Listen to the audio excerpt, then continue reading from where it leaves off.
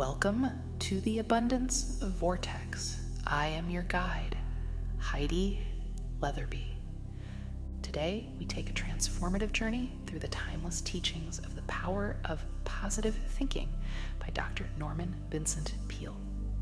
This book, cherished by millions, is more than just a collection of words. It's a guide, a companion, and a source of unwavering inspiration for those seeking to unlock the extraordinary power of a positive mindset. First published in, Dr. Peale's work quickly became a beacon of hope for individuals around the world, transcending barriers of culture, age, and circumstance. Its wisdom is rooted in the belief that our thoughts shape our reality, and that by cultivating positivity, faith, and determination, we can overcome life's challenges, build meaningful relationships, and achieve goals that once seemed out of reach. But this is no mere philosophy. It is a practical, step-by-step approach. Through heartfelt anecdotes, spiritual insights, and actionable advice, Dr. Peale offers you the tools to harness the incredible potential of your mind. Whether you're facing self-doubt, struggling with stress, or yearning for a deeper sense of purpose, this audiobook will equip you with strategies to foster resilience, ignite confidence, and infuse your life with joy.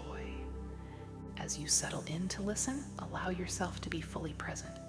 Imagine Dr. Peale's encouraging voice speaking directly to your heart, his words weaving a tapestry of hope and possibility. Picture each chapter as a doorway, opening to a new perspective, a new way of thinking, a new way of living. The principles in this book are not bound by time. They resonate as profoundly today as they did decades ago, a testament to their universal truth. So whether you're listening for the first time or revisiting its pages, know that you are embarking on a journey that has the power to change your life. Now, take a deep breath, relax, and prepare to explore the transformative power of positivity. Let the words wash over you like a soothing tide, uplifting your spirit and awakening the infinite potential within you. It's time to unlock the brilliance of your mind and the strength of your heart. The power of positive thinking starts now. Let's begin. Preface. At the time I wrote this book, it never occurred to me that more than 2 million copies would be sold in various hardcover editions, and that it would one day attract a vast new readership through a paperback edition such as this. Frankly, however, my gratitude for this event is not from the viewpoint of books sold, but in terms of the many persons to whom I have been privileged to suggest a simple, workable philosophy of living. The dynamic laws which the book teaches were learned the hard way by trial and error in my personal search for a way of life, but I found in them an answer to my own problems, and believe me, I am the most difficult person with whom I have worked. The book is my effort to share my spiritual experience, for if it helped me, I felt it might also be of help to others. In formulating this simple philosophy of life, I found my own answers in the teachings of Jesus Christ. I have merely tried to describe those truths in the language and thought forms understandable to present-day people. The way of life to which this book is a witness is very wonderful. It is not easy. Indeed, it often is hard, but it is full of joy and hope and victory. I well recall the day I sat down to begin writing the book. I knew that the best work required more ability than I possessed, and therefore I needed help that only God could give. My wife and I have the policy of taking God into working partnership in all our problems and activities.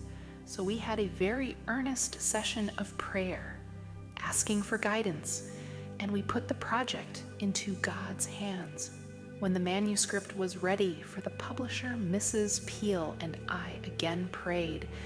Dedicating the manuscript, we asked only that it might help people to live more effective lives.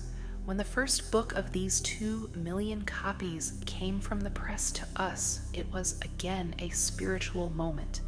We thanked God for his help and dedicated the book once more. The book was written for the plain people of this world, of whom certainly I am one. I was born and reared in humble Midwestern circumstances in a dedicated Christian home. The everyday people of this land are my own kind, whom I know and love and believe in with great faith. When any one of them lets God have charge of his life, the power and glory are amazingly demonstrated. The book is written with deep concern for the pain, difficulty, and struggle of human existence. It teaches the cultivation of peace of mind, not as an escape from life into protected quiescence, but as a power center out of which comes driving energy for constructive personal and social living. It teaches positive thinking, not as a means to fame, riches, or power, but as the practical application of faith to overcome defeat and accomplish worthwhile, creative values in life.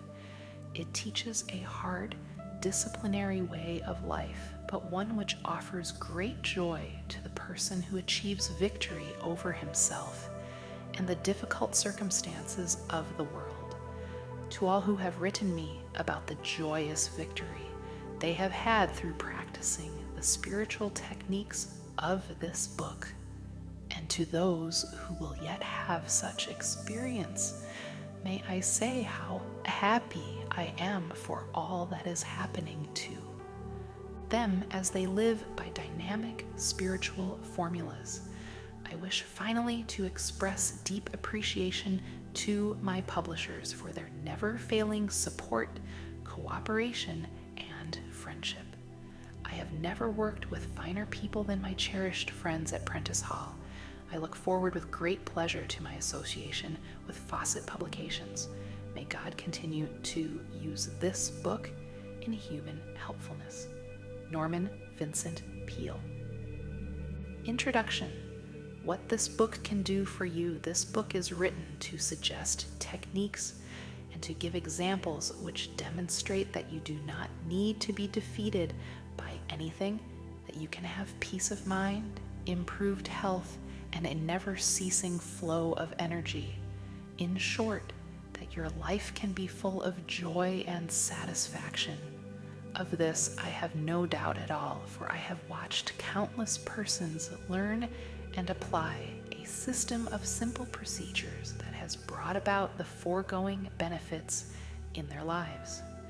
These assertions, which may appear extravagant, are based on bona fide demonstrations in actual human experience. Altogether, too many people are defeated by the everyday problems of life. They go struggling, perhaps even whining, through their days with a sense of dull resentment at what they consider the bad breaks life has given them. In a sense, there may be such a thing as the breaks in this life, but there is also a spirit and method by which we can control and even determine those breaks. It is a pity that people should let themselves be defeated by the problems, cares, and difficulties of human existence, and it is also quite unnecessary. In saying this, I certainly do not ignore or minimize the hardships and tragedies of the world, but neither do I allow them to dominate. You can permit obstacles to control your mind to the point where they are uppermost and thus become the dominating factors in your thought pattern. By learning how to cast them from the mind, by refusing to become mentally subservient to them, and by channeling spiritual power through your thoughts, you can rise above obstacles which ordinarily might defeat you. By methods I shall outline, obstacles are simply not permitted to destroy your happiness and well-being. You need be defeated only if you are willing to be. This book teaches you how to will not to be. The purpose of this book is a very direct and simple one. It makes no pretense to literary excellence, nor does it seek to demonstrate any unusual scholarship on my part. This is simply a practical, direct action, personal improvement manual. It is written with the sole objective of helping the reader achieve a happy, satisfying, and worthwhile life.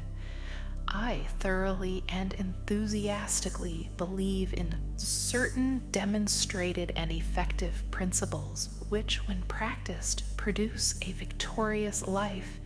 My aim is to set them forth in this volume in a logical, simple, and understandable manner, so that the reader, feeling a sense of need, may learn a practical method by which he can build for himself, with God's help, the kind of life he deeply desires.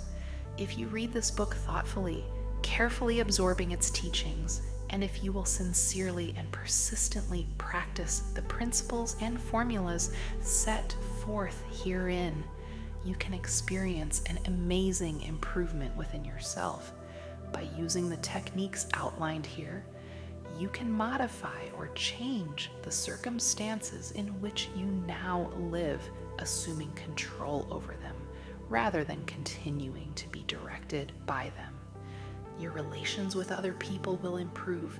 You will become a more popular, esteemed, and well-liked individual. By mastering these principles, you will enjoy a delightful new sense of well-being. You may attain a degree of health not hitherto known by you and experience a new and keen pleasure in living. You will become a person of greater usefulness and will wield an expanded influence. How can I be so certain that the practice of these principles will produce such results? The answer is simply that for many years in the Marble Collegiate Church of New York City, we have taught a system of creative living based on spiritual techniques, carefully noting its operation in the lives of hundreds of people. It is no speculative series of extravagant assertions that I make, for these principles have worked so efficiently over so long a period of time that they are now firmly established as documented and demonstrable truth. The system outlined is a perfected and amazing method of successful living. In my writings, including several books, in my regular weekly newspaper column in nearly 100 dailies, in my national radio program over 17 years, in our magazine, guideposts, and in lectures in scores of cities, I have taught these same scientific yet simple principles of achievement, health, and happiness.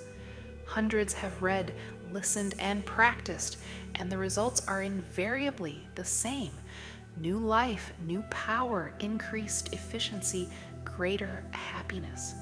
Because so many have requested that these principles be put into book form, the better to be studied and practiced, I am publishing this new volume under the title The Power of Positive Thinking. I need not point out that the powerful principles contained herein are not my invention, but are given to us by the greatest teacher who ever lived and who still lives. This book teaches applied Christianity, a simple yet scientific system of practical techniques of successful living that works. Norman Vincent Peale. Believe in yourself, believe in yourself, have faith in your abilities. Without a humble but reasonable confidence in your own powers, you cannot be successful or happy. But with sound self-confidence, you can succeed. A sense of inferiority and inadequacy interferes with the attainment of your hopes. But self-confidence leads to self-realization and successful achievement. Because of the importance of this mental attitude, this book will help you believe in yourself and release your inner powers. It is appalling to realize the number of pathetic people who are hampered and made miserable by the malady, popularly called the inferiority complex. But you need not suffer from this trouble. When proper steps are taken, it can be overcome. You can develop creative faith in yourself, faith that is justified. After speaking to a convention of businessmen in a city auditorium, I was on the stage greeting people when a man approached me and with a peculiar intensity of manner asked, "May I talk with you about a matter of desperate importance to me?" I asked him to remain until the others had gone. Then we went backstage and sat down.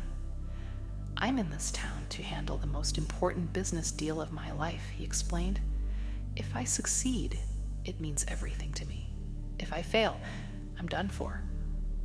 I suggested that he relax a little, that nothing was quite that final.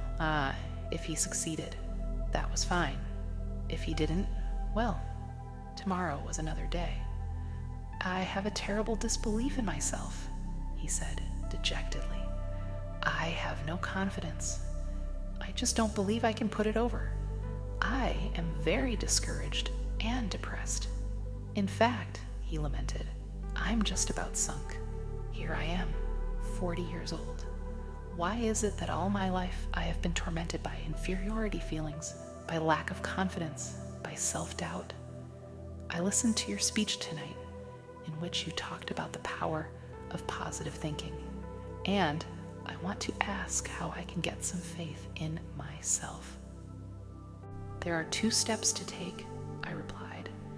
"First, it is important to discover why you have these feelings of no power. That requires analysis and will take time. We must approach the maladies of our emotional life as a physician probes to find something wrong physically. This cannot be done immediately, certainly not in our brief interview tonight, and it may require treatment to reach a permanent solution. But to pull you through this immediate problem, I shall give you a formula which will work if you use it. As you walk down the street tonight, I suggest that you repeat certain words which I shall give you. Say them over several times after you get into bed. When you awaken tomorrow, repeat them 3 times before arising. On the way to your important appointment, say them 3 additional times. Do this with an attitude of faith, and you will receive sufficient strength and ability to deal with this problem. Later, if you wish, we can go into an analysis of your basic problem, but whatever we come up with following that study, the formula which I am now going to give you can be a large factor in the eventual cure. Following is the affirmation which I gave him: I can do all things through Christ, which strengtheneth me. Philippians. He was unfamiliar with these words, so I wrote them on a card and had him read them over 3 times aloud. Now follow that prescription, and I am sure things will come out all right. He pulled himself up, stood quietly for a moment, then said with considerable feeling, "Okay, doctor, okay." I watched him square his shoulders and walk out into the night. He seemed a pathetic figure, and yet the way he carried himself as he disappeared showed that faith was already at work in his mind. Subsequently, he reported that this simple formula did wonders for him and added, "It seems incredible that a few words from the Bible could do so much for a person." This man later had a study made of the reasons for his inferiority attitudes. They were cleared away by scientific counseling and by the application of religious faith. He was taught how to have faith, was given certain specific instructions to follow. These are given later in this chapter. Gradually, he attained a strong, steady, reasonable confidence. He never ceases to express amazement at the way in which things now flow toward, rather than away from him. His personality has taken on a positive, not negative character, so that he no longer repels success, but on the contrary, draws it to him. He now has an authentic confidence in his own powers. There are various causes of inferiority feelings, and not a few stem from childhood. An executive consulted me about a young man whom he wished to advance in his company. But, he explained, he cannot be trusted with important secret information, and I'm sorry, for otherwise I would make him my administrative assistant. He has all the other necessary qualifications, but he talks too much, and without meaning to do so, divulges matters of a private and important nature. Upon analysis, I found that he talked too much simply because of an inferiority feeling. To compensate for it, he succumbed to the temptation of parading his knowledge. He associated with men who were rather well-to-do, all of whom had attended college and belonged to a fraternity. But this boy was reared in poverty, had not been a college man or fraternity member. Thus, he felt himself inferior to his associates in education and social background. To build himself up with his associates and to enhance his self-esteem, his subconscious mind, which always seeks to provide a compensatory mechanism, supplied him with a means for raising his ego. He was on the inside in the industry and accompanied his superior to conferences where he met outstanding men and listened to important private conversations. He reported just enough of his inside information to cause his associates to regard him with admiration and envy. This served to elevate his self-esteem and satisfy his desire for recognition. When the employer became aware of the cause of this personality trait, being a kindly and understanding man, he pointed out to the young man the opportunities in business to which his abilities could lead him. He also described how his inferiority feelings caused his unreliability in confidential matters. This self-knowledge, together with a sincere practicing of the techniques of faith and prayer, made him a valuable asset to his company. His real powers were released. I can perhaps illustrate the manner in which many youngsters acquire an inferiority complex through the use of a personal reference. As a small boy, I was painfully thin. I had lots of energy, was on a track team, was healthy, and hard as nails but thin. And that bothered me because I didn't want to be thin. I wanted to be fat. I was called skinny, but I didn't want to be called skinny. I wanted to be called fat. I longed to be hard-boiled and tough and fat. I did everything to get fat. I drank cod liver oil, consumed vast numbers of milkshakes, ate thousands of chocolate sundaes with whipped cream and nuts, cakes and pies innumerable, but they did not affect me in the slightest. I stayed thin and lay awake nights, thinking and agonizing about it. I kept on trying to get heavy until I was about 30, when all of a sudden did I get heavy. I bulged at the seams. Then I became self-conscious because I was so fat, and finally had to take off 40 pounds with equal agony to get myself down to respectable size. In the second place, to conclude this personal analysis, which I give only because it may help others by showing how this malady works, I was a minister's son and was constantly reminded of that fact. Everybody else could do everything, but if I did even the slightest little thing, you are a preacher's son. So I didn't want to be a preacher's son, for preacher's sons are supposed to be nice and namby-pamby. I wanted to be known as a hard-boiled fellow.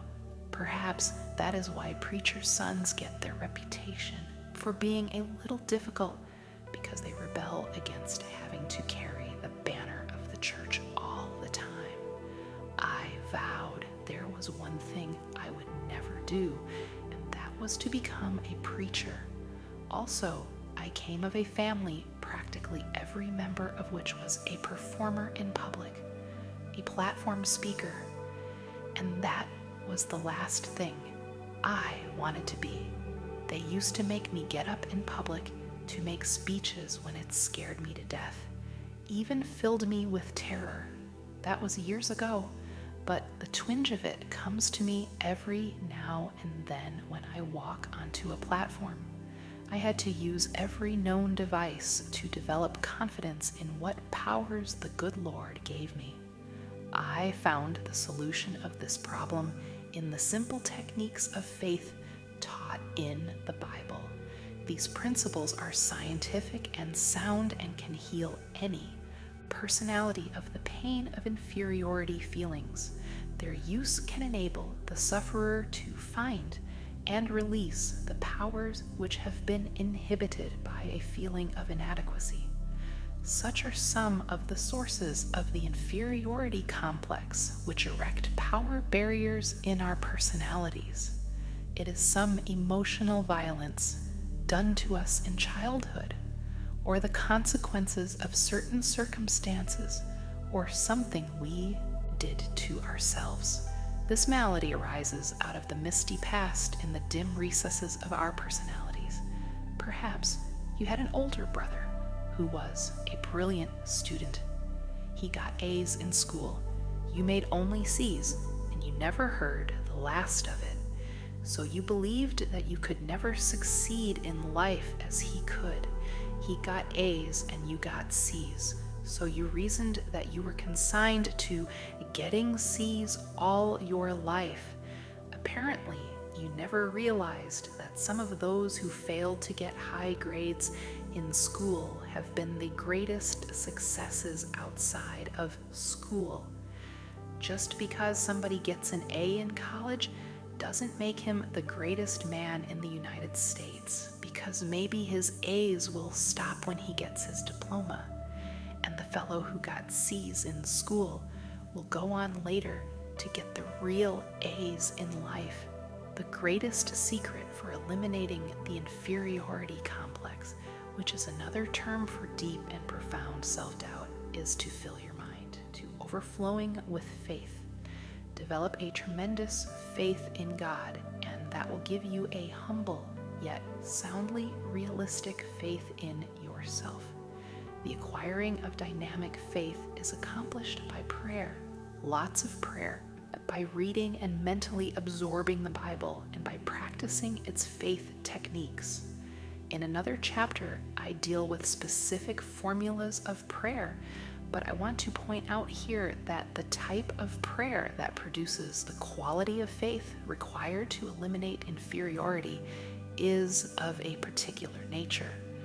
Surface skimming, formalistic and perfunctory prayer is not sufficiently powerful. A wonderful colored woman, a cook in the home of friends of mine in Texas, was asked how she so completely mastered her troubles. She answered that ordinary problems could be met by ordinary prayers, but that when a big trouble comes along, you have to pray deep prayers. One of my most inspiring friends was the late Harlow B. Andrews of Syracuse, New York, one of the best businessmen and competent spiritual experts I ever knew. He said, "The trouble with most prayers is that they aren't big enough. To get anywhere with faith," said he, "learn to pray big prayers. God will rate you according to the size of your prayers." Doubtless he was right, for the scriptures say, "According to your faith be it unto you." Matthew. So, the bigger your problem, the bigger your prayer should be.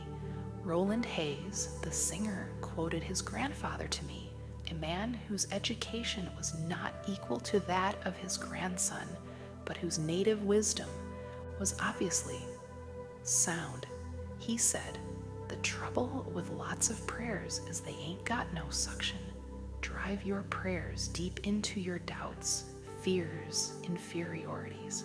Pray deep, big prayers that have plenty of suction, and you will come up with powerful and vital faith. Go to a competent spiritual advisor and let him teach you how to have faith. The ability to possess and utilize faith and gain the release of powers it provides are skills, and like any skills, must be studied and practiced to gain perfection." At the conclusion of this chapter are listed 10 suggestions for overcoming your inferiority pattern and for developing faith. Practice these rules diligently, and they will aid you in developing confidence in yourself by dissipating your feelings of inferiority, however deeply embedded. At this point, however, I wish to indicate that to build up feelings of self-confidence, the practice of suggesting confidence concepts to your mind is very effective. If your mind is obsessed by thoughts of insecurity and inadequacy, it is, of course, due to the fact that such ideas have dominated your thinking over a long period of time. Another and more positive pattern of ideas must be given the mind, and that is accomplished by repetitive suggestion or confidence ideas. In the busy activities of daily existence, thought disciplining is required if you are to re-educate the mind and make of it a power-producing plant. It is possible, even in the midst of your daily work, to drive confident thoughts into consciousness. Let me tell you about one man who did so by the use of a unique method. One icy winter morning, he called for me at a hotel in a Midwestern city to take me about 35 miles to another town to fill a lecture engagement. We got into his car and started off at a rather high rate of speed on the slippery road. He was going a little faster than I thought reasonable, and I reminded him that we had plenty of time and suggested that we take it easy. "Don't let my driving worry you," he replied. "I used to be filled with all kinds of insecurities myself, but I got over them. I was afraid of everything. I feared an automobile trip or an airplane flight, and if any of my family went away, I worried until they returned. I always went around with a feeling that something was going to happen, and it made my life miserable. I was saturated with inferiority and lacked confidence. This state of mind reflected itself in my business, and I wasn't doing very well. But I hit upon a wonderful plan which knocked all these insecurity feelings out of my mind, and now I live with a feeling of confidence, not only in myself, but in life generally." This was the wonderful plan. He pointed to 2 clips fastened on the instrument panel of the car just below the windshield, and reaching into the glove compartment, took out a pack of small cards. He selected one and slipped it beneath the clip. It read, "If ye have faith, nothing shall be impossible unto you." Matthew. He removed that one, shuffled, expertly threw the cards with one hand as he drove, selected another, and placed it under the clip. This one read, "If God be for us, who can be against us?" Romans.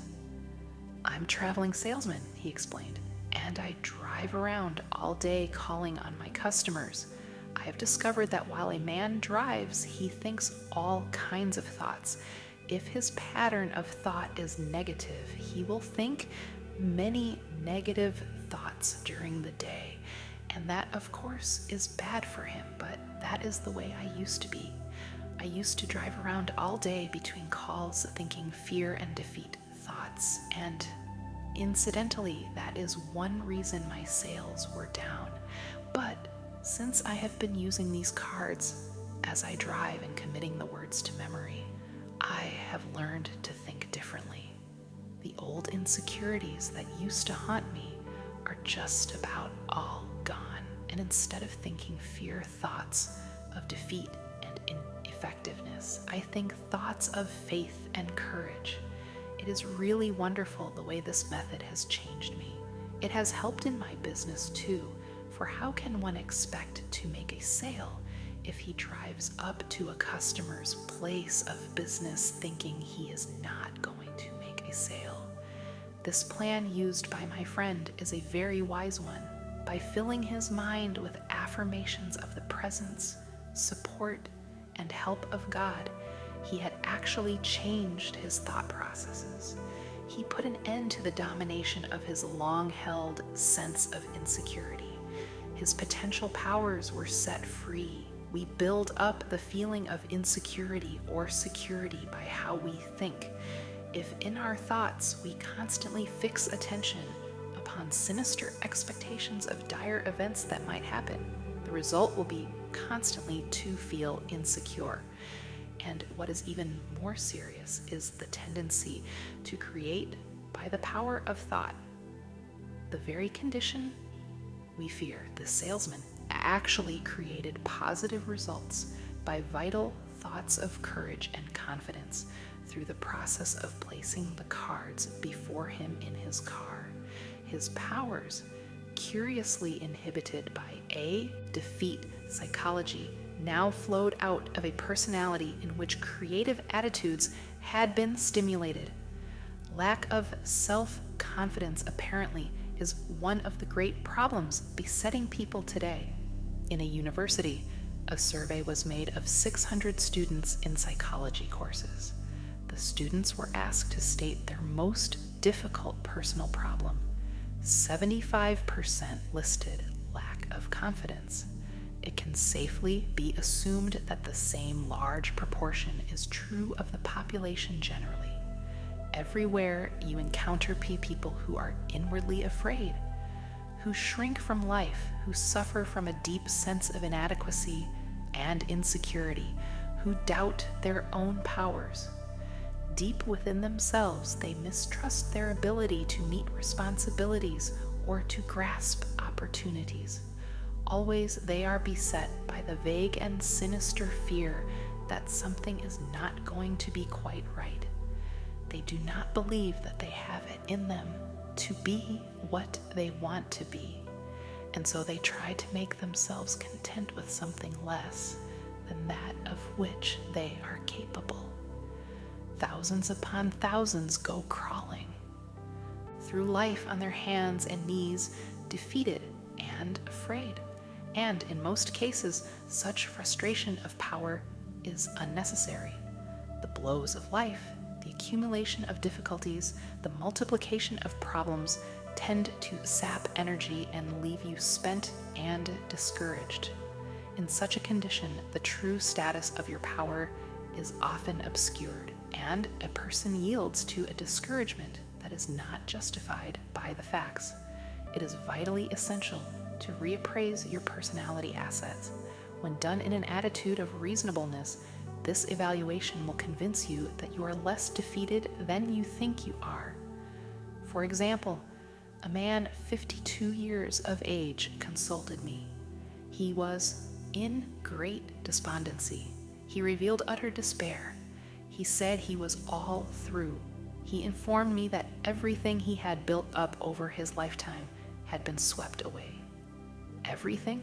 I asked. Everything, he repeated. He was through, he reiterated. I have nothing left at all. Everything is gone. There is no hope, and I am too old to start all over again. I have lost all faith.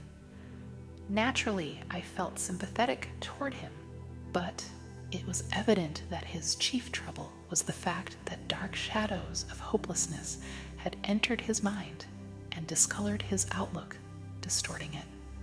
Behind this twisted thinking, his true powers had retreated, leaving him without force.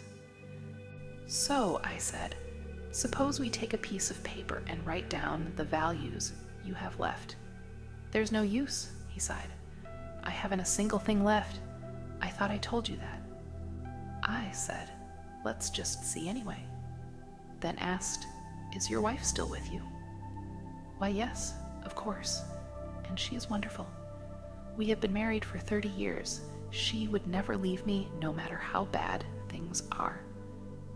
All right, let us put that down. Your wife is still with you, and she will never leave you, no matter what happens. How about your children? Got any children? Yes, he replied. I have 3, and they are certainly wonderful. I have been touched by the way they have come to me and said, Dad, we love you and will stand by you. Well then, I said, that is number 2. 3 children who love you and who will stand by you. Got any friends? I asked. Yes, he said. I really have some fine friends. I must admit, they have been pretty decent. They have come around and said they would like to help me. But what can they do? They can't do anything. That is number 3. You have some friends who would like to help you and who hold you in esteem. How about your integrity? Have you done anything wrong? My integrity is all right, he replied. I have always tried to do the right thing, and my conscience is clear. All right, I said. We will put that down as number 4, integrity. How about your health? My health is all right, he answered. I have had very few sick days, and I guess I am in pretty good shape physically. So, let's put down as number 5, good physical health. How about the United States? Do you think it's still doing business and is the land of opportunity? Yes, he said. It is the only country in the world I would want to live in. That is number 6. You live in the United States, land of opportunity, and you are glad to be here. Then I asked, how about your religious faith? Do you believe in God and that God will help you? Yes, he said.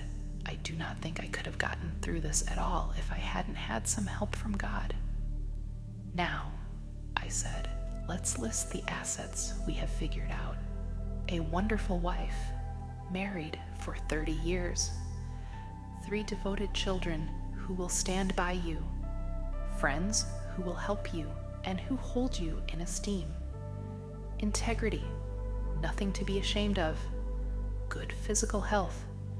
Live in the United States, the greatest country in the world. Have religious faith. I shoved it across the table at him. Take a look at that. I guess you have quite a total of assets. I thought you told me everything had been swept away. He grinned ashamedly. I guess I didn't think of those things. I never thought of it that way. Perhaps things aren't so bad at that, he said pensively. Maybe I can start all over again if I can just get some confidence. If I can get the feel of some power within me. Well, he got it, and he did start all over again. But he did so only when he changed his viewpoint, his mental attitude. Faith swept away his doubts, and more than enough power to overcome all his difficulties emerged from within him.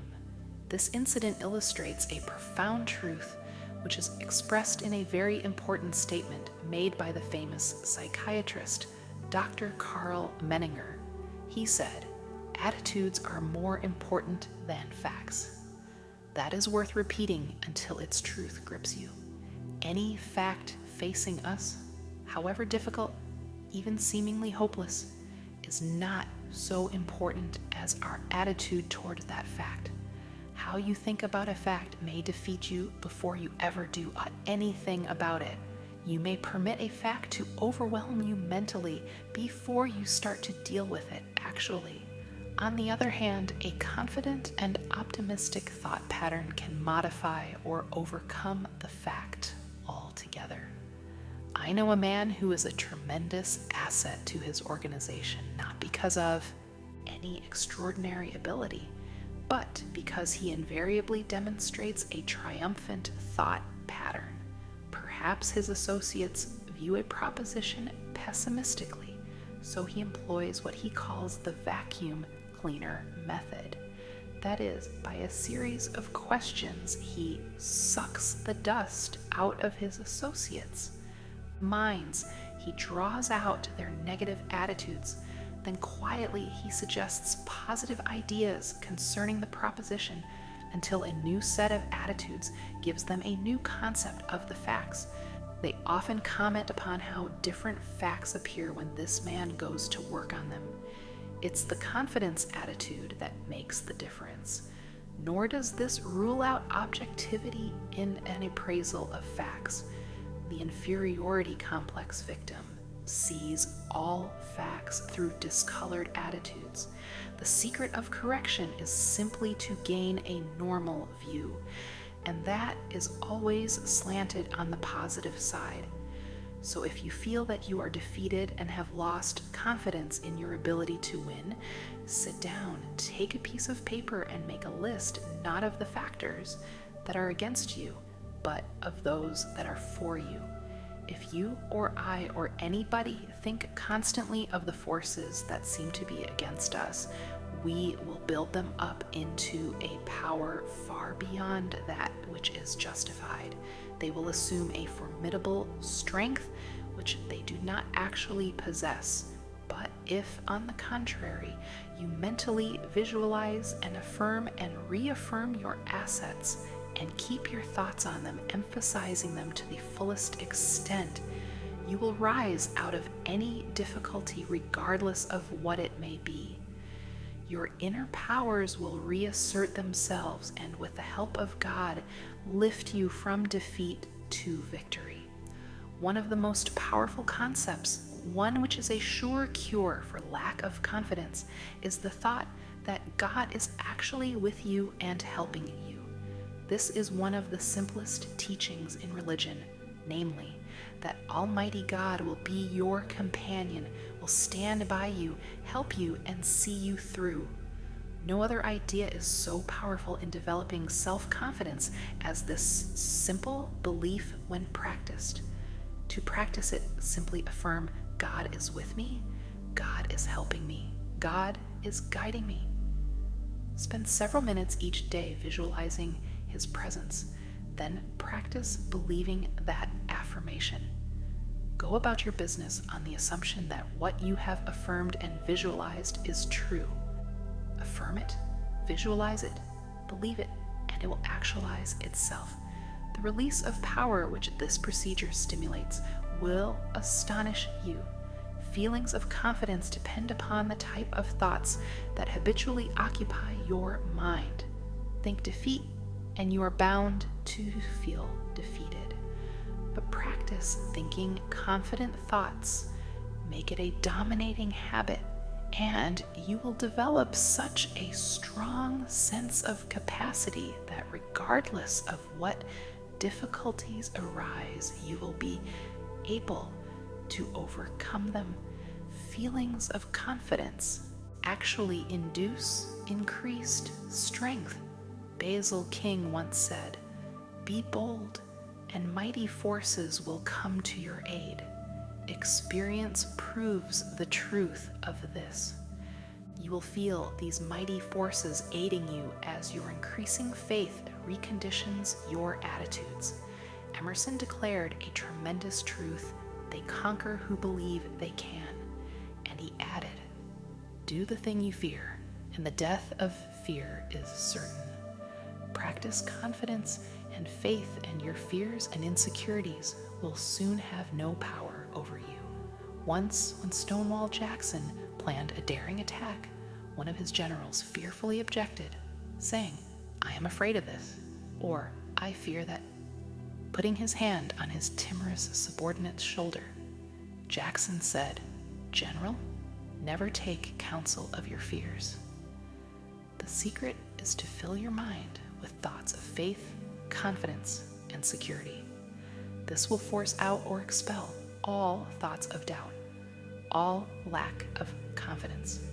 To one man who for a long time had been haunted by insecurities and fears, he suggested, that he read through the Bible, underlining in red pencil every statement it contains relative to courage and confidence. He also committed them to memory, in effect, cramming his mind full of the healthiest, happiest, most powerful thoughts in the world. These dynamic thoughts changed him from cringing hopelessness to a man of compelling force. The change in him in a few weeks was remarkable. From almost complete defeat, he became a confident and inspiring personality. He now radiates courage and magnetism. He regained confidence in himself and his own powers by a simple process of thought conditioning. To sum up, what can you do now to build up your self-confidence? Following are 10 simple, workable rules for overcoming inadequacy attitudes and learning to practice faith.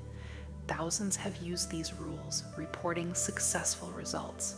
Undertake this program and you too will build up confidence in your powers. You too will have a new feeling of power. Formulate and stamp indelibly on your mind a mental picture of yourself as succeeding. Hold this picture tenaciously. Never permit it to fade. Your mind will seek to develop this picture. Never think of yourself as failing. Never doubt the reality of the mental image. That is most dangerous. For the mind always tries to complete what it pictures. So always picture success, no matter how badly things seem to be going at the moment. Whenever a negative thought concerning your personal powers comes to mind, deliberately voice a positive thought to cancel it out. Do not build up obstacles in your imagination. Depreciate every so-called obstacle, minimize them. Difficulties must be studied and efficiently dealt with to be eliminated, but they must be seen for only what they are. They must not be inflated by fear thoughts.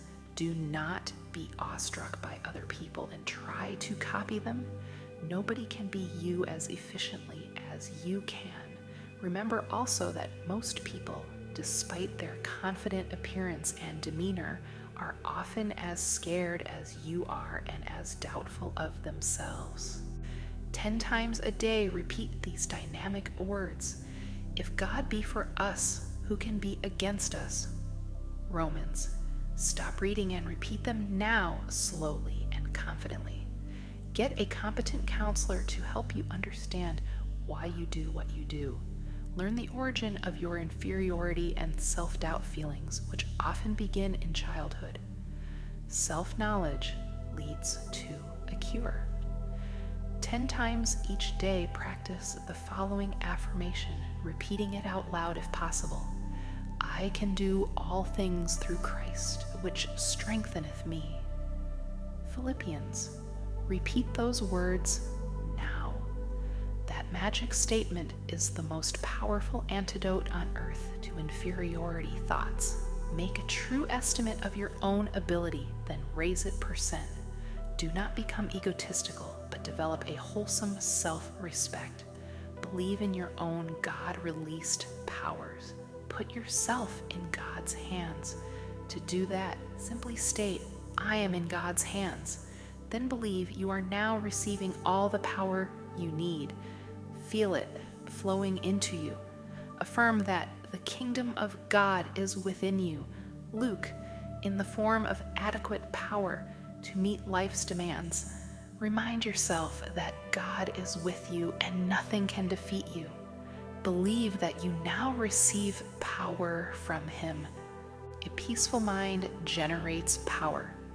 At breakfast in a hotel dining room, 3 of us fell to discussing how well we had slept the night before, a truly momentous topic. One man complained of a sleepless night.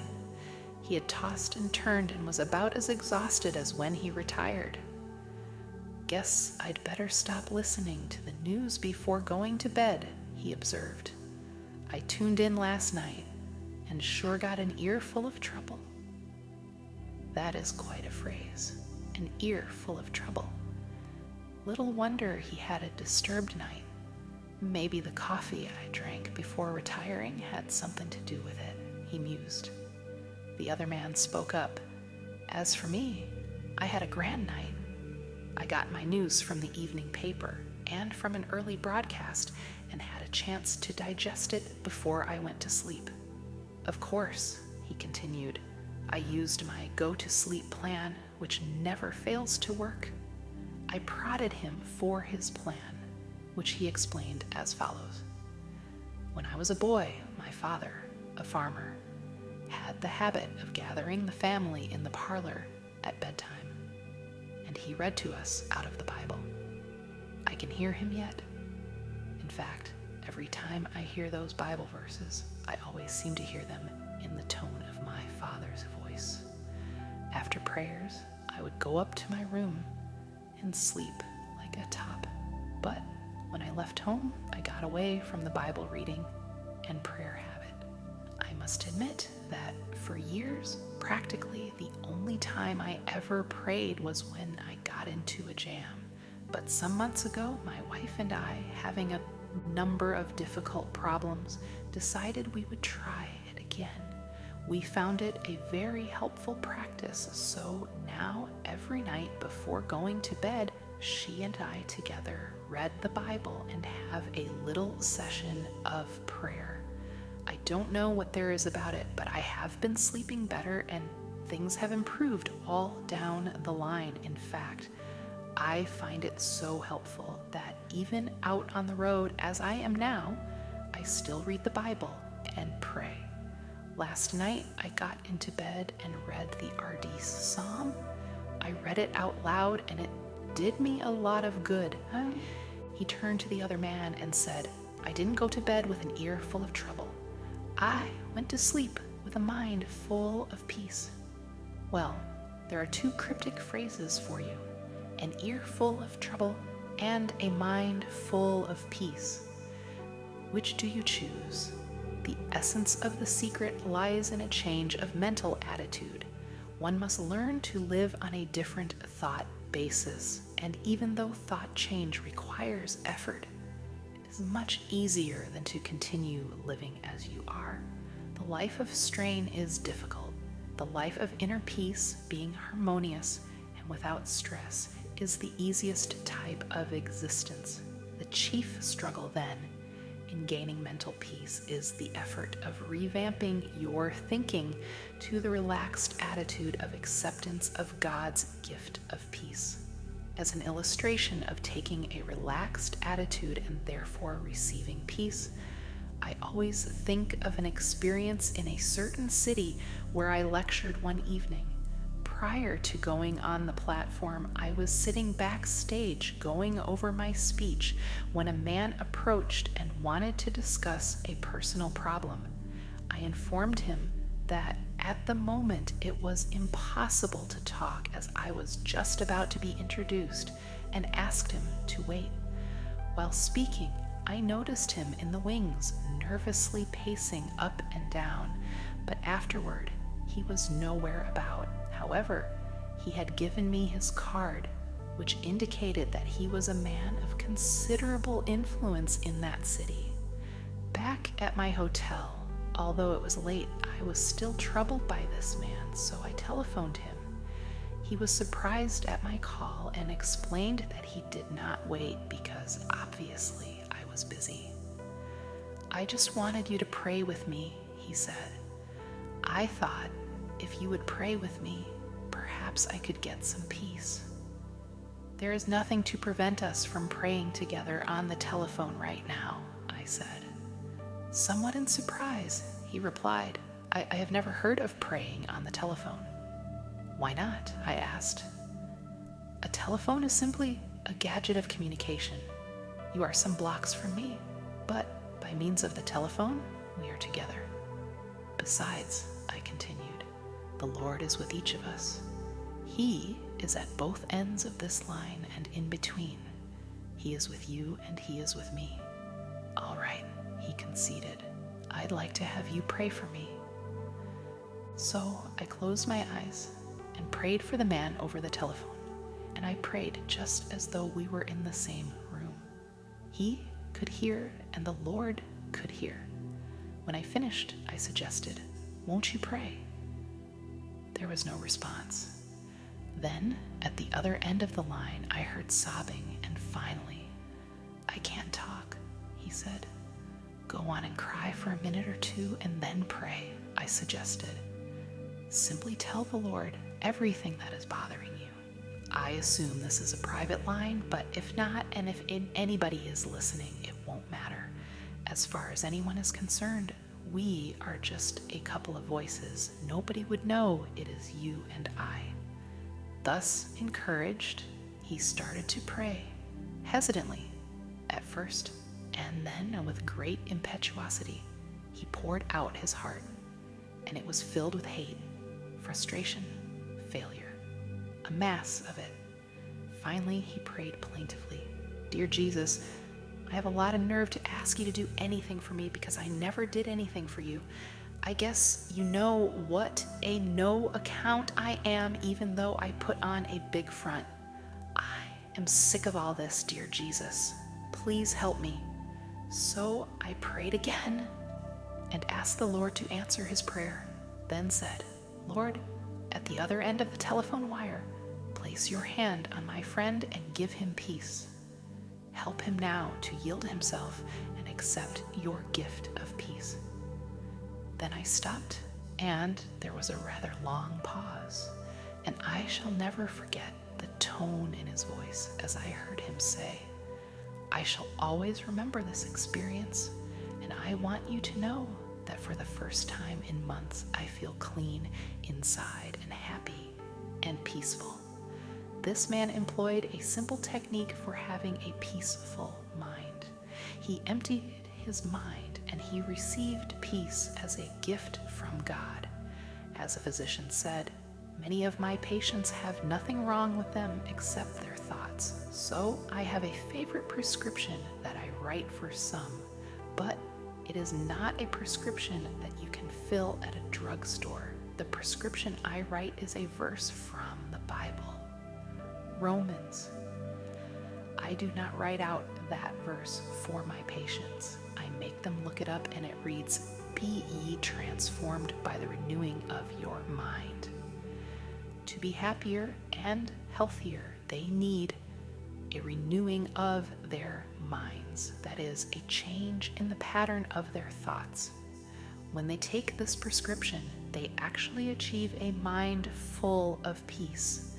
That helps to produce health and well-being. A primary method for gaining a mind full of peace is to practice emptying the mind. This will be emphasized in another chapter, but I mention it here. To underscore the importance of a frequent mental catharsis, I recommend a mind emptying at least twice a day, more often if necessary. Definitely practice emptying your mind of fears, hates, insecurities, regrets, and guilt feelings. The mere fact that you consciously make this effort to empty your mind tends to give relief. Haven't you experienced a sense of release when you have been able to pour out to somebody whom you can trust worrisome matters that lay heavy upon the heart? As a pastor, I have often observed how much it means to people to have someone to whom they can truly and in confidence tell everything troubling their minds. I conducted a religious service on board the SS Lurline on a recent voyage to Honolulu. In the course of my talk, I suggested that people who were carrying worries in their minds might go to the stern of the vessel and imaginatively take such anxious thought out of the mind, drop it overboard, and watch it disappear in the wake of the ship. It seems an almost childlike suggestion, but a man came to me later that day and said, "I did as you suggested and am amazed at the relief it has given me. During this voyage," he said, "every evening at sunset, I am going to drop all my worries overboard until I develop the psychology of casting them entirely out of my consciousness. Every day I shall watch them disappear in the great ocean of time. Doesn't the Bible say something about forgetting those things that are behind? The man to whom this suggestion appealed is not an impractical sentimentalist. On the contrary, he is a person of extraordinary mental stature, an outstanding leader in his field. Of course, emptying the mind is not enough. When the mind is emptied, something is bound to enter. The mind cannot long remain a vacuum. You cannot go around permanently with an empty mind. I admit that some people seem to accomplish that feat, but by and large, it is necessary to refill the emptied mind, or the old unhappy thoughts which you have cast out will come sneaking in again. To prevent that happening, immediately start filling your mind with creative and healthy thoughts. Then, when the old fears, hates, and worries that have haunted you for so long try to edge back in, they will in effect find a sign on the door of your mind, reading occupied. They may struggle for admission, for having lived in your mind for a long time. They feel at home there, but the new and healthy thoughts which you have taken in will now be stronger and better fortified, and therefore able to repulse them. Presently, the old thoughts will give up altogether and leave you alone. You will permanently enjoy a mind full of peace. At intervals during the day, practice thinking a carefully selected series of peaceful thoughts. Let mental pictures of the most peaceful scenes you have ever witnessed pass across your mind, as, for example, some beautiful valley filled with the hush of evening time as the shadows lengthen and the sun sinks to rest. Or recall the silvery light of the moon falling upon rippling waters, or remember the sea washing gently upon soft shores of sand. Such peaceful thought images will work upon your mind as a healing medicine. So now and then, during every day, allow motion pictures of peace slowly to cross your mind. Practice the technique of suggestive articulation. That is, repeat audibly some peaceful words. Words have profound suggestive power, and there is healing in the very saying of them. Utter a series of panicky words, and your mind will immediately go into a mild state of nervousness. You will perhaps feel a sinking in the pit of your stomach that will affect your entire physical mechanism. If, on the contrary, you speak peaceful, quieting words, your mind will react in a peaceful manner. Use such a word as tranquility. Repeat that word slowly several times. Tranquility is one of the most beautiful and melodic of all English words, and the mere saying of it tends to induce a tranquil state. Another healing word is serenity. Picturize serenity as you say it. Repeat it slowly and in the mood of which the word is a symbol. Words such as these have a healing potency when used in this manner. It is also helpful to use lines from poetry or passages from the scriptures. A man of my acquaintance who achieved a remarkable peace of mind has the habit of writing on cards unusual quotations expressing peacefulness. He carries one of the cards in his wallet at all times, referring to it frequently until each quotation is committed to memory. He says that each such idea dropped into the subconscious lubricates his mind with peace. A peaceful concept is indeed oil on troubled thoughts. One of the quotations which he used is from a 16th century mystic. Let nothing disturb you. Let nothing frighten you. Everything passes away except God. God alone is sufficient. The words of the Bible have a particularly strong therapeutic value. Drop them into your mind, allowing them to dissolve in consciousness and they will spread a healing balm over your entire mental structure. This is one of the simplest processes to perform and also one of the most effective in attaining peace of mind.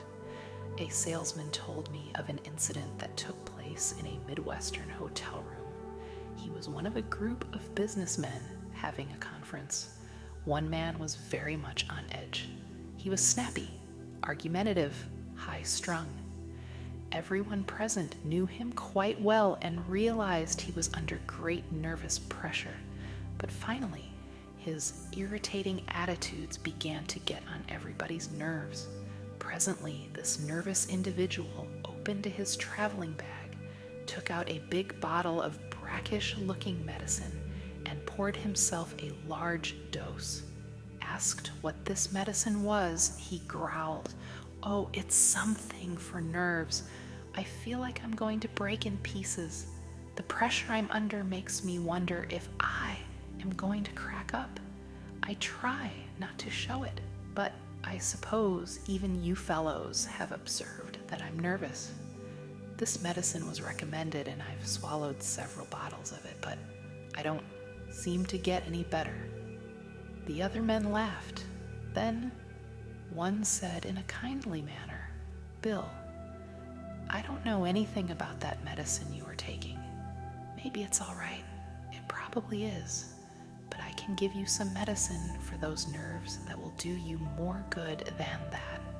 I know, because it cured me, and I was worse off than you are." "What is this medicine?" snapped the other. The other man reached into his bag and pulled out a book. "This book will do the job, and I really mean it. I suppose you think it's strange that I carry a Bible around in my bag, but I don't care who knows it. I am not a bit ashamed of it. I have been carrying this Bible in my bag for the past 2 years, and I have marked places in it that help keep my mind at peace. It works for me, and I think it can do something for you too. Why not give it a trial?" The others were listening with interest to this unusual speech. The nervous man had sunk low in his chair. Seeing that he was making an impression, the speaker continued, "I had a peculiar experience in a hotel one night, which got me into the habit of reading the Bible.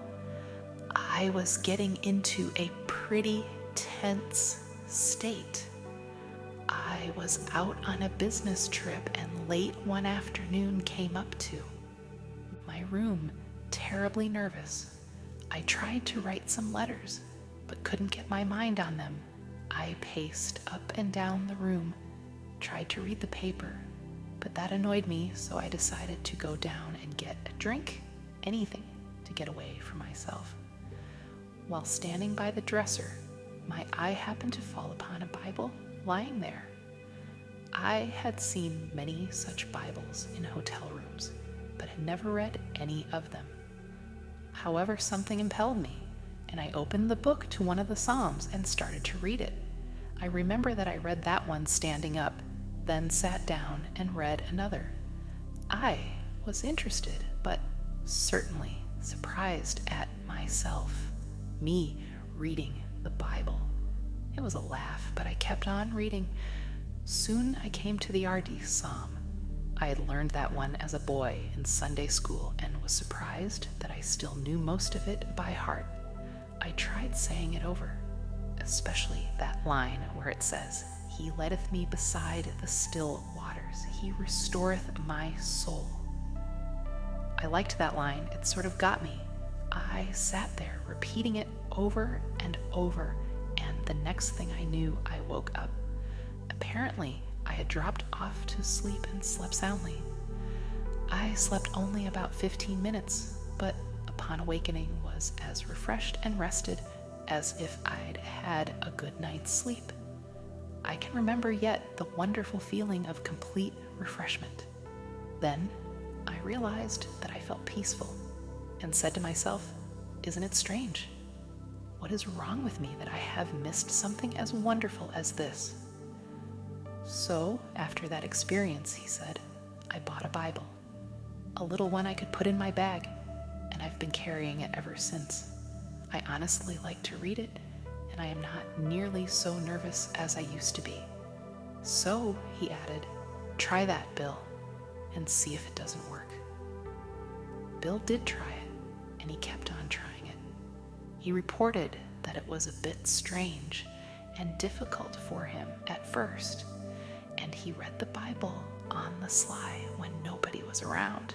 He didn't want to be thought holy or pious, but now, he says, he brings it out on trains and planes or any old place and reads it, and it does him a world of good. I no longer need to take nerve medicine, he declared. This scheme must have worked in Bill's case, for he is easy to get along with now. His emotions are under control. These two men found that getting peace of mind isn't complicated. You merely feed your mind with thoughts that cause it to be peaceful. To have a mind full of peace, merely fill it full of peace. It's as simple as that. There are other practical ways by which you can develop serenity and quiet attitudes. One way is through your conversation. Depending upon the words we use and the tone in which we use them, we can talk ourselves into being nervous, high-strung, and upset. We can talk ourselves into either negative or positive results. By our speech, we can also achieve quiet reactions. Talk peaceful to be peaceful. In a group, when the conversation takes a trend that is upsetting, try injecting peaceful ideas into the talk. Note how it counteracts the nervous tensions. Conversation filled with expressions of unhappy expectation at breakfast, for example, often sets the tone of the day. Little wonder things turn out according to the unhappy specifications. Negative conversation adversely affects circumstances. Certainly, talk of a tense and nervous nature enhances inner agitation. On the contrary, start each day by affirming peaceful, contented, and happy attitudes, and your days will tend to be pleasant and successful. Such attitudes are active and definite factors in creating satisfactory conditions. Watch your manner of speech then if you wish to develop a peaceful state of mind. It is important to eliminate from conversations all negative ideas, for they tend to produce tension and annoyance inwardly. For example, when you are with a group of people at luncheon, do not comment that the communists will soon take over the country. In the first place, communists are not going to take over the country, and by so asserting, you create a depressing reaction in the minds of others. It undoubtedly affects digestion adversely. The depressing remark colors the attitude of all present, and everyone goes away with a perhaps slight but definite feeling of annoyance. They also carry away with then a mild but definite feeling that something is wrong with everything. There are times when we must face these harsh questions and deal with them objectively and vigorously. And no one has more contempt for communism than I have. But as a general thing to have peace of mind, fill your personal and group conversations with positive, happy, optimistic, satisfying expressions. The words we speak have a direct and definite effect upon our thoughts. Thoughts create words, for words are the vehicles of ideas. But words also affect thoughts and help to condition, if not to create, attitudes. In fact, what often passes for thinking starts with talk. Therefore, if the average conversation is scrutinized and disciplined to be sure that it contains peaceful expressions, the result will be peaceful ideas and ultimately, therefore, a peaceful mind. Another effective technique in developing a peaceful mind is the daily practice of silence. Everyone should insist upon not not less than a quarter of an hour of absolute quiet every 24 hours. Go alone into the quietest place available to you and sit or lie down for 15 minutes and practice the art of silence. Do not talk to anyone. Do not write. Do not read. Think as little as possible. Throw your mind into neutral. Conceive of your mind as quiescent, inactive. This will not be easy at first because thoughts are stirring up your mind, but practice will increase your efficiency. Conceive of your mind as the surface of a body of water and see how nearly quiet you can make it so that there is not a ripple. When you have attained a quiescent state, then begin to listen for the deeper sounds of harmony and beauty and of God that are to be found in the essence of silence. Americans, unfortunately, are not skilled in this practice, which is a pity, for as Thomas Carlyle said, silence is the element in which great things fashion themselves. This generation of Americans has missed something that our forefathers knew and which helped to condition their character, and that is the silence of the great forest or of the far-reaching plains.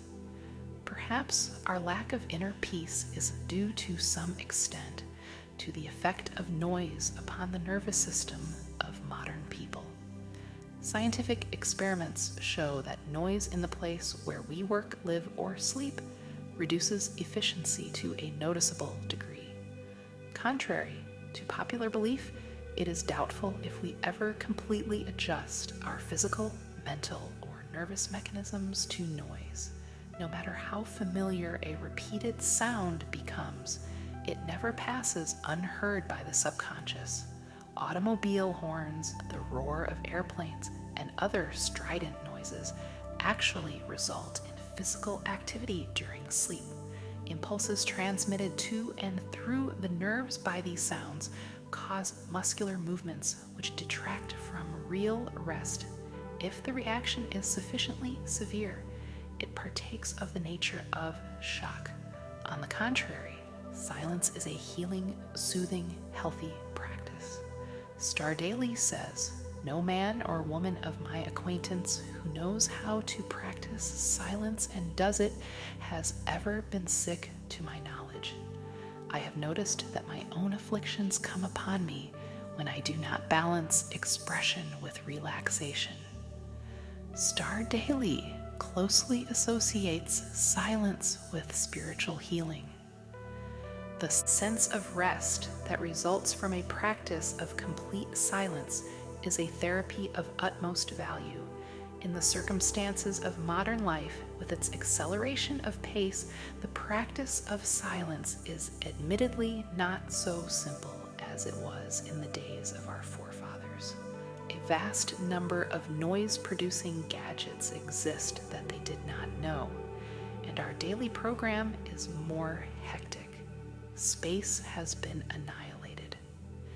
In the modern world, and apparently we are also attempting to annihilate the factor of time. It is only rarely possible for an individual to walk in deep woods, or sit by the sea, or meditate on a mountaintop, or on the deck of a vessel in the midst of the ocean. But when we do have such experiences, we can print on the mind the picture of the silent place and the feel of the moment, and return to it in memory to live it over again, just as truly as when we were actually in that scene. In fact, when you return to it in memory, the mind tends to remove any unpleasant factors present in the actual situation. The memory visit is often an improvement over the actual, for the mind tends to reproduce only the beauty in the remembered scene. For example, as I write these words, I am on a balcony of one of the most beautiful hotels in the world, the Royal Hawaiian on the famed and romantic Waikiki Beach in Honolulu, Hawaii. I am looking into a garden filled with graceful palm trees, swaying in the balmy breeze. The air is laden with the aroma of exotic flowers, hibiscus, of which on these islands there are 2,000 varieties, fill the garden. Outside my windows are papaya trees laden with ripening fruit. The brilliant color of the royal poinciana, the flame of the forest trees, adds to the glamour of the scene. And the acacia trees are hung heavily with their exquisite white flowers. The incredible blue ocean surrounding these islands stretches away to the horizon. The white waves are surging in, and the Hawaiians and my fellow visitors are riding gracefully on surfboards and outrigger canoes. Altogether, it is a scene of entrancing beauty. It has an indescribably healing effect upon me as I sit here writing about the power generated in a peaceful mind. The insistent responsibilities under which I ordinarily live seem so far away. Though I am in Hawaii to give a series of lectures and to write this book, nevertheless, the peace with which this place is filled envelops me. Yet I realize that when I have returned to my home in New York, 5,000 miles away, I shall only then truly savor the exquisite joy of the beauty which I now behold. It will become enshrined in memory as a prized retreat to which my mind can go in the busy days that lie ahead. Often, when far from this idyllic place, I shall return in memory to find peace along the palm-lined, foam-washed beach at Waikiki. Fill your mind with all peaceful experiences possible, then make planned and deliberate excursions to them in memory. You must learn that the easiest way to an easy mind is to create an easy mind. This is done by practice, by the application of some such simple principles as outlined here. The mind quickly responds to teaching and discipline. You can make the mind give you back anything you want, but remember, the mind can give back only what it was first given. Saturate your thoughts with peaceful experiences, peaceful words and ideas, and ultimately you will have a storehouse of peace-producing experiences to which you may turn for refreshment and renewal of your spirit. It will be a vast source of power. I spent a night with a friend who has a very lovely home. We had breakfast in a unique and interesting dining room. The four walls are painted in a beautiful mural picturing the countryside in which my host was reared as a boy. It is a panorama of rolling hills, gentle valleys, and singing streams, the latter clean and sun-speckled and babbling over rocks. Winding roads meander through pleasant meadows. Little houses dot the landscape. In a central position is a white church surmounted by a tall steeple. As we breakfasted, my host talked of this region of his youth, pointing out various points of interest in the painting around the wall.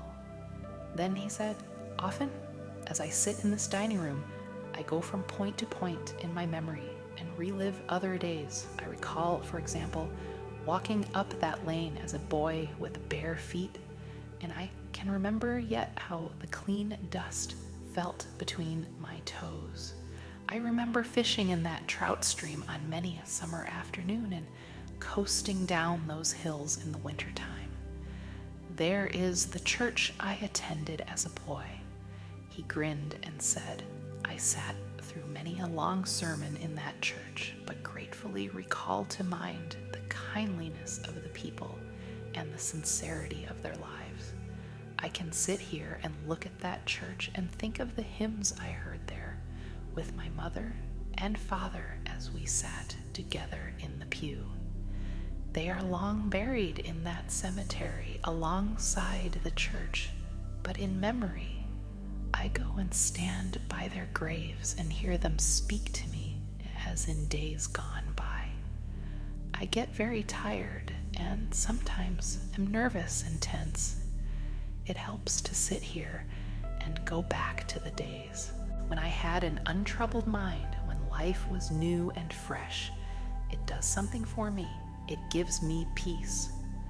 Perhaps we all cannot have such murals on the dining room walls, but you can put them around the wall of your mind, pictures of the most beautiful experiences of your life. Spend time among the thoughts which these pictures suggest. No matter how busy you may be, or what responsibilities you carry, this simple, rather unique practice, having proved successful in many instances, may have a beneficial effect upon you. It is an easily practiced, easy way to a peaceful mind. There is a factor in the matter of inner peace which must be stated because of its importance. Frequently, I find that people who are lacking in inner peace are victims of a self-punishment mechanism. At some time in their experience, they have committed a sin, and the sense of guilt haunts them. They have sincerely sought divine forgiveness, and the good Lord will always forgive anyone who asks him and who means it. However, there is a curious quirk within the human mind, whereby sometimes an individual will not forgive himself. He feels that he deserves punishment and therefore is constantly anticipating that punishment. As a result, he lives in a constant apprehension that something is going to happen. In order to find peace under these circumstances, he must increase the intensity of his activity. He feels that hard work will give him some release from his sense of guilt. A physician told me that in his practice, a number of cases of nervous breakdown were traceable to a sense of guilt, for which the patient had unconsciously attempted to compensate by hectic overwork. The patient attributed his breakdown not to the sense of guilt, but to his overworked condition. "But," said the physician, "these men need not have broken down from overwork if first the sense of guilt had been fully released." Peace of mind under such circumstances is available by yielding the guilt, as well as the tension it produces to the healing therapy of Christ. At a resort hotel where I had gone for a few days of quiet writing, I encountered a man from New York whom I knew slightly. He was a high-pressured, hard-driving, and exceedingly nervous business executive. He was sitting in the sun in a deck chair. At his invitation, I sat down and chatted with him. "I'm glad to see you relaxing in this beautiful spot," I commented. He replied, nervously, "I haven't any business being here. I've so much work to do. At home, I'm under terrible pressure. Things have got me down. I'm nervous and can't sleep. I'm jumpy. My wife insisted that I come down here for a week. The doctors say there's nothing wrong with me if I just get to thinking right and relax. But how in the world do you do that?" he challenged. Then he gave me a piteous look. "Doctor," he said, "I would give anything if I could be peaceful and quiet. It's what I want more than anything in this world." We talked a bit, and it came out in the conversation that he was always worrying that something sinister was going to happen. For years, he had anticipated some dire event, living in constant apprehension about something happening to his wife, his children, or his home. It was not difficult to analyze his case. His insecurity arose from a double source, from childhood insecurities and from later guilty experiences. His mother had always felt that something was going to happen, and he had absorbed her anxiety feelings. Later, he committed some sins, and his subconscious mind insisted upon self-punishment.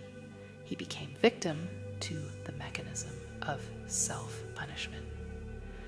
As a result of this unhappy combination, I found him this day in a highly inflamed state of nervous reaction. Finishing our conversation, I stood beside his chair a moment. There was no one near, so I rather hesitantly suggested, "Would you by any chance like me to pray with you?" He nodded, and I put my hand on his shoulder and prayed. Dear Jesus, as you healed people in the long ago and gave them peace, heal this man now. Give him fully of thy forgiveness. Help him to forgive himself. Separate him from all his sins and let him know that you do not hold them against him. Set him free from them. Then let thy peace flow into his mind and into his soul and into his body. He looked up at me with a strange look on his face and then turned away, for there were tears in his eyes, and he didn't want me to see them. We were both a bit embarrassed, and I left him. Months later, I met him, and he said, "Something happened to me down there that day when you prayed for me. I felt a strange sense of quietness and peace," and, he added, healing. He goes to church regularly now, and he reads the Bible every day of his life. He follows the laws of God, and he has lots of driving force. He is a healthy, happy man, for he has peace in his heart and mind. How to have constant energy. A Major League Baseball pitcher once pitched a game when the temperature was over 100 degrees. He lost several pounds as a result of the afternoon's exertion. At one stage of the game, his energy sagged. His method for restoring his ebbing strength was unique. He simply repeated a passage from the Old Testament, "But they that wait upon the Lord shall renew their strength. They shall mount up with wings as eagles. They shall run and not be weary, and they shall walk and not faint." Isaiah. Frank Hiller, the pitcher who had this experience, told me that reciting this verse on the pitcher's mound actually gave him a renewal of strength so that he was able to complete the game with energy to spare. He explained the technique by saying, "I passed a powerful energy-producing thought through my mind. How we think we feel has a definite effect on how we actually feel physically. If your mind tells you that you are tired, the body mechanism, the nerves, and the muscles accept the fact. If your mind is intensely interested, you can keep on at an activity indefinitely. Religion functions through our thoughts. In fact, it is a system of thought discipline. By supplying attitudes of faith to the mind, it can increase energy. It helps you to accomplish prodigious activity by suggesting that you have ample support and resources of power. A friend in Connecticut, an energetic man full of vitality and vigor, says that he goes to church regularly to get his batteries recharged. His concept is sound. God is the source of all energy. Energy in the universe, atomic energy, electrical energy, and spiritual energy. Indeed, every form of energy derives from the Creator. The Bible emphasizes this point when it says, "He giveth power to the faint, and to them that have no might he increaseth strength." Isaiah. In another statement, the Bible describes the energizing and re-energizing process. "In him we live," that is, have vitality, "and move," have dynamic energy, and have our being attain completeness. Acts. Contact with God establishes within us a flow of the same type of energy that recreates the world and that renews springtime every year. When in spiritual contact with God through our thought processes, the divine energy flows through the personality, automatically renewing the original creative act. When contact with the divine energy is broken, the personality gradually becomes depleted in body, mind, and spirit. An electric clock connected with an outlet does not run down and will continue indefinitely to keep accurate time. Unplug it and the clock stops. It has lost contact with the power flowing through the universe in general This process is operative in human experience, though in a less mechanical manner. A number of years ago, I attended a lecture at which a speaker asserted before a large audience that he had not been tired in 30 years. He explained that 30 years before he had passed through a spiritual experience in which, by self-surrender, he had made contact with divine power. From then on, he possessed sufficient energy for all of his activities, and these were prodigious. He so obviously illustrated his teachings that everyone in that vast audience was profoundly impressed. To me, it was a revelation of the fact that in our consciousness, we can tap a reservoir of boundless power, as a result of which it is not necessary to suffer depletion of energy.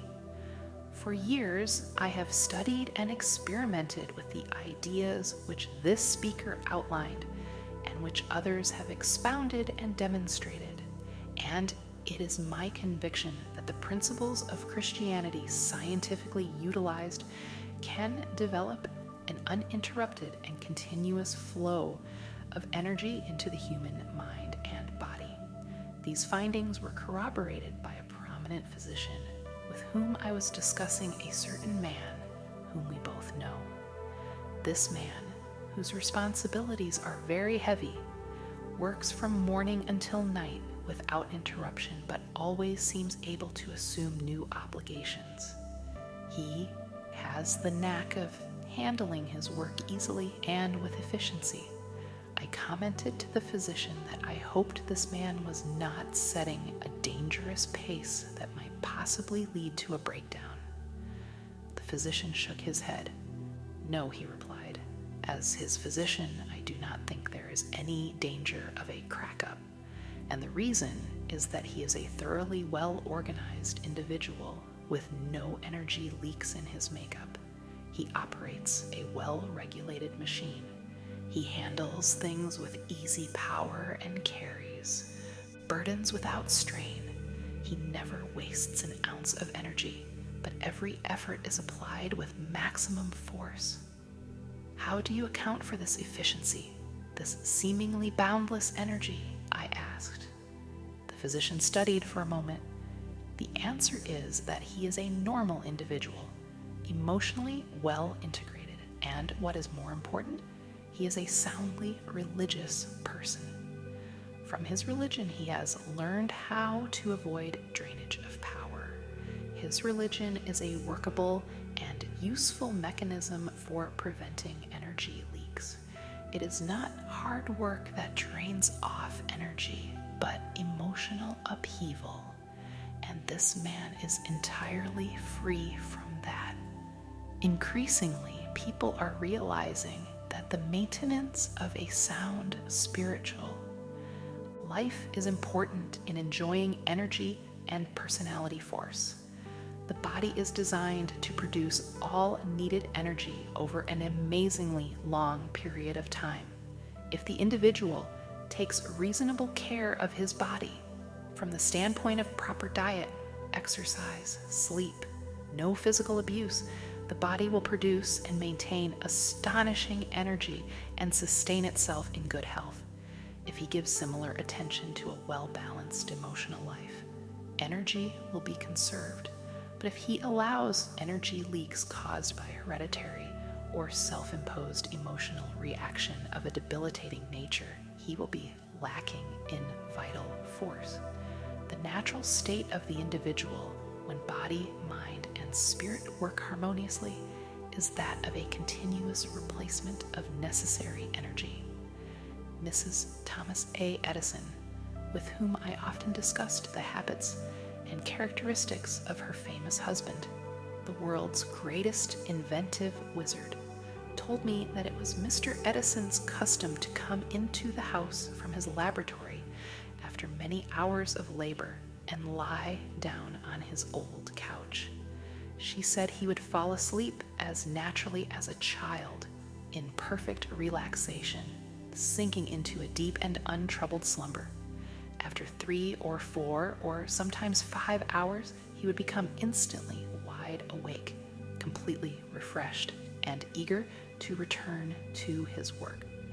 Mrs. Edison, in answer to my request that she analyze her husband's ability to rest in a manner so natural and complete, said he was nature's man, by which she meant that he was completely in harmony with nature and with God. In him there were no obsessions, no disorganizations, no conflicts, no mental quirks, no emotional instability. He worked until he needed to sleep. Then he slept soundly and arose and returned to his work. He lived for many years and was in many respects the most creative mind. Ever to appear on the American continent, he drew his energy from emotional self-mastery, the ability to relax completely. His amazingly harmonious relationship with the universe caused nature to reveal to him its inscrutable secrets. Every great personality I have ever known, and I have known many, who has demonstrated the capacity for prodigious work has been a person in tune with the infinite. Every such person seems in harmony with nature and in contact with the divine energy. They have not necessarily been pious people, but invariably they have been extraordinarily well organized from an emotional and psychological point of view.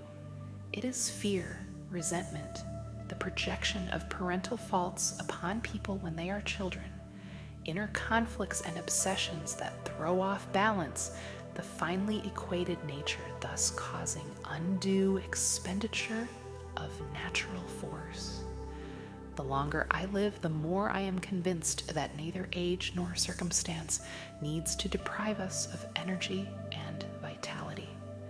We are at last awakening to the close relationship between religion and health. We are beginning to comprehend a basic truth hitherto neglected, that our physical condition is determined very largely by our emotional condition, and our emotional life is profoundly regulated by our thought life. All through its pages, the Bible talks about vitality and force and life. The supreme overall word of the Bible is life, and life means vitality, to be filled with energy. Jesus stated the key expression, I am come that they might have life, that they might have it more abundantly. John. This does not rule out pain or suffering or difficulty, but the clear implication is that if a person practices the creative and recreative principles of Christianity, he can live with power and energy. The practice of the above-mentioned principles will serve to bring a person into the proper tempo of living. Our energies are destroyed because of the high tempo, the abnormal pace at which we go. The conservation of energy depends upon getting your personality speed synchronized with the rate of God's movement. God is in you. If you are going at one rate and God at another, you are tearing yourself apart. Though the mills of God grind slowly, yet they grind exceeding small. The mills of most of us grind very rapidly, and so they grind poorly. When we become attuned to God's rhythm, we develop a normal tempo within ourselves, and energy flows freely. The hectic habits of this age have many disastrous effects. A friend of mine commented upon an observation made by her aged father. He said that in early days, when a young man came courting in the evening, he sat with his intended in the parlor. Time in those days was measured by the deliberate, ponderous strokes of the grandfather clock, which has a very long pendulum. It seemed to say, "There is plenty of time. There is plenty of time. There is plenty of time." But modern clocks, having a shorter pendulum with a swifter stroke, seem to say, "Time to get busy, time to get busy, time to get busy, time to get busy." Everything is speeded up, and for that reason, many people are tired. The solution? is to get into the time synchronization of Almighty God. One way to do this is by going out some warm day and lying down on the earth. Get your ear close down to the ground and listen. You will hear all manner of sounds. You will hear the sound of the wind in the trees and the murmur of insects, and you will discover presently that there is in all these sounds a well-regulated tempo. You cannot get that tempo by listening to traffic in the city streets, for it is lost in the confusion of sound. You can get it in church, where you hear the Word of God and the great hymns. Truth vibrates to God's tempo in a church, but you can also find it in a factory if you have a mind to. A friend of mine, an industrialist in a large plant in Ohio, told me that the best workmen in his plant are those who get into harmony with the rhythm of the machine on which they are working. He declares that if a worker will work in harmony with the rhythm of his machine, he will not be tired at the end of the day. He points out that the machine is an assembling of parts, according to the law of God. When you love a machine and get to know it, you will be aware that it has a rhythm. It is one with the rhythm of the body, of the nerves, of the soul.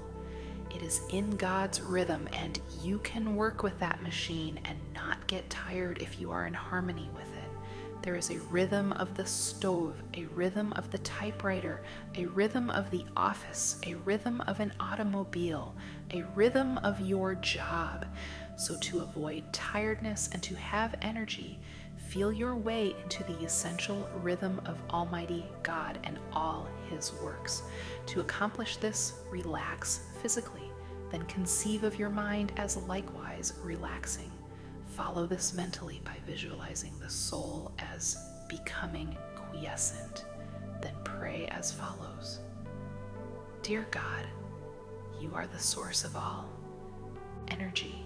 You are the source of the energy in the sun, in the atom, in all flesh, in the bloodstream, in the mind. I hereby draw energy from you as from an illimitable source. Then practice believing that you receive energy. Keep in tune with the infinite. Of course, many people are tired simply because they are not interested in anything. Nothing ever moves them deeply. To some people, it makes no difference what's going on or how things go. Their personal concerns are superior even to all crises in human history. Nothing makes any real difference to them except their own little worries, their desires, and their hates. They wear themselves out stewing around about a lot of inconsequential things that amount to nothing. So they become tired. They even become sick. The surest way not to become tired is to lose yourself in something in which you have a profound conviction. A famous statesman who made 7 speeches in one day was still boundless in energy. Why are you not tired after making 7 speeches? I asked. Because, he said, I believe absolutely in everything I said in those speeches. I am enthusiastic about my convictions. That's the secret. He was on fire for something. He was pouring himself out, and you never lose energy and vitality in so doing. You only lose energy when life becomes dull in your mind. Your mind gets bored and therefore tired doing nothing. You don't have to be tired. Get interested in something. Get absolutely enthralled in something. Throw yourself into it with abandon. Get out of yourself. Be somebody. Do something. Don't sit around moaning about things, reading the papers and saying, why don't they do something? The man who is out doing something isn't tired. If you're not getting into good causes, no wonder you're tired. You're disintegrating. You're deteriorating. You're dying on the vine. The more you lose yourself in something bigger than yourself, the more energy you will have. You don't have time to think about yourself and get bogged down in your emotional difficulties. To live with constant energy, it is important to get your emotional faults corrected. You will never have full energy until you do. The late Newt Rockne, one of the greatest football coaches this country ever produced, said that a football player cannot have sufficient energy unless his emotions are under spiritual control. In fact, he went so far as to say that he would not have a man on his team who did not have a genuinely friendly feeling for every fellow player. I have to get the most energy out of a man, he said, and have discovered that it cannot be done if he hates another man. Hate blocks his energy, and he isn't up to par until he eliminates it and develops a friendly feeling. People who lack energy are disorganized to one degree or another by their deep, fundamental, emotional, and psychological conflicts. Sometimes the results of this disorganization are extreme, but healing is ever possible. In a Midwestern city, I was asked to talk with a man, formerly a very active citizen of that community, who had suffered an acute decline in vitality. It was thought by his associates that he had had a stroke. This impression was given by the shuffling manner in which he moved, by an extraordinary lethargic attitude, and by his complete detachment of himself from the activities to which he had formerly given a large portion of his time. He sat despondently in his chair hour after hour, and often he would weep. He exhibited many of the symptoms of a nervous breakdown. I arranged to see him in my hotel room at a certain hour. My door was open, and through it I could see the elevator. I chanced to be looking in that direction when the elevator door opened, and this man came shuffling down the hall. It seemed that at any moment he would topple over, and he gave every evidence of scarcely being able to negotiate the distance. I asked him to be seated and engaged him in conversation, which conversation was rather fruitless, for it revealed little enlightenment because of his tendency to complain about his condition and his inability to give thoughtful consideration to my questions. This was apparently due to his enormous self-pity. When I asked him if he would like to be well, he looked up at me in the most intense and pathetic manner. His desperation was revealed by his answer, which was that he would give anything in the world if he could regain the energy and the interest in life which he formerly enjoyed. I began to draw out of him certain facts regarding his life and experience. These were all of a very intimate nature, and many of them so deeply embedded in his consciousness that it was with the utmost difficulty that his personality yielded them up. They had to do with old infantile attitudes, fears that stemmed from earliest days, most of them deriving from the mother-child relationship. Not a few guilt situations appeared. It seemed that over the course of the years, these factors had accumulated like drifting sand across the channel of a river. The flow of power was gradually decreased so that an insufficient amount of energy was passing through. The man's mind was in such a complete state of retreating that a process of reasoning and enlightenment seemed quite impossible. I sought for guidance and found myself, quite to my surprise, standing beside him and placing my hand upon his head. I prayed, asking God to heal the man. I suddenly became aware of what seemed to be the passing of power through my hand, which rested upon his head.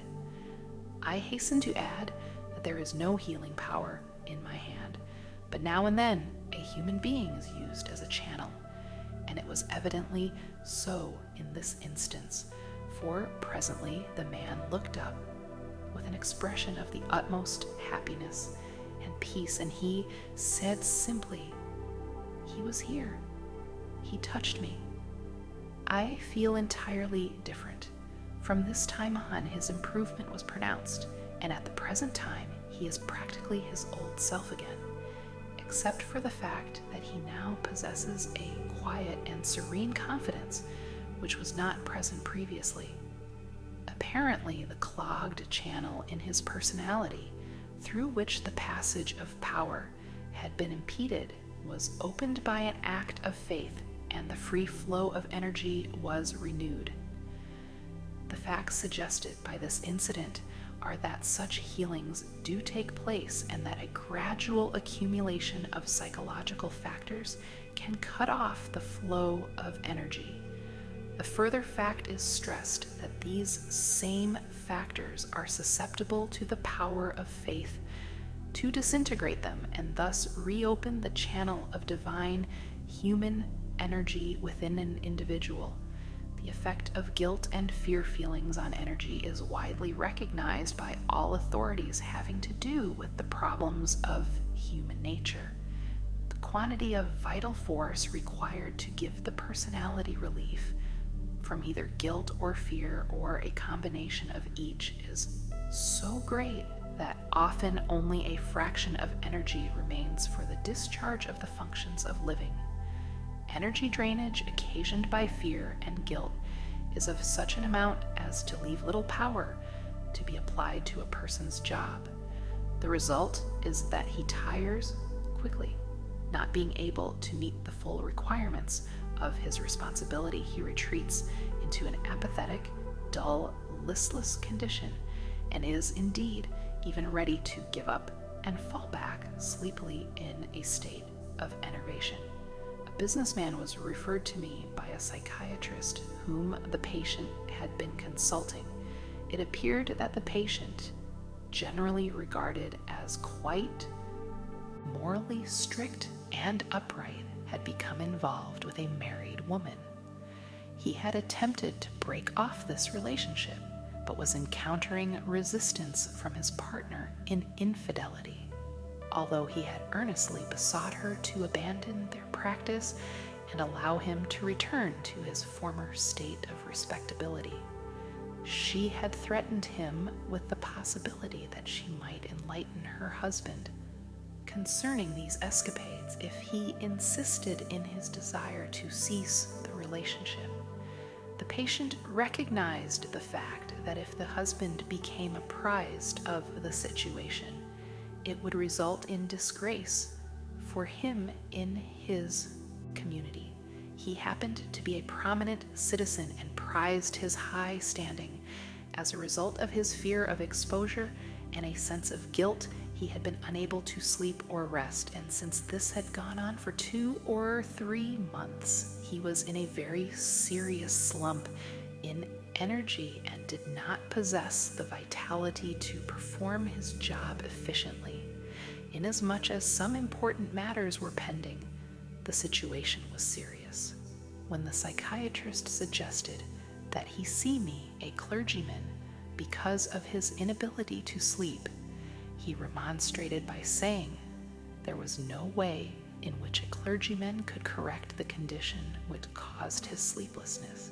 But, on the contrary, he felt that a medical doctor might supply effective medication. When he stated his attitude to me, I simply asked him how he expected to sleep when he had 2 very annoying and unpleasant bedfellows with whom he was attempting to sleep. "Bedfellows?" he asked in surprise. "I have no bedfellows." "Oh yes, you have," I said, "and there is nobody in this world who can sleep with those 2, one on either side." "What do you mean?" he asked. I said, "You are trying to sleep every night between fear on one side and guilt on the other, and you are attempting an impossible feat. It makes no difference how many sleeping pills you take, and you admit you have taken many such pills, but they have had no effect upon you. The reason they do not affect you is that they cannot reach the deeper levels of your mind where this sleeplessness originates and which is siphoning off your energy. You must eradicate fear and guilt before you will ever be able to sleep and regain your strength. We dealt with the fear which was of exposure by the simple expedient of getting him ready in mind to face whatever might ensue as a result of doing the right thing, which was, of course, to break off the relationship regardless of consequences. I assured him that whatever he did that was right would turn out right. One never does wrong by doing right.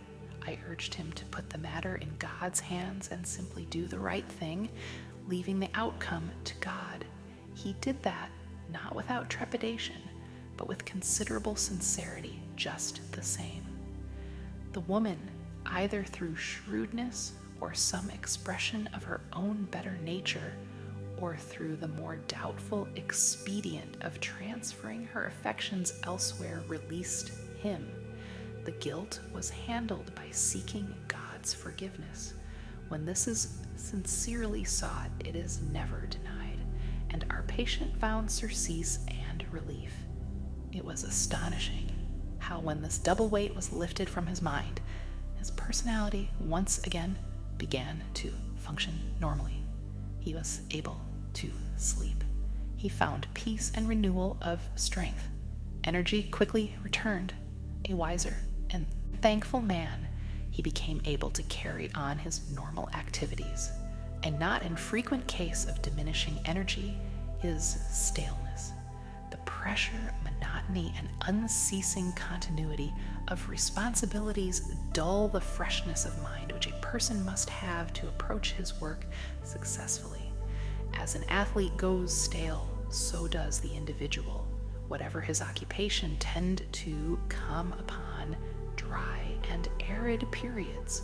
During such a condition of mind, the expenditure of greater energy is required to do with difficulty what one formerly did with comparative ease. As a result, the vital powers are hard put to it to supply the force required, and the individual often loses his grip and power.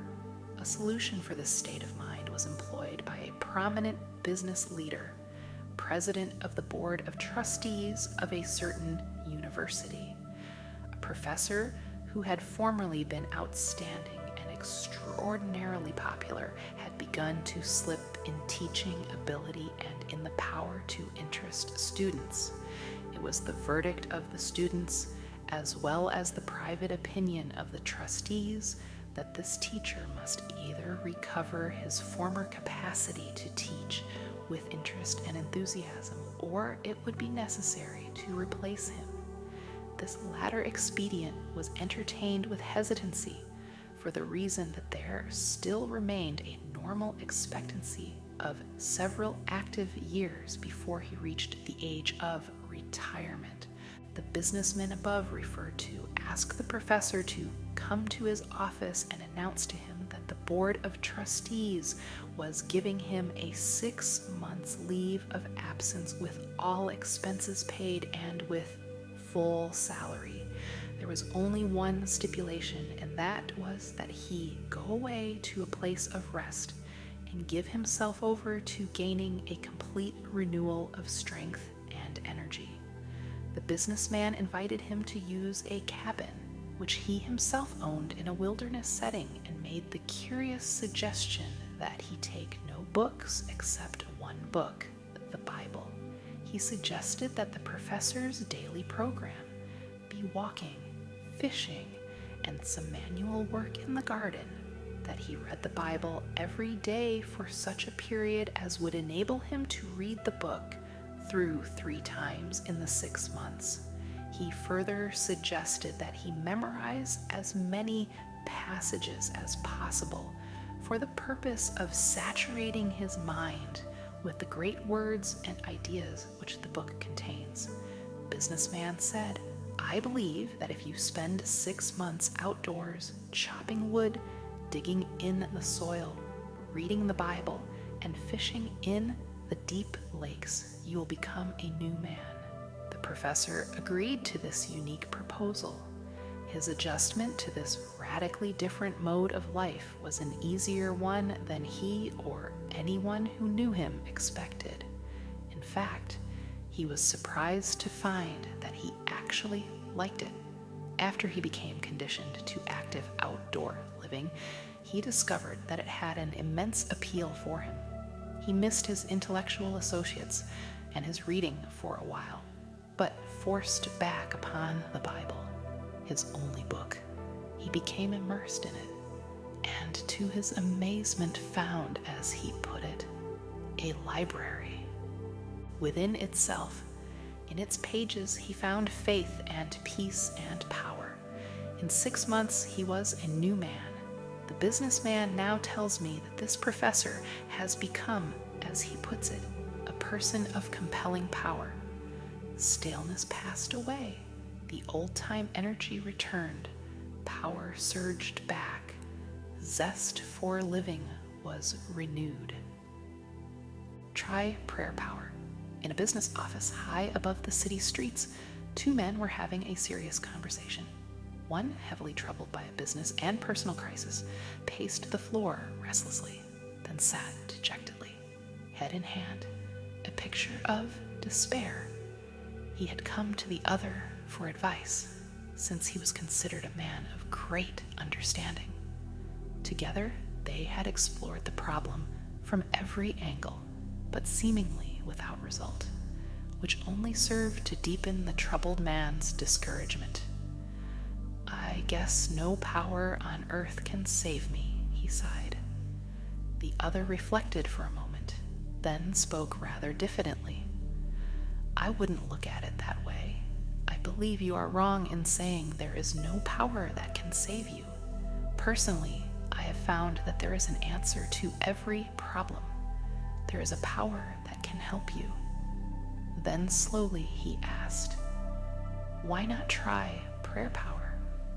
Somewhat surprised, the discouraged man said, "Of course I believe in prayer, but perhaps I do not know how to pray. You speak of it as something practical that fits a business problem. I never thought of it that way, but I'm willing to try prayer if you will show me how." He did apply practical prayer techniques, and in due course got his answer. Matters ultimately turned out satisfactorily. That is not to say he did not have difficulties. In fact, he had rather a hard time of it, but ultimately he worked out of this trouble. Now he believes in prayer power so enthusiastically that I recently heard him say, "Every problem can be solved, and solved right if you pray." Experts in physical health and well-being often utilize prayer in their therapy. Disability, tension, and kindred troubles may result from a lack of inner harmony. It is remarkable how prayer restores the harmonious functioning of body and soul. A friend of mine, a physiotherapist, told a nervous man to whom he was giving a massage, "God works through my fingers as I seek to relax your physical body, which is the temple of your soul. While I work on your outward being, I want you to pray for God's relaxation inwardly." It was a new idea to the patient, but he happened to be in a receptive mood, and he tried passing some peace thoughts through his mind. He was amazed at the relaxing effect this had on him. Jack Smith, operator of a health club which is patronized by many outstanding people, believes in the therapy of prayer and uses it. He was at one time a prize fighter, then a truck driver, later a taxi driver, and finally opened his health club. He says that while he probes his patrons for physical flabbiness, he also probes for spiritual flabbiness, because, he declares, you can't get a man physically healthy until you get him spiritually healthy. One day, Walter Houston, the actor, sat by Jack Smith's desk. He noted a big sign on the wall on which were penciled the following letters: a P, R, P, B, W, P, R, A, A. In surprise, Huston asked, "What do those letters mean?" Smith laughed and said, "They stand for affirmative prayers release powers by which positive results are accomplished." Huston's jaw dropped in astonishment. "Well, I never expected to hear anything like that in a health club." "I use methods like that," said Smith, "to make people curious so they will ask what those letters mean. That gives me an opportunity to tell them that I believe affirmative prayers always get results." Jack Smith, who helps men to keep physically fit, believes that prayer is as important, if not more important, than exercise, steam baths, and a rub down. It is a vital part of the power releasing process. People are doing more praying today than formerly because they find that it adds to personal efficiency. Prayer helps them to tap forces and to utilize strength not otherwise available. A famous psychologist says, "Prayer is the greatest power available to the individual in solving his personal problems. Its power astonishes me. Prayer power is a manifestation of energy. Just as there exist scientific techniques for the release of atomic energy, so are there scientific procedures for the release of spiritual energy through the mechanism of prayer." Exciting demonstrations of this energizing force are evident. Prayer power seems able even to normalize the aging process, obviating or limiting infirmity and deterioration.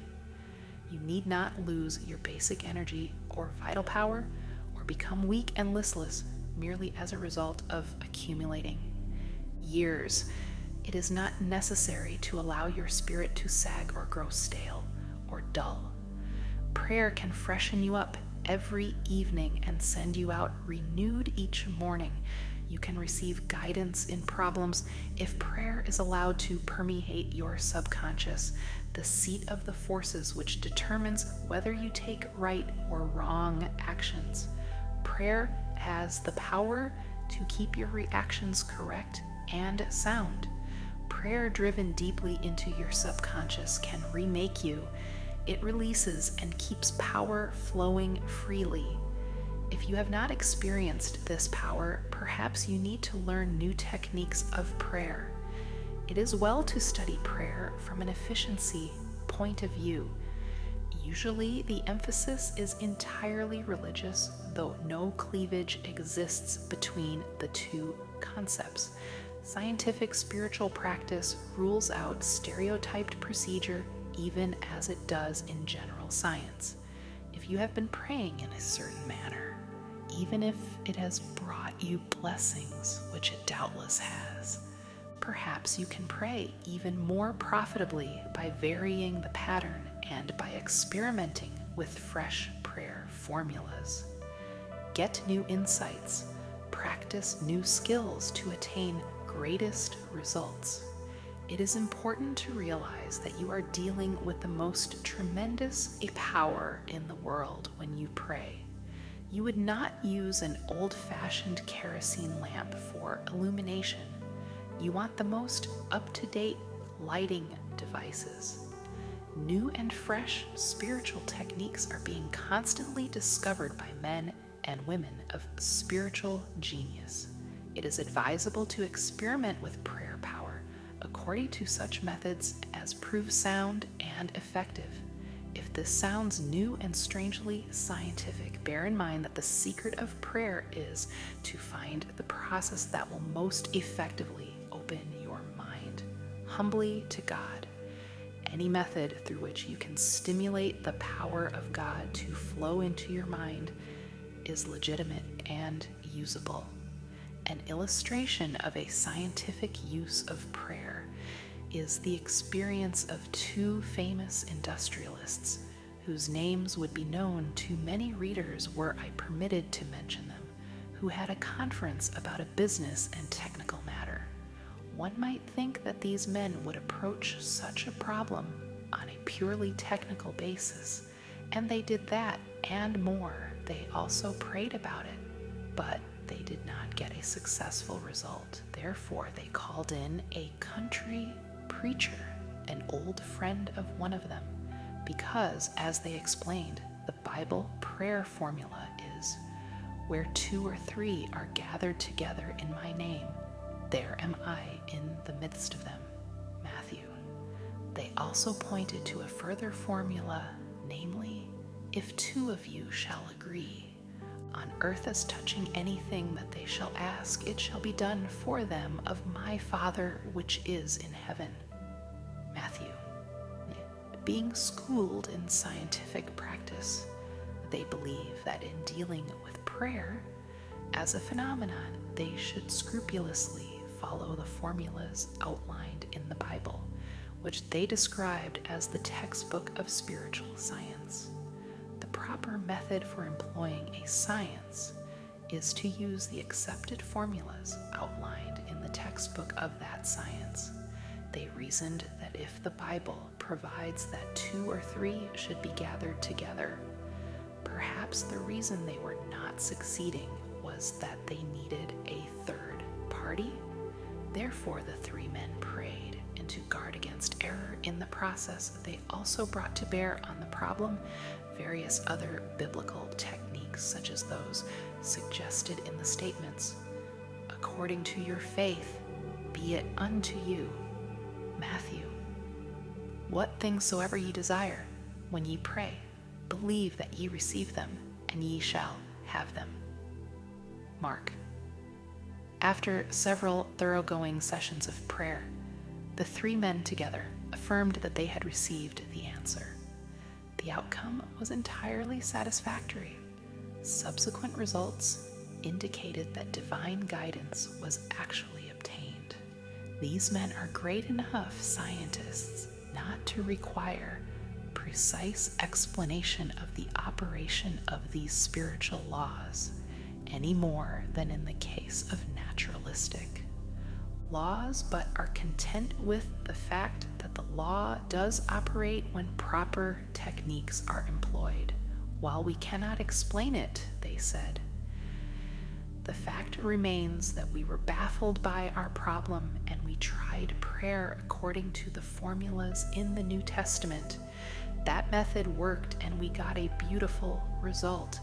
They did add that it seemed to them that faith and harmony are important factors in the prayer process. A man opened a small business in New York City a number of years ago, his first establishment being, as he characterized it, a little hole in the wall. He had 1 employee. In a few years, they moved into a larger room and then into extensive quarters. It became a very successful operation. This man's method of business, as he described it, was to fill the little hole in the wall with optimistic prayers and thoughts. He declared that hard work, positive thinking, fair dealing, right treatment of people, and the proper kind of praying always get results. This man, who has a creative and unique mind, worked out his own simple formula for solving his problems and overcoming his difficulties through prayer power. It is a curious formula, but I have practiced it and personally know that it works. I have suggested it to many people who also found real value in its use. It is recommended to you. The formula is prayerize, picturize, actualize. By prayerize, my friend meant a daily system of creative prayer. When a problem arose, he talked it over with God very simply and directly in prayer. Moreover, he did not talk with God as to some vast and far-off shadowy being, but conceived of God as being with him in his office, in his home, on the street, in his automobile, always nearby as a partner, as a close associate. He took seriously the biblical injunction to pray without ceasing. He interpreted it as meaning that he should go about every day discussing with God in a natural, normal manner the questions that had to be decided and dealt with. The presence came finally to dominate his conscious and ultimately his unconscious thinking. He prayerized his daily life. He prayed as he walked or drove his car or performed other everyday activities. He filled his daily life full of prayer. That is, he lived by prayer. He did not often kneel to offer his prayers, but would, for example, say to God as to a close associate, "What will I do about this, Lord?" Or, "Give me a fresh insight on this, Lord." He prayerized his mind and so prayerized his activities. The second point in his formula of creative prayer is to picturize. The basic factor in physics is force. The basic factor in psychology is a realizable wish. The man who assumes success tends already to have success. People who assume failure tend to have failure. When either failure or success is picturized, it strongly tends to actualize in terms equivalent to the mental image pictured. To assure something worthwhile happening, first pray about it and test it according to God's will. Then print a picture of it on your mind as happening, holding the picture firmly in consciousness. Continue to surrender the picture to God's will, that is to say, put the matter in God's hands and follow God's guidance. Work hard and intelligently, thus doing your part to achieve success in the matter. Practice believing and continue to hold the picturization firmly in your thoughts. Do this, and you will be astonished at the strange ways in which the picturization comes to pass. In this manner, the picture actualizes that which you have prayerized, and picturized actualizes according to the pattern of your basic realizable wish when conditioned by invoking God's power upon it, and if, moreover, you give fully of yourself to its realization. I have personally practiced this 3-point prayer method and find great power in it. It has been suggested to others who have likewise reported that it released creative power into their experience. For example, a woman discovered that her husband was drifting from her. Theirs had been a happy marriage, but the wife had become preoccupied in social affairs and the husband had gotten busy in his work. Before they knew it, the close, old-time companionship was lost. One day she discovered his interest in another woman. She lost her head and became hysterical. She consulted her minister, who adroitly turned the conversation to herself. She admitted being a careless homemaker, and that she had also become self-centered, sharp-tongued, and nagging. She then confessed that she had never felt herself the equal of her husband.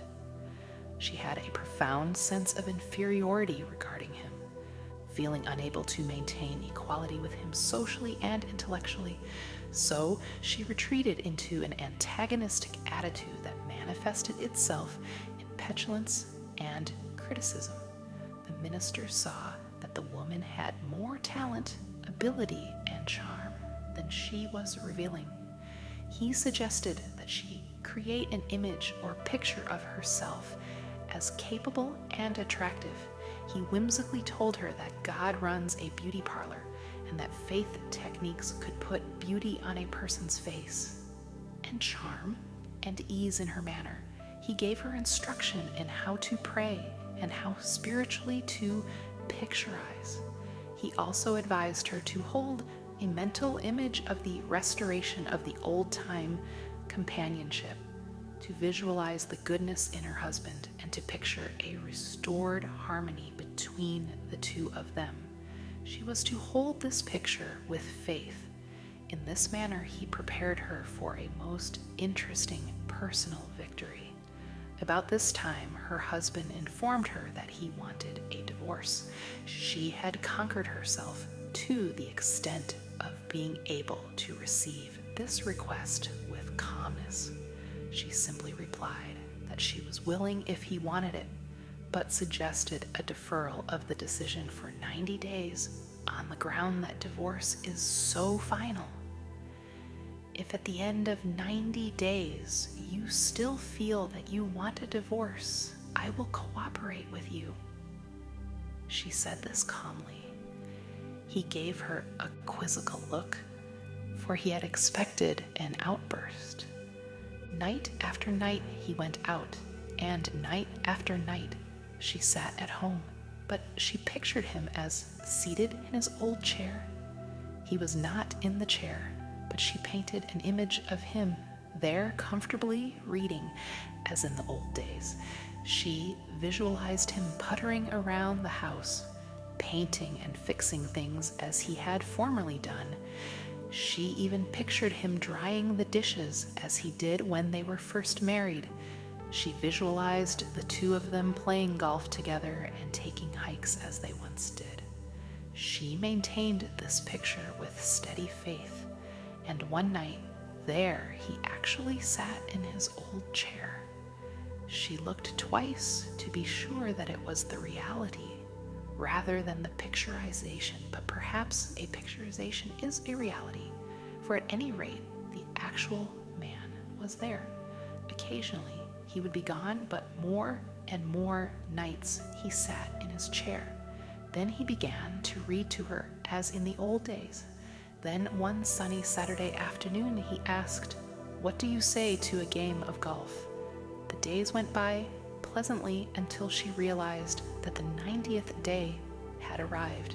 So that evening she said quietly, "Bill, this is the 90th day."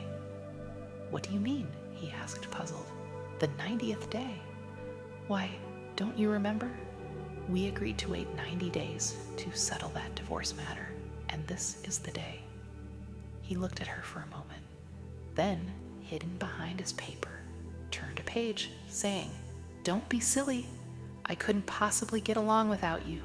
Where did you ever get the idea I was going to leave you?" The formula proved a powerful mechanism.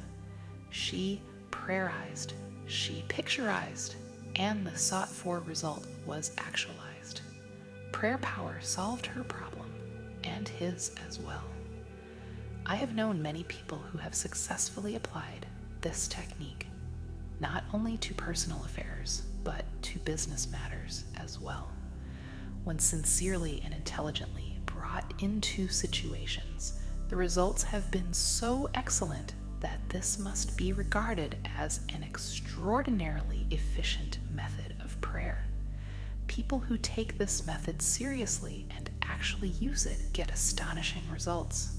At an industrial convention banquet, I was seated at the speaker's table next to a man who, though a bit on the rough side, was very likable. He may have felt a bit cramped by his proximity to a preacher, which obviously wasn't his usual company. During the dinner, he used a number of theological words, but they were not put together in a theological manner. After each outburst, he apologized, but I advised him that I had heard all those words before.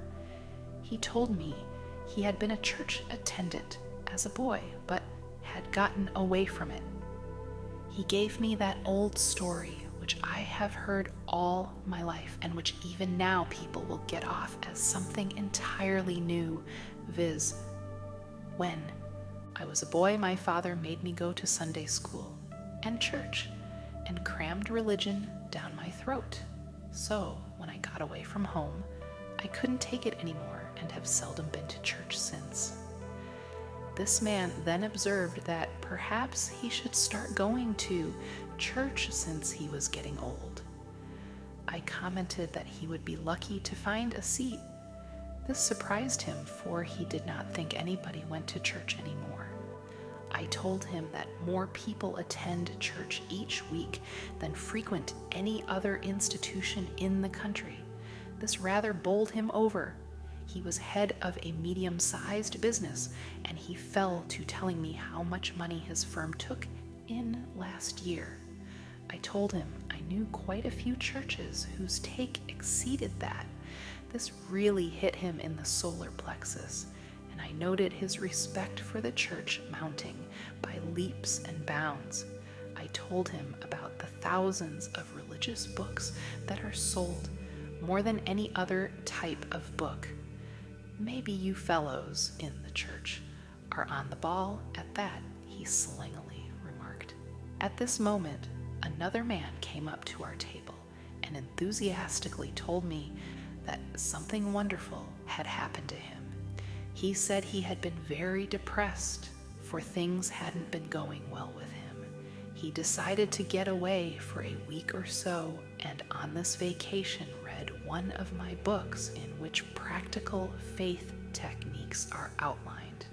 He said this brought him the first satisfaction and peace he had felt. It encouraged him as to his own possibilities. He began to believe that the answer to his trouble was practical religion.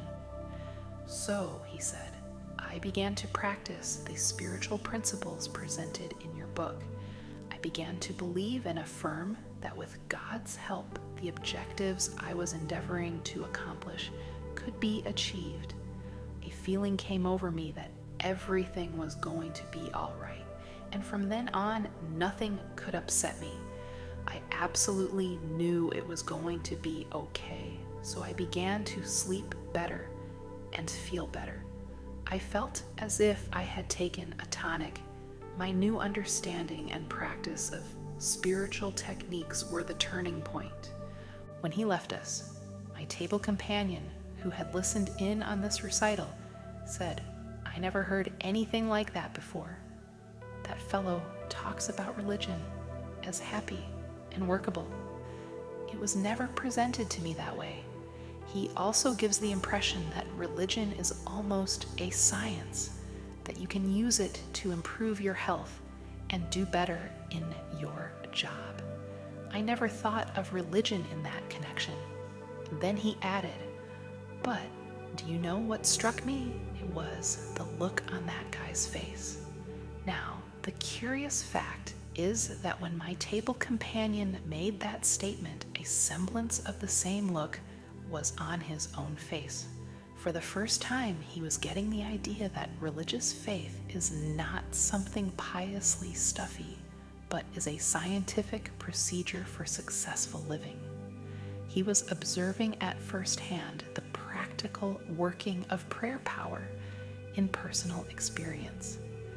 Personally, I believe that prayer is a sending out of vibrations from one person to another and to God. All of the universe is in vibration. There are vibrations in the molecules of a table. The air is filled with vibrations. The reaction between human beings is also in vibration.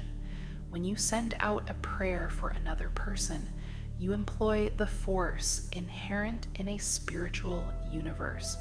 You transport from yourself to the other person a sense of love, helpfulness, support, a sympathetic, powerful understanding. And in this process, you awaken vibrations in the universe through which God brings to pass the good objectives prayed for. Experiment with this principle, and you will know its amazing results. For example, I have a habit which I often use of praying for people as I pass them. I remember being on a train traveling through West Virginia when I had a curious thought. I saw a man standing on a station platform, then the train moved on and he passed from sight. It occurred to me that I was seeing him for the first and last time. His life and mine touched lightly for just a fraction of an instant. He went his way and I went mine. I wondered how his life would turn out. Then I prayed for that man, sending out an affirmative prayer that his life would be filled with blessings. Then I began praying for other people I saw as the train passed. I prayed for a man plowing in the field and asked the Lord to help him and give him a good crop. I saw a mother hanging up clothes, and that line of freshly washed garments told me she had a large family. A glimpse of her face and the way in which she handled the clothes. of the children told me she was a happy woman. I prayed for her, that she would have a happy life, that her husband would always be true to her, and that she would be true to him. I prayed that they might be a religious family and that the children would grow up strong, honorable young people. In one station, I saw a man leaning half asleep against a wall, and I prayed that he would wake up and get off relief and amount to something. Then we stopped at a station, and there was a lovable little kid, one pants leg longer than the other, shirt open at the neck, wearing a too big sweater, hair tousled, face dirty. He was sucking a lollipop and working hard on it. I prayed for him, and as the train started to move, he looked up at me and gave me the most wonderful smile. I knew my prayer had caught him, and I waved to him, and he waved back at me. I shall never see that boy again, in all likelihood, but our lives touched. It had been a cloudy day up to that point, but suddenly the sun came out, and I think there was a light in the boy's heart, for it was revealed on his face. I know that my heart felt happy. I am sure it was because the power of God was moving in a circuit through me to the boy and back to God, and we were all under the spell of prayer power. One of the important functions of prayer is as a stimulus to creative ideas. Within the mind are all of the resources needed for successful living. Ideas are present in consciousness, which, when released and given scope together with proper implementation, can lead to the successful operation of any project or undertaking. When the New Testament says, "The kingdom of God is within you," Luke, it is informing us that God, our Creator, has laid up within our minds and personalities all the potential powers and ability we need for constructive living. It remains for us to tap and develop these powers. For example, a man of my acquaintance is connected with a business where he is the chief of 4 executives. At regular intervals, these men have what they call an idea session, the purpose of which is to tap all the creative ideas lurking in the minds of any of the 4. For this session, they use a room without telephones, buzzers, or other usual office equipment. The double window is fully insulated so that street noises are, for the most part, eliminated. Before starting the session, the group spends 10 minutes in silent prayer and meditation. They conceive of God as creatively working in their minds. Each in his own way silently prays, affirming that God is about to release from his mind the proper ideas needed in the business. Following the quiet period, all start talking, pouring out ideas that have come to their minds. Memos of the ideas are written upon cards and thrown on the table. No one is permitted to criticize any idea at this particular juncture, for argument might stop the flow of creative thought. The cards are gathered up and each one is evaluated at a later session. But this is the idea tapping session, stimulated by prayer power. When this practice was inaugurated, a high percentage of the ideas suggested proved to be without particular value. But as the sessions continued, this percentage of good ideas increased. Now, many of the best suggestions, which have later demonstrated their practical value, were evolved in the idea session. As one of the executives explained, we have come up with insights that not only show on our balance sheet, but we have also gained a new feeling of confidence. Moreover, there is a deeper feeling of fellowship among the 4 of us, and this has spread to others in the organization. Where is the old-fashioned businessman who says that religion is theoretical and has no place in business? Today, any successful and competent businessman will employ the latest and best tested methods in production distribution, and administration, and many are discovering that one of the greatest of all efficiency methods is prayer power. Alert people everywhere are finding that by trying prayer power, they feel better, work better, do better, sleep better, are better. My friend Grove Patterson, editor of the Toledo Blade, is a man of remarkable vigor. He says that his energy results, in part at least, from his methods of prayer. For example, he likes to fall asleep while praying, for he believes that his subconscious is most relaxed at that time. It is in the subconscious that our life is largely governed. If you drop a prayer into the subconscious at the moment of its greatest relaxation, the prayer has a powerful effect. Mr. Patterson chuckled as he said, "Once it worried me because I would fall asleep while praying. Now I actually try to have it so." Many unique methods of prayer have come to my attention, but one of the most effective is that advocated by Frank Laubach in his excellent book, Prayer, the Mightiest Power in the World. I regard this as one of the most practical books on prayer, for it outlines fresh prayer techniques that work. Dr. Laubach believes that actual power is generated by prayer. One of his methods is to walk down the street and shoot prayers at people. He calls this type of praying flash prayers. He bombards passers-by with prayers, sending out thoughts of goodwill and love. He says that people passing him on the street as he shoots prayers at them often turn around and look at him and smile. They feel the emanation of a power like electrical energy. In a bus, he shoots prayers at his fellow passengers. Once he was sitting behind a man who seemed to be very gloomy. He had noticed when he entered the bus that the man had a scowl on his face. He began to send out toward him prayers of goodwill and faith, conceiving of these prayers as surrounding him and driving into his mind. Suddenly, the man began to stroke the back of his head, and when he left the bus, the scowl was gone and a smile had replaced it. Dr. Laubach believes that he has often changed the entire atmosphere of a car or bus full of people by the process of swishing love and prayers all around the place.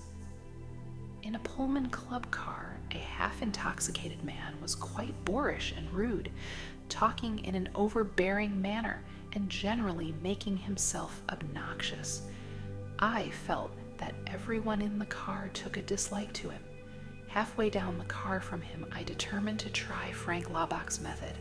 So I started to pray for him, meanwhile visualizing his better self and sending out thoughts of goodwill toward him. Presently, for no seemingly apparent reason, the man turned in my direction, gave me a most disarming smile, and raised his hand in the gesture of salute. His attitude changed, and he became quiet. I have every reason to believe that the prayer thoughts effectively reached out toward him. It is my practice, before making a speech to any audience, to pray for the people present and to send out thoughts of love and goodwill toward them. Sometimes I select out of the audience one or two people who seem to be either depressed or even antagonistic, and send my prayer thoughts and goodwill attitude specifically toward them. Recently addressing a Chamber of Commerce annual dinner in a southwestern city, I noted a man in the audience who seemed to be scowling at me. It was altogether possible that his facial expression was not in any way related to me, but he seemed antagonistic. Before starting to speak, I prayed for him and shot a series of prayers and goodwill thoughts in his direction. As I spoke, I continued to do this. When the meeting was over, while shaking hands with those around me, Suddenly, my hand was caught in a tremendous clasp, and I was looking into the face of the man. He was smiling broadly. "Frankly, I did not like you when I came to this meeting," he said. "I do not like preachers and saw no reason for having you, a minister, as speaker at our Chamber of Commerce dinner. I was hoping that your speech would not be successful. However, as you spoke, something seemed to touch me. I feel like a new person. I had a strange sense of peace, and doggone it, I like you." It was not my speech that had this effect. It was the emanation of prayer power. In our brains, we have about 2 billion little storage batteries. The human brain can send off power by thoughts and prayers. The human body's magnetic power has actually been tested. We have thousands of little sending stations, and when these are turned up by prayer, it is possible for a tremendous power to flow through a person and to pass between human beings. We can send off power by prayer, which acts as both a sending and receiving station. There was a man, an alcoholic, with whom I had been working. He had been dry, as the Alcoholics Anonymous term it, for about 6 months. He was on a business trip, and one Tuesday afternoon about 4 o'clock, I had a strong impression that he was in trouble. This man dominated my thoughts. I felt something drawing me, so I dropped everything and started praying for him. I prayed for about a half hour.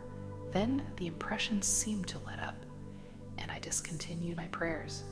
A few days later, he telephoned me. "I have been in Boston all week," he said, "and I want you to know I'm still dry. But early in the week, I had a very hard time." "Was it on Tuesday at 4 o'clock? I asked. Astonished, he replied, "Why, yes. How did you know? Who told you?" "Nobody told me," I replied. "That is, no human told me." I described my feelings concerning him on Tuesday at 4 o'clock and told about praying for him for half an hour. He was astounded and explained, "I was at the hotel and stopped in front of the bar. I had a terrible struggle with myself. I thought of you, for I needed help badly right then, and I started to pray." Those prayers starting out from him reached me, and I began to pray for him. Both of us joining in prayer completed the circuit and reached God. And the man got his answer in the form of strength to meet the crisis. And what did he do? He went to a drugstore, bought a box of candy, and ate all of it without stopping. That pulled him through, he declared. Prayer and candy. A young married woman admitted she was filled with hates, jealousy, and resentment toward neighbors and friends. She was also very apprehensive, always worrying about her children, whether they would be sick or get into an accident or fail in school.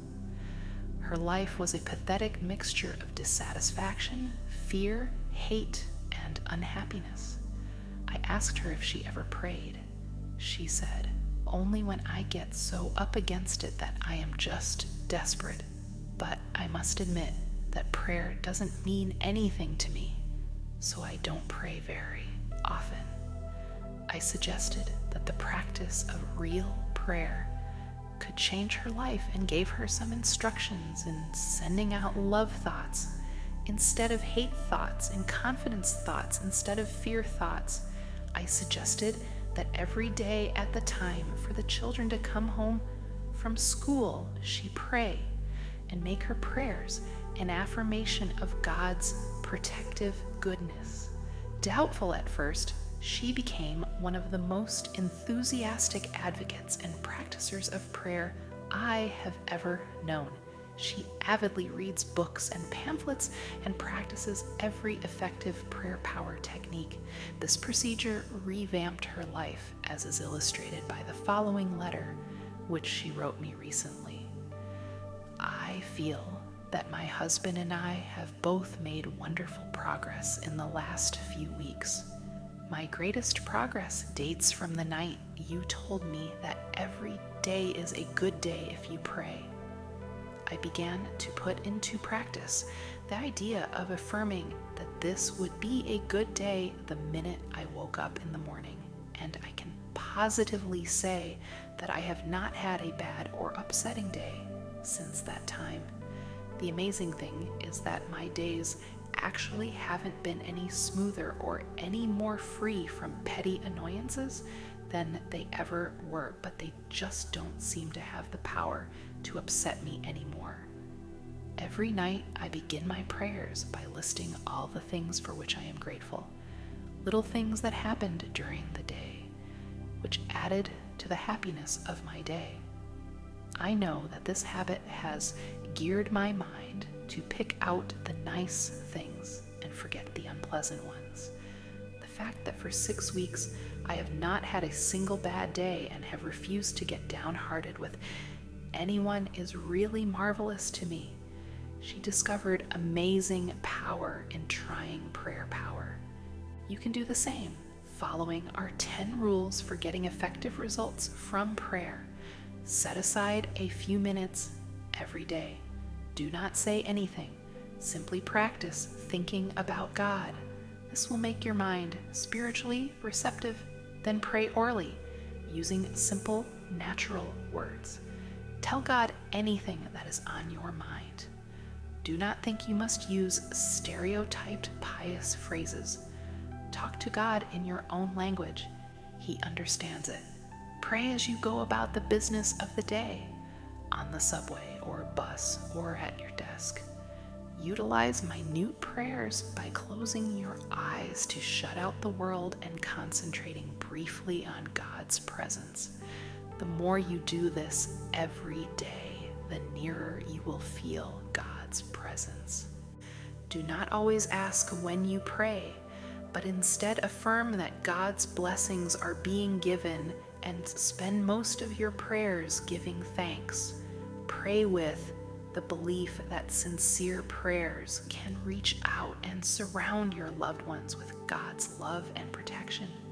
Never use a negative thought in prayer. Only positive thoughts get results. Always express willingness to accept God's will. Ask for what you want, but be willing to take what God gives you. It may be better than what you ask for. Practice the attitude of putting everything in God's hands. Ask for the ability to do your best and to leave the results confidently to God. Pray for people you do not like or who have mistreated you. Resentment is blockade number 1 of spiritual power. Make a list of people for whom to pray. The more you pray for other people, especially those not connected with you, the more prayer results will come back to you. A Guide to Confident Living, Prentice Hall, Inc. How to create your own happiness. Who decides whether you shall be happy or unhappy? The answer: you do. A television celebrity had as a guest on his program an aged man, and he was a very rare old man indeed. His remarks were entirely unpremeditated and, of course, absolutely unrehearsed. They simply bubbled up out of a personality that was radiant and happy. And whenever he said anything, it was so naive, so apt, that the audience roared with laughter. They loved him. The celebrity was impressed and enjoyed it with the others. Finally, he asked the old man why he was so happy. "You must have a wonderful secret of happiness," he suggested. "No," replied the old man, "I haven't any great secret. It's just as plain as the nose on your face. When I get up in the morning," he explained, "I have 2 choices, either to be happy or to be unhappy. And what do you think I do? I just choose to be happy, and that's all there is to it." That may seem an oversimplification, and it may appear that the old man was superficial, but I recall that Abraham Lincoln, whom nobody could accuse of being superficial, said that people were just about as happy as they made up their minds to be. You can be unhappy if you want to be. It is the easiest thing in the world to accomplish. Just choose unhappiness. Go around telling yourself that things aren't going well, that nothing is satisfactory, and you can be quite sure of being unhappy. But say to yourself, things are going nicely. Life is good. I choose happiness. And you can be quite certain of having your choice. Children are more expert in happiness than adults. The adult who can carry the spirit of a child into middle and old age is a genius, for he will preserve the truly happy spirit with which God endowed the young. The subtlety of Jesus Christ is remarkable, for he tells us that the way to live in this world is to have the childlike heart and mind. In other words, never get old or dull or jaded in spirit. Don't become super sophisticated. My little daughter, Elizabeth, aged 9, has the answer to happiness. One day I asked her, "Are you happy, honey?" "Sure, I'm happy," she replied. "Are you always happy?" I asked. "Sure," she answered. "I'm always happy." "What makes you happy?" I asked her. "Why, I don't know," she said. "I'm just happy." "There must be something that makes you happy," I urged. "Well," she said, "I'll tell you what it is. My playmates, they make me happy. I like them. My school makes me happy. I like to go to school." I didn't say anything, but she never got that from me. I like my teachers, and I like to go to church. I like Sunday school and my Sunday school teacher. I love my sister Margaret and my brother John. I love my mother and father. They take care of me when I'm sick, and they love me and are good to me. That is Elizabeth's formula for happiness, and it seems to me that it's all there. Her playmates, that's her associates. Her school, the place where she works. Her church and Sunday school, where she worships. Her sister, brother, mother, and father. That means the home circle where love is found. There you have happiness in a nutshell, and the happiest time of your life is in relation to those factors. A group of boys and girls were asked to list the things that made them happiest. Their answers were rather touching. Here is the boys' list: a swallow flying, looking into deep, clear water, water being cut at the bow of a boat, a fast train rushing, a builder's crane lifting something heavy, my dog's eyes. And here is what the girls said made them happy: street lights on the river, red roofs in the trees, smoke rising from a chimney, red velvet, the moon in the clouds. There is something in the beautiful essence of the universe that is expressed, though only half articulated by these things. To become a happy person, have a clean soul, eyes that see romance in the commonplace, a child's heart, and spiritual simplicity. Many of us manufacture our own unhappiness. Of course, not all unhappiness is self-created, for social conditions are responsible for not a few of our woes. Yet it is a fact that to a large extent, by our thoughts and attitudes we distill out of the ingredients of life, either happiness or unhappiness for ourselves. 4 people out of 5 are not so happy as they can be, declares an eminent authority. And he adds, unhappiness is the most common state of the mind. Whether human happiness strikes as low a level as this, I would hesitate to say, but I do find more people living unhappy lives than I would care to compute, since a fundamental desire of every human being is for that state of existence called happiness. Something should be done about it. Happiness is achievable, and the process for obtaining it is not complicated. Anyone who desires it who wills it and who learns and applies the right formula may become a happy person. In a railroad dining car, I sat across from a husband and wife, strangers to me. The lady was expensively dressed, as the furs, diamonds, and costume which she wore indicated, but she was having a most unpleasant time with herself, rather loudly. She proclaimed that the car was dingy and drafty, the service abominable, and the food most unpalatable. She complained and fretted about everything. Her husband, on the contrary, was a genial, affable, easygoing man who obviously had the capacity to take things as they came. I thought he seemed a bit embarrassed by his wife's critical attitude and somewhat disappointed too, as he was taking her on this trip for pleasure. To change the conversation, he asked what business I was in, and then said that he was a lawyer.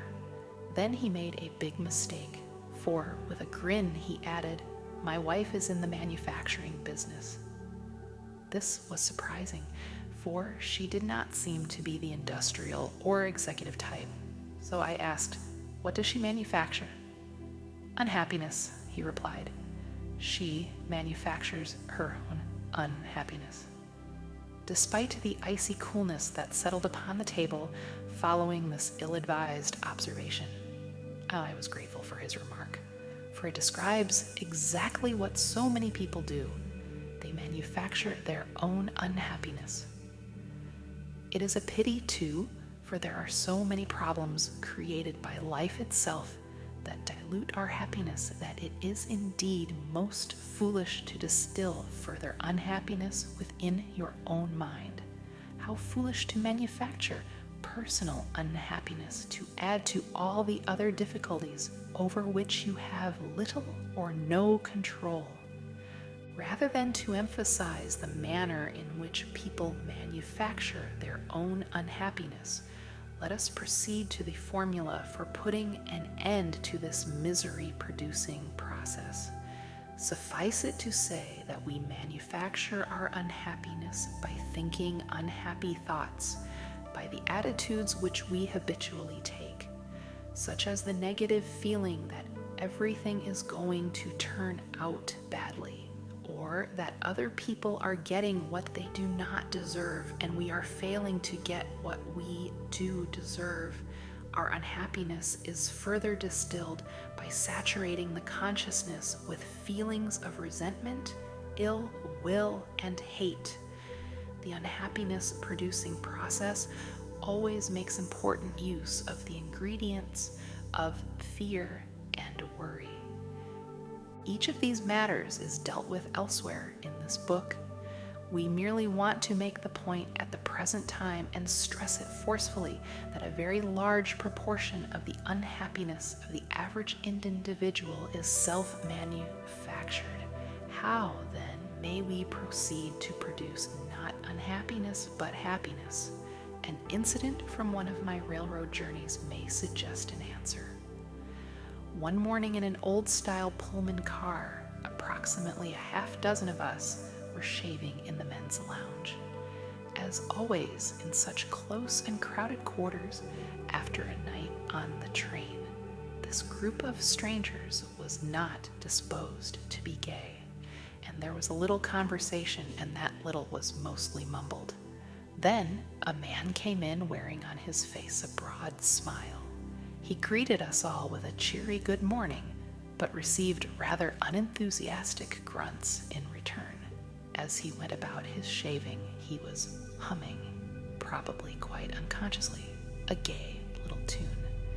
It got a bit on the nerves of some of the men. Finally, one said rather sarcastically, "You certainly seem to be happy this morning. Why all the cheer?" "Yes," the man answered. "As a matter of fact, I am happy. I do feel cheerful." Then he added, "I make it a habit to be happy."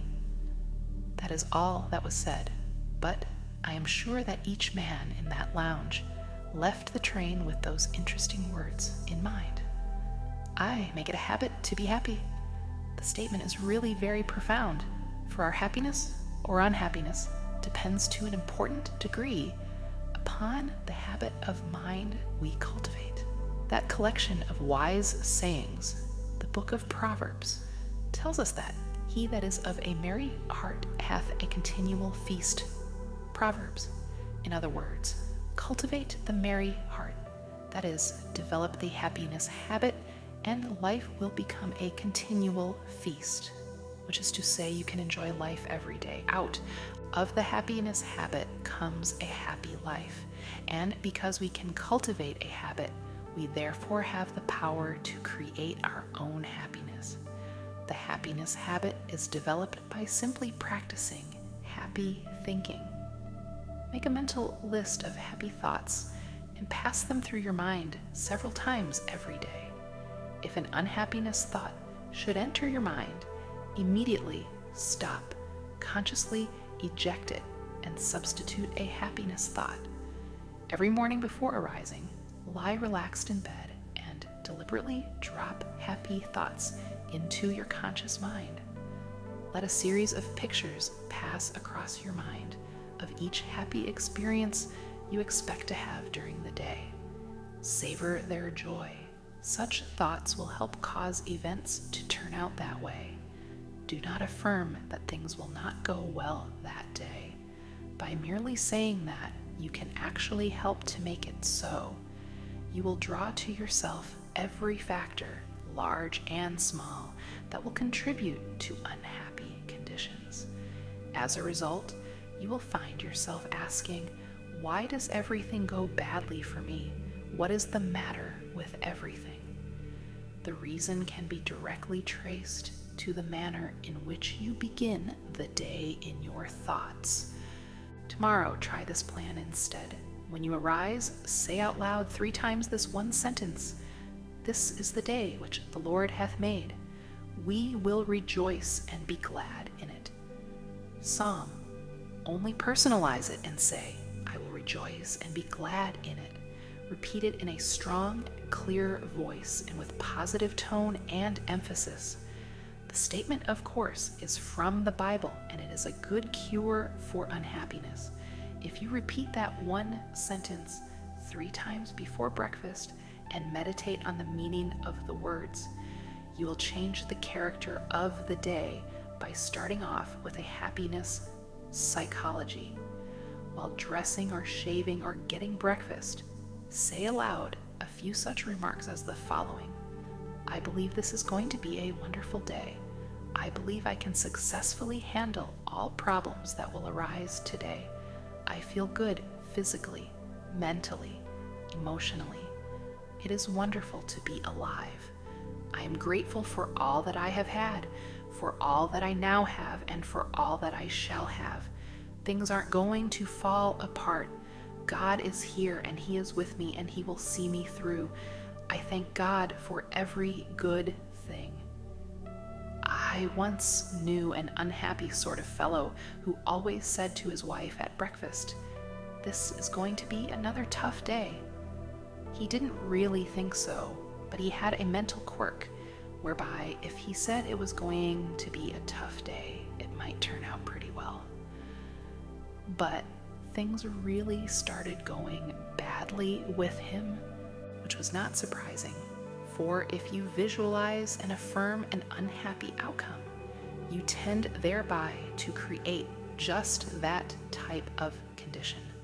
So affirm happy outcomes at the start of every day, and you'll be surprised at how often things will turn out so. But it is not sufficient to apply to the mind even such an important affirmation therapy as I have just suggested, unless throughout the day you also base your actions and attitudes upon fundamental principles of happy living. One of the most simple and basic of such principles is that of human love and goodwill. It is amazing what happiness a sincere expression of compassion and tenderness will induce. My friend Dr. Samuel Shoemaker once wrote a moving story about a mutual friend, Ralston Young, famous as Redcap in the Grand Central Station in New York. He carries bags for a living, but his real job is living the spirit of Christ as a redcap in one of the world's greatest railway stations. As he carries a man's suitcase, he tries to share a little Christian fellowship with him. He carefully watches a customer to see if there is any way in which he can give him more courage and hope. He is very skillful in the way he goes about it too. One day, for example, he was asked to take a little old lady to her train. She was in a wheelchair, so he took her down on the elevator. As he wheeled her into the elevator, he noticed that there were tears in her eyes. Ralston Young stood there as the elevator descended, closed his eyes, and asked the Lord how he could help her. And the Lord gave him an idea. As he wheeled her off the elevator, he said with a smile, "Ma'am, if you don't mind my saying so, that is a mighty pretty hat you are wearing." She looked up at him and said, "Thank you. And I might add," he said, "that sure is a pretty dress you have on. I like it so much." Being a woman, this appealed to her, and despite the fact that she was not feeling well, she brightened up and asked, "Why in the world did you say those nice things to me? It is very thoughtful of you." "Well," he said, "I saw how unhappy you were. I saw that you were crying, and I just asked the Lord how I could help you. The Lord said, 'Speak to her about her hat.'" The mention of the dress, he added, was my own idea. Ralston Young and the Lord together knew how to get a woman's mind off her troubles. "Don't you feel well?" he then asked. "No," she replied. "I am constantly in pain. I am never free from it. Sometimes I think I can't stand it. Do you by any chance know what it means to be in pain all the time?" Ralston had an answer. "Yes, ma'am. I do, for I lost an eye, and it hurt like a hot iron, day and night." "But," she said, "you seem to be happy now. How did you accomplish it?" By this time, he had her in her seat in the train, and he said, "Just by prayer, ma'am, just by prayer." Softly she asked, "Does prayer, just prayer, take your pain away?" "Well," answered Ralston, "perhaps it doesn't always take it away. I can't say that it does, but it always helps to overcome it so it doesn't seem like it hurts so much. Just keep on praying, ma'am, and I'll pray for you too." Her tears were dried now, and she looked up at him with a lovely smile, took him by the hand, and said, "You've done me so much good." A year passed, and one night in Grand Central Station, Ralston Young was paged to come to the information booth. A young woman was there who said, "I bring you a message from the dead. Before she died, my mother told me to find you and to tell you how much you helped her last year when you took her to the train in her wheelchair. She will always remember you, even in eternity. She will remember you, for you were so kind and loving and understanding." Then the young woman burst into tears and sobbed in her grief. Ralston stood quietly watching her. Then he said, "Don't cry, Missy. Don't cry. You shouldn't cry. Give a prayer of thanksgiving." Surprised, the girl said, "Why should I give a prayer of thanksgiving?" "Because," said Ralston, "many people have become orphans much younger than you. You had your mother for a long, long time. And besides, you still have her. You will see her again. She is near to you now, and she always will be near to you. Maybe," he said, "she is right with us now, the two of us, as we talk." The sobs ended, and the tears dried. Ralston's kindness had the same effect on the daughter as it had had on the mother. In this huge station, with thousands of people passing by, the two of them felt the presence of one who inspired this wonderful redcap to go around this way spreading love. Where love is, said Tolstoy, God is, and we might add, where God and love are, there is happiness. So a practical principle in creating happiness is to practice love. A genuinely happy man is a friend of mine, H.C. Mattern, who, with his equally happy wife, Mary, travels throughout the country in the course of his work. Mr. Mattern carries a unique business card on the reverse side of which is stated the philosophy which has brought happiness to him and his wife and to hundreds of others who have been so fortunate as to feel the impact of their personalities. The card reads as follows: the way to happiness. Keep your heart free from hate, your mind from worry. Live simply, expect little, give much. Fill your life with love, scatter sunshine. Forget self, think of others. Do as you would be done by. Try this for a week and you will be surprised. As you read these words, you may say, there is nothing new in that. Indeed, there is something new in it if you have never tried it. When you start to practice it, you will find it the newest, freshest, most astonishing method of happy and successful living you have ever used. What is the value of having known these principles all your life if you have never made use of them? Such inefficiency in living is tragic. For a man to have lived in poverty when all the time right on his doorstep is gold indicates an unintelligent approach to life. This simple philosophy is the way to happiness. Practice these principles for just 1 week, as Mr. Mattern suggests, and if it has not brought you the beginnings of real happiness, then your unhappiness is very deep-seated indeed. Of course, in order to give power to these principles of happiness and make them work, it is necessary to support them with a dynamic quality of mind. You are not likely to secure effective results, even with spiritual principles, without spiritual power. When one experiences a dynamic spiritual change inwardly, success with happiness producing ideas becomes extraordinarily easy. If you begin to use spiritual principles, however awkwardly, you will gradually experience spiritual power inwardly. I can assure you that this will give you the greatest surge of happiness you have ever known. It will stay with you too, as long as you live a God-centered life. In my travels about the country, I have been encountering an increasing number of genuinely happy individuals. These are persons who have been practicing the techniques described in this book, and which I have presented in other volumes and in other writings and talks, and which other writers and speakers have likewise been giving to receptive people. It is astonishing how people can become inoculated with happiness through an inner experience of spiritual change. People of all types everywhere are having this experience today. In fact, it has become one of the most popular phenomena of our times.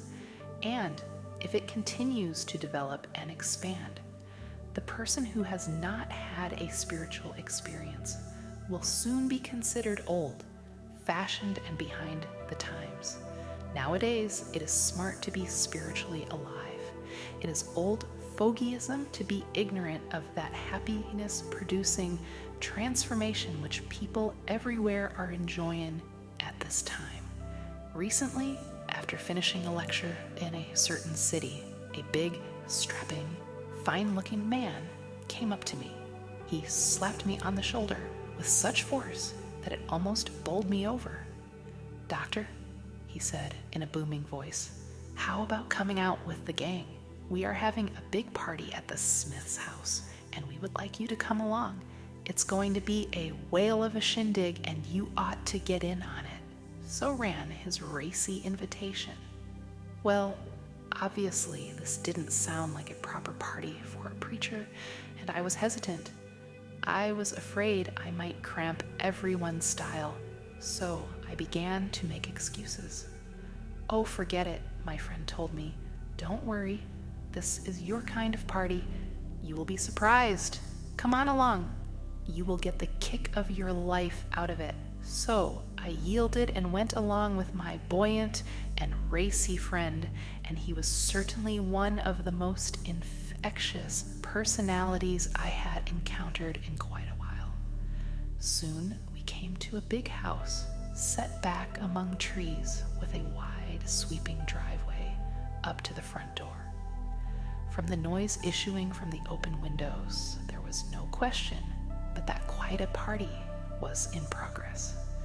And I wondered what I was getting myself into. My host, with a great shout, dragged me into the room, and we had quite a handshaking time, and he introduced me to a large group of gay and exuberant people. They were a happy, joyous lot of folk. I looked around for a bar, but there wasn't any. All that was being served was coffee, fruit juice, ginger ale, sandwiches, and ice cream. But there was lots of those. "These people must have stopped somewhere before coming here," I remarked to my friend. He was shocked and said, "Stop somewhere? Why, you don't understand.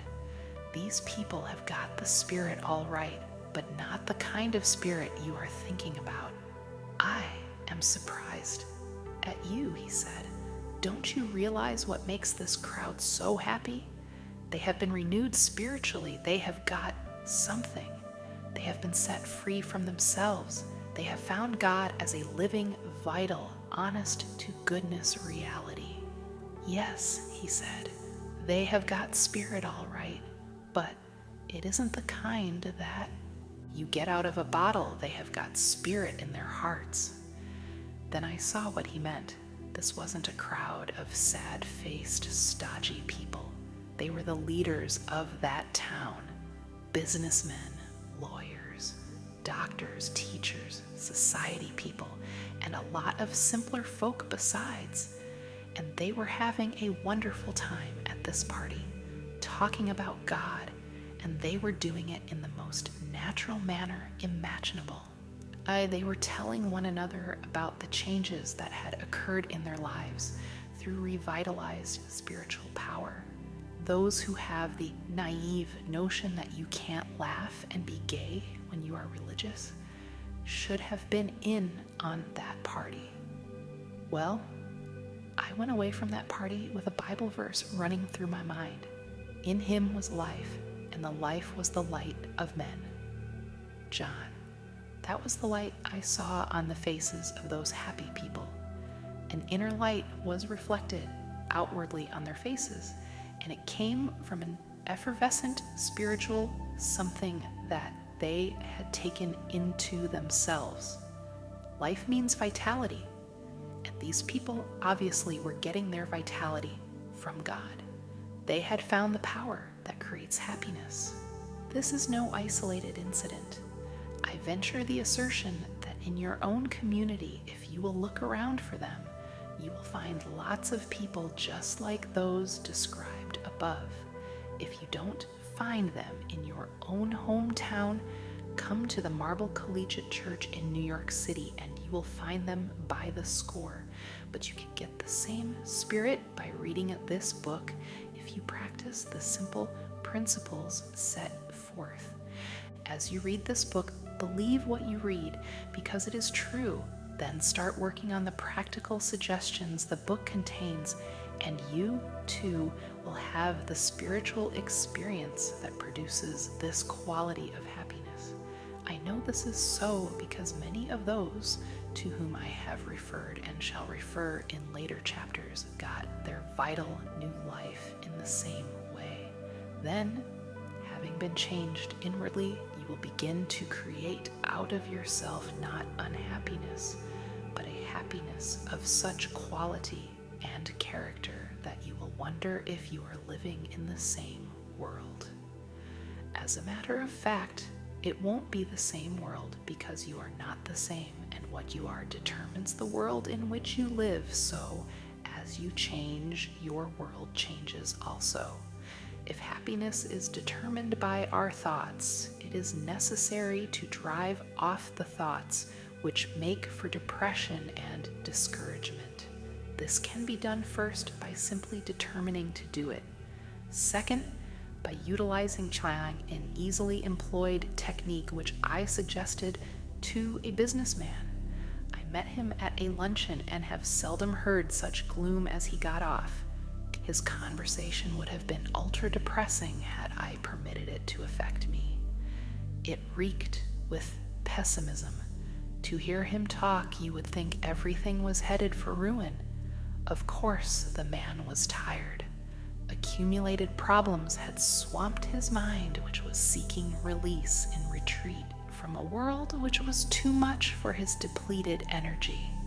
His principal trouble was in his depressed thought pattern. He needed an infusion of light and faith.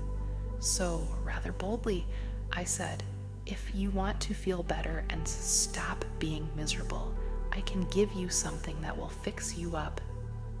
"What can you do?" he snorted. "Are you a miracle worker?" "No," I replied, "but I can put you in touch with a miracle worker who will drain off that unhappiness of yours and give you a new slant on life. I mean that," I concluded as we separated. Apparently, he became curious, for he got in touch with me later, and I gave him a little book of mine called Thought Conditioner. It contains 40 health and happiness producing thoughts.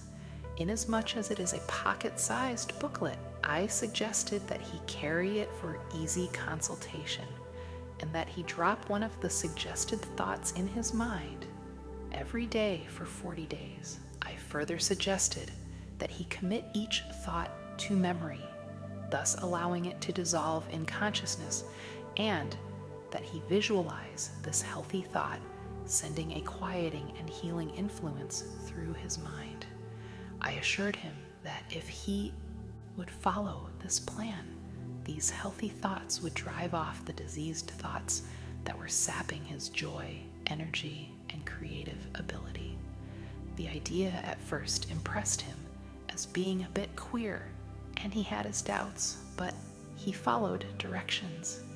After about 3 weeks, he called me on the telephone and shouted, "Boy, this sure works. It is wonderful. I have snapped out of it, and I wouldn't have believed it possible." He remains snapped out of it and is a genuinely happy person. This pleasant condition resulted because he became skilled in the power to create his own happiness. He later commented that his first mental hurdle was honestly to face the fact that while his unhappiness made him miserable, yet he was at home in self-pity and self-punishment thoughts. He knew that these sick thoughts were the cause of his trouble, but he shrank from the effort required to desire change sufficiently to actually go about changing. But when he began systematically to insert healthy spiritual thoughts into his mind as directed, he began first to want new life, then to realize the thrilling fact that he could have it, then the even more amazing fact that he was getting it. The result was that after some 3 weeks of a self-improvement process, new happiness burst upon him. Everywhere in this country today are groups of people who have found the happy way. If we can have even one such group in every city, town, and hamlet in America, we can change the life of this country within a very short time. And what kind of group do we mean? Let me explain. I was speaking in a western city and returned to my hotel room rather late. I wanted to get a little sleep, for I was to be up at 5:30 next morning to catch a plane. As I was preparing for bed, the telephone rang, and a lady said, "There are about 50 of us at my house waiting for you." I explained that I could not come due to the early hour of my departure in the morning. "Oh," she said, "2 men are on their way to get you. We have been praying for you, and we want you to come and pray with us before you leave the city." I am glad I went, though I had very little sleep that night. The men who came for me were a couple of alcoholics who had been healed by the power of faith. They were 2 of the happiest, most lovable fellows you can imagine. The home to which they took me was packed. People were sitting on the stairways, on the tables, on the floor. One man was even perched on the grand piano. And what were they doing? They were having a prayer meeting. They told me that 60 such prayer groups were going on in that city all the time. I was never in such a meeting. They were anything but a stuffy group. They were a released, happy crowd of real people. I found myself strangely moved. The spirit in that room was tremendous in its lifting force. The group would burst into song, and I never heard such singing. The room was filled with a wonderful spirit of laughter. Then a woman stood up. I saw that she had braces on her legs, and she said, "They told me I would never walk again. Do you want to see me walk?" And she walked up and down the room. "What did it?" I asked. "Jesus," she replied simply. Then another fine-looking girl said, "Did you ever see a victim of the narcotics habit? Well, I was one and I was healed." There she sat, a beautiful, modest, charming young woman, and she too said, "Jesus did it." Then a couple who had drifted apart told me that they had been brought together and they were happier than ever before. "How did it come about?" I asked. And their reply was, "Jesus did it." A man said he had been a victim of alcohol, that he had dragged his family down until they were living in abject poverty and he was a complete failure. And now, as he stood before me, he was a strong, healthy personality. I started to ask how, but he nodded and said, "Jesus did it." Then they burst into another song, and then someone dimmed the lights, and we all held hands around in a great circle. I had a feeling as though I had hold of an electric wire. Power was flowing around that room. Without any question, I was the least spiritually developed person in that group. I knew in that moment that Jesus Christ was right there in that house, and those people had found him. They had been touched by his power. He had given them new life. This life bubbled up in an irrepressible effervescence. This is the secret of happiness. All else is secondary. Get this experience and you've got real, unalloyed happiness, the best the world offers. Don't miss it whatever you do in this life, for this is it.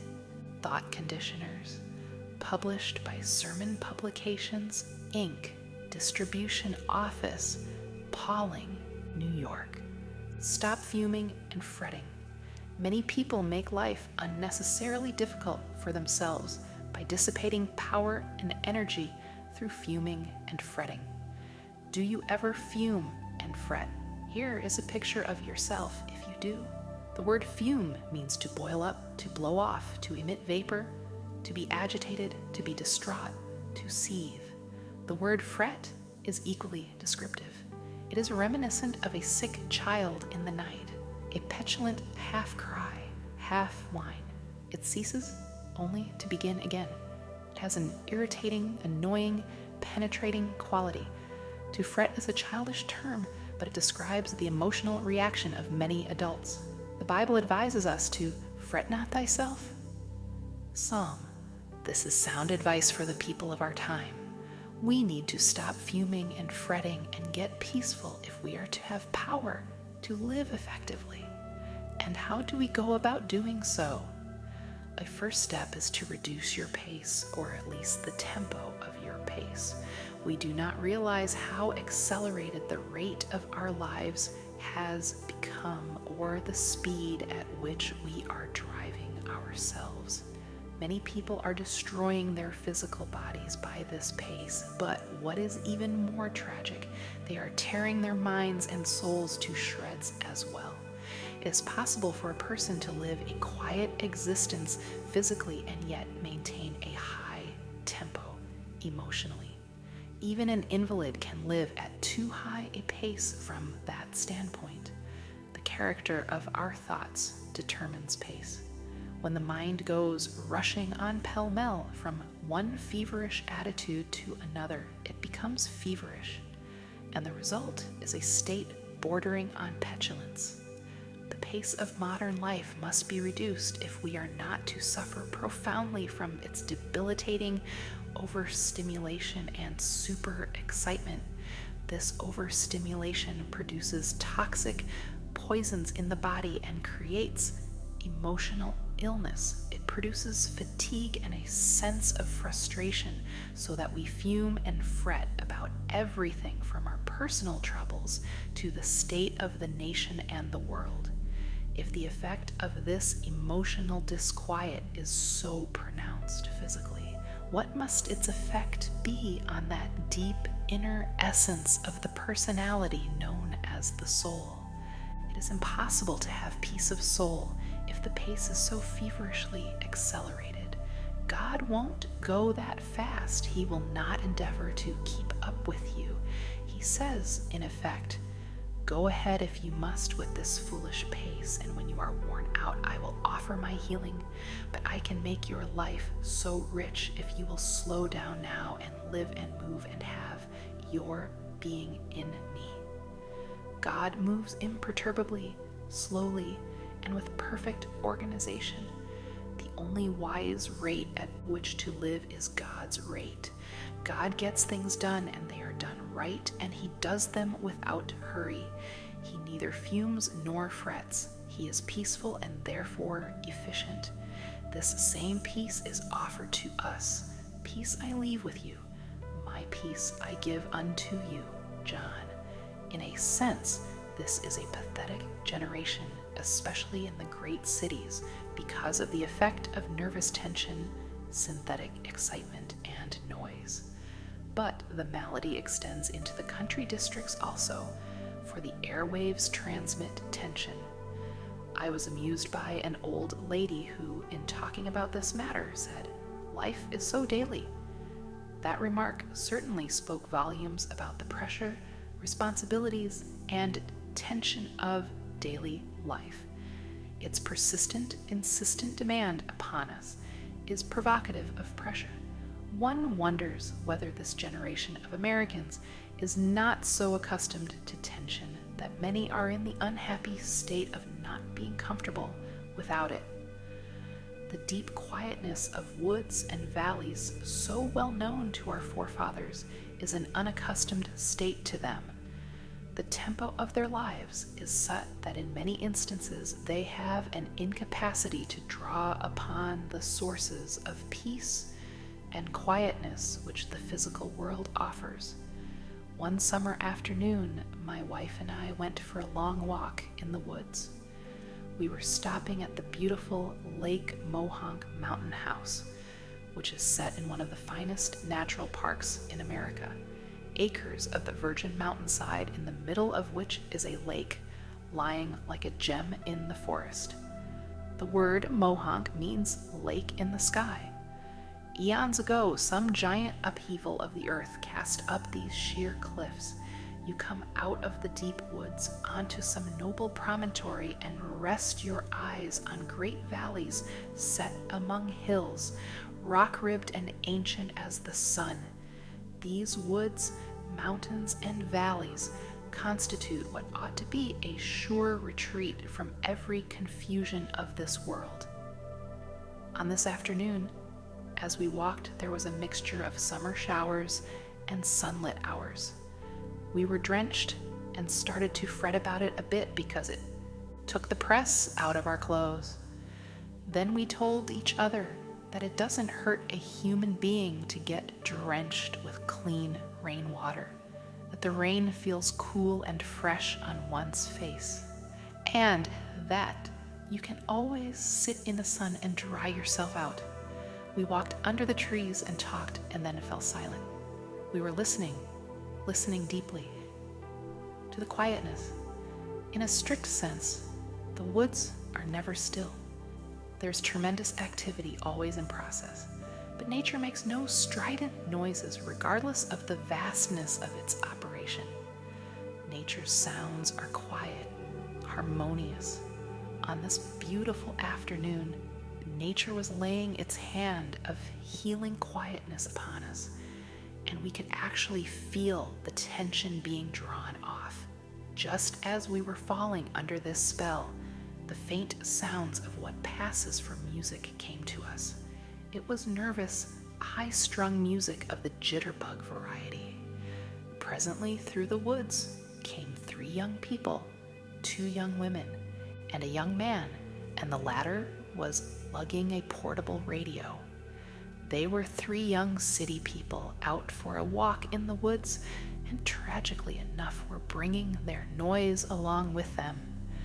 They were nice young folk too, for they stopped and we had a pleasant talk with them. It occurred to me to ask them to turn that thing off and listen to the music of the woods, but I didn't feel it was my business to instruct them. And finally they went on their way. We commented on the loss they were incurring, that they could pass through this peacefulness and not give ear to the music that is as old as the world, harmony and melody, the like of which man has never equaled. The song of the wind through the trees, the sweet notes of birds singing their hearts out, the whole background of the music of the spheres. This is still to be found in America, in our woods and great plains, in our valleys, in our mountain majesties, and where the ocean foams on soft shores of sand. We should avail ourselves of its healing. Remember the words of Jesus, "Come ye yourselves apart into a desert place and rest a while." Mark, even as I write these words and give you this good advice, I recall instances where it has been necessary to remind myself to practice the same truth, which emphasizes that we must everlastingly discipline ourselves to quietness if we expect its benefits in our lives. One autumn day, Mrs. Peale and I took a trip into Massachusetts to see our son John at Deerfield Academy. We told him we would arrive at a.m., and we pride ourselves on the good old American custom of promptness.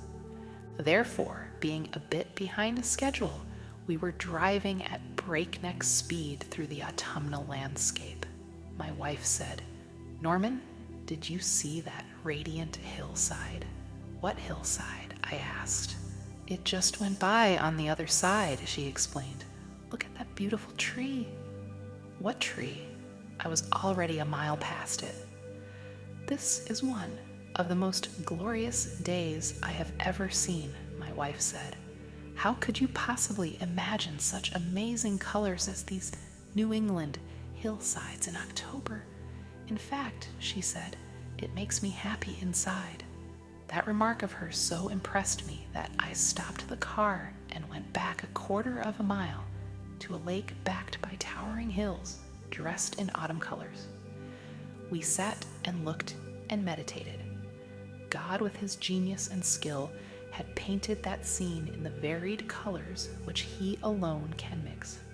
In the still waters of the lake lay a reflected vision of his glory, for the hillside was unforgettably pictured in that mirror-like pond. For quite a while we sat without a word, until finally my wife broke the silence by the only appropriate statement that one could make. "He leadeth me beside the still waters." Psalm. We arrived at Deerfield at 11, but we were not tired. In fact, we were deeply refreshed. To help reduce this tension which seems to dominate our people everywhere, you can start by reducing your own pace. To do that, you will need to slow down, quiet down. Do not fume, do not fret. Practice being peaceful. Practice the peace of God which passeth all understanding. Philippians. Then note the quiet power sense that wells up within you. A friend of mine who was compelled to take an enforced rest as a result of pressure wrote me, "Many lessons have been learned during this enforced retreat. Now I know better than before that in the quiet we become aware of His presence. Life can get muddled, but muddied water, says Lao Tzu, let stand will become clear." A physician gave some rather whimsical advice to a patient, an aggressive go-getter type of businessman. Excitedly, he told the doctor what an enormous amount of work he had to do, and that he had to get it done right away, quick or else. "I take my briefcase home every night and it's packed with work," he said with nervous inflection. "Why do you take work home with you at night?" the doctor asked quietly. "I have to get it done," he fumed. "Cannot someone else do it or help you with it?" asked the doctor. "No," the man snapped. "I am the only one who can do it. It must be done just right. And I alone can do it as it must be done. And it has to be done quickly. Everything depends upon me. If I write you a prescription, will you follow it?" asked the doctor. This, believe it or not, was the prescription. His patient was to take off 2 hours every working day and go for a long walk. Then he was to take off a half day a week and spend that half day in a cemetery. In astonishment, the patient demanded, "Why should I spend a half day in a cemetery?" "Because," answered the doctor, "I want you to wander around and look at the gravestones of men who are there permanently. I want you to meditate on the fact that many of them are there because they thought, even as you do, that the whole world rested on their shoulders. Meditate on the solemn fact that when you get there permanently, the world will go on just the same, and as important as you are, others will be able to do the work you are now doing. I suggest that you sit on one of those tombstones and repeat this statement: 1,000 years in thy sight are but as yesterday when it is past, and as a watch in the night."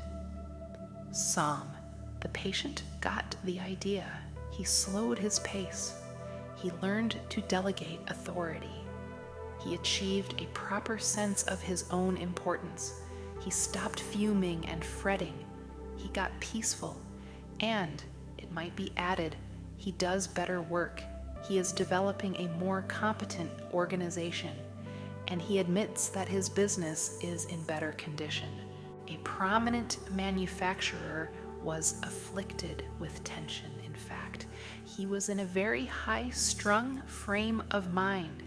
As he himself described it, he leapt out of bed every morning and immediately got himself into high gear. He was in such a rush and dither that he made his breakfast on soft-boiled eggs because they slid down fast.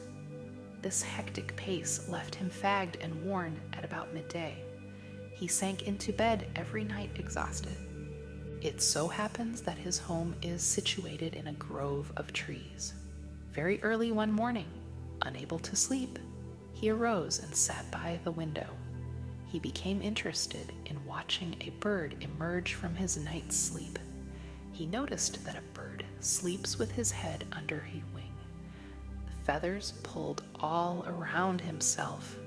When he awakened, he pulled his bill out from under his feathers, took a sleepy look around, stretched one leg to its full length, meanwhile stretching the wing over the leg until it spread out like a fan.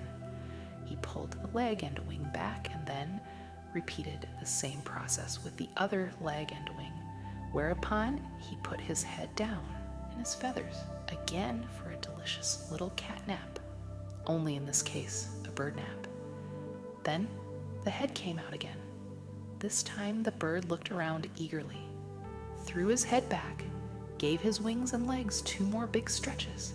Then he sent up a song, a thrilling, melodic song of praise to the day, wherewith he hopped down off the limb, got himself a drink of cold water, and started looking for food. My high-strung friend said to himself, if that's the way the birds get up, sort of slow and easy like, why wouldn't it be a good method for me to start the day that way? He actually went through the same performance, even to singing, and noticed that the song was an especially beneficial factor, that it was a releasing mechanism.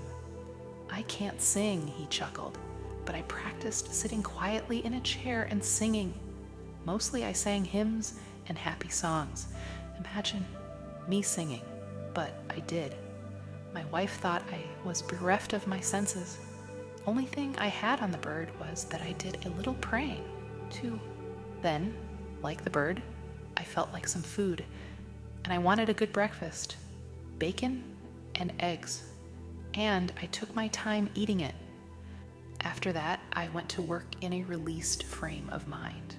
It surely did start me off for the day minus the tension, and it helped me go through the day in a peaceful and relaxed manner.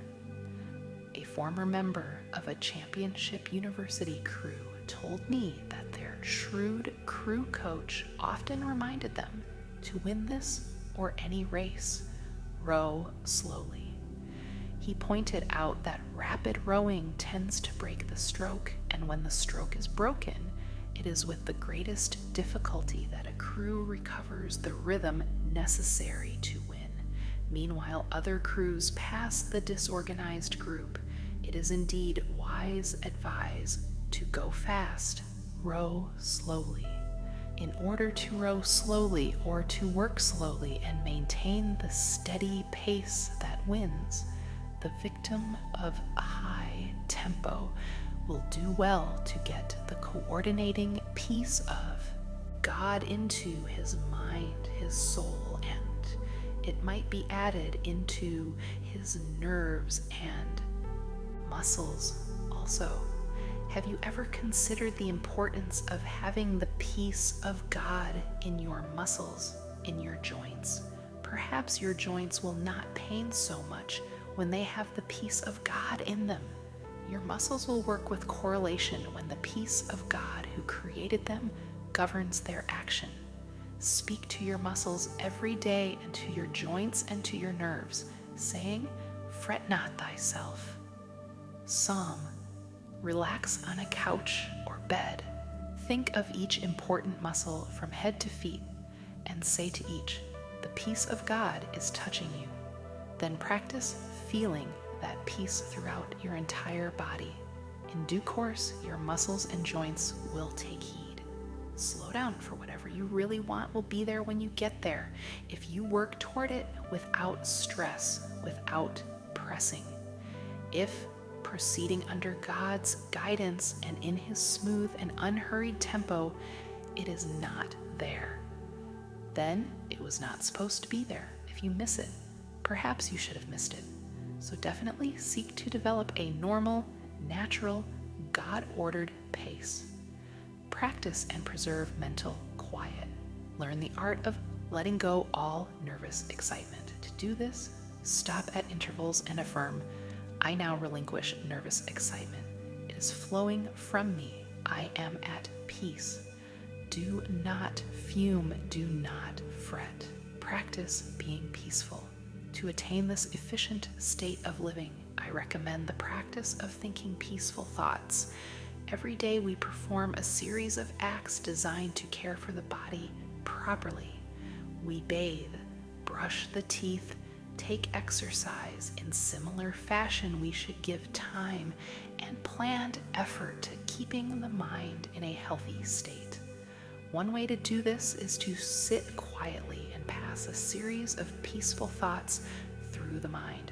For example, pass through the thoughts the memory of a lofty mountain, a misty valley, a sun-speckled trout stream, silver moonlight on water, At least once in every 24 hours, preferably in the busiest part of the day, deliberately stop whatever you are doing for 10 or 15 minutes and practice serenity. There are times when it is essential resolutely to check our headlong pace, and it must be emphasized that the only way to stop is to stop. I went to a certain city on a lecture date and was met at the train by a committee. I was rushed to a bookstore where I had an autographing party, and then to another bookstore where another autographing party was held. Then they rushed me to a luncheon. After rushing through the luncheon, I was rushed to a meeting. After the meeting, I was rushed back to the hotel where I changed my clothes and was rushed to a reception where I met several hundred people and drank 3 glasses of fruit punch. Then I was rushed back to the hotel and told I had 20 minutes to dress for dinner. When I was getting dressed, the telephone rang and somebody said, "Hurry, hurry, we must rush down to dinner." Excitedly, I chattered, "I will rush right down." I rushed from the room and was so excited that I could scarcely get the key into the lock. Hastily, I felt myself to be sure that I was completely dressed and rushed toward the elevator. All of a sudden, I stopped. I was out of breath. I asked myself, what is this all about? What is the meaning of this ceaseless rush? This is ridiculous. Then I declared independence and said, I do not care if I go to dinner. I do not care whether I make a talk. I do not have to go to this dinner, and I do not have to make a speech. So deliberately and slowly, I walked back to my room and took my time about unlocking the door. I telephoned the man downstairs and said, if you want to eat, go ahead. If you want to save a place for me, I will be down after a while, but I am not going to rush anymore. So I removed my coat, sat down, took off my shoes, put my feet up on the table, and just sat. Then I opened the Bible and very slowly read aloud the Saint's Psalm, I will lift up mine eyes unto the hills, from whence cometh my help. I closed the book and had a little talk with myself, saying, come on now, start living a slower and more relaxed life. And then I affirmed, God is here and his peace is touching me. I do not need anything to eat, I reasoned. I eat too much anyway. Besides, the dinner will probably not be very good. And if I am quiet now, I will give a better speech at 8 o'clock.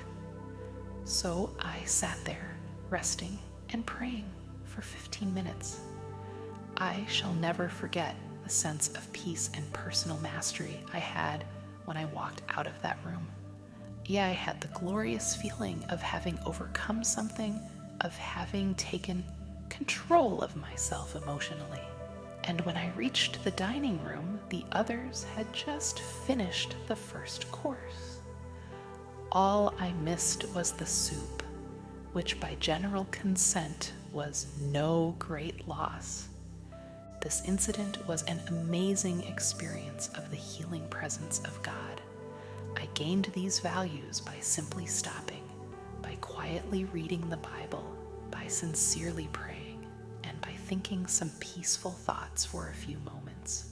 Physicians generally seem to feel that much physical trouble could be avoided or overcome by practicing the philosophy and methodology of not fuming or fretting. A prominent citizen of New York told me that his doctor suggested that he come to our clinic at the church because, said his physician, you need to develop a calm philosophy of living. Your power resources are played out. My doctor says I am pushing myself to the limit. He tells me I'm too tense, too high-strung, that I fume and fret too much. And, he concluded, my doctor declares the only sure cure is to develop what he calls a calm philosophy of living. My visitor arose and paced the floor, then demanded, But how in the world can I do that? It's a lot easier said than done. Then this excited gentleman went on to say that his doctor had given him certain suggestions for developing this calm philosophy of living. The suggestions as outlined were indeed wise. But then, he explained, the doctor suggested that I see you people here at the church, for he feels that if I learn to use religious faith in a practical manner, it will give me peace of mind and bring down my blood pressure. Then I will feel better physically. While I realize the doctor's prescription is sensible, he complained, how can a man 50 years old of a high-strung nature such as mine suddenly change the habits of a lifetime and develop this so-called calm philosophy of living? That did indeed seem to be a problem, for he was a bundle of excitable and explosive nerves. He paced the floor, he thumped the table, his voice was high-pitched. He gave the impression of a thoroughly disturbed and baffled man. Obviously, he was showing up at his worst, but he was clearly revealing the inner state of his personality, and the insight thus gained gave us a chance to help him through understanding him better. And as I listened to his words and observed his attitude, I again understood why Jesus Christ retains his remarkable hold on men. It is because he has the answer to such problems as this. And I proved that fact by suddenly changing the line of the conversation. Without any introductory words, I began to recite certain Bible texts such as, "Come unto me, all ye that labor and the heavy laden, and I will give you rest." Matthew. And again, "Peace I leave with you, my peace I give unto you. Not as the world giveth, give I unto you. Let not your heart be troubled, neither let it be afraid." John. And still again, "Thou wilt keep him in perfect peace, whose mind is stayed on thee." Isaiah.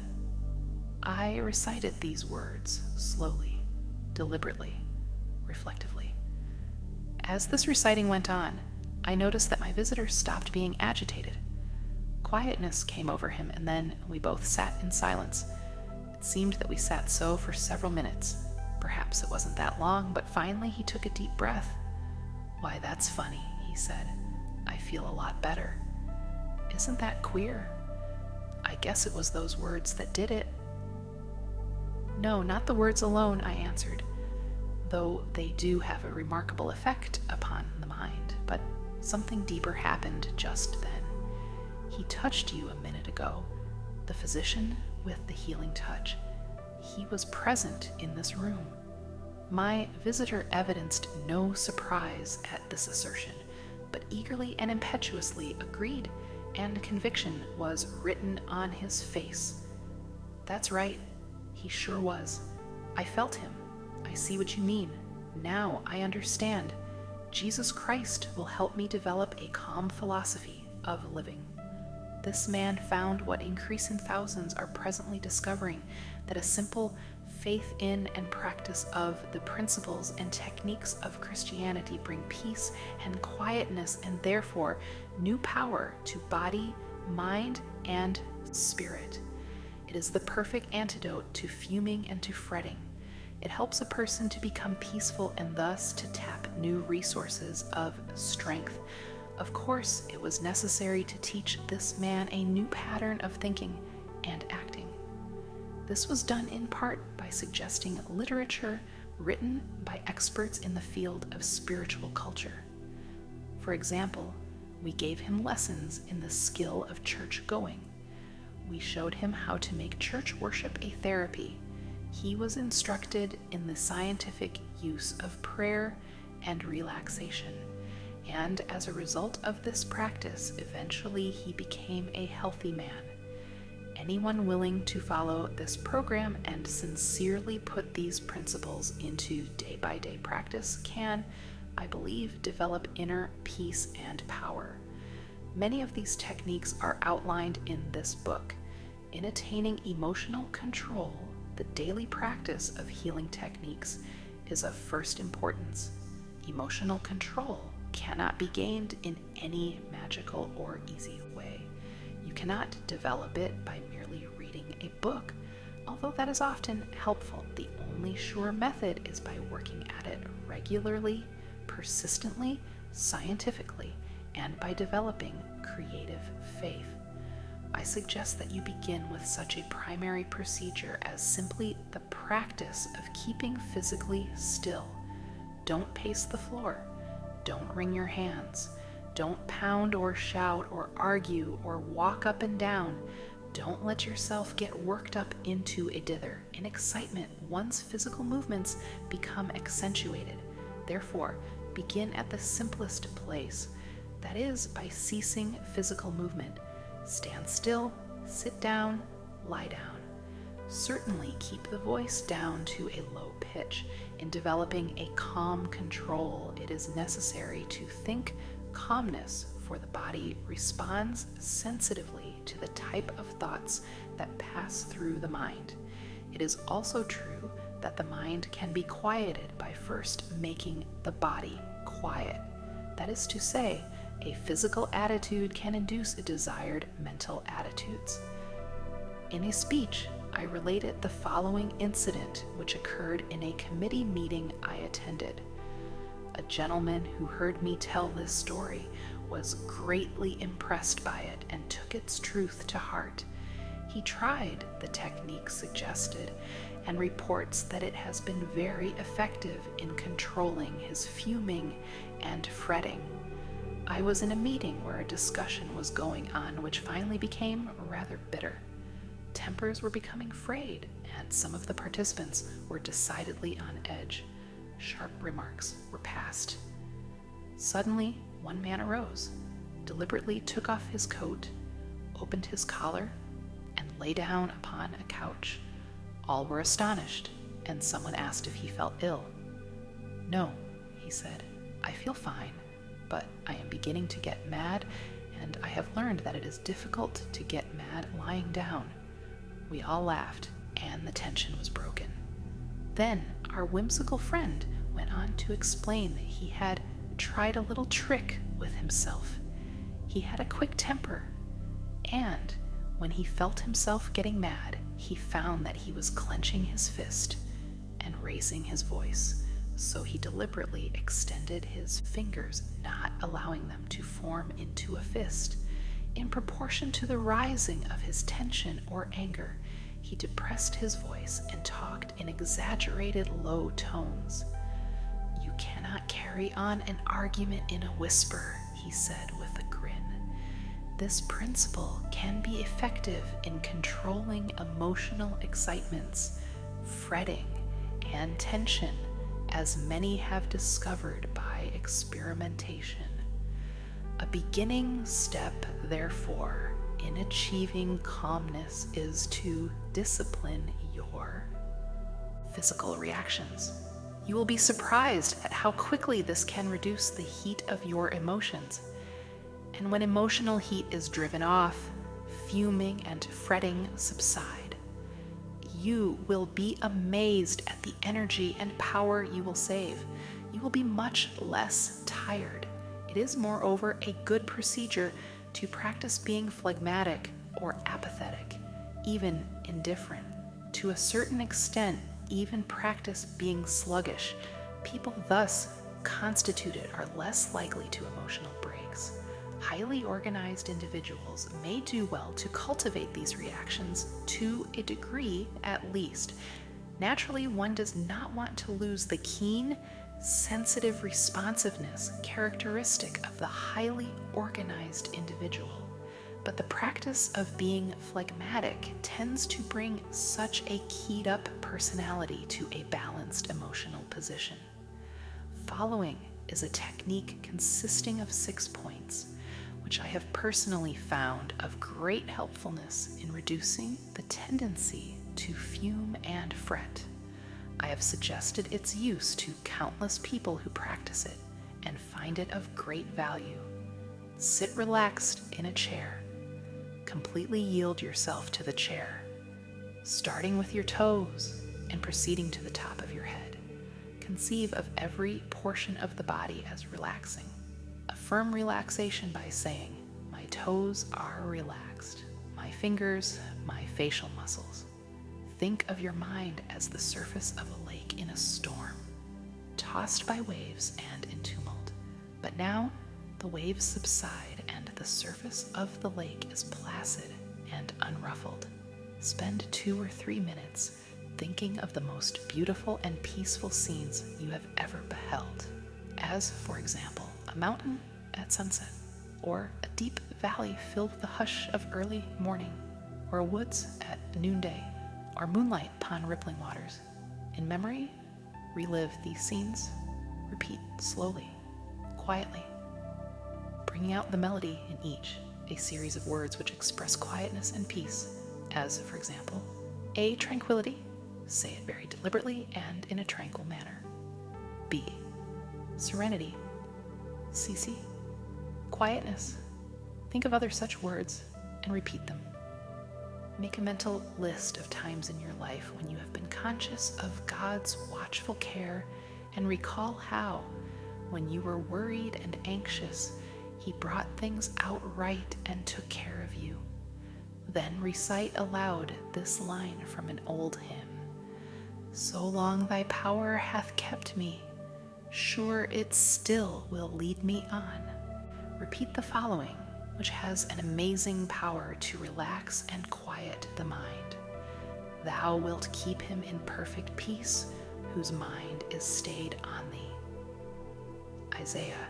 Repeat this several times during the day, whenever you have a fraction of a moment. Repeat it aloud if possible, so that by the end of the day, you will have said it many times. Conceive of these words as active, vital substances permeating your mind, sending into every area of your thinking a healing balm. This is the best known medicine for taking tension from the mind. As you work with the techniques suggested in this chapter, the tendency to fume and fret will gradually be modified. In direct proportion to your progress, the power heretofore drawn off by this unhappy habit will be felt in your increased ability to meet life's responsibilities. Expect the best and get it. "Why does my boy fail in every job he gets?" asked a puzzled father about his 30-year-old son. It was indeed difficult to understand the failure of this young man, for seemingly he had everything. Of good family, his educational and business opportunities were beyond the average. Nevertheless, he had a tragic flair for failure. Everything he touched went wrong. He tried hard enough, yet somehow he missed success. Presently, he found an answer, a curiously simple but potent answer. After practicing this newfound secret for a while, he lost the flair for failure and acquired the touch of success. His personality began to focus, his powers to fuse. Not long ago at luncheon, I could not help admiring this dynamic man at the height of his power. "You amaze me," I commented. "A few years ago, you were failing at everything. Now, you have worked up an original idea into a fine business. You are a leader in your community. Please explain this remarkable change in you." "Really, it was quite simple," he replied. "I merely learned the magic of believing. I discovered that if you expect the worst, you will get the worst, and if you expect the best, you will get the best. It all happened through actually practicing a verse from the Bible." And what is that verse? "If thou canst believe, all things are possible to him that believeth." Mark. I was brought up in a religious home, he explained, and heard that verse many times, but it never had any effect upon me. One day in your church, I heard you emphasize those words in a talk.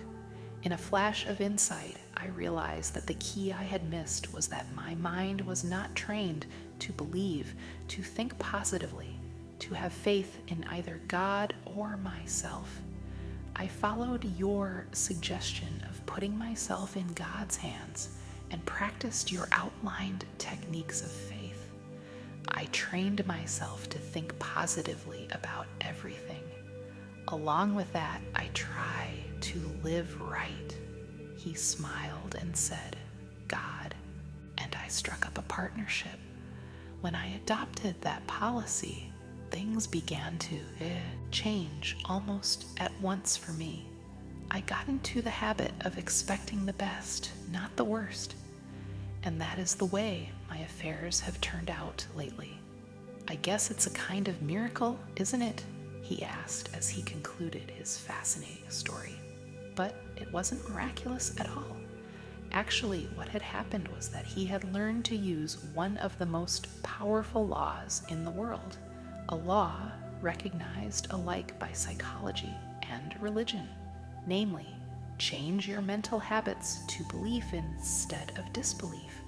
Learn to expect, not to doubt. In so doing, you bring everything into the realm of possibility. This does not mean that by believing you are necessarily going to get everything you want or think you want. Perhaps that would not be good for you. When you put your trust in God, He guides your mind so that you do not want things that are not good for you or that are inharmonious with God's will. But it does definitely mean that when you learn to believe, then that which has seemingly been impossible moves into the area of the possible. Every great thing at last becomes for you a possibility. William James, the famous psychologist, said, "Our belief at the beginning of a doubtful undertaking is the one thing, now get that, is the one thing that ensures the successful outcome of your venture." To learn to believe is of primary importance. It is the basic factor of succeeding in any undertaking.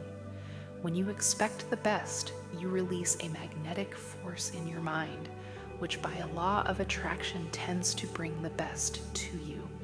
But if you expect the worst, you release from your mind the power of repulsion, which tends to force the best from you. It is amazing how a sustained expectation of the best sets in motion forces which cause the best to materialize. An interesting illustration of this fact was described some years ago by Hugh Fullerton, a famous sports writer of a bygone era. As a boy, Hugh Fullerton was my favorite writer of sports stories. One story which I have never forgotten concerned Josh O'Reilly, one-time manager of the San Antonio club of the Texas League. O'Reilly had a roster of great players, 7 of whom had been hitting over 300, and everybody thought his team would easily take the championship. But the club fell into a slump and lost 17 of the first 20 games. The players simply couldn't hit anything, and each began to accuse the other of being a jinx to the team. Playing the Dallas club, a rather poor team that year, only one San Antonio player got a hit, and that, strangely enough, was the pitcher. O'Reilly's team was badly beaten that day. In the clubhouse after the game, the players were a disconsolate lot. Josh O'Reilly knew that he had an aggregation of stars, and he realized that their trouble was simply that they were thinking wrong. They didn't expect to get a hit. They didn't expect to win. They expected to be defeated. They were thinking not victory, but defeat. Their mental pattern was not one of expectation, but of doubt.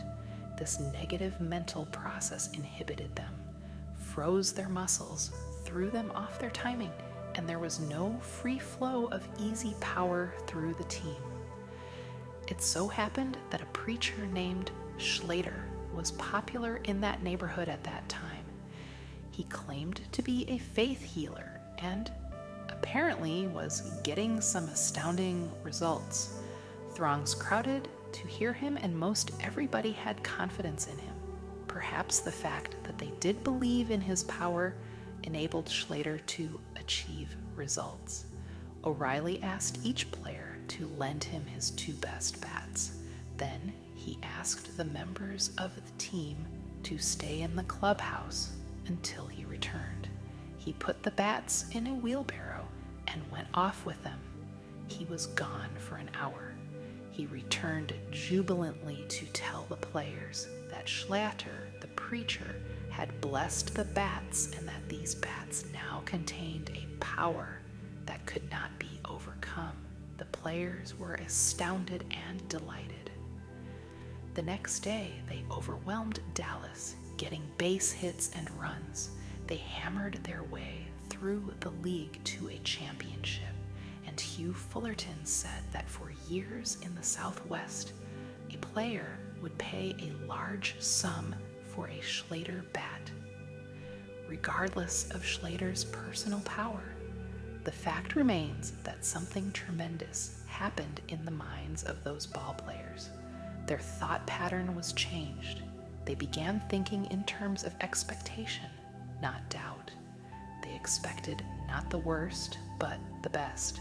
They expected hits, runs, victories, and they got them. They had the power to get what they wanted. There was no difference in the bats themselves, I am quite sure of that, but there was certainly a difference in the minds of the men who used them. Now they knew they could make hits. Now they knew they could get runs. Now they knew they could win. A new thought pattern changed the minds of those men so that the creative power of faith could operate. Perhaps you have not been doing so well in the game of life. Perhaps you stand up to bat and cannot make a hit. You strike out time and again, and your batting average is lamentably low. Let me give you a suggestion. I guarantee that it will work. The basis for my assurance is the fact that thousands of people have been trying it with very great results. Things will be very different for you if you give this method a real trial. Start reading the New Testament and notice the number of times it refers to faith. Select a dozen of the strongest statements about faith, the ones that you like the best, then memorize each one. Let these faith concepts drop into your conscious mind. Say them over and over again, especially just before going to sleep at night. By a process of spiritual osmosis, they will sink from your conscious into your subconscious mind, and in time will modify and reslant your basic thought pattern. This process will change you into a believer, into an expector, and when you become such, you will, in due course, become an achiever.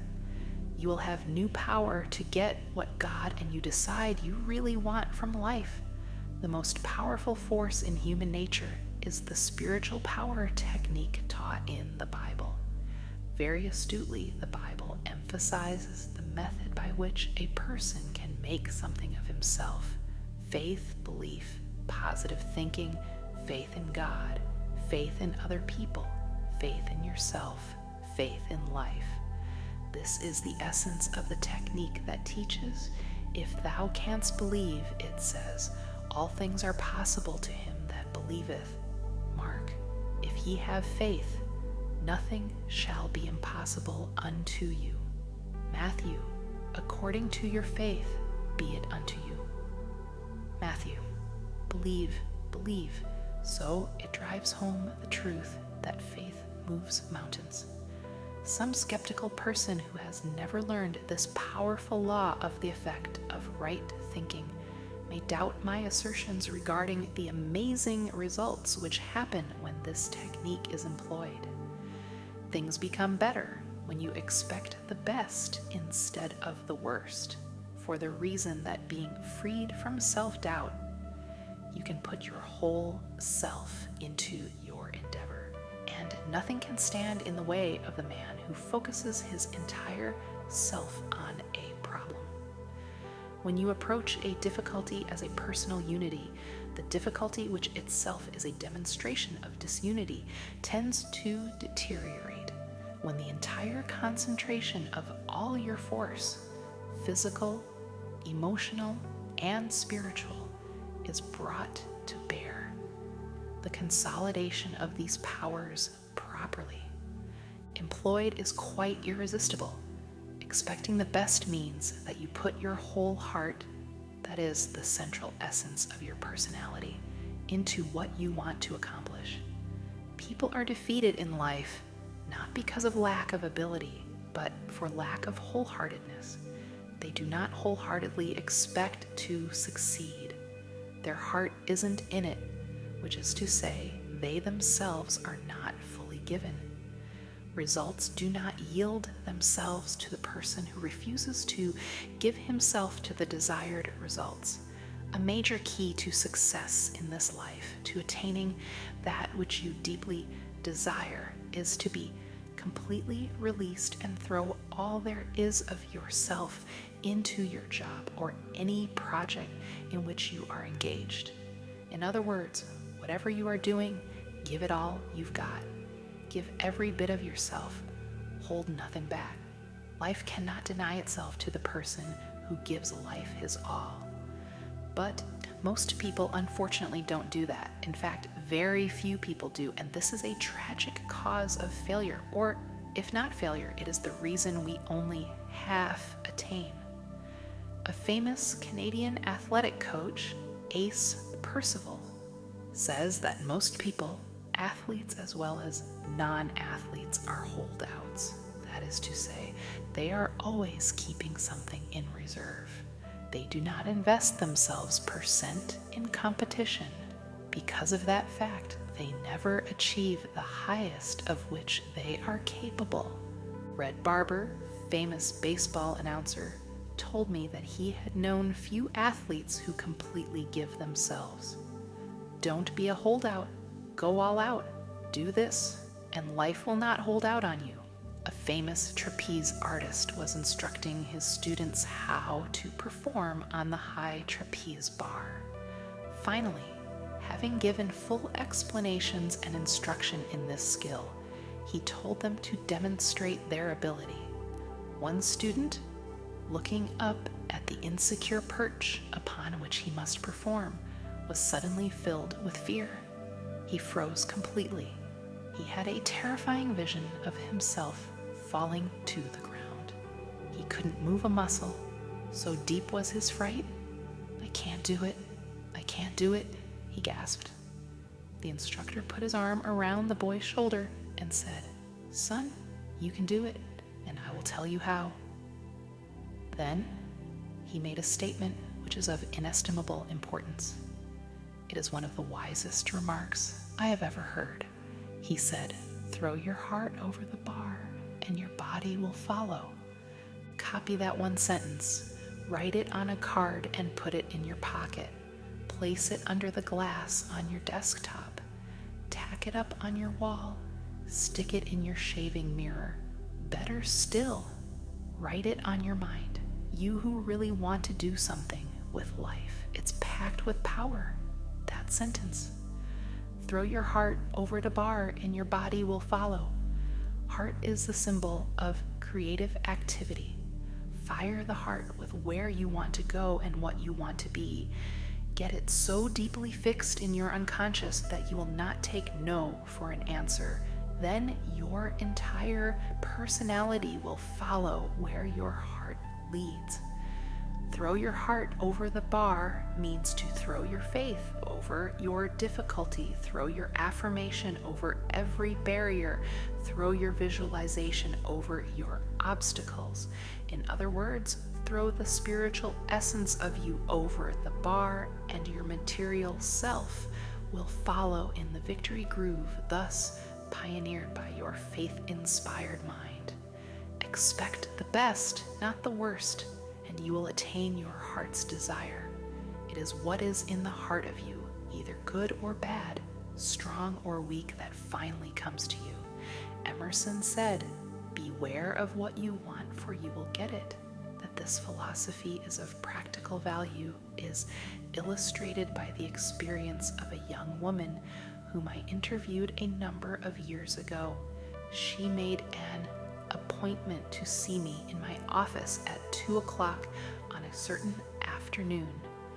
Being quite busy that day, I had gotten a little behind schedule, and it was about 5 minutes after 2 when I walked into the conference room where she was waiting. It was obvious that she was displeased, for her lips were pressed firmly together. It's 5 minutes after 2, and we had an appointment at p.m., she said. I always admire promptness. So do I. I always believe in being prompt, and I hope you will forgive me for my unavoidable delay, I said with a smile. But she was not in a smiling mood, for she said crisply, I have a very important problem to present to you, and I want an answer, and I expect an answer. Then she shot out at me. I might as well put it to you bluntly, I want to get married. Well, I replied, that is a perfectly normal desire, and I should like to help you. I want to know why I can't get married, she continued. Every time I form a friendship with a man, the next thing I know, he fades out of the picture and another chance is gone by. And, she added, speaking frankly, I am not getting any younger.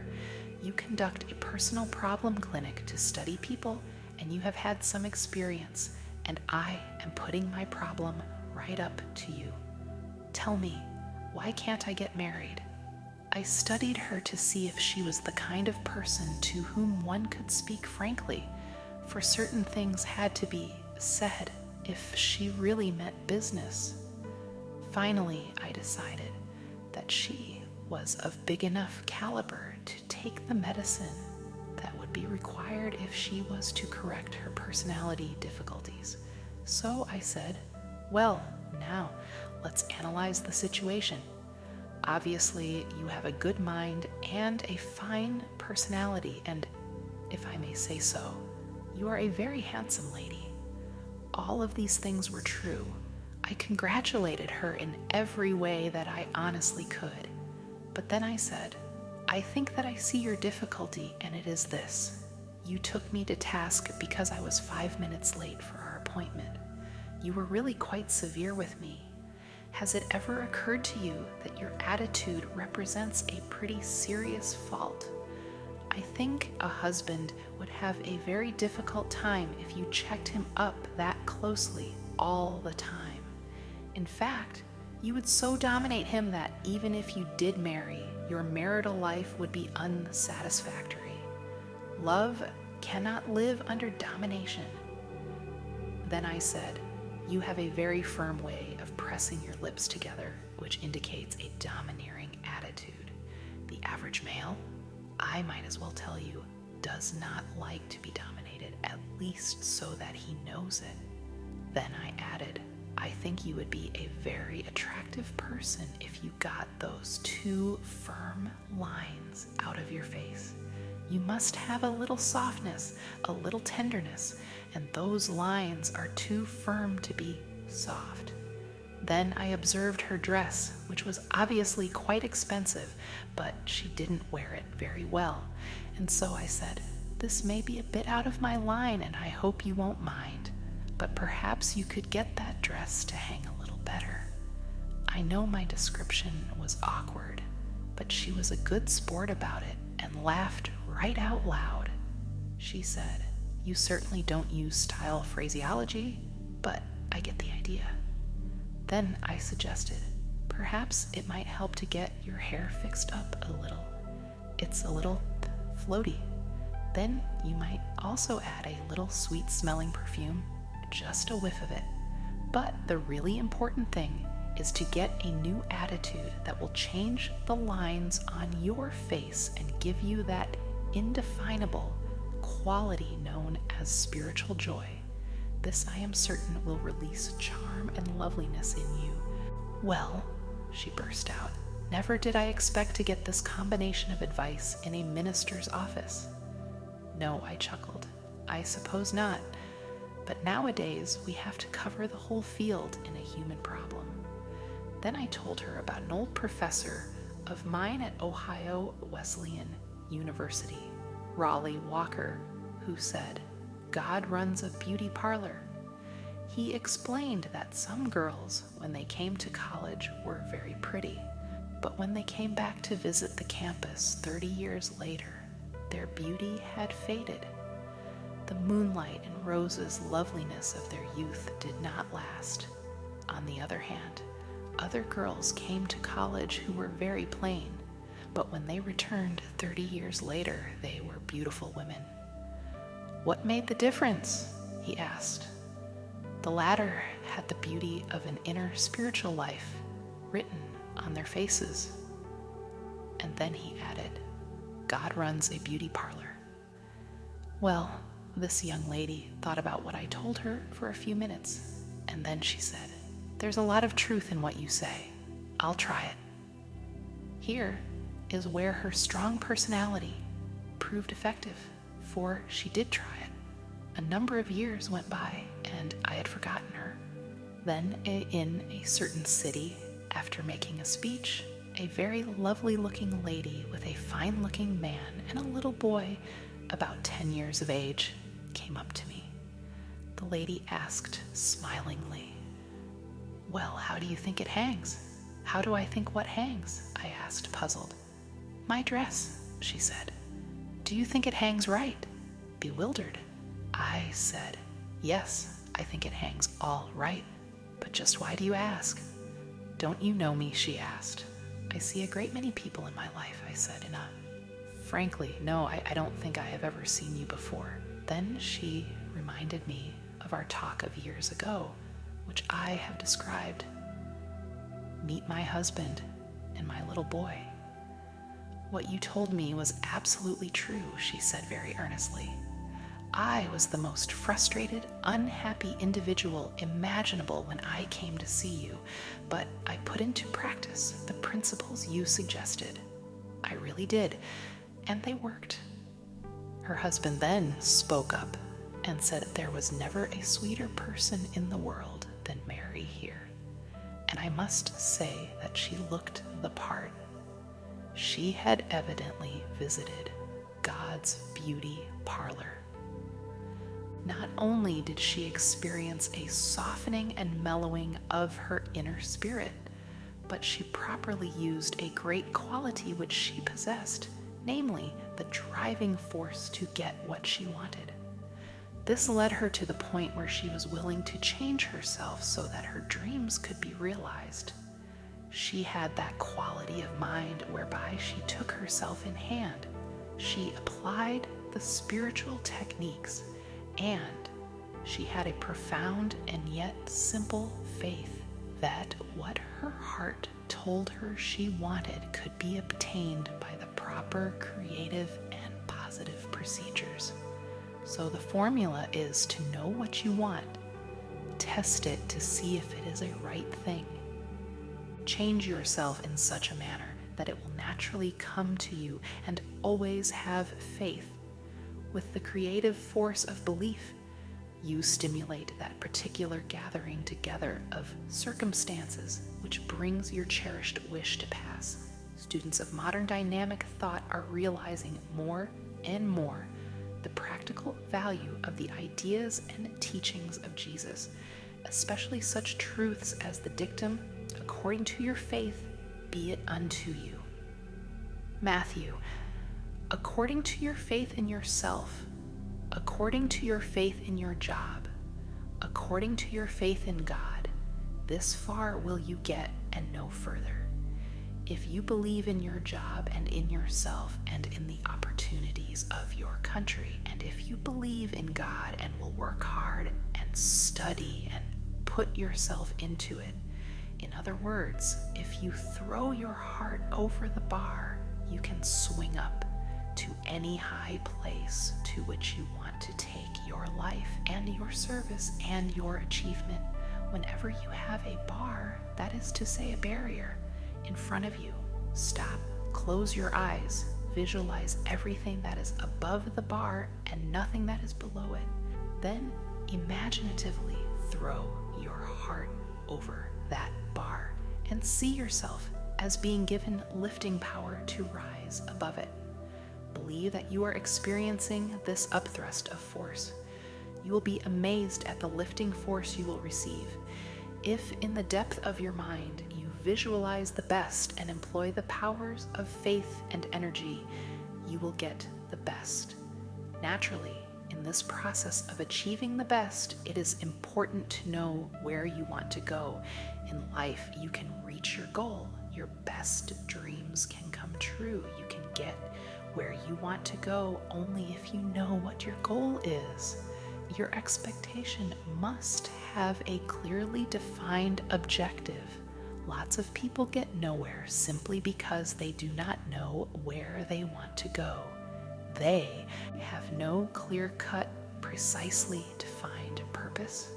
You cannot expect the best if you think aimlessly. A young man of 26 consulted me because he was dissatisfied with his job. He was ambitious to fill a bigger niche in life and wanted to know how to improve his circumstances. His motive seemed unselfish and entirely worthwhile. "Well, where do you want to go?" I asked. "I just don't know exactly," he said hesitantly. "I have never given it any thought. I only know I want to go somewhere other than where I am." "What can you do best?" I then asked. "What are your strong points?" I don't know," he responded. "I never thought that over either." "But what would you like to do if you had your choice? What do you really want to do?" I insisted. "I just can't say," he replied dully.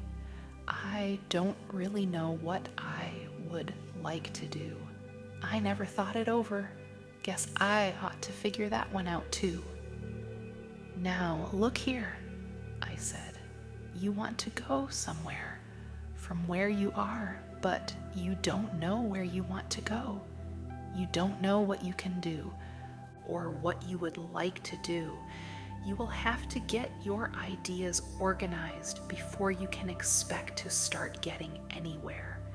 That is the failure point with many people. They never get anywhere because they have only a hazy idea where they want to go, what they want to do.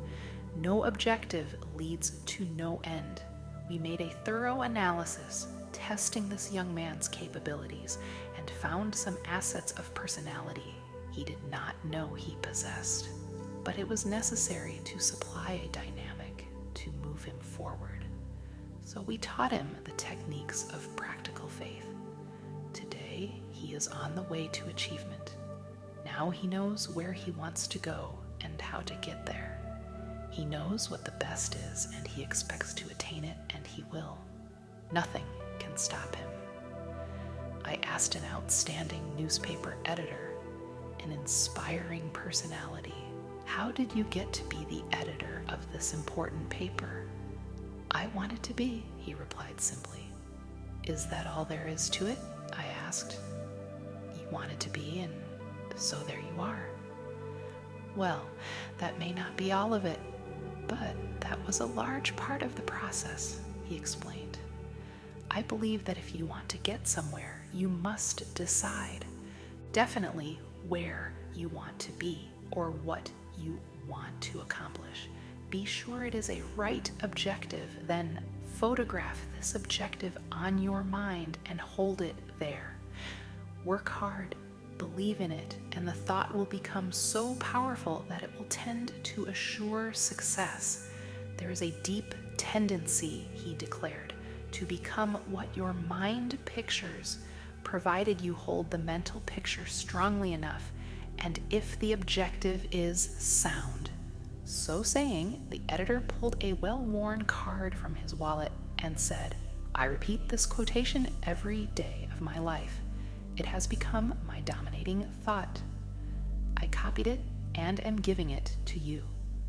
A man who is self-reliant, positive, optimistic, and undertakes his work with the assurance of success magnetizes his condition. He draws to himself the creative powers of the universe.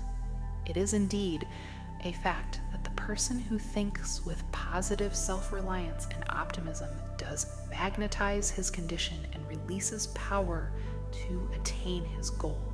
So expect the best at all times. Never think of the worst. Drop it out of your thought. Relegate it. Let there be no thought in your mind that the worst will happen.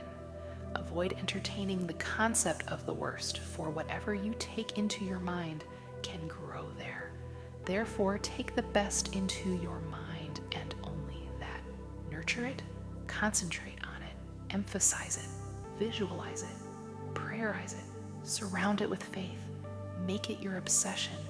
Expect the best, and spiritually creative mind, power, aided by God, power, will produce the best. It may be that as you read this book, you are down to what you think is the worst, and you may remark that no amount of thinking will affect your situation. The answer to that objection is that it simply isn't so.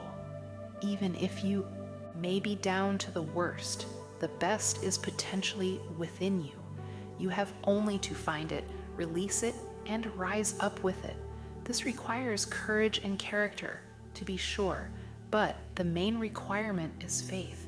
Cultivate faith, and you will have the necessary courage and character.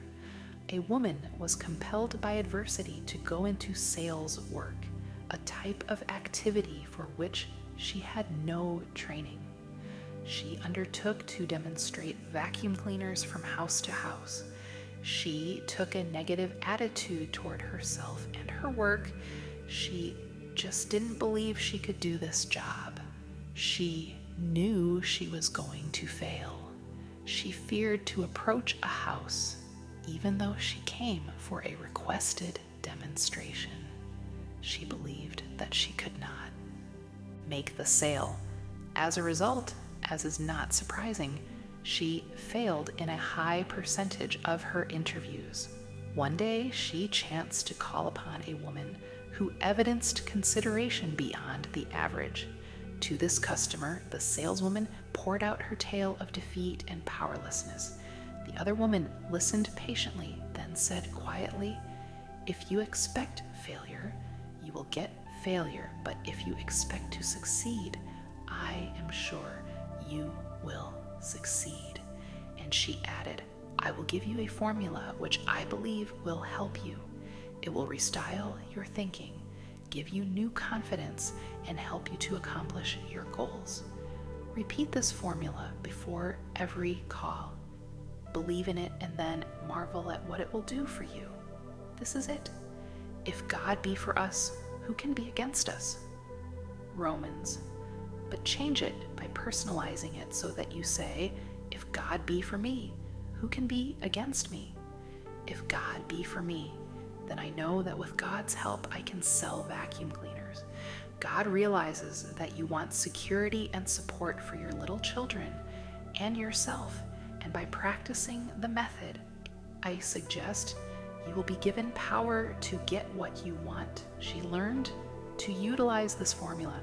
She approached each house expecting to make a sale, affirming and picturizing positive, not negative results.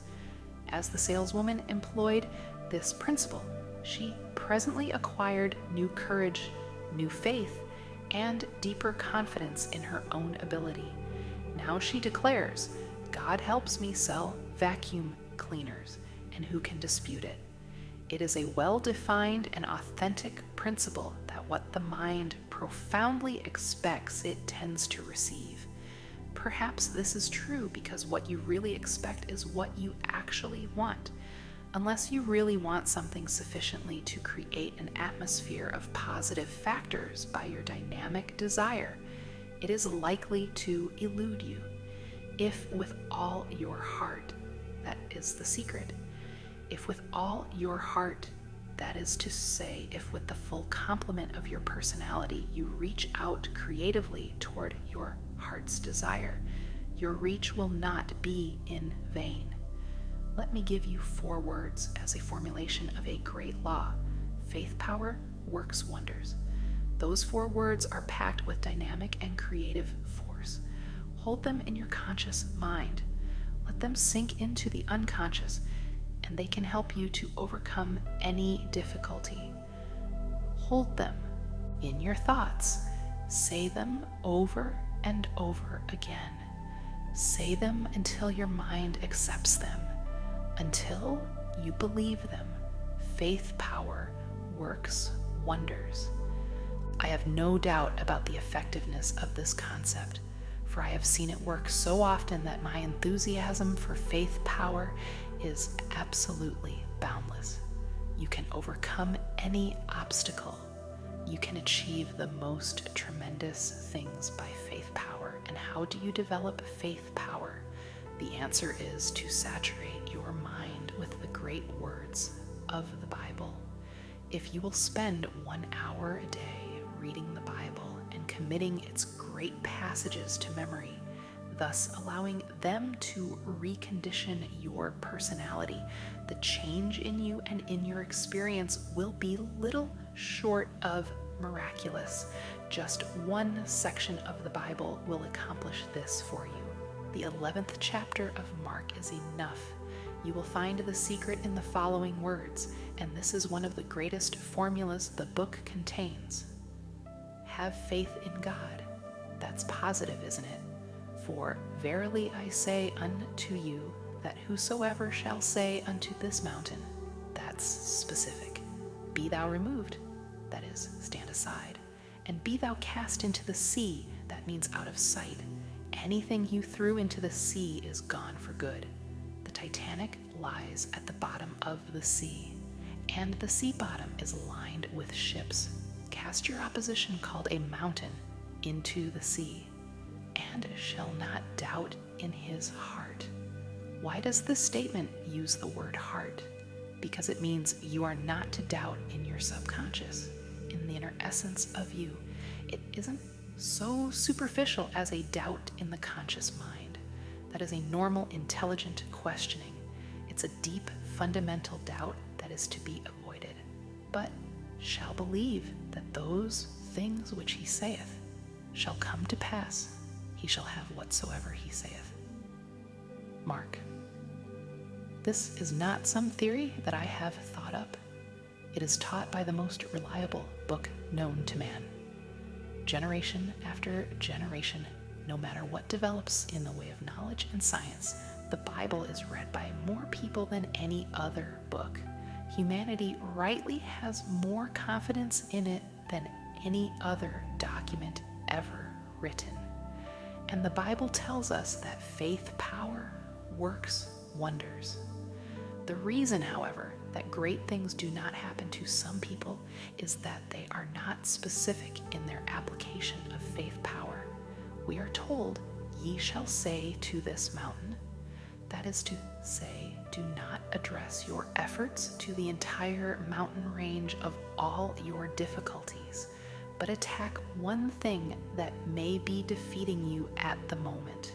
Be specific. Take them one by one. If there is something you want, how do you go about getting it? In the first place, ask yourself, should I want it?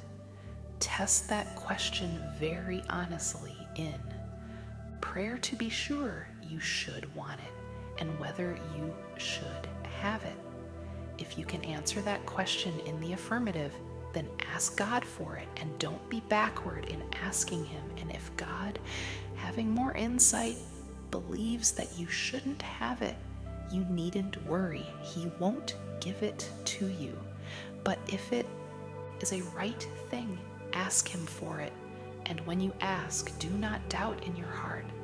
Be specific. The validity of this law was impressed upon me by something that a friend of mine, a Midwestern businessman, told me. This man is a big, extrovertish, outgoing, lovable gentleman, a truly great Christian. He teaches the largest Bible class in his state. In the town where he lives, he is Mr. Town himself. He is head of a plant, employing 40,000 people. His office desk is full of religious literature. He even has some of my sermons and pamphlets there. In his plant, one of the biggest in the United States. He manufactures refrigerators. He is one of those whole-souled, rugged individuals who has the capacity to have faith. He believes that God is right there in his office with him. My friend said, "Preach a big faith, not any little old watered-down faith. Don't be afraid that faith isn't scientific enough. I am a scientist," he said. "I use science in my business every day, and I use the Bible every day. The Bible will work. Everything in the Bible works if you believe in it." When he was made general manager of this plant, it was whispered around town, "Now that Mr. General Manager will have to bring our Bibles to work with us." After a few days, he called into his office some of the men who were making this remark. He uses language they understand, and he said, "I hear you guys are going around town saying that now I am general manager, you will have to bring your Bibles to work with you." "Oh, we didn't mean that," they said in embarrassment. He said, "Well, that's a good idea, but I don't want you to come lugging them under your arms. Bring them here in your hearts and in your minds. If you come with a spirit of goodwill and faith in your hearts and minds, believe me, we'll do business." "So," he said, "the kind of faith to have is the specific kind, the kind that moves this particular mountain." Suddenly, he said to me, "Did you ever have a toe bother you?" I was rather astonished by that, but before I could answer, he said, "I had a toe that bothered me, and I took it to the doctors here in town.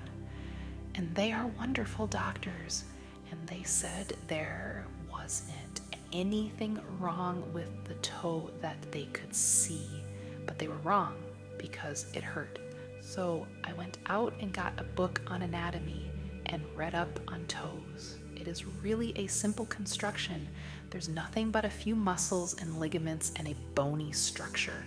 It seemed that anybody who knows anything about a toe could fix it, but I couldn't get anybody to fix that toe, and it hurt me all the time.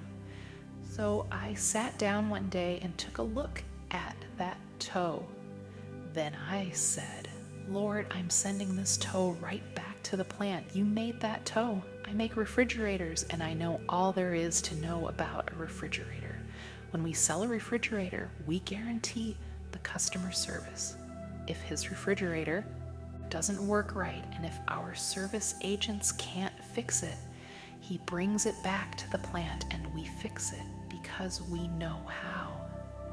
So I said, 'Lord, you made this toe, you manufactured it, and your service agents, the doctors, don't seem to know how to get it working right.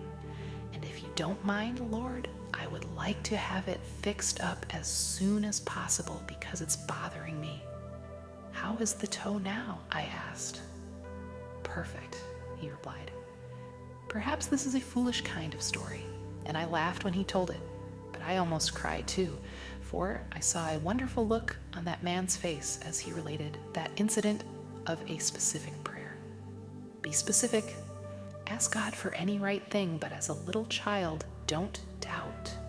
Doubt closes the power flow. Faith opens it. The power of faith is so tremendous that there is nothing that Almighty God cannot do for us, with us, or through us if we let Him channel His power through our minds. So roll those words around on your tongue. Say them over and over again until they lodge deeply in your mind, until they get down into your heart, until they take possession of the essence of you. Whosoever shall say unto this mountain, Be thou removed, and be thou cast into the sea, and shall not doubt in his heart, but shall believe that those things which he saith shall come to pass, he shall have whatsoever he saith. Mark. I suggested these principles some months ago to an old friend of mine, a man who perpetually expects the worst.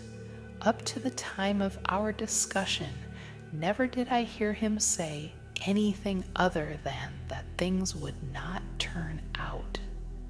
Right? He took this negative attitude toward every project or problem. He expressed vigorous disbelief in the principles outlined in this chapter and offered to make a test to prove that I am wrong in my conclusions. He is an honest man, and he faithfully tried these principles in connection with several matters and actually kept a scorecard. He did this for 6 months. He volunteered the information at the end of that period that percent of the matters under investigation had turned out satisfactorily. I am now convinced, he said, although I wouldn't have believed it possible, but it is evidently a fact that if you expect the best, you are given some strange kind of power to create conditions that produce the desired results. From now on, I am changing my mental attitude and shall expect the best, not the worst.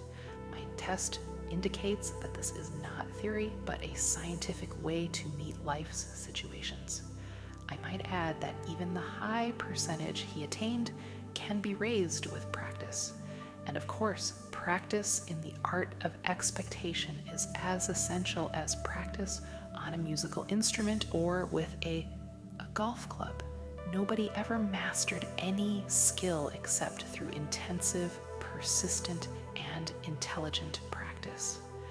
Also, it should be noted that my friend approached this experiment at first in a spirit of doubt, which would tend adversely to affect his earlier results.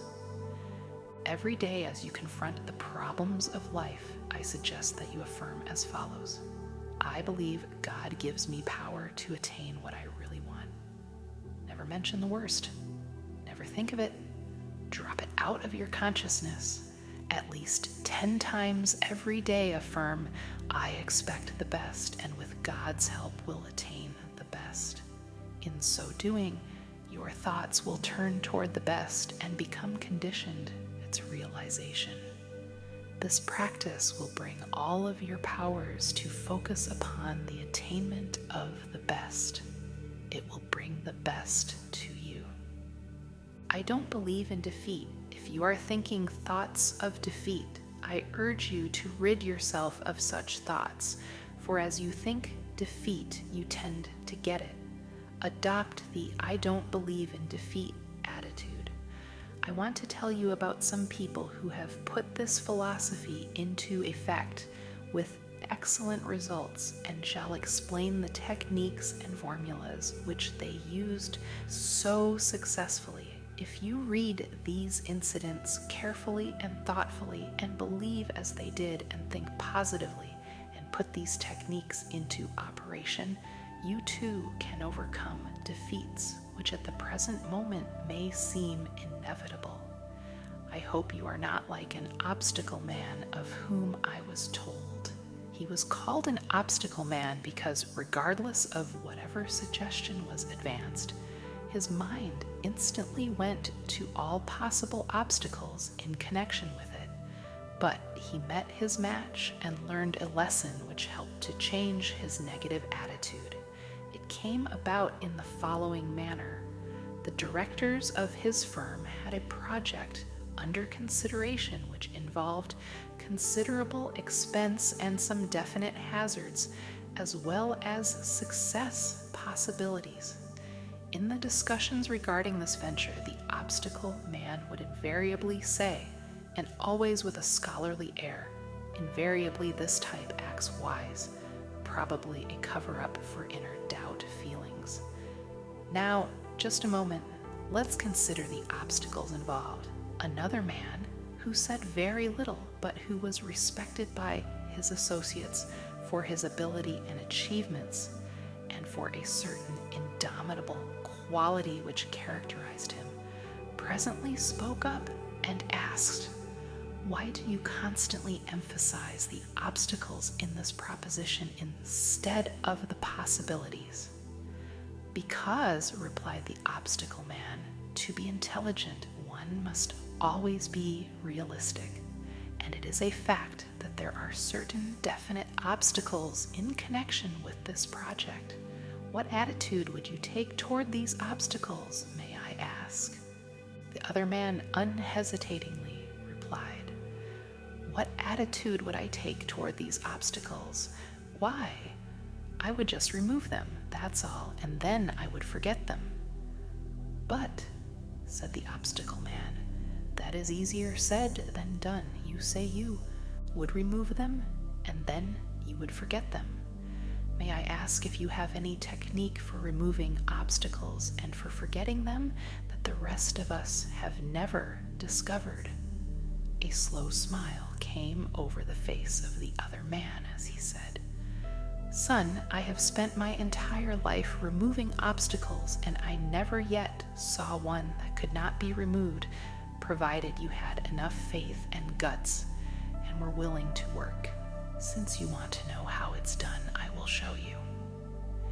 He then reached into his pocket and took out his wallet. Under the isinglass window was a card on which were written some words. He shoved the wallet across the table and said, There, son, read that. That is my formula. And don't give me the song and dance that it won't work either. I know better from experience. The obstacle man picked up the wallet and with a strange look on his face read the words to himself. Read them out loud, urged the owner of the wallet. This is what he read in a slow, dubious voice. I can do all things through Christ, which strengtheneth me. Philippians. The owner of the wallet put it back in his pocket and said, I have lived a long time and have faced a lot of difficulties in my time, but there is power in those words, actual power, and with them, you can remove any obstacle. He said this with confidence, and everybody knew he meant it. This positiveness, together with the facts of his experience which were known to all, for he was a remarkable man who had overcome many odds, and because of the further fact that he was not in any sense holier than thou, made his words convincing to the men around the table. At any rate, there was no more negative talk. The project was put into operation and, despite difficulties and risks, turned out successfully. The technique used by this man is based on the primary fact about an obstacle, which is, don't be afraid of it. Practice believing that God is with you and that in combination with Him, you have the power to handle it. So, the first thing to do about an obstacle is simply to stand up to it and not complain about it or whine under it, but forthrightly attack it. Don't go crawling through life on your hands and knees, half defeated. Stand up to your obstacles and do something about them. You will find that they haven't half the strength you think they have. A friend in England sent me a book by Winston Churchill entitled Maxims and Reflections. In this book, Churchill tells of the British General Tudor, who commanded a division of the British Fifth Army which faced the great German assaults in March. The odds were heavily against him, but General Tudor knew how to meet an apparently immovable and undefeatable obstacle. His method was simple. He merely stood and let the obstacle break on him, and he, in turn, broke the obstacle. Here's what Churchill said about General Tudor. This is a very great sentence, and it is filled with power. The impression I had of Tudor was of an iron peg hammered into the frozen ground, immovable. General Tudor knew how to stand up to an obstacle. Just stand up to it, that's all, and don't give way under it, and it will finally break. You will break it. Something has to break, and it won't be you, it will be the obstacle. You can do this when you have faith. Faith in God and faith in yourself.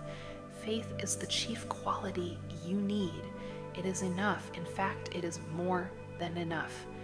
Use that formula which the businessman suggested, and you will develop this brand of powerful faith in God and in yourself. You will learn to know yourself, your own ability, your power to do things, to the degree to which your attitude shifts from negative to positive. The mastery touch will come to you. Then, with assurance, you can say to yourself under any and all circumstances and mean it, I don't believe in defeat. Take the story of Gonzalez, who won the National Tennis Championship a few years ago in a grueling battle. He had been practically unknown, and because of wet weather, he had not been able to perfect his game prior to the tournament. The sports writer of a metropolitan newspaper, in analyzing Gonzalez, said that there were certain defects in his techniques and gave it as his opinion that probably greater champions had played on the courts. However, he credited Gonzalez with a marvelous serve and a skillful volley. But the factor that won the championship, said the writer, was his staying power, and the further fact that he was never defeated by the discouraging vicissitudes of the game. That is one of the most subtle lines I have ever read in any sports story. He was never defeated by the discouraging vicissitudes of the game. It means, does it not, that when the game seemed to go against him, he did not let discouragement creep in, nor negative thoughts dominate, and thus lose the power needed to win. This mental and spiritual quality made that man a champion. He was able to face obstacles, to stand up to them and overcome them. Faith supplies staying power. It contains dynamic to keep one going when the going is hard. Anybody can keep going when the going is good, but some extra ingredient is needed to enable you to keep fighting when it seems that everything is against you. It is a great secret, that of never being defeated by the discouraging vicissitudes of the game. You may counter, but you don't know my circumstances. I am in a different situation than anybody else, and I am as far down as a human being can get. In that case, you are fortunate, for if you are as far down as you can get, there is no further down you can go. There is only one direction you can take from this position, and that is up. So, your situation is quite encouraging. However, I caution you not to take the attitude that you are in a situation in which nobody has ever been before. There is no such situation. Practically speaking, there are only a few human stories, and they have all been enacted previously. This is a fact that you must never forget. There are people who have overcome every conceivable difficult situation, even the one in which you now find yourself and which to you seems utterly hopeless. So did it seem to some others, but they found an out, a way up, a path over, a pass through. One of the most inspiring illustrations of this act is the story of Amos Parrish, who twice every year brings together hundreds of leading department store executives and style experts in 2 huge clinics held in the grand ballroom of the Waldorf Astoria Hotel in New York City. At these clinics, Mr. Parrish gives advice to the merchants and their associates on business trends, on merchandise, on selling methods, and other matters important to the conduct of their business. Having attended a number of the clinics, however, I am convinced that the greatest values Meister Parrish transmits to his customers are courage and positive thinking, a deep belief in themselves, and the confidence that they can overcome all difficulties. He seems a living example of the philosophy which he teaches. As a boy, he was sickly. Moreover, he stuttered. He was sensitive and a victim of an inferiority complex. It was thought that he would not live because of his weakened physical condition. But one day, Amos Parrish had a spiritual experience. Faith dawned in his mind, and from then on he knew that with the help of God and the utilization of his own powers he could achieve.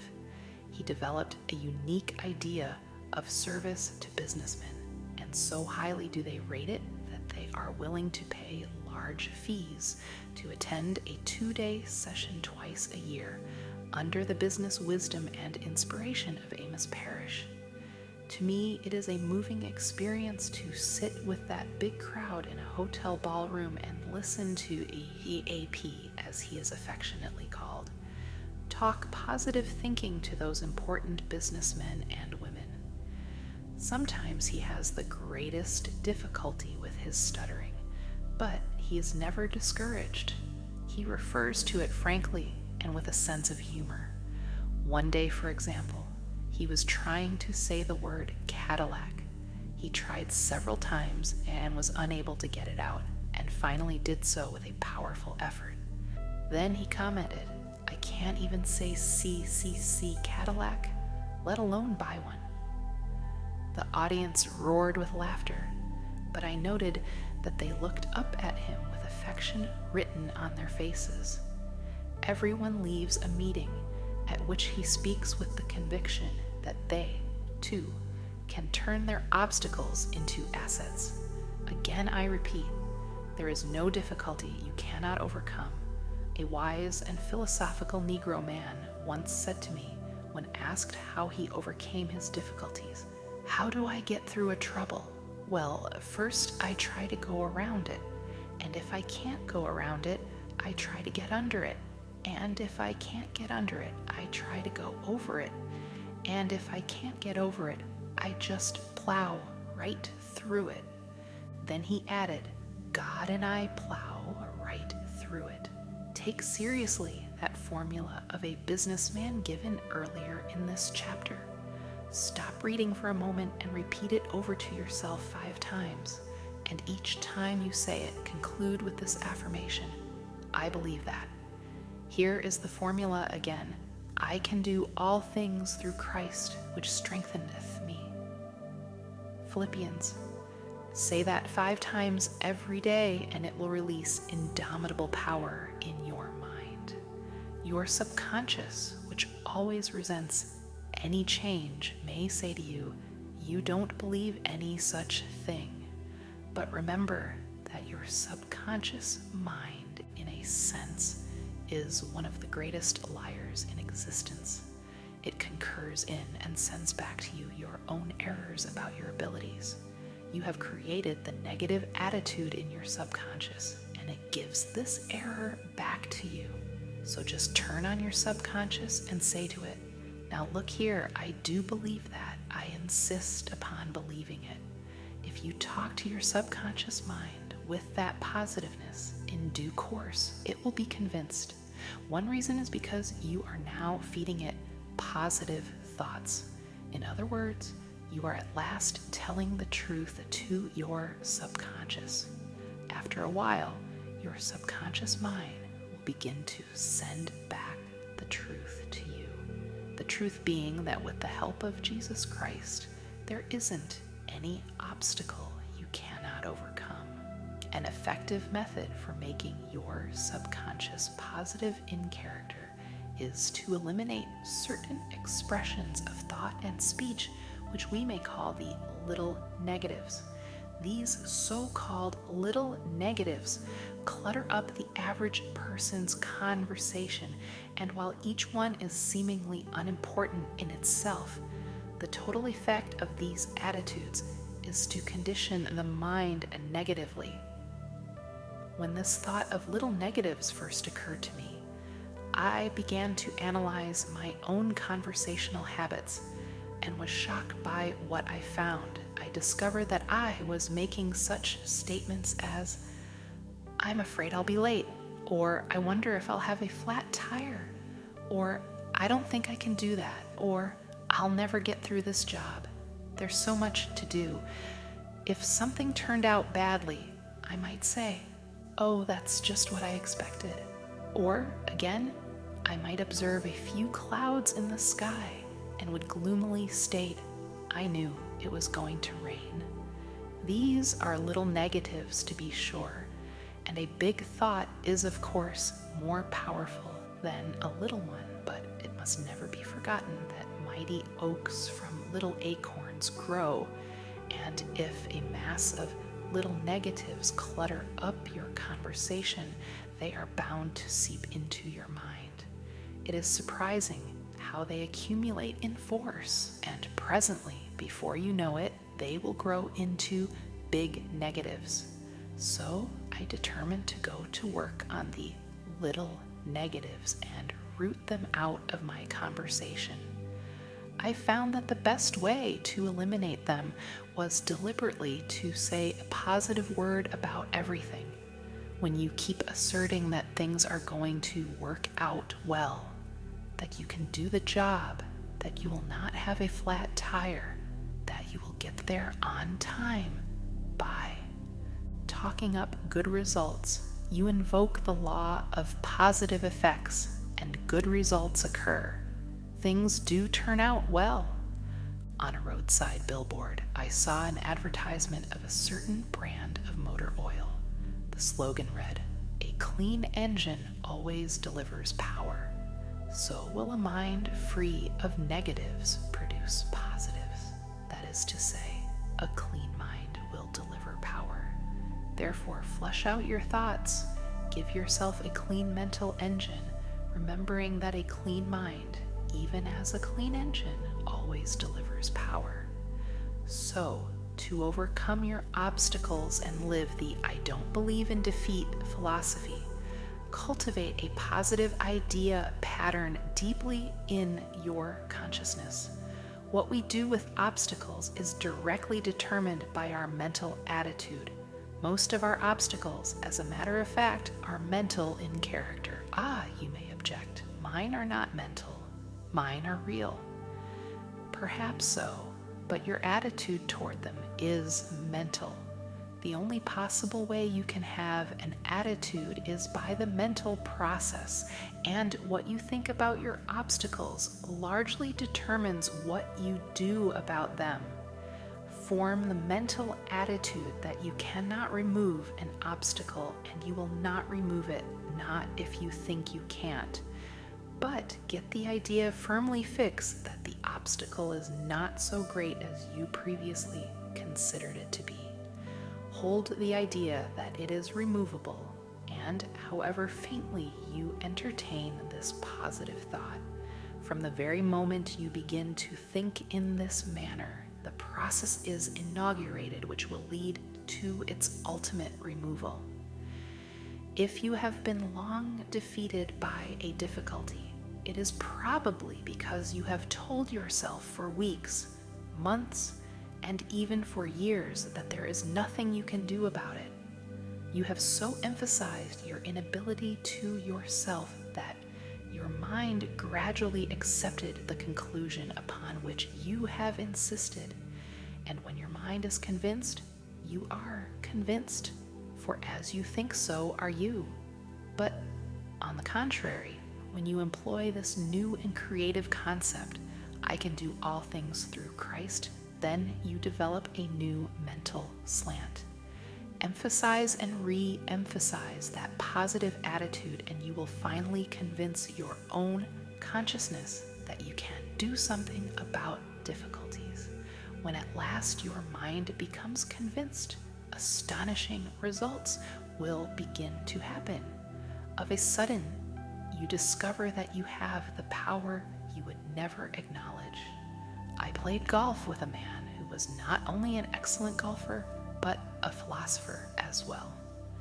As we went around the golf course, the game itself drew out of him certain gems of wisdom, for one of which I shall ever be grateful. I hit a ball into the rough, into some high grass. When we came up to my ball, I said in some dismay, "Now, just look at that. I certainly am in the rough.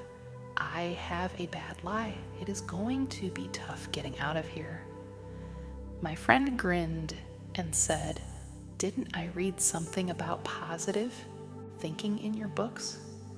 Sheepishly, I acknowledged that such was the case. "I wouldn't think negatively about that lie of yours," he said. "Do you think you could get a good hit if this ball were lying out on the fairway on the short grass?" I said I thought so. "Well," he continued, "why do you think you could do better out there than here?" "Because," I replied, "the grass is cut short on the fairway and the ball can get away better." Then he did a curious thing. "Let's get down on our hands and knees," he suggested, "and examine the situation. Let's see just how this ball does lie." So we got down on our hands and knees, and he said, "Observe that the relative height of the ball here is about the same as it would be on the fairway. The only difference being that you have about 5 or 6 inches of grass above the ball." Then he did an even more whimsical thing. "Notice the quality and character of this grass," he said. He pulled off a blade and handed it to me. "Chew it," he said. I chewed, and he asked, "Isn't that tender?" "Why, yes," I replied. "It certainly does seem to be tender grass." "Well," he continued, "an easy swing of your number 5 iron will cut through that grass almost like a knife." And then he gave me this sentence, which I am going to remember as long as I live, and I hope you will also. "The rough is only mental, in other words," he continued. "It is rough because you think it is. In your mind, you have decided that here is an obstacle which will cause you difficulty. The power to overcome this obstacle is in your mind. If you visualize yourself lifting that ball out of the rough, believing you can do it, your mind will transfer flexibility, rhythm, and power to your muscles, and you will handle that club in such a manner that the ball will rise right out of there in a beautiful shot. All you need to do is to keep your eye on that ball and tell yourself that you are going to lift it out of that grass with a lovely stroke. Let the stiffness and tension go out of you. Hit it with exhilaration and power. Remember, the rough is only mental." To this day, I remember the thrill, the sense of power and delight I had in the clean shot that dropped the ball to the edge of the green. That is a very great fact to remember in connection with difficult problems. The rough is only mental. Your obstacles are present, all right. They are not fanciful, but they are not actually so difficult as they seem. Your mental attitude is the most important factor. Believe that Almighty God has put in you the power to lift yourself out of the rough by keeping your eye firmly fixed on the source of your power. Affirm to yourself that through this power, you can do anything you have to do. Believe that this power is taking the tension out of you, that this power is flowing through you. Believe this, and a sense of victory will come. Now take another look at that obstacle that has been bothering you. You will find that it isn't so formidable as you thought. Say to yourself, the rough is only mental. I think victory. I get victory. Remember that formula. Write it on a piece of paper. Put it in your wallet. Stick it up on your mirror where you shave each morning. Put it over the kitchen sink. Put it on your dressing table and on your desk. Keep looking at it until its truth drives into the depths of your consciousness, until it permeates your whole mental attitude, until it becomes a positive obsession. I can do all things through Christ, which strengtheneth me. What may seem to be a difficult proposition is, as I have pointed out, hard or easy in proportion to how we think about it.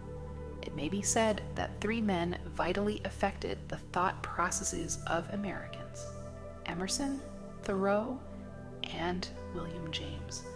Analyze the American mind even to this late date, and it is evident that the teachings of these 3 philosophers combined to create that particular genius of the American who is not defeated by obstacles and who accomplishes impossibles with amazing efficiency. A fundamental doctrine of Emerson is that the human personality can be touched with divine power, and thus greatness can be released from it. William James pointed out that the greatest factor in any undertaking is one's belief about it. Thoreau told us that the secret of achievement is to hold a picture of a successful outcome in mind. Still another wise American was Thomas Jefferson, who, like Franklin, set for his guidance a series of rules. Franklin had 13 daily rules, Jefferson only 10.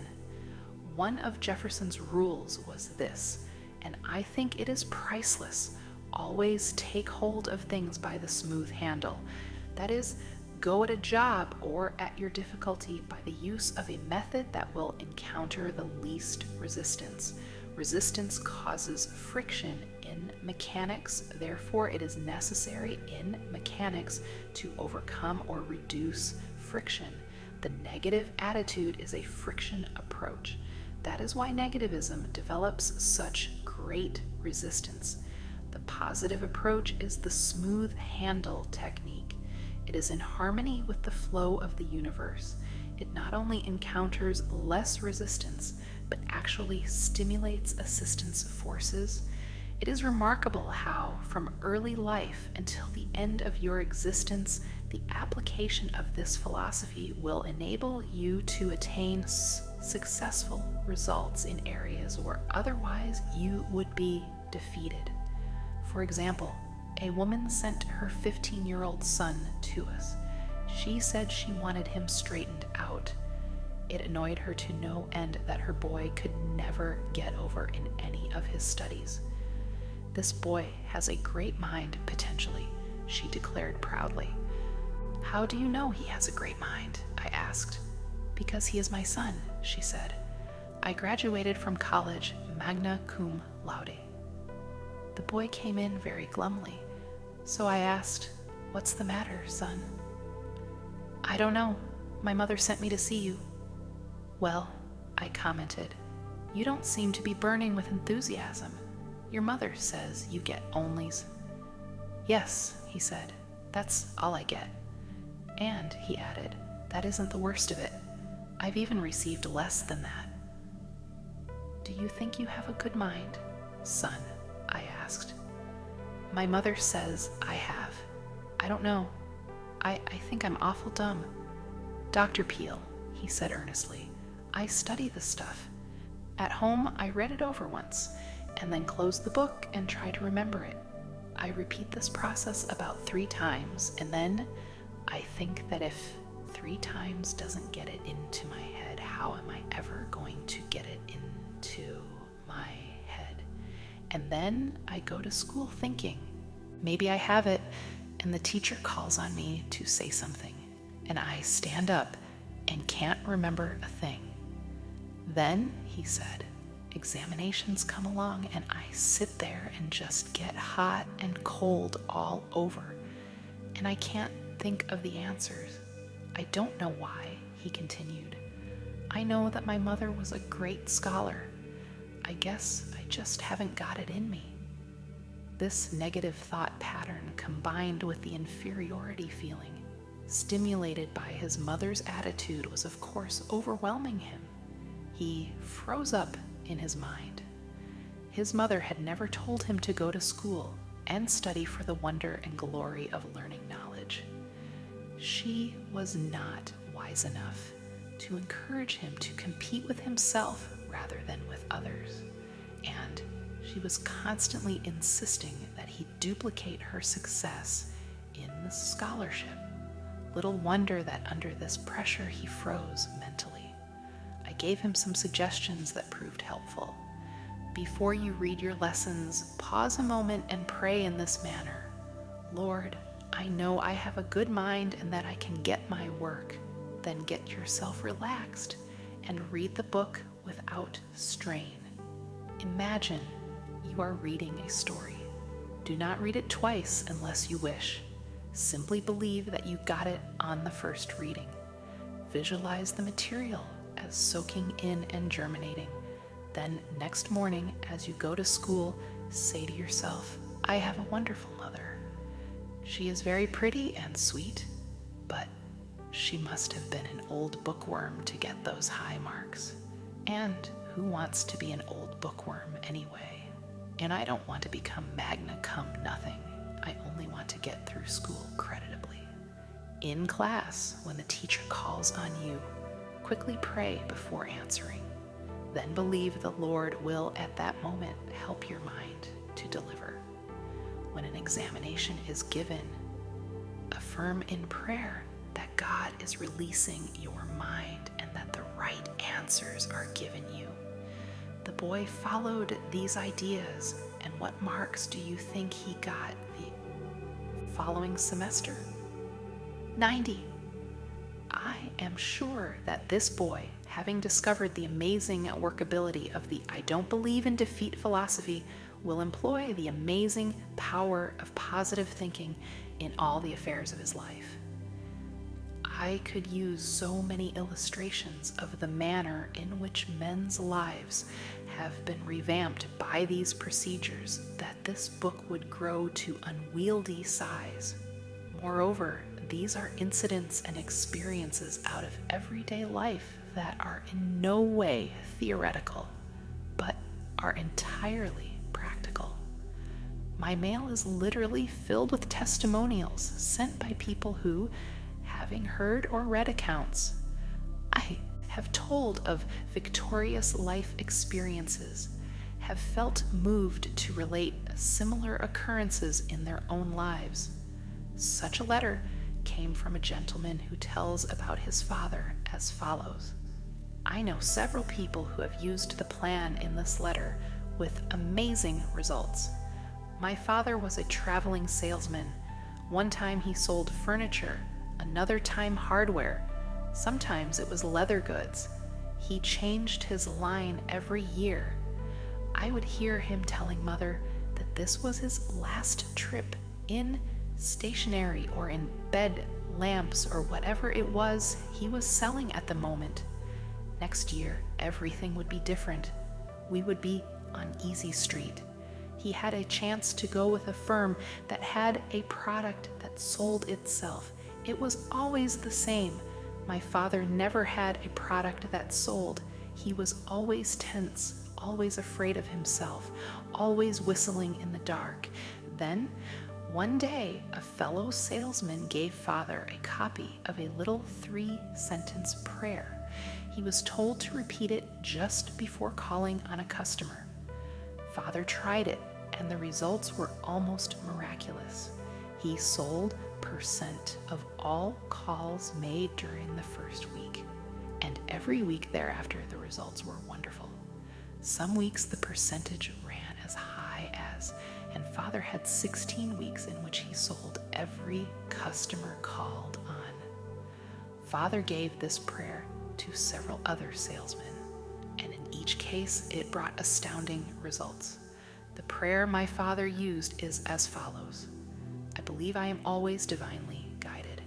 I believe I will always take the right turn of the road. I believe God will always make a way where there is no way. The head of a small firm who had a great many difficulties in establishing his business told me that he was immeasurably helped by a technique which he invented. He had trouble, he said, with the tendency to blow up a small difficulty into a seemingly insurmountable obstacle. He knew that he was approaching his problems in a defeatist attitude and had common sense enough to realize that these obstacles were not so difficult as he made them appear to be. As he told the story, I wondered if he did not have that curious psychological difficulty known as the will to fail.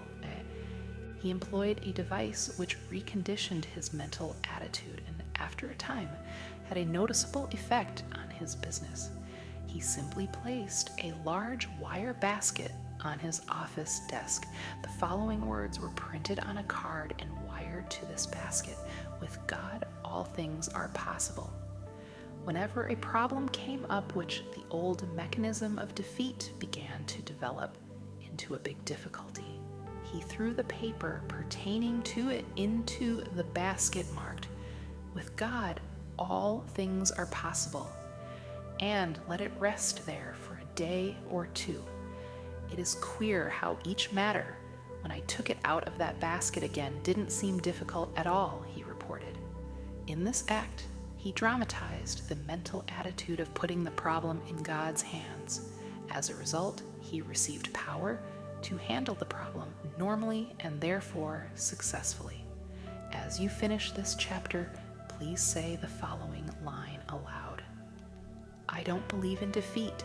Continue to affirm that until the idea dominates your subconscious attitudes. How to break the worry habit. You do not need to be a victim of worry. Reduced to its simplest form, what is worry? It is simply an unhealthy and destructive mental habit. You were not born with the worry habit. You acquired it. And because you can change any habit and any acquired attitude, you can cast worry from your mind. Since aggressive, direct action is essential in the elimination process, there is just one proper time to begin an effective attack on worry, and that is now. So let us start breaking your worry habit at once. Why should we take the worry problem this seriously? The reason is clearly stated by Dr. Smiley Blanton, eminent psychiatrist.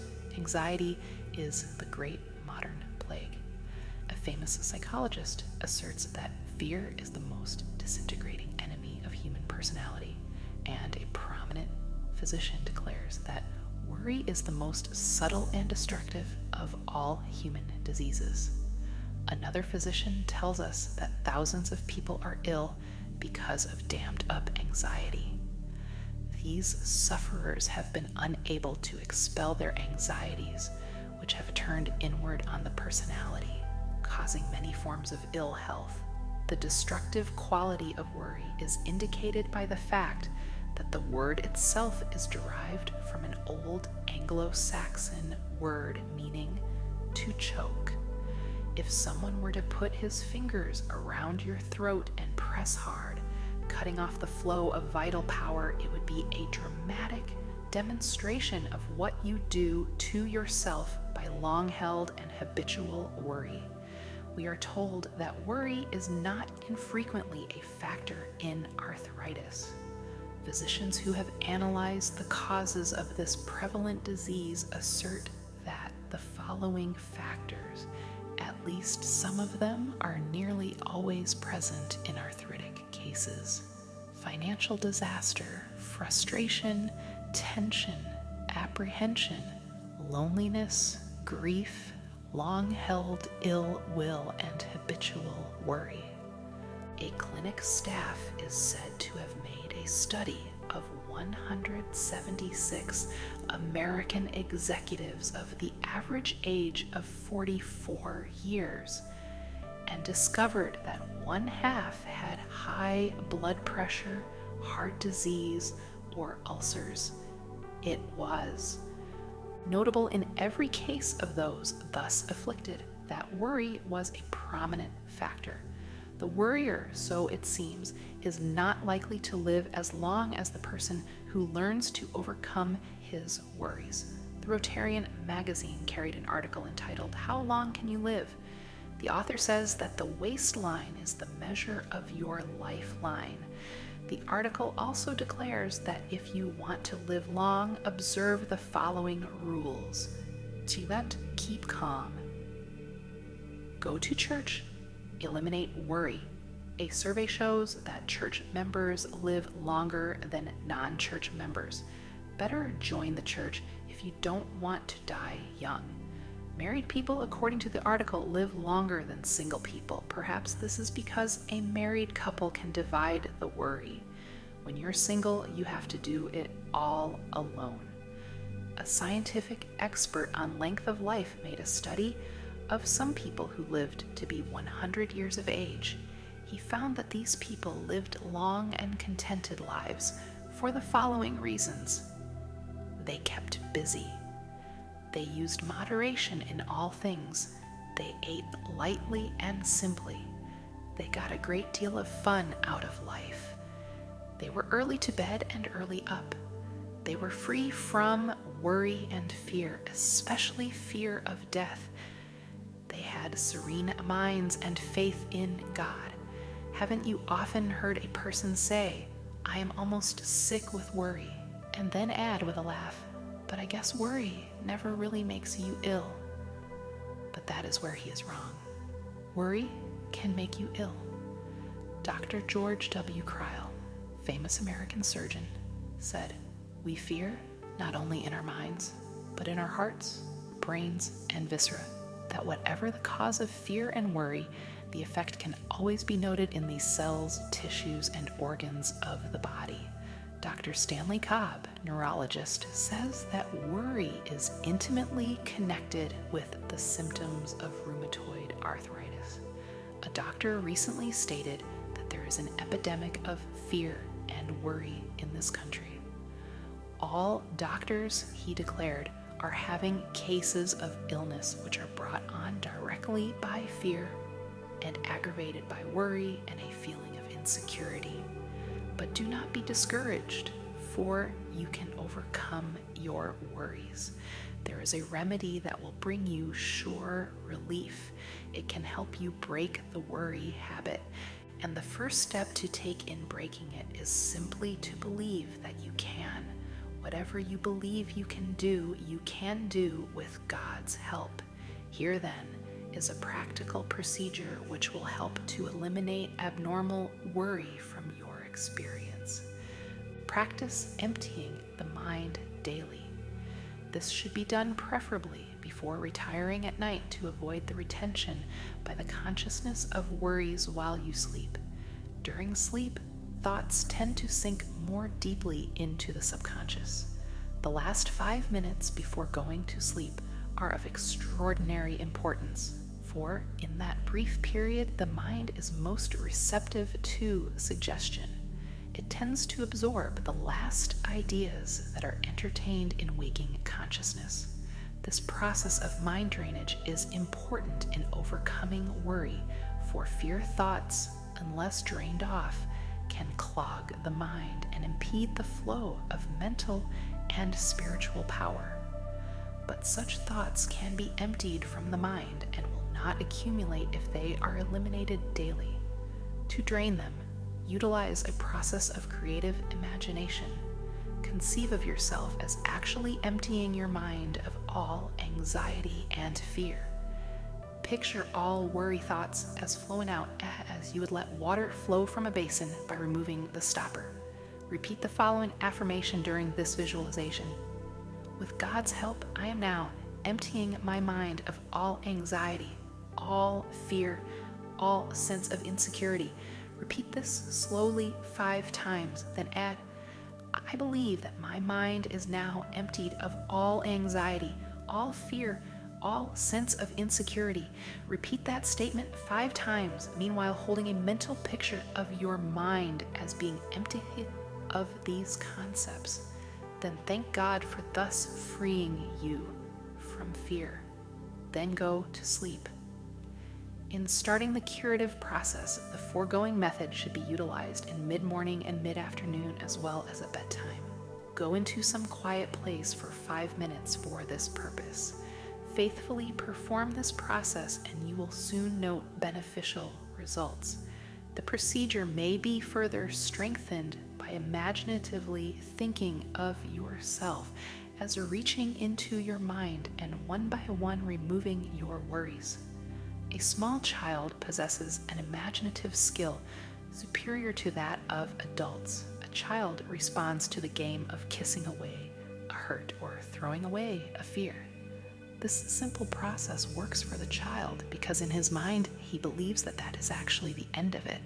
The dramatic act is a fact for him, and so it proves to be the end of the matter. Visualize your fears as being drained out of your mind, and the visualization will, in due course, be actualized. Imagination is a source of fear, but imagination may also be the cure of fear. Imagineering is the use of mental images to build factual results, and it is an astonishingly effective procedure. Imagination is not simply the use of fancy. The word imagination derives from the idea of imaging. That is to say, you form an image either of fear or of release from fear. What you imagine may ultimately become a fact if held mentally with sufficient faith. Therefore, hold an image of yourself as delivered from worry, and the drainage process will in time eliminate abnormal fear from your thoughts. However, it is not enough to empty the mind, for the mind will not long remain empty. It must be occupied by something. It cannot continue in a state of vacuum. Therefore, upon emptying the mind, practice refilling it. Fill it with thoughts of faith, hope, courage, expectancy.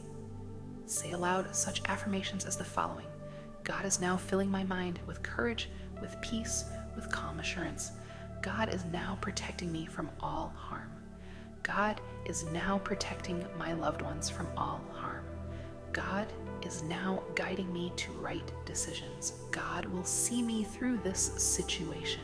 A half dozen times each day, crowd your mind with such thoughts as these until the mind is overflowing with them. In due course, these thoughts of faith will crowd out worry. Fear is the most powerful of all thoughts with one exception, and that one exception is faith. Faith can always overcome fear. Faith is the one power against which fear cannot stand. Day by day, as you fill your mind with faith, there will ultimately be no room left for fear. This is the one great fact that no one should forget. Master faith, and you will automatically master fear. So the process is: empty the mind and cauterize it with God's grace. Then practice filling your mind with faith, and you will break the worry habit. Fill your mind with faith, and in due course, the accumulation of faith will crowd out fear. It will not be of much value merely to read this suggestion unless you practice it. And the time to begin practicing it is now, while you think of it and while you are convinced that the number one procedure in breaking the worry habit is to drain the mind daily of fear and fill the mind daily with faith. It is just as simple as that. Learn to be a practicer of faith until you become an expert in faith. Then fear cannot live in you. The importance of freeing your mind of fear cannot be overemphasized. Fear something over a long period of time, and there is a real possibility that by fearing, you may actually help bring it to pass. The Bible contains a line which is one of the most terrible statements ever made, terrible in its truth. For the thing which I greatly feared is come upon me. Job, of course it will. For if you fear something continuously, you tend to create conditions in your mind propitious to the development of that which you fear. An atmosphere is encouraged in which it can take root and grow. You tend to draw it to yourself, but do not be alarmed. The Bible also constantly reiterates another great truth.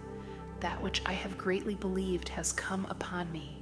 It does not make that statement in so many words, and yet again and again, and still again, the Bible tells us that if we have faith, nothing is impossible unto us, and according to your faith be it done unto you.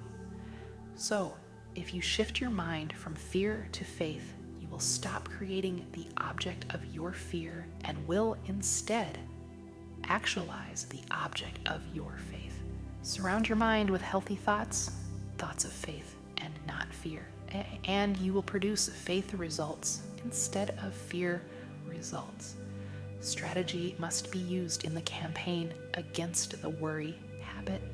A frontal attack on the main body of worry with the expectation of conquering it may prove difficult. Perhaps a more adroit plan is to conquer the outer fortifications one by one, gradually closing in on the main position. To change the figure, it might be well to snip off the little worries on the farthest branches of your fear. Then work back and finally destroy the main trunk of worry. At my farm, it was necessary to take down a large tree, much to my regret. Cutting down a great old tree is fraught with sadness. Men came with a motor-driven saw, and I expected them to start by cutting through the main trunk near the ground. Instead, they put up ladders and began snipping off the small branches, then the larger ones, and finally the top of the tree. Then all that remained was the huge central trunk, and in a few moments, my tree lay neatly stacked as though it had not spent 50 years in growing. If we had cut the tree at the ground before trimming off the branches, it would have broken nearby trees in falling. It is easier to handle a tree the smaller you can make it, so explained the tree man. The vast tree of worry, which over long years has grown up in your personality, can best be handled by making it as small as possible. Thus, it is advisable to snip off the little worries and expressions of worry. For example, reduce the number of worry words in your conversation. Words may be the result of worry, but they also create worry. When a worry thought comes to mind, immediately remove it with a faith thought and expression. For example, I'm worried that I will miss the train. Then start early enough to be sure you get there on time. The less worrying you do, the more likely you are to start promptly, for the uncluttered mind is systematic and is able to regulate time. As you snip off these small worries, you will gradually cut back to the main trunk of worry. Then, with your developed greater power, you will be able to eliminate basic worry, that is, the worry habit, from your life. My friend Dr. Daniel A. Poling gives a valuable suggestion. He says that every morning before he arises, he repeats these 2 words, "I believe," 3 times. Thus, at the day's beginning, he conditions his mind to faith, and it never leaves him. His mind accepts the conviction that by faith he is going to overcome his problems and difficulties during the day. He starts the day with creative, positive thoughts in his mind. He believes, and it is very difficult to hold back the man who believes. I related Dr. Poling's I Believe technique in a radio talk and had a letter from a woman who told me that she had not been very faithful to her religion, which happened to be the Jewish faith. She said their home was filled with contention, bickering, worry, and unhappiness. Her husband, she declared, drank far too much for his own good and sat around all day doing no work. He weakly complained that he couldn't find a job. This woman's mother-in-law lived with her, and the latter whined and complained of her aches and pains all the while. This woman said that Dr. Poling's method impressed her, and she decided to try it herself. So, the next morning upon awakening, she affirmed, "I believe, I believe, I believe." In her letter, she excitedly reported, "It has been only 10 days since I started this plan, and my husband came home last night and told me he had a job paying $1 a week. And he also says that he is going to quit drinking. I believe he means it. What is even more wonderful, my mother-in-law has practically stopped complaining of her aches and pains. It is almost as if a miracle has happened in this house. My worries seem to have just about disappeared. That does indeed seem almost magical, and yet that miracle happens every day to people who shift over from negative fear thoughts to positive faith thoughts and attitudes. My good friend, the late Howard Chandler Christie, the artist, had many a sound anti-worry technique. Scarcely ever have I known a man so filled with the joy and delight of life. He had an indomitable quality, and his happiness was infectious. My church has a policy of having the minister's portrait painted sometime during his pastorate.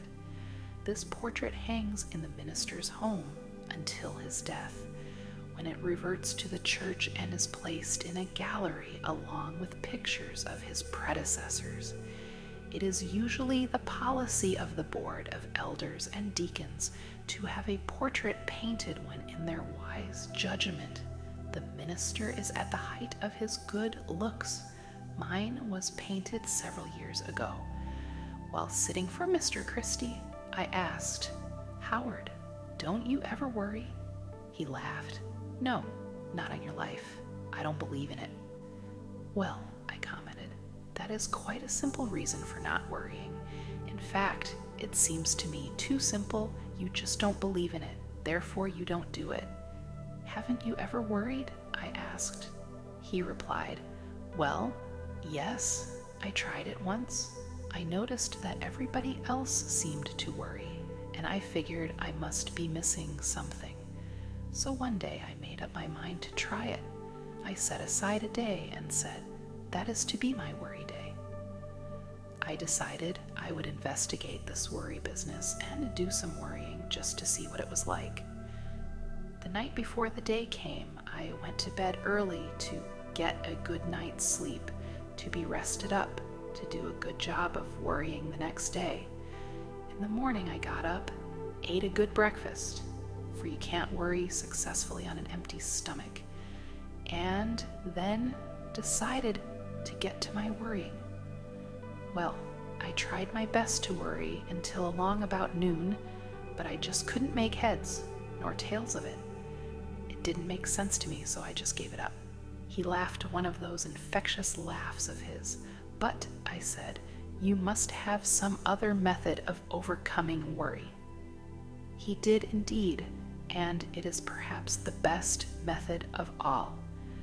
"Every morning I spend 15 minutes filling my mind full of God," he said. "When your mind is full of God, there is no room for worry. I fill my mind full of God every day, and I have the time of my life all day long." Howard Christie was a great artist with a brush, but he was an equally great artist with life, because he was able to take a great truth and simplify it down to its basic fact, namely that only that comes out of the mind, which originally you put into the mind. Fill the mind with thoughts of God rather than with thoughts of fear, and you will get back the thoughts of faith and courage. Worry is a destructive process of occupying the mind with thoughts contrary to God's love and care. Basically, that is all worry is. The cure is to fill the mind with thoughts of God's power, His protection, and His goodness. So spend 15 minutes daily filling your mind full of God. Cram your mind full of the I believe philosophy, and you will have no mental room left to accommodate thoughts of worry and lack of faith. Many people fail to overcome such troubles as worry because, unlike Howard Christie, they allow the problem to seem complicated and do not attack it with some simple technique. It is surprising how our most difficult personal problems often yield to an uncomplicated methodology. This is due to the fact that it is not enough to know what to do about difficulties. We must also know how to do that which should be done. The The secret is to work out a method of attack and keep working it. There is value in doing something that dramatizes to our own minds that an effective counterattack is in process. In so doing, we bring spiritual forces to bear upon the problem in a manner both understandable and usable. One of the best illustrations of this technique strategy against worry was a scheme developed by a businessman. He was a tremendous worrier. In fact, he was fast getting himself into a bad state of nerves and ill health. His particular form of worry was that he was always doubtful as to whether he had done or said the right thing. He was always rehashing his decisions and getting himself unnerved about them. He was a post-mortem expert. He is an exceptionally intelligent man, in fact, a graduate of 2 universities, in both instances with honors. I suggested that he ought to work out some simple method that would help him to drop the day when it was over and go ahead into the future and forget it. I explained the gripping effectiveness of simple, dramatized spiritual truth.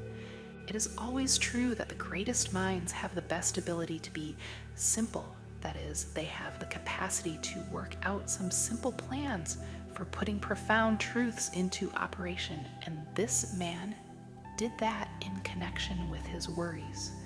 I noticed that he was improving and commented on it. "Oh yes," he said, "I finally got the secret and it has worked amazingly well." He said that if I would drop into his office sometime toward the close of the day, he would show me how he had broken the worry habit. He telephoned me one day and asked me to have dinner that evening. I met him at his office at closing time. He explained that he had broken his worry habit by working out a little ritual that he performed every night before leaving his office, and it was very unique. It made a lasting impression upon me. We picked up our hats and coats and started toward the door. By the door of his office stood a wastebasket, and above it on the wall was a calendar. It was not one of those calendars where you see a week or a month or 3 months. It was a one-day calendar. You could see only one date at a time, and that date was in large print. He said, "Now I will perform my evening ritual, the one that has helped me break the worry habit." He reached up and tore off the calendar page for that particular day. He rolled it into a small ball, and I watched with fascination as his fingers slowly opened and he dropped that day into the wastebasket. Then he closed his eyes and his lips moved, and I knew that he was praying, so was respectfully silent. Upon finishing his prayer, he said aloud, "Amen. Okay, the day is over. Come on, let's go out and enjoy ourselves." As we walked down the street, I asked, "Would you mind telling me what you said in that prayer?" He laughed and said, "I don't think it is your kind of prayer." But I persisted, and he said, "Well, I pray something like this: Lord, you gave me this day. I didn't ask for it, but I was glad to have it. I did the best I could with it, and you helped me, and I thank you. I made some mistakes. That was when I didn't follow your advice, and I am sorry about that. Forgive me. But I had some victories and some successes too, and I am grateful for your guidance. But now, Lord, mistakes or successes, victories or defeats, the day is over and I'm through with it, so I'm giving it back to you. Amen." Perhaps that isn't an orthodox prayer, but it certainly proved to be an effective one. He dramatized the finishing of the day, and he set his face to the future, expecting to do better the next day. He cooperated with God's method. When the day is over, God blacks it out by bringing down the curtain of night. By this method, this man's past mistakes and failures, his sins of omission and commission gradually lost their hold on him.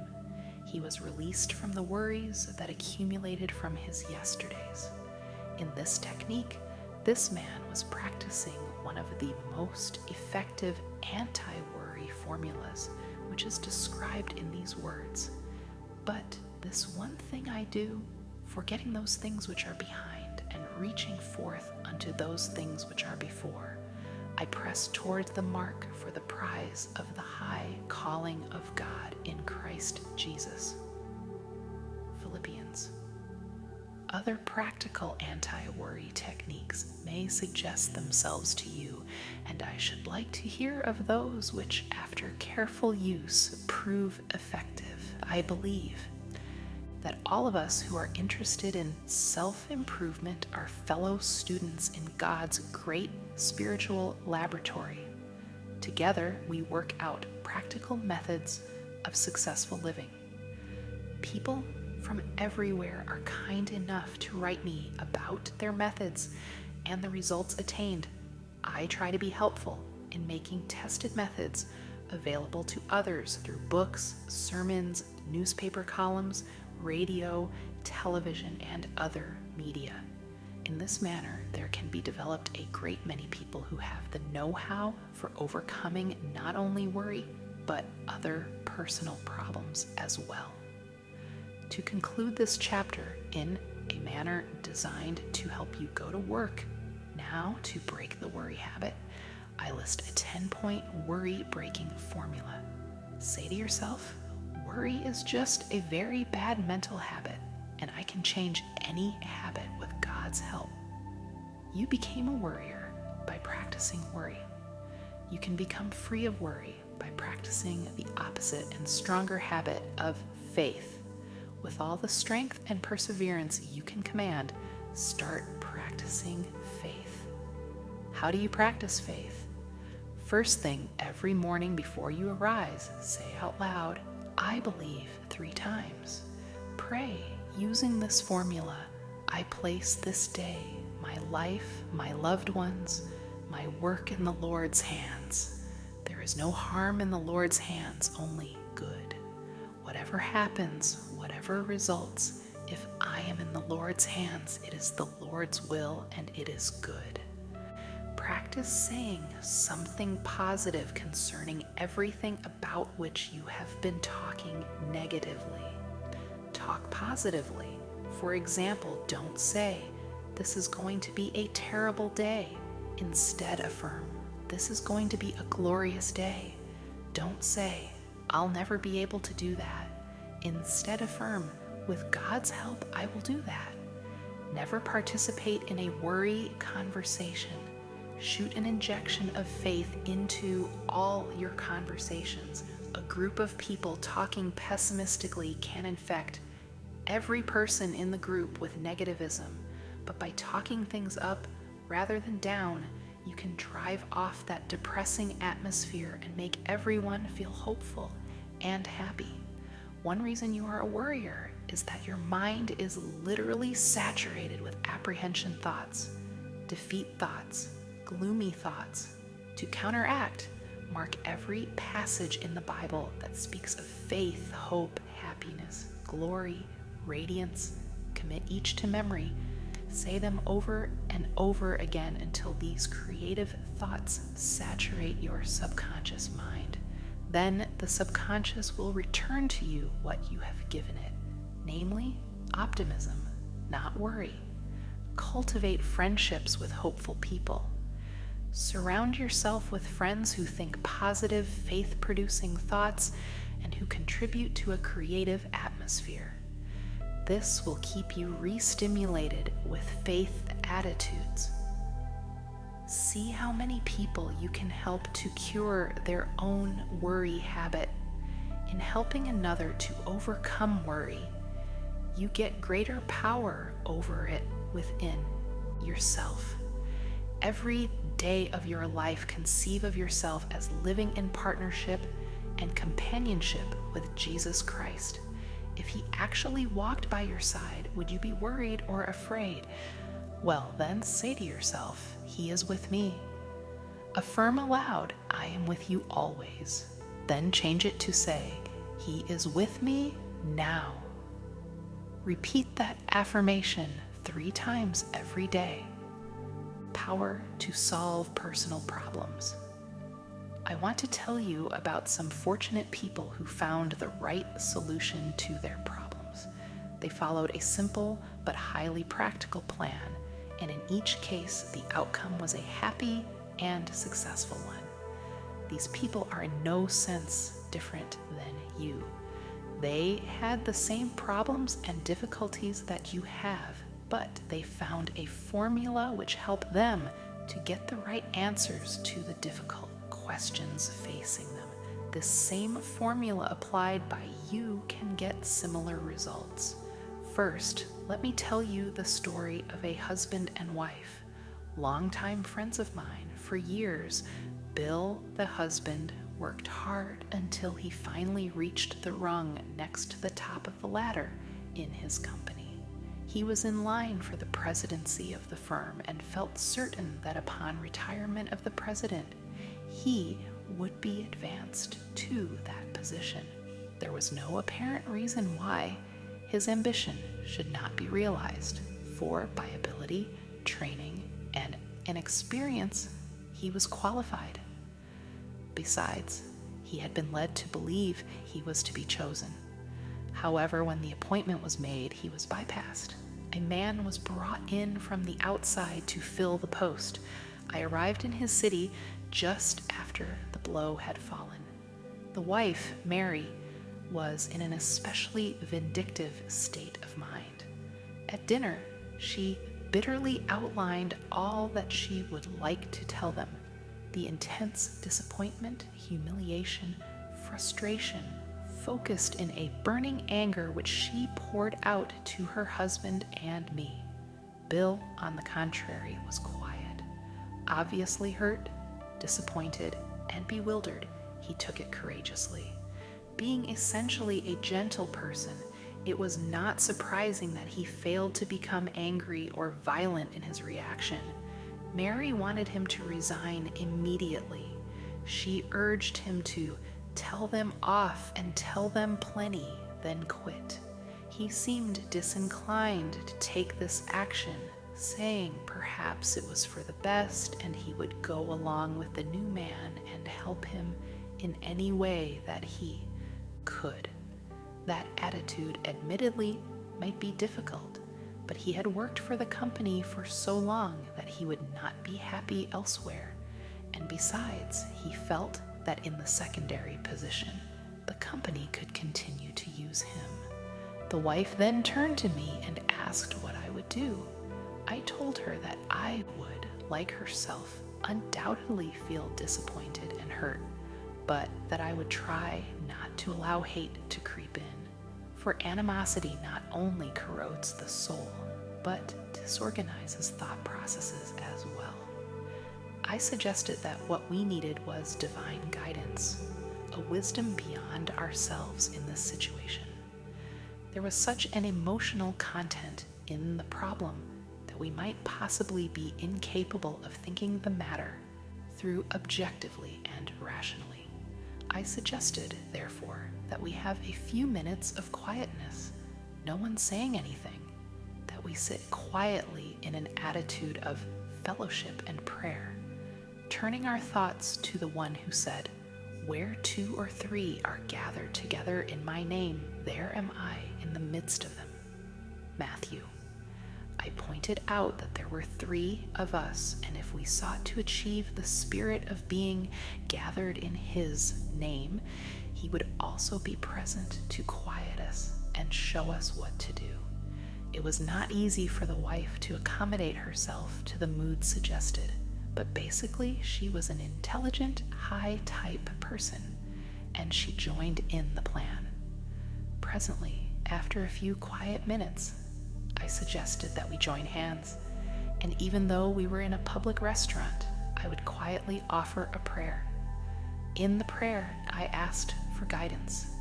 I requested peace of mind for Bill and Mary, and I went a step further and even asked God's blessing upon the new appointee. I also prayed that Bill would be able to fit in with the new administration and give more effective service than before.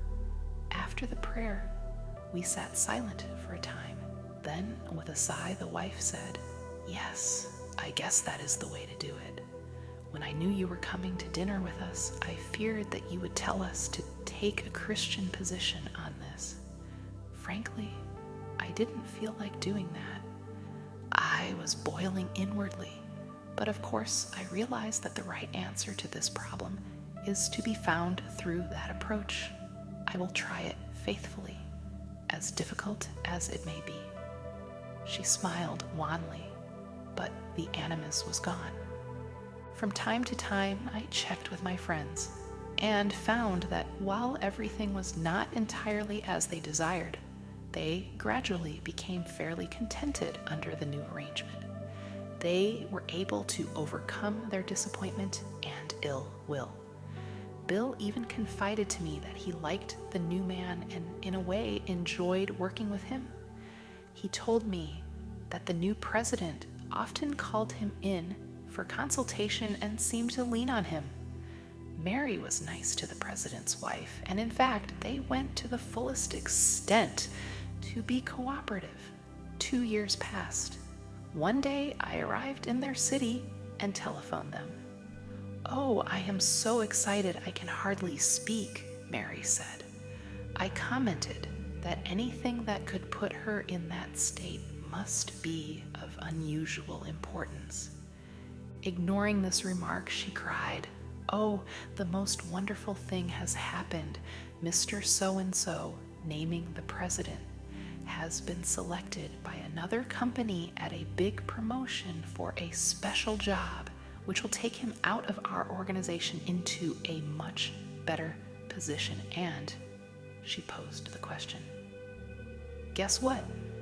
Bill has just been notified that he is now president of this company. Come over right away and let the three of us give thanks together." Later, as we sat together, Bill said, "Do you know, I am beginning to realize that Christianity isn't theoretical after all.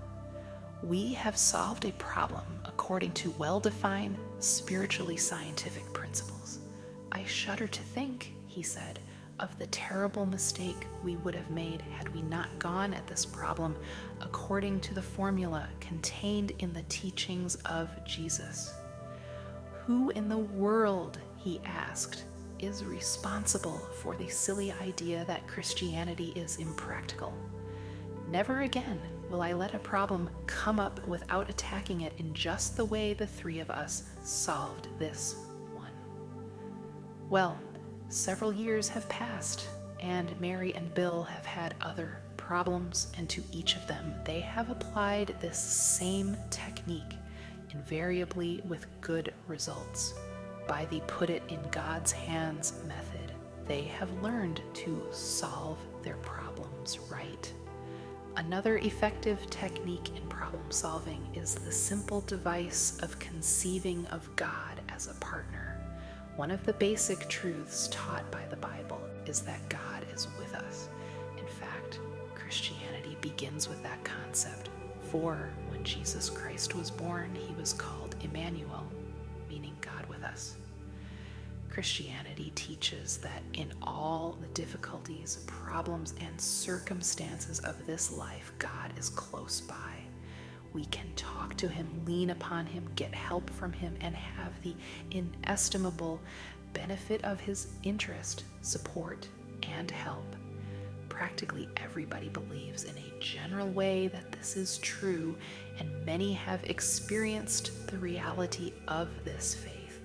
In getting correct solutions to your problems, however, it is necessary to go a step further than believing this, for one must actually practice the idea of presence, practice believing that God is as real and actual as your wife, or your business partner, or your closest friend.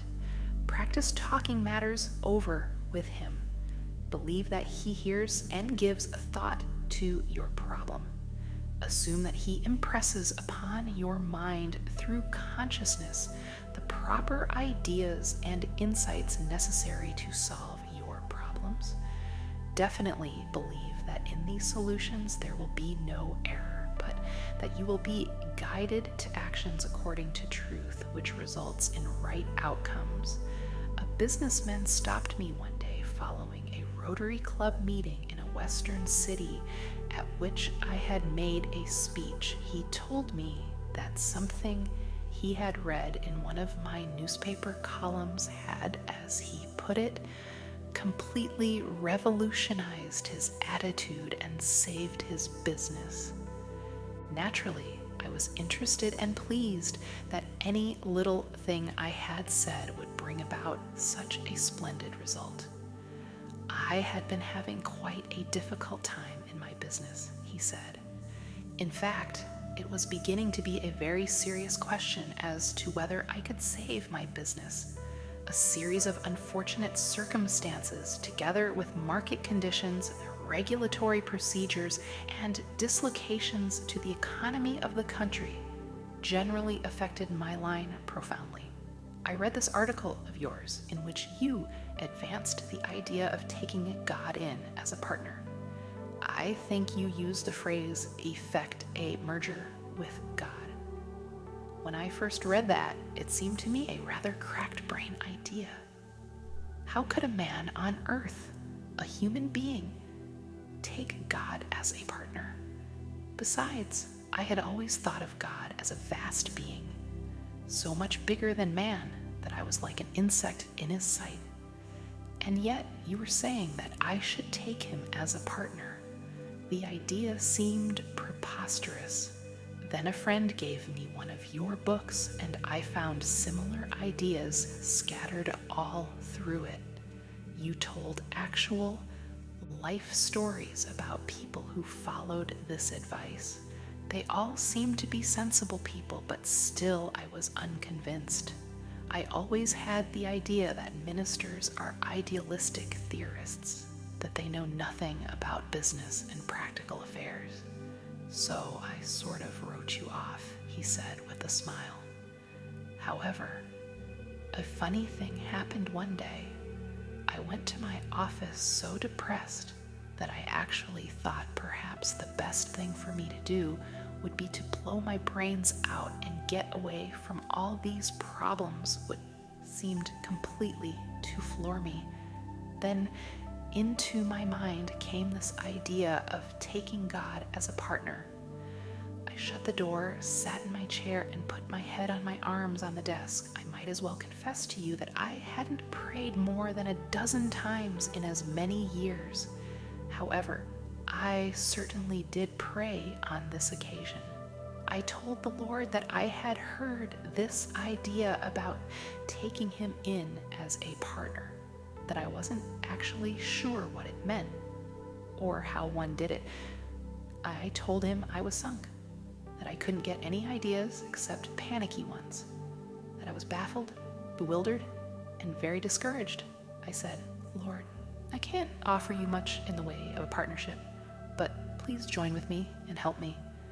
I don't know how you can help me, but I want to be helped. So I now put my business, myself, my family, and my future in your hands. Whatever you say goes. I don't even know how you are going to tell me what to do, but I am ready to hear and will follow your advice if you will make it clear. Well, he continued, that was the prayer. After I finished praying, I sat at my desk. I guess I expected something miraculous to happen, but nothing did. However, I did suddenly feel quiet and rested. I actually had a feeling of peacefulness. Nothing out of the ordinary occurred that day, nor that night.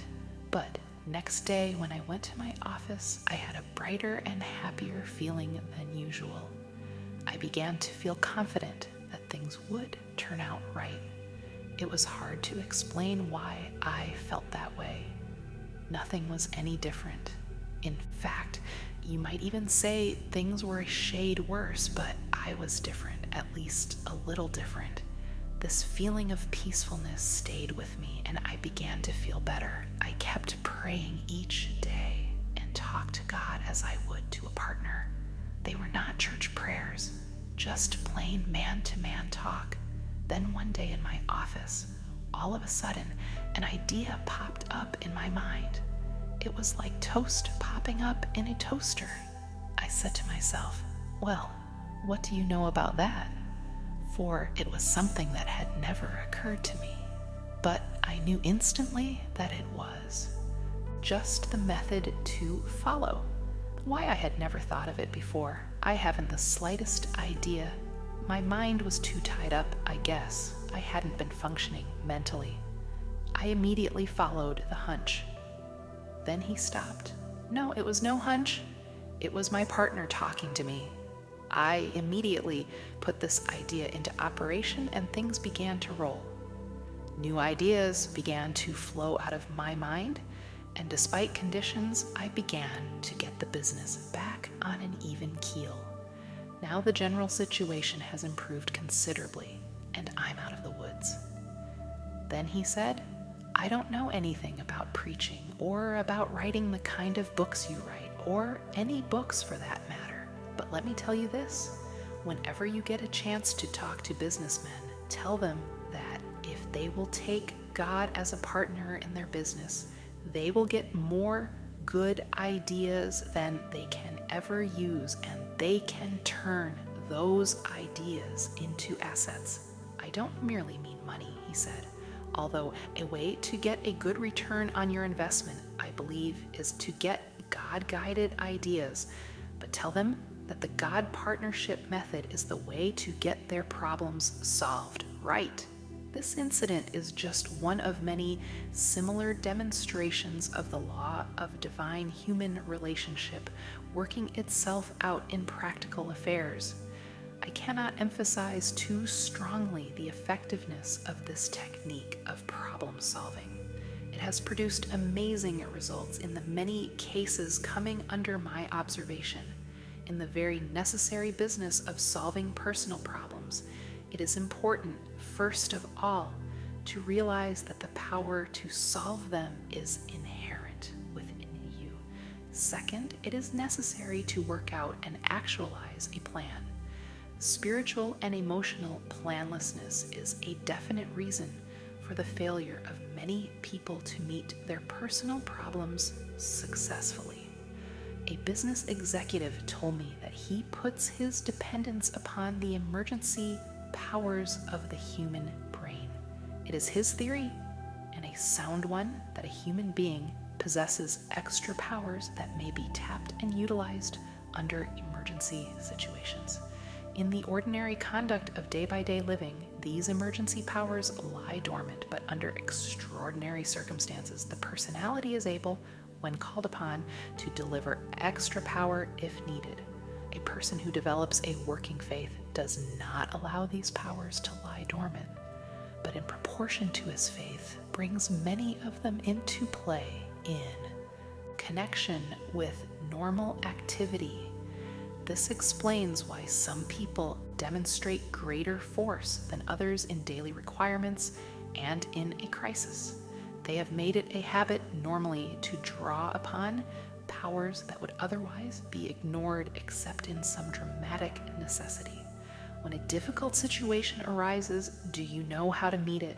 Have you any clearly defined plan for solving unusually difficult problems as they develop?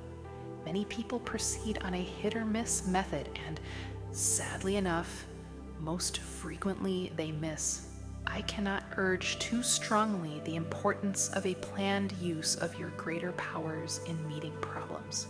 In addition to the method of 2 or 3 praying together in the surrender of God technique and that of establishing a partnership with God, and the importance of a plan to tap and utilize emergency inner powers, there is still another tremendous technique, that of practicing faith attitudes. I read the Bible for years before it ever dawned on me that it was trying to tell me that if I would have faith and really have it, that I could overcome all of my difficulties, meet every situation, rise above every defeat, and solve all of the perplexing problems of my life. The day that realization dawned on me was one of the greatest, if not the greatest, of my life. Undoubtedly, many people will read this book who have never gotten the faith idea of living. But I hope you will get it now, for the faith technique is without question one of the most powerful truths in the world, having to do with the successful conduct of human life. Throughout the Bible, the truth is emphasized again and again, that if ye have faith as a grain of mustard seed, nothing shall be impossible unto you. Matthew. The Bible means this absolutely, factually, completely, and literally. It isn't an illusion, it isn't a fantasy. It is not an illustration, nor a symbol, nor a metaphor, but the absolute fact. Faith, even as a grain of mustard seed, will solve your problems. Any of your problems, all of your problems, if you believe it and practice it, according to your faith, be it unto you. Matthew. The requirement is faith, and directly in proportion to the faith that you have and use will you get results. Little faith gives you little results. Medium faith gives you medium results. Great faith gives you great results. But in the generosity of Almighty God, if you have only the faith symbolized by a grain of mustard seed, it will do amazing things in solving your problems. For example, let me tell you the thrilling story of my friends Maurice and Mary Alice Flint.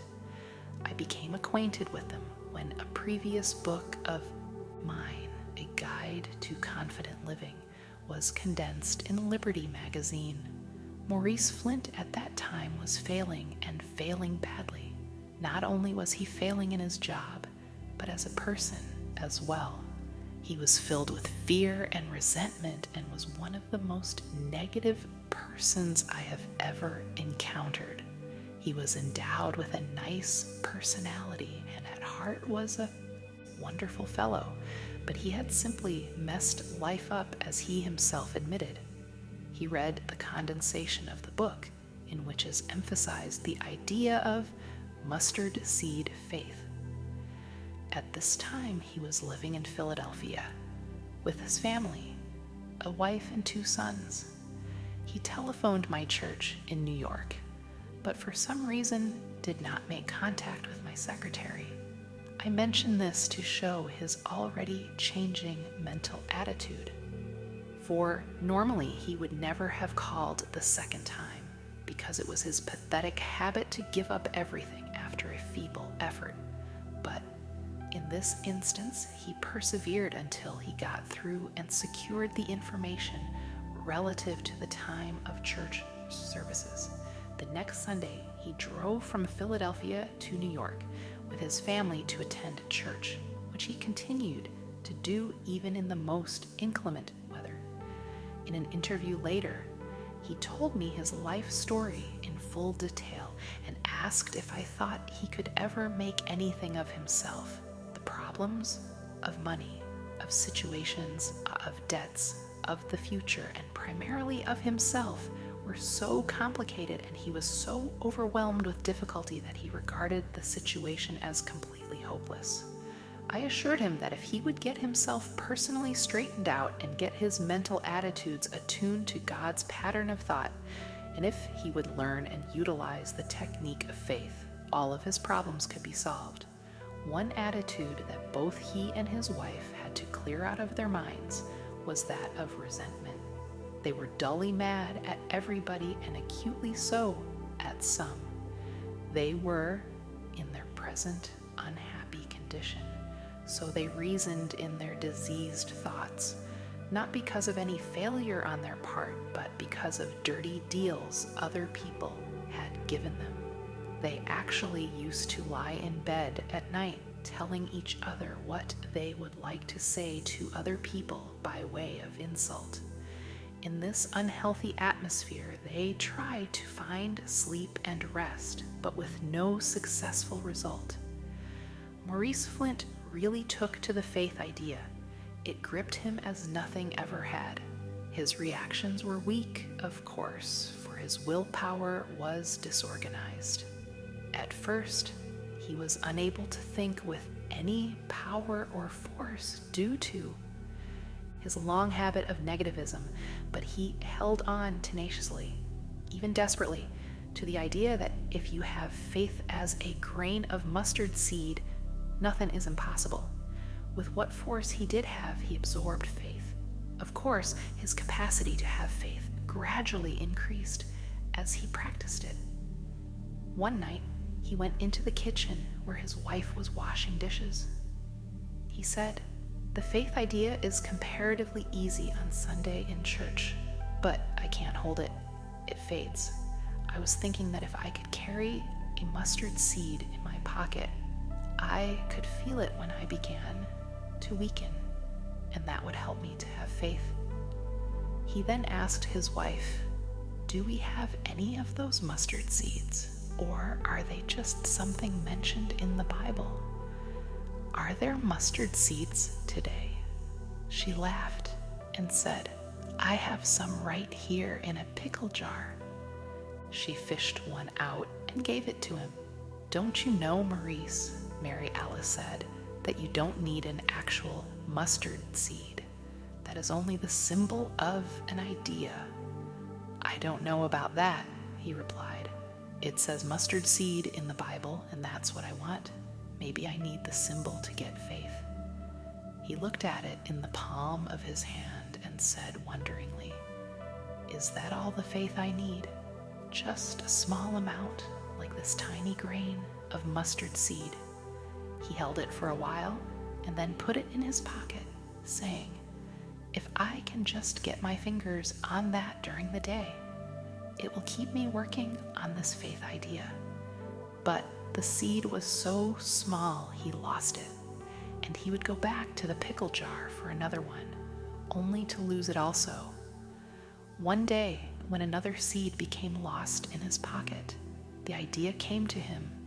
Why couldn't he put the grain of mustard seed in a plastic ball? He could carry this ball in his pocket or put it on his watch chain, always to remind him that if he had faith as a grain of mustard seed, nothing would be impossible unto him. He consulted a supposed expert in plastics and asked how to insert a mustard seed in a plastic ball so there would be no bubble. The expert said it could not be done for the reason that it had never been done, which of course was no reason at all. Flint had enough faith by this time to believe that if he had faith even as a grain of mustard seed, he could put a mustard seed in a plastic sphere. He went to work and kept at it for weeks and finally succeeded. He made up several pieces of costume jewelry: necklace, bow pin, keychain, bracelet, and sent them to me. They were beautiful, and on each gleamed the translucent sphere with the mustard seed within. With each one was a card which bore the title Mustard Seed Remembrancer. The card also told how this piece of jewelry could be used, how the mustard seed would remind the wearer that if he had faith, nothing was impossible. He asked me if I thought these articles could be merchandised. I was no expert in such matters, so I showed them to Grace Worsler, consulting editor of Guideposts magazine. She took the jewelry to our mutual friend, Mr. Walter Hoving, president of Bonwit Teller Department Store, one of the greatest executives in the country. He at once saw the possibilities in this project. Imagine my astonishment and delight when in the New York papers a few days later was a 2-column advertisement reading, "Symbol of Faith, a genuine mustard seed enclosed in sparkling glass makes a bracelet with real meaning." And in the advertisement was the scripture passage, If ye have faith as a grain of mustard seed, nothing shall be impossible unto you. Matthew. These articles sold like hotcakes. Now hundreds of great department stores and shops throughout the country find difficulty keeping them in stock. Mr. and Mrs. Flint have a factory in a Midwestern city producing mustard seed remembrancers. Curious, isn't it? A failure goes to church and hears a text out of the Bible and creates a great business. Perhaps you had better listen more intently to the reading of the Bible and the sermon the next time you go to church. Perhaps you too will get an idea that will rebuild not only your life but your business as well.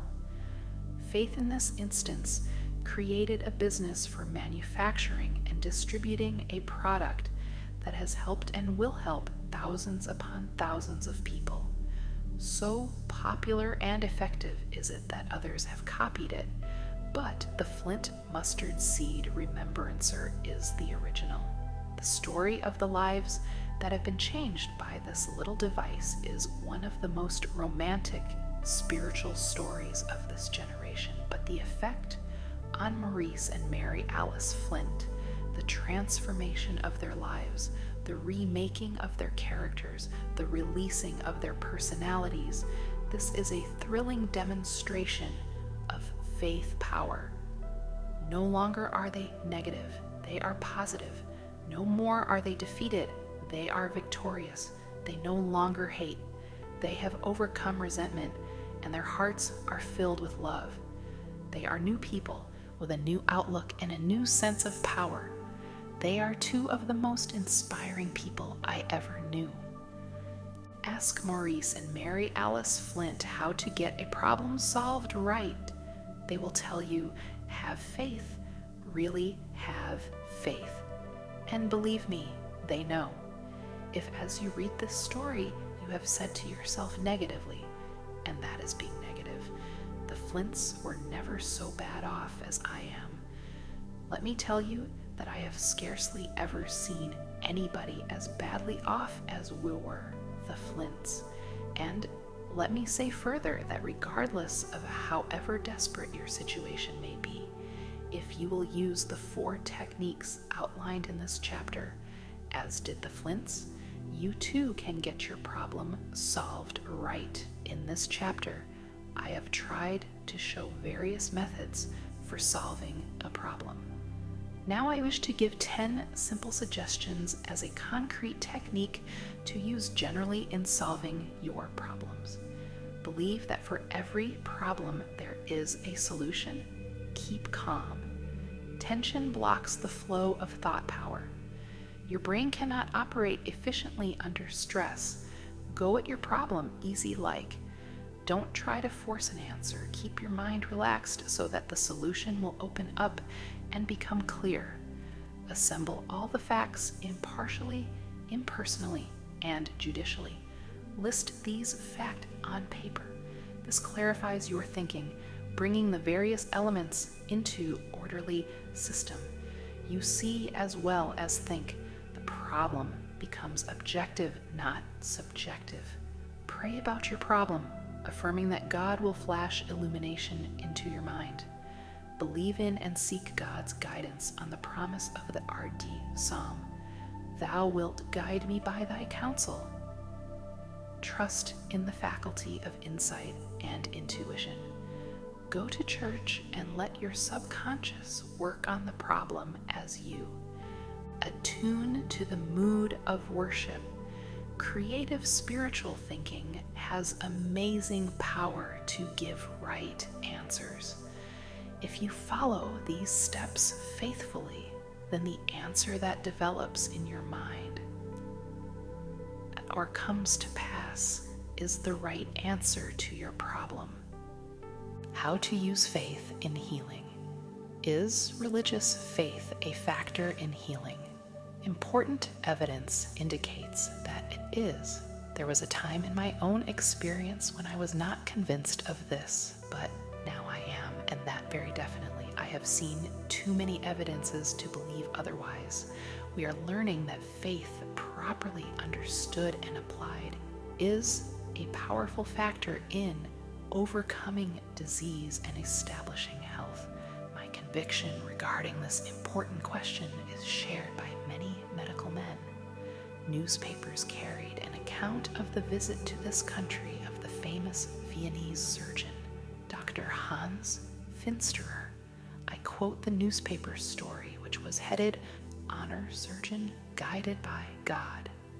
A Viennese doctor, Dr. Hans Finsterer, who believes the unseen hand of God helps make an operation successful, was selected by the International College of Surgeons for its highest honor, Master of Surgery. He was cited for his work in abdominal surgery with the use of local anesthesia only. Finsterer, 72-year-old professor at the University of Vienna, has performed more than major operations, among them gastric resections, removal of part or all of the stomach, using only local anesthesia. Finsterer said that although considerable progress has been made in medicine and surgery in the past few years, all advances are not sufficient in themselves to ensure a happy outcome in every operation. In many instances, he said, in what appeared to be simple surgical procedures, the patients died, and in some cases where the surgeon despaired of a patient, there was recovery. Some of our colleagues attribute these things to unpredictable chance, while others are convinced that in those difficult cases their work has been aided by the unseen hand of God. Of late years, unfortunately, many patients and doctors have lost their conviction that all things depend on the providence of God. When we are once again convinced of the importance of God's help in our activities, and especially in the treatment of our patients, then true progress will have been accomplished in restoring the sick to health. So concludes the account of a great surgeon who combines his science with faith. I spoke at the National Convention of an important industry. It was a large gathering of the leaders in an amazingly creative merchandising enterprise that has established this particular industry as a vital factor in American business life.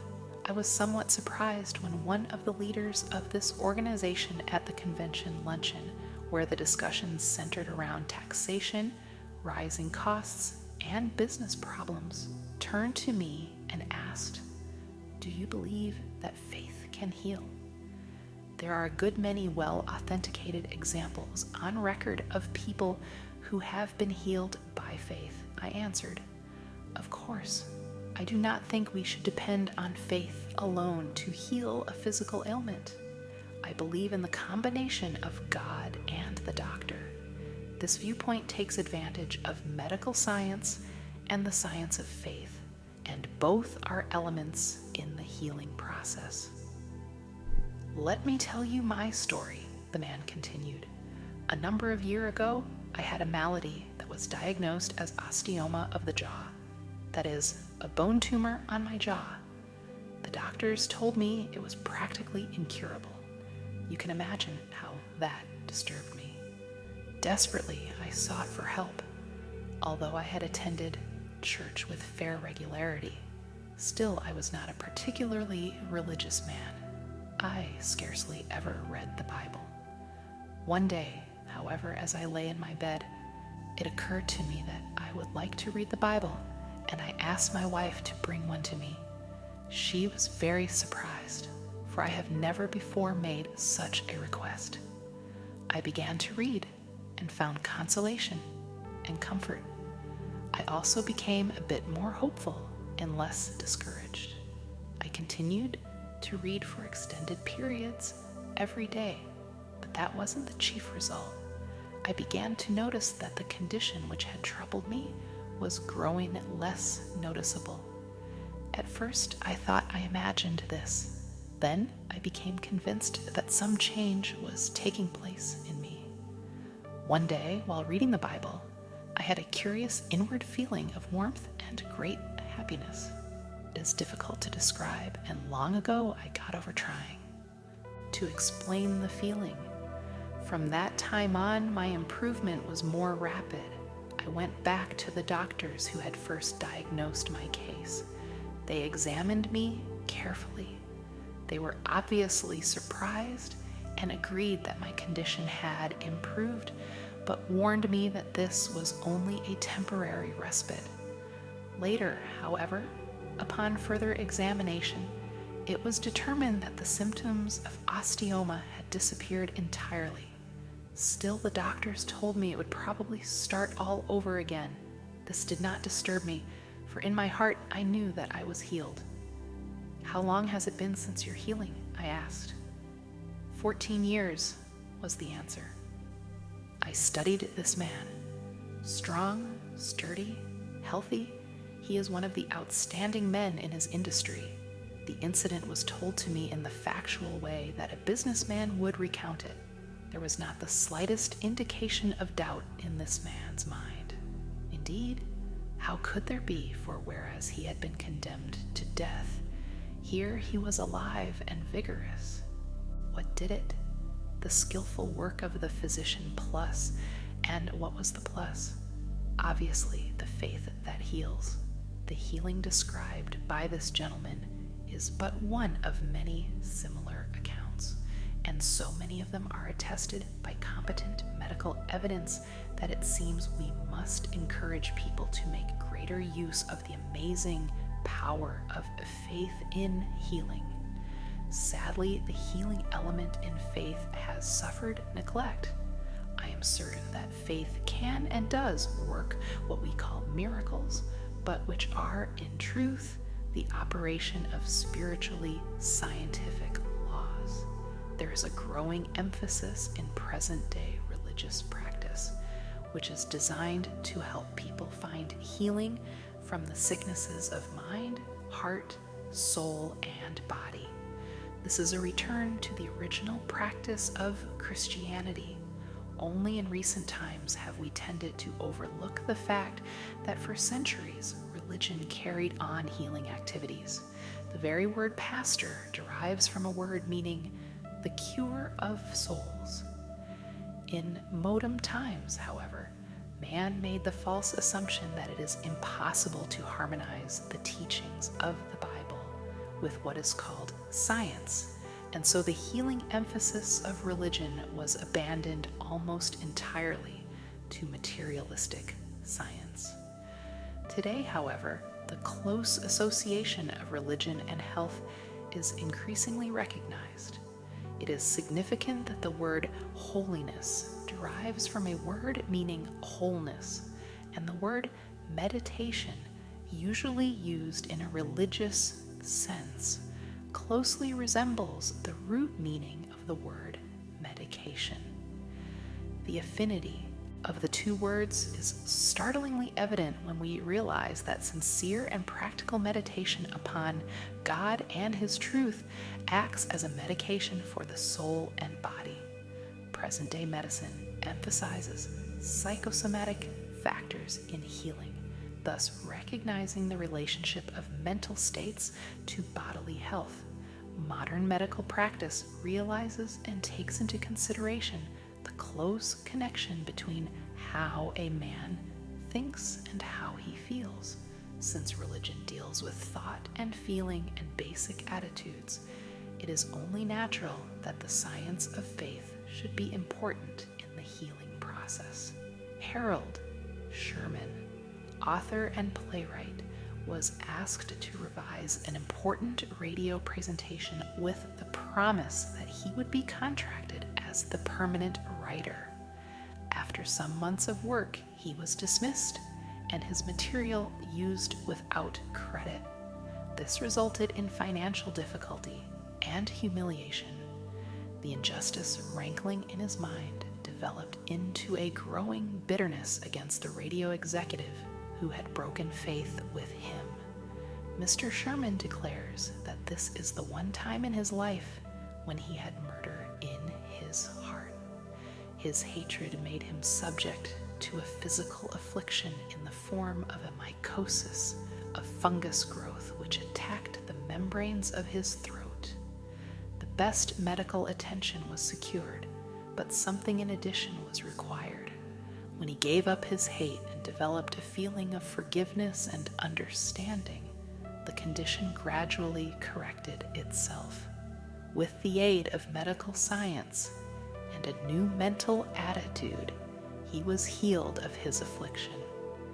A sensible and effective pattern for health and happiness is to utilize the skills and methods of medical science to the fullest possible extent, and at the same time apply the wisdom, the experience, and the techniques of spiritual science.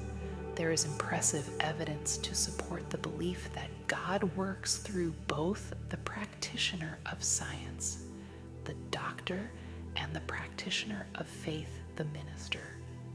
Many physicians join in this point of view. At a Rotary Club luncheon, I sat at a table with 9 other men, one of them a physician who had recently been discharged from military service and had resumed his civilian practice.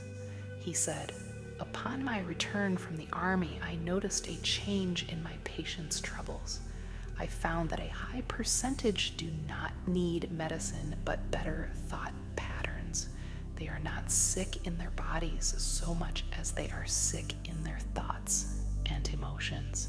They are all mixed up with fear thoughts, inferiority feelings, guilt, and resentment. I found that in treating them, I needed to be about as much a psychiatrist as a physician. And then I discovered that not even those therapies helped me fully to do my job. I became aware that in many cases, the basic trouble with people was spiritual. So I found myself frequently quoting the Bible to them. Then I fell into the habit of prescribing religious and inspirational books, especially those that give guidance in how to live.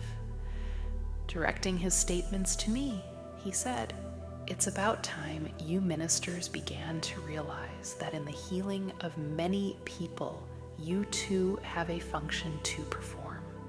Of course, you are not going to overlap on the work of the physician any more than we shall intrude on your function.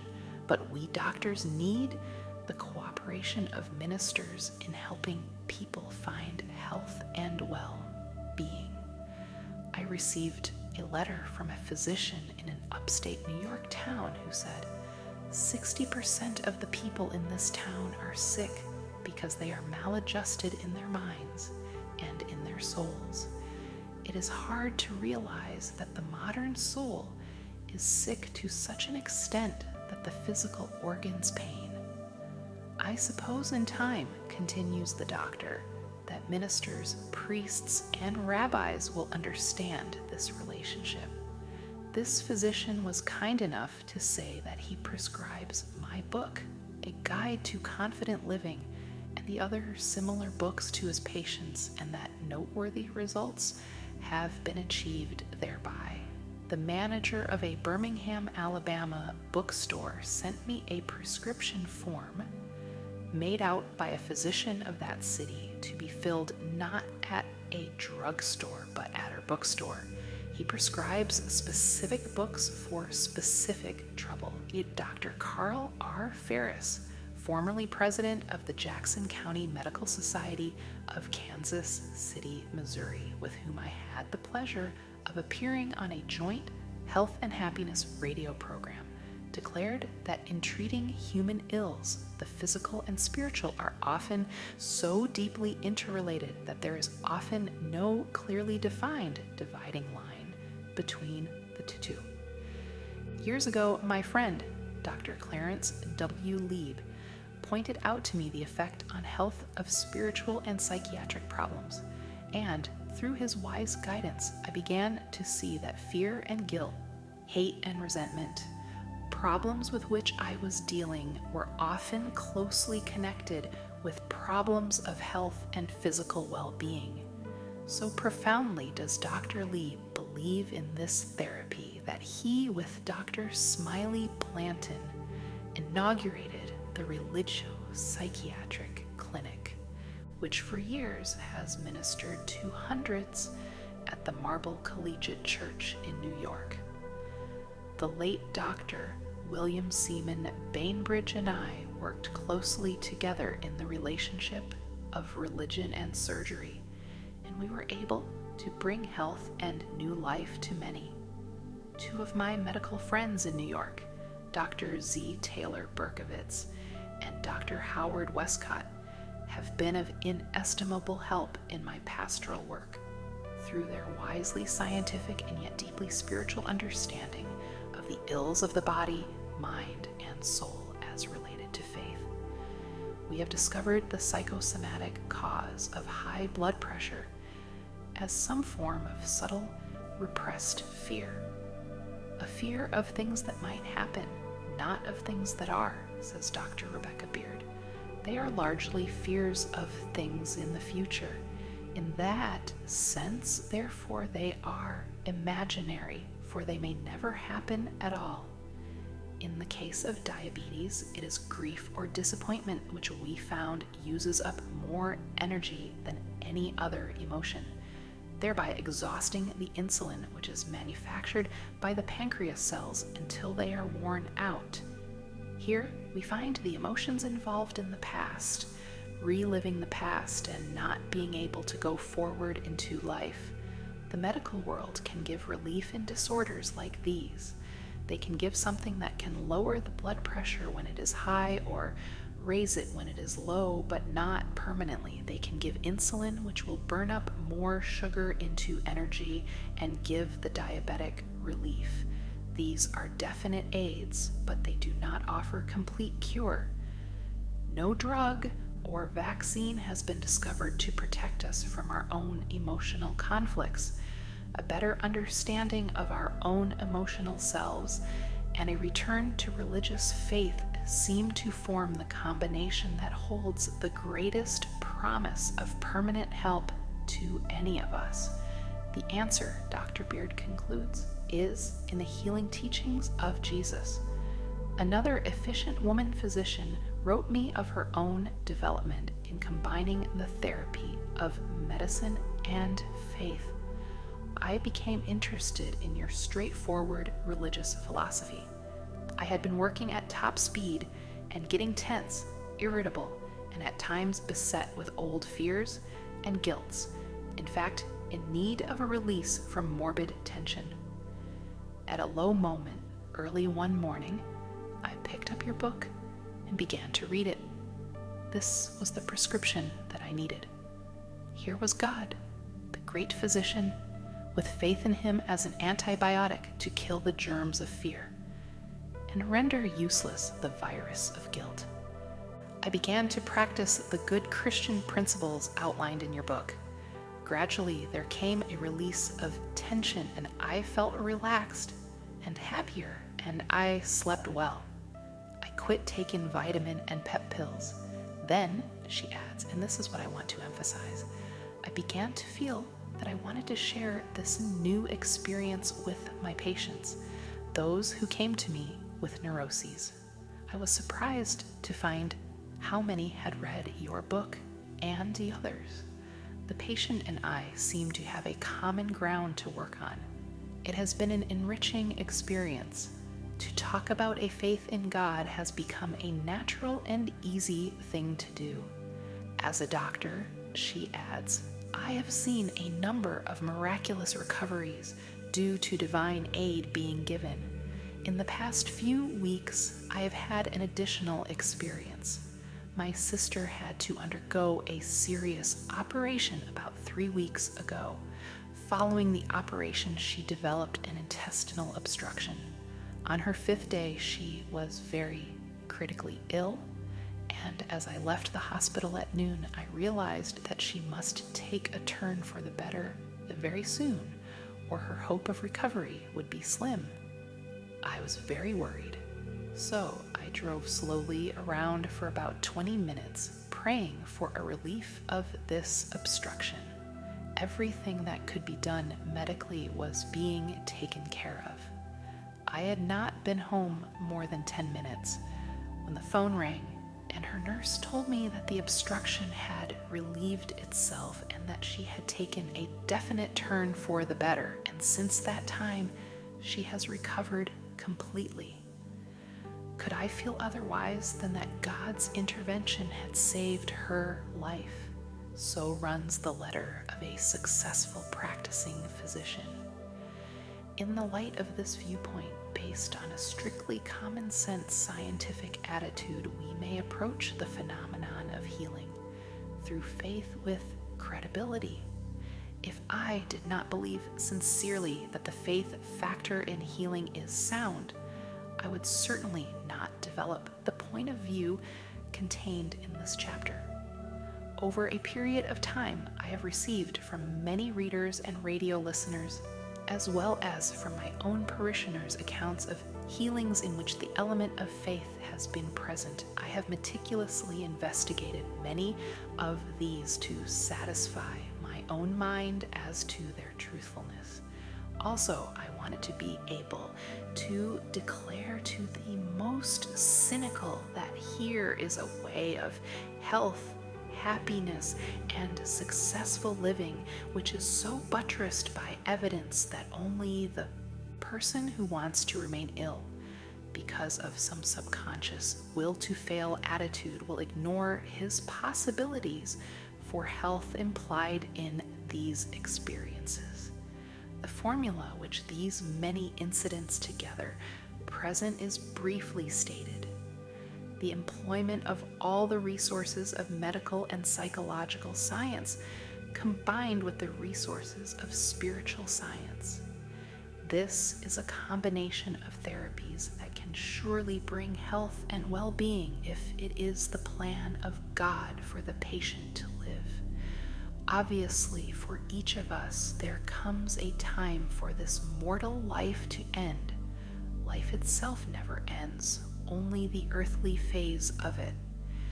We in the so-called old line churches have, in my humble judgment, missed one of our greatest possible contributions by failing to point out with positiveness that there is a sound message of health in Christianity, failing to find this emphasis in the church, groups, organizations, and other spiritual bodies have been created to supply this deficiency in Christian teaching.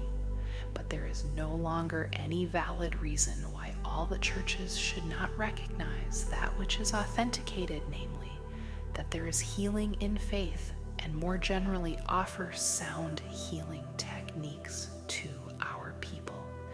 Fortunately, everywhere today throughout our religious organizations, thoughtful, scientifically minded spiritual leaders are taking that extra step of faith based on the facts and the scripture, and are making available to the people as never before the formulas of the marvelous healing grace of Jesus Christ. In all of the investigations I have made into successful cases of healing, there seem to be certain factors present. First, a complete willingness to surrender oneself into the hands of God.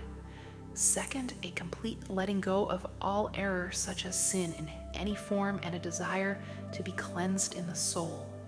Third, belief and faith in the combined therapy of medical science in harmony with the healing power of God. Fourth, a sincere willingness to accept God's answer, whatever it may be, and no irritation or bitterness against His will. Fifth, a substantial, unquestioning faith that God can heal. In all these healings, there seems to be an emphasis upon warmth and light and a feeling of assurance that power has passed through. In practically every case that I have examined, in one form or another, the patient talks about a moment when there was warmth, heat, beauty, peace, joy, and a sense of release. Sometimes it has been a sudden experience.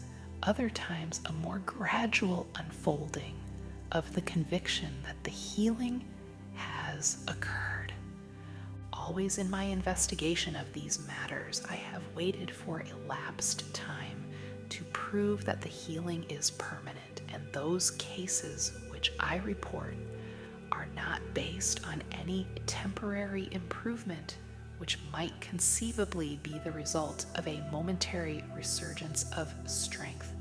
For example, may I relate a healing experience written for me by a woman whose reliability and judgment I profoundly respect. Documentation in this case is thoroughgoing and scientifically impressive.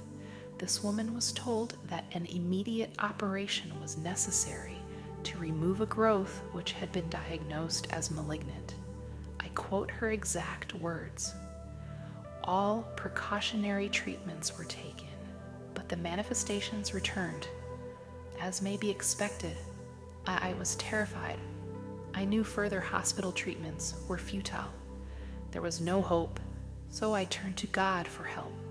A very consecrated and spiritual child of God helped me by prayer to realize that the right knowledge of God and His healing Christ would help me too.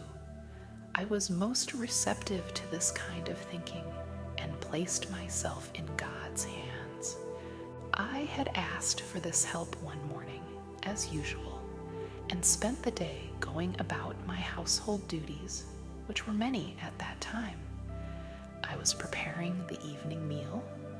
All alone in the kitchen, I was aware of an unusually bright light in the room and felt a pressure against my whole left side, as though a person were standing very close beside me. I had heard of healings. I knew prayers were being offered in my behalf. So I decided this must be the healing Christ who was with me. I decided to wait until morning to be sure. If the symptoms of the trouble were gone, then I would know. By morning, the improvement was so noticeable, and I was so free in my mind that I was certain and reported to my friend that the healing had taken place. The memory of that healing and the presence of Christ are as fresh in my mind today as then. That was 15 years ago, and my health steadily improved until I am in excellent condition now. In many heart cases, the therapy of faith, a quiet, serene faith in Jesus Christ, undoubtedly stimulates healing. People who experience a heart attack, who thereupon thoroughly and completely practice faith in Christ's healing grace, observing at the same time the rules prescribed by their physicians, report remarkable recovery histories. Perhaps such a person may even gain a greater degree of health than previously for having learned. His limitations in realizing the excess strains he has been placing upon himself now conserves his strength.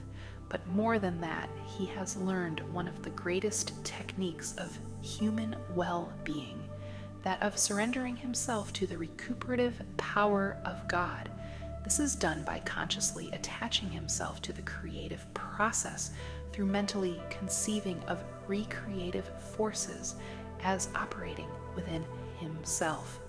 The patient opens his consciousness to the tides of vitality and recreative energy inherent in the universe, which have been barred from his life through tension, high pressure, and other departures from the laws of well-being.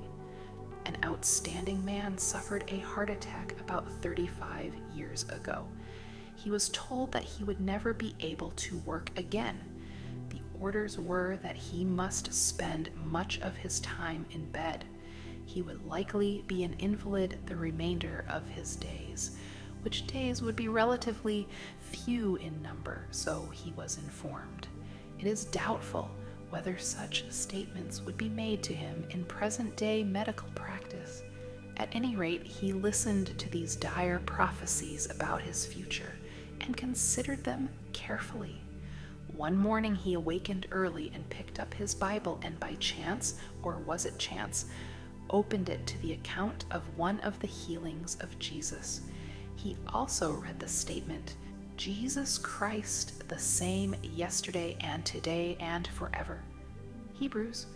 It occurred to him that if Jesus could and did heal people long ago, and that if he is the same as he was then, why couldn't he heal today? Why cannot Jesus heal me? He asked. Then faith welled up within him. Therefore, with simple confidence, he asked the Lord to heal him. He seemed to hear Jesus say, "Believest thou that I can do this?" And his answer was, "Yes, Lord, I believe that you can." He closed his eyes and seemed to feel the touch of the healing Christ upon his heart. All that day, he had a strange sense of rest. As the days passed, he became convinced that there was a rising tide of strength within him.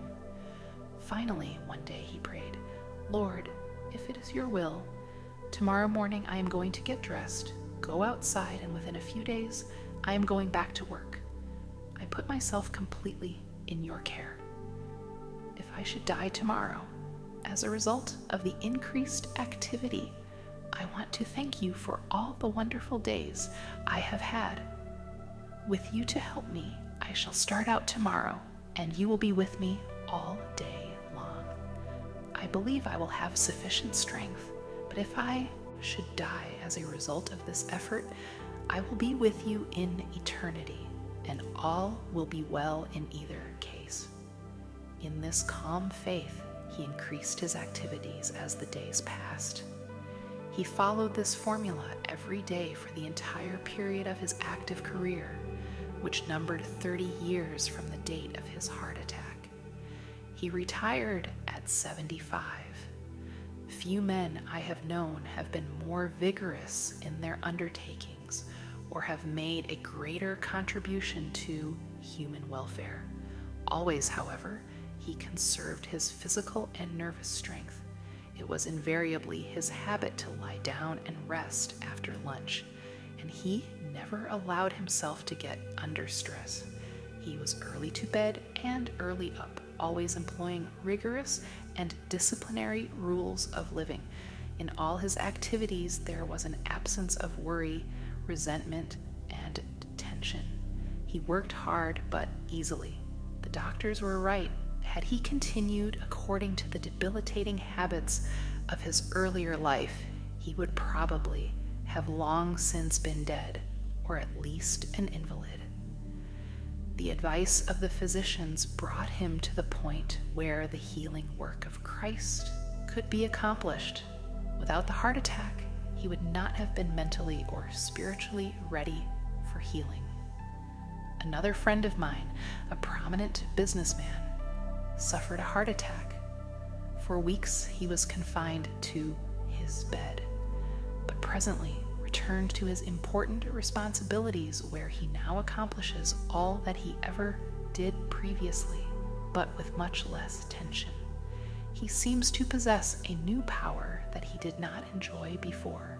His recovery proceeded from a definite and scientific spiritual approach to his health problem.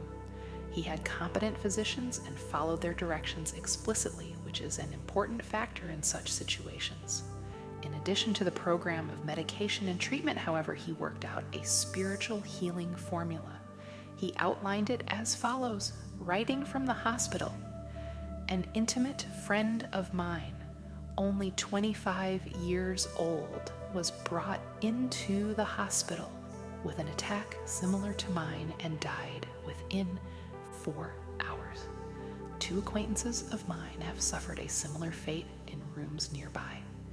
It must be that I have work yet to do, so I shall return and apply myself to the tasks before me with the expectation of living longer and more abundantly than I might have done without this experience. The doctors were wonderful, the nurses grand, the hospital ideal." He then proceeds to outline the technique of spiritual convalescence, which he employed. The formula consists of 3 parts. During the first stages, when absolute rest was demanded, I heeded the admonition of the psalmist, "Be still and know that I am God." Psalm. That is to say, he completely relaxed and rested in the hands of a God. As the days grew brighter, I used the affirmation, "Wait on the Lord. Be of good courage, and he shall strengthen thine heart." Psalm. The patient put his heart under the care of God, and God placed his hand of healing upon his heart and renewed it. Finally, with the return of strength, came a new assurance and confidence to which I gave expression in the affirmation, I can do all things through Christ, which strengtheneth me. Philippians. In this, he affirmed positively that strength was being conferred upon him, and in so doing, he received new power. In this 3-point formula, this man found healing. The able ministrations of his physicians conserved and stimulated the healing forces of his physical being.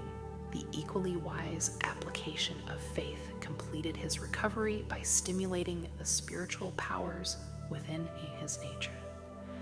The two therapies together draw upon the two great renewal forces within our life. One, the recuperative power of the human body, and the other, the restorative forces resident within the mind.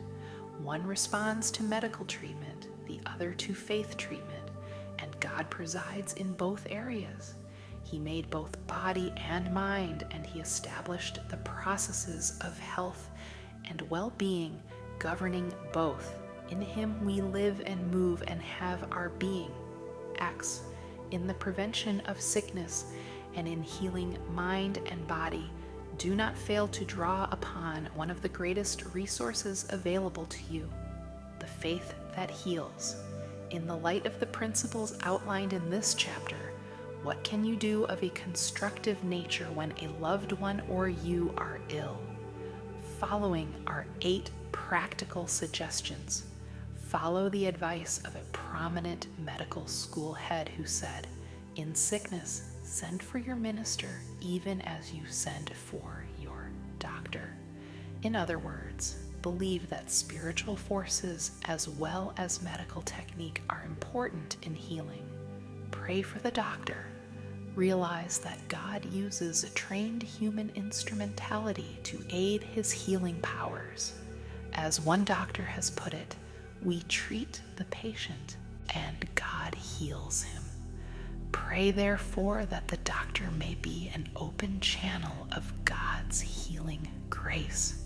Whatever you do, do not become panicky or filled with fear, for if you do, you will send out negative thoughts and therefore destructive thoughts in the direction of your loved one when he requires positive and healing thoughts to assist him. Remember that God does nothing except by law. Also remember that our little materialistic laws are only fragmentary revelations of the great power flowing through the universe. Spiritual law also governs illness. God has arranged 2 remedies for all illness. One is healing through natural laws applicable by science, and the other brings healing by spiritual law applicable through faith. Completely surrender your loved one into the hands of God. By your faith, you can place him in the flow of divine power. There is healing there, but in order for it to be effective, the patient must be completely released to the operation of God's will. This is difficult to understand and equally difficult to perform, but it is a fact that if the great desire for the loved one to live is matched with an equally great willingness to relinquish him to God, healing powers are amazingly set in motion. It is also important that harmony prevail in the family, that is, a spiritual harmony. Remember the emphasis in the scripture, Matthew. If 2 of you shall agree on earth as touching anything that they shall ask, it shall be done for them of my Father which is in heaven. Apparently, disharmony and disease are akin. Form a picture in your mind of the loved one as being well. Visualize him in perfect health. Picture him as radiant with the love and goodness of God. The conscious mind may suggest sickness, even death, but 9/10 of your mind is in the subconscious. Let the picture of health sink into the subconscious, and this powerful part of your mind will send forth radiant health energy. What we believe in the subconscious, we usually get. Unless your faith controls the subconscious, you will never get any good thing, for the subconscious gives back only that which your real thought is. If the real thought is negative, the results will also be negative. If the real thought is positive, you will get positive and healing results. Be perfectly natural. Ask God to heal your loved one. That is what you want with all your heart, so ask Him please to do it, but we suggest that you say please just once. Thereafter in your prayer, thank Him for His goodness. This affirmative faith will help to release deep spiritual power and also joy through reassurance of God's loving care. This joy will sustain you, and remember that joy itself possesses healing power. When vitality sags, try this health formula. A woman, so I have heard, went into a drugstore and asked for a bottle of psychosomatic medicine. Such medicine, of course, is not found on drugstore shelves, for it does not come in pills or bottles. But there is a psychosomatic medicine just the same, and many of us need it. It is a prescription compounded of prayer, faith, and dynamic spiritual thinking. It has been variously computed that from 2% of present-day people are ill because of the influence of improper mental states on their emotional and physical makeup. Therefore, such a medicine is of great importance. Many people who are below par will find that there is a health formula which, in addition to the services of their physicians, can be of great value to them. The manner in which spiritual and emotional treatment can restore declining vitality is illustrated by the sales manager referred to us by the head of a large company. This sales executive, formerly a man of outstanding efficiency and energetic driving power, experienced a serious decline, both in ability and energy. He lost his creative skill. Previously, his sales ideas had been unique and outstanding. It soon became noticeable to his associates that the sales manager was slipping badly. He was urged to consult a doctor, and the company sent him to Atlantic City for a rest, and later to Florida for a second attempt at recovery. Neither of these vacations seemed to be productive of any definite improvement. His physician, who knew about our religio-psychiatric clinic, recommended to the company president that this sales manager come to us for an interview. The president asked him to come, which he did, but he was rather indignant at being sent to a church. "This is a pretty pass," he fumed, "when they send a businessman to a preacher. I suppose you are going to pray with me and read the Bible," he said irritably. "I wouldn't be surprised," I answered, "for sometimes our trouble lies in an area where prayer and the therapy of the Bible can have an important effect." He proved most sullen and uncooperative until finally I was forced to say to him, "I wanted to tell you bluntly that you had better cooperate with us or you're going to be fired." "Who told you that?" he demanded. "Your boss," I replied. "In fact, he says that unless we can straighten you out, as much as he regrets it, you are going to be through." You never saw such a stunned expression on anybody's face. "What do you think I ought to do?" he stammered. "Often," I replied, "a person gets into the state in which you find yourself because the mind is filled with fear, anxiety, tension, resentment, guilt, or a combination of all of them. when these emotional impediments accumulate to a certain weight, personality cannot support them any longer and gives way. Normal sources of emotional, spiritual, and intellectual power become clogged up. So a person becomes bogged down by resentment, by fear, or by guilt. I do not know your trouble, but I would suggest that you think of me as a sympathetic friend with whom you can be absolutely confident, and that you tell me about yourself. I emphasized that it was important he conceal nothing and that he completely empty himself of whatever fears, resentments, or guilt feelings might be in his mind. I assure you that our interview will be held in strictest confidence. All your company wants is to have you back, the same highly efficient person you were. In due course, the trouble came out.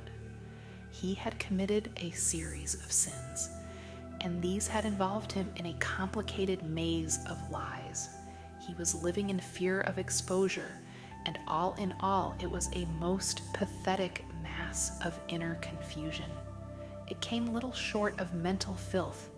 It was rather difficult to get him to talk, for he was essentially a decent person and had a strong sense of shame. I told him that I understood his reticence, but that this operation had to be performed and that it could not be accomplished without a thorough mind emptying. When it was all over, I shall never forget the manner in which he reacted. Standing on his feet, he began to stretch. He stood on tiptoes, reaching his fingers toward the ceiling, and then took a deep breath. "My," he said, "I feel good." It was a dramatic expression of release and relief. Then I suggested that he pray and ask God to forgive him and to fill him with peace and cleanness. "Do you mean for me to pray aloud?" he asked dubiously. "I never did that in my life." "Yes," I said. "It is a good practice and will strengthen you." It was a simple prayer, and as best as I can recall it, this is what he said.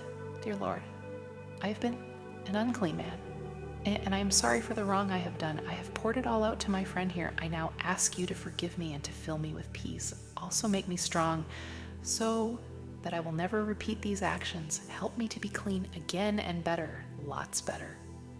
He went back to his office that very day.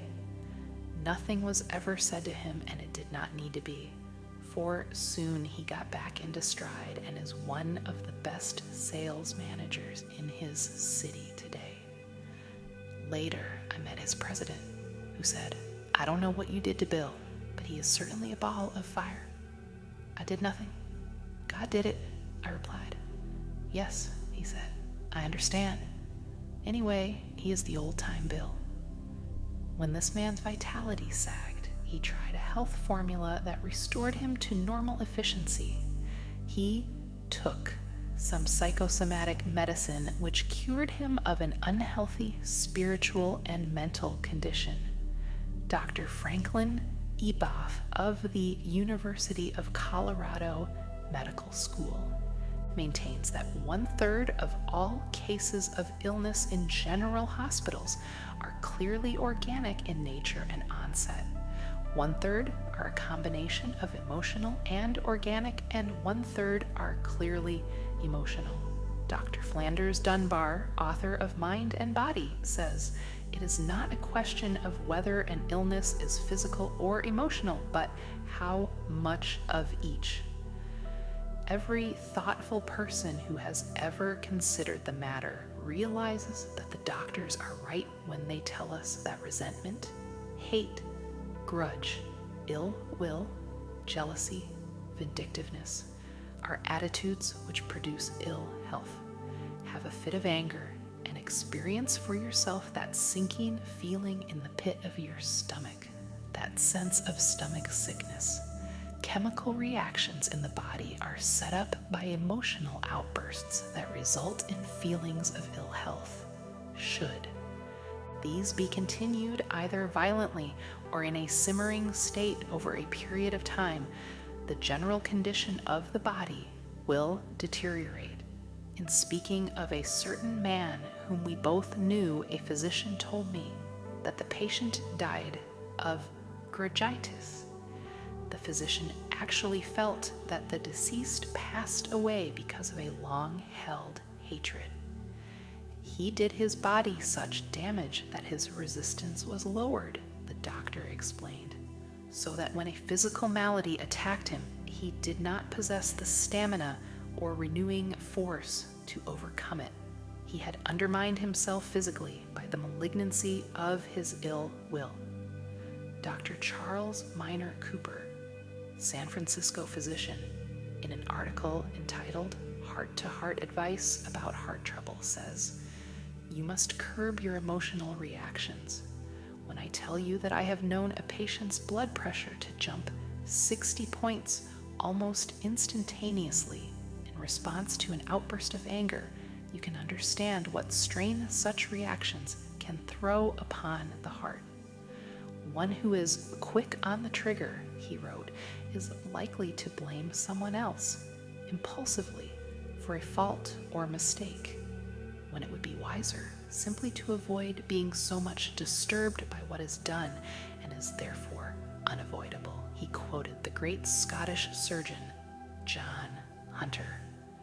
Dr. Hunter had a heart condition himself and a thorough understanding of the effect of strong emotion on his heart. He said that his life was at the mercy of anyone who could annoy him, and in fact, his death resulted from a heart attack caused by a fit of anger when he forgot to discipline himself.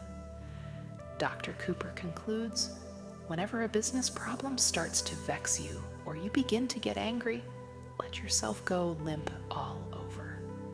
This will dissipate your mounting inner turmoil. Your heart asks that it be permanently housed in a lean, cheerful, placid man who will intelligently curb his physical, mental, and emotional activities. So, if you are under par, I suggest that you do a very scrupulous job of self-analysis. Honestly ask yourself if you are harboring any ill will or resentment or grudges, and if so, cast them out. Get rid of them without delay. They do not hurt anybody else. They do no harm to the person against whom you hold these feelings, but every day and every night of your life they are eating at you. Many people suffer poor health not because of what they eat, but from what is eating them. Emotional ills turn in upon yourself, sapping your energy, reducing your efficiency, causing deterioration in your health, and, of course, they siphon off your happiness. So we realize today the effect of thought patterns upon physical states. We realize that a person can make himself ill by resentment. We know he can develop various kinds of physiological symptoms because of a sense of guilt. Also, one may show definite physical symptoms as a result of fear and anxiety. We know that healing has been accomplished when the thoughts are changed. Recently, a diagnostician told me of a young woman who was admitted to the hospital with a temperature of 102 degrees. She had a definite case of rheumatoid arthritis. Her joints were badly swollen. In order to study the case thoroughly, the doctor gave her no medication except a slight sedative to relieve the pain. After 2 days, the young woman asked the doctor, "How long will I be in this condition, and how long must I remain in the hospital?" "I think I must tell you," replied the physician, "that you will probably be in the hospital for about 6 months." "You mean it will be 6 months before I can get married?" she demanded. "I am sorry," he said, "but I cannot promise you anything better than that." This conversation took place in the evening. The next morning, the patient's temperature was normal, and the swelling was gone from her joints. Unable to account for the change, the doctor observed her for a few days, then sent her home. In a month, she was back in the hospital in the same condition as before, temperature 102, joints swollen. Counseling disclosed that her father insisted that she marry a certain man who would be an asset to him in his business connections. The girl loved her father, wanted to do as he wished, but did not want to marry a man whom she did not love. So her subconscious mind came to her assistance and in effect gave her rheumatoid arthritis and a temperature. The doctor explained to the father that if he forced this marriage, his daughter could become an invalid.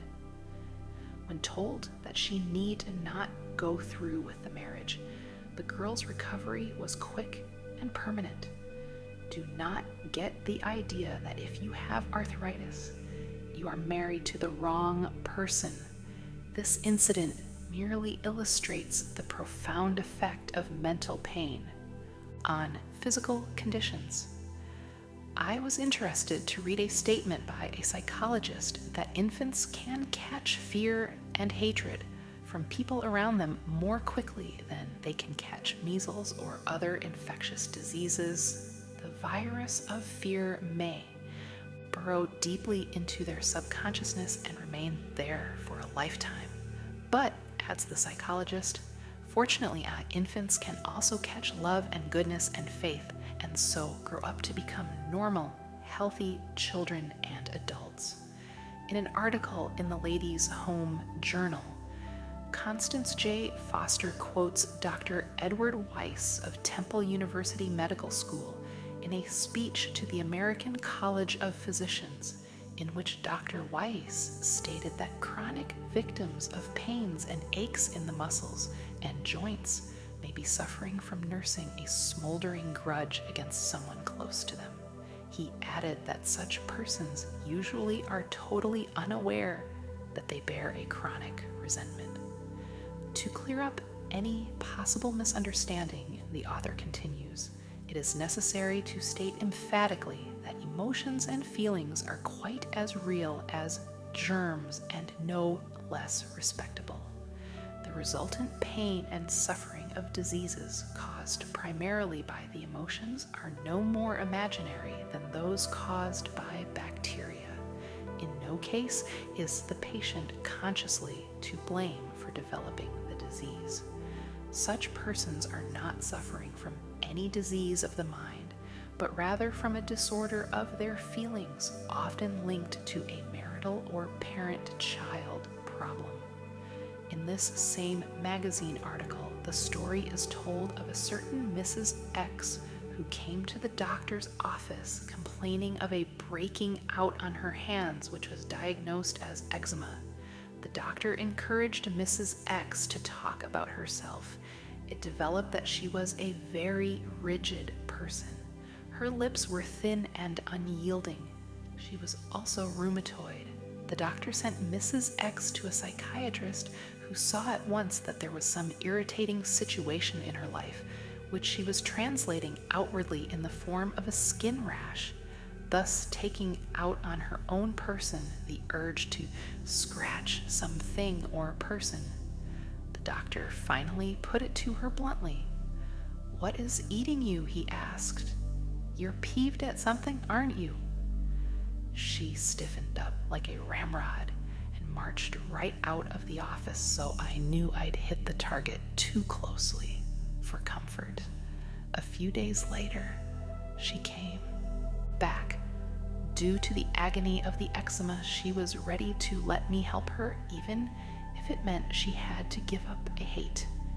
It turned out to be a family row over a will, with Mrs. X feeling she had been treated unfairly by a younger brother. When she got rid of the hostility, she got well. And when she made up the quarrel with her brother, within 24 hours, the eczema vanished.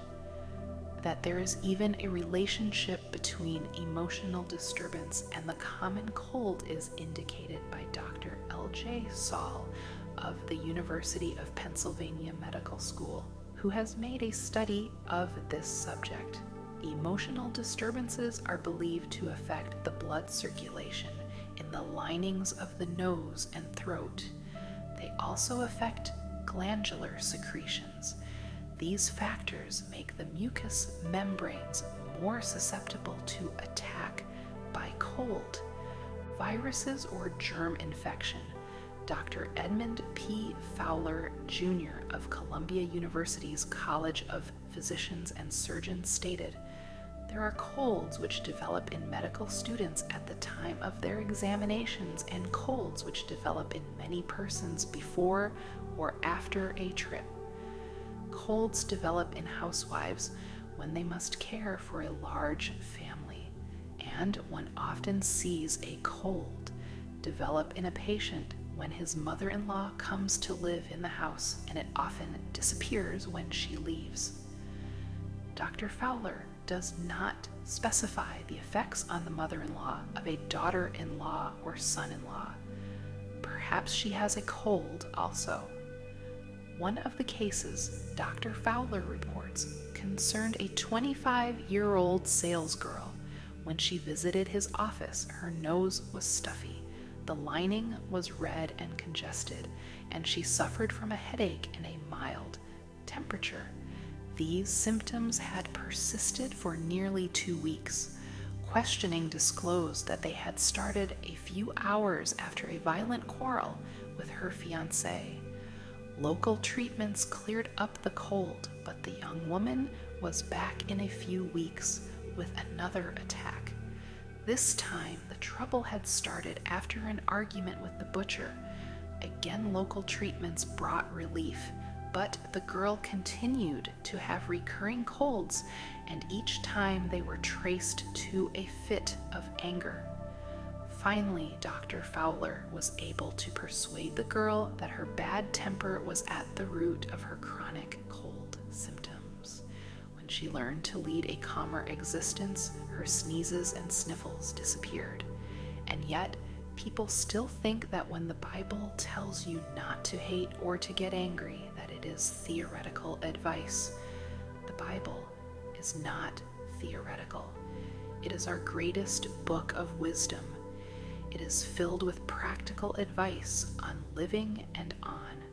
Health, anger, resentment, and guilt make you sick, modern physicians tell us, which proves once again that the most up-to-date book on personal well-being is the Holy Bible, neglected by so many, or regarded by them as purely a religious book, and certainly as one that is not practical.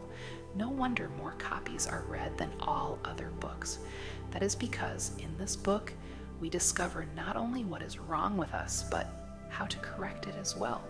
Dr. Fowler calls attention to the emotional colds suffered by children who feel insecure.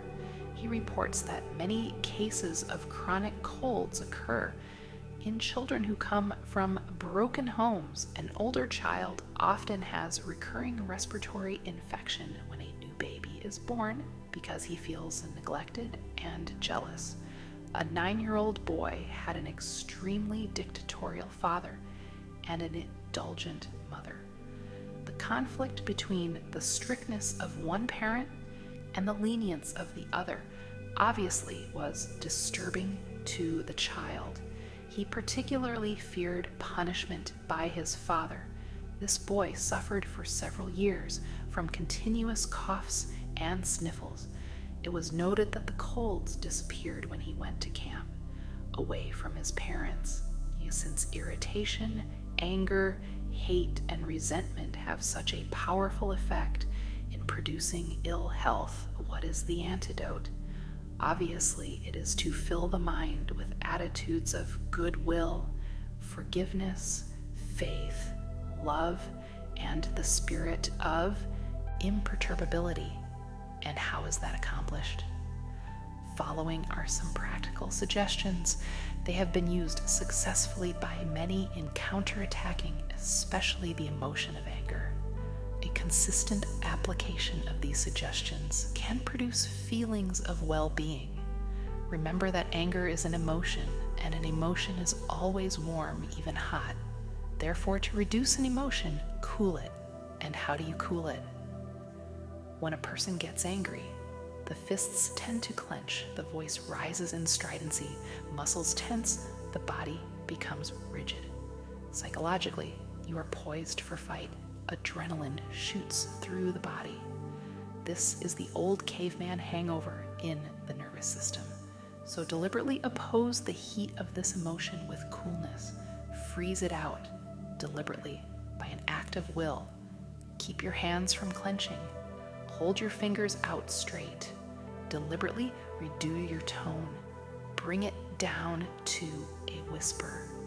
Remember that it is difficult to argue in a whisper. Slump in a chair or even lie down if possible. It is very difficult to get mad lying down. Say aloud to yourself, "Don't be a fool. This won't get me anywhere, so skip it." At that moment, it may be a bit hard to pray, but try it anyway. At least conjure up a picture of Jesus Christ in your mind and try to think of him mad just as you are. You can't do it, and the effort will serve to puncture your angry emotions.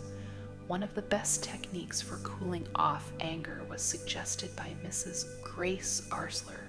She formerly employed the usual count to 10 technique, but happened to notice that the first 10 words of the Lord's Prayer worked better. Our Father, who art in heaven, hallowed be thy name. When angry, say that 10 times, and your anger will lose its power over you. Anger is a great term expressing the accumulated vehemence of a multitude of minor irritations. These irritations, each rather small in itself, having gathered force by reason of the one being added to the other, finally blaze forth in a fury that often leaves us abashed at ourselves. Therefore, make a list of everything that irritates you, no matter how inconsequential it may be or how silly each is. List it just the same. The purpose in doing this is to dry up the tiny rivulets that feed the great river of anger. Make each separate irritation a special object of prayer. Get a victory over each, one at a time, instead of attempting to destroy all of your anger, which, as we have pointed out, is a consolidated force. Snip away by prayer each annoyance that feeds your anger. In this way, you will weaken your anger to the point where presently you will gain control over it. Train yourself so that every time you feel the surge of anger, you say, "Is this really worth what it is doing to me emotionally? I will make a fool of myself. I will lose friends." In order to get the full effect of this technique, practice saying to yourself a few times every day, "It is never worth it to get worked up or mad about anything." Also affirm, "It isn't worth it to spend $1 worth of emotion on a 5-cent irritation." When a hurt-feeling situation arises, get it straightened out as quickly as possible. Don't brood over it for a minute longer than you can help. Do something about it. Do not allow yourself to sulk or indulge in self-pity. Don't mope around with resentful thoughts. The minute your feelings are hurt, do just as when you hurt your finger. Immediately apply the cure. Unless you do so, the situation can become distorted out of all proportion. So put some spiritual iodine on the hurt at once by saying a prayer of love and forgiveness. Apply grievance drainage to your mind. That is, open your mind and let the grievance flow out. Go to someone you trust and pour it out to him until not a vestige of it remains within you. Then forget it. Simply start praying for the person who has hurt your feelings. Continue this until you feel the malice fading away. Sometimes you may have to pray for quite a while to get that result. A man who tried this method told me that he kept account of the number of times he needed to pray until the grievance left and peace came. It was exactly 64 times. He literally prayed it out of his system. This is positively guaranteed to work. Say this little prayer. May the love of Christ fill my heart. Then add this line. May the love of Christ for insert the other's name flood my soul. Pray this, mean it, or ask to mean it, and you will get relief. Actually, take the advice of Jesus to forgive 70 times 7. To be literal, that means 490 times. Before you have forgiven a person that many times, you will be free of resentment. Finally, this wild, undisciplined, primitive urge in you, which flames to the surface, can be tamed only by allowing Jesus Christ to take control. Therefore, complete this lesson by saying to Jesus Christ, even as you can convert a person's morals. So now, I ask you to convert my nerves. As you give power over the sins of the flesh, so give me power over the sins of the disposition. Bring my temper under your control. Give me thy healing peace in my nervous system as well as in my soul. If you are beset by temper, repeat the above prayer 3 times every day. It might be advisable to print it on a card and put it on your desk or above the kitchen sink or in your pocketbook. Inflow of new thoughts can remake you. One of the most important and powerful facts about you is expressed in the following statement by William James, who was one of the wisest men America has produced. William James said, "The greatest discovery of my generation is that human beings can alter their lives by altering their attitudes of mind. As you think, so shall you be. So flush out all old, tired, worn-out thoughts. Fill your mind with fresh, new, creative thoughts of faith, love, and goodness. By this process, you can actually remake your life." And where do you find such personality remaking thoughts? I know a business executive, a modest man, but the type of individual who is never defeated. No problem, no setback, no opposition ever gets him down. He simply attacks each difficulty with an optimistic attitude and a sure confidence that it will work out right, and in some strange way, it always does for him. He seems to have a magic touch on life, a touch that never fails. Because of that impressive characteristic, this man always interested me. I knew there was a definite explanation of his being this way, and of course wanted to hear his story, but in view of his modesty and reticence, it was not easy to persuade him to talk about himself. One day, when he was in the mood, he told me his secret, an amazingly simple but effective secret. I was visiting his plant, a modern, up-to-date structure, much of it air-conditioned, latest type machinery and methods of production make it a factory of outstanding efficiency. Labor management relations seem as nearly perfect as is possible among imperfect human beings. A spirit of goodwill pervades the entire organization. His office is ultra-modernistically decorated and furnished with handsome desks, rugs, and paneled with exotic woods. The decorating scheme is 5 startling colors blended together pleasantly. All in all, it is the last word, and then some. Imagine then my surprise to see on his highly polished white mahogany desk an old battered copy of the Bible. It was the only old object in those ultra-modern rooms. I commented upon the seemingly strange inconsistency. "That book," he replied, pointing to the Bible, "is the most up-to-date thing in this plant.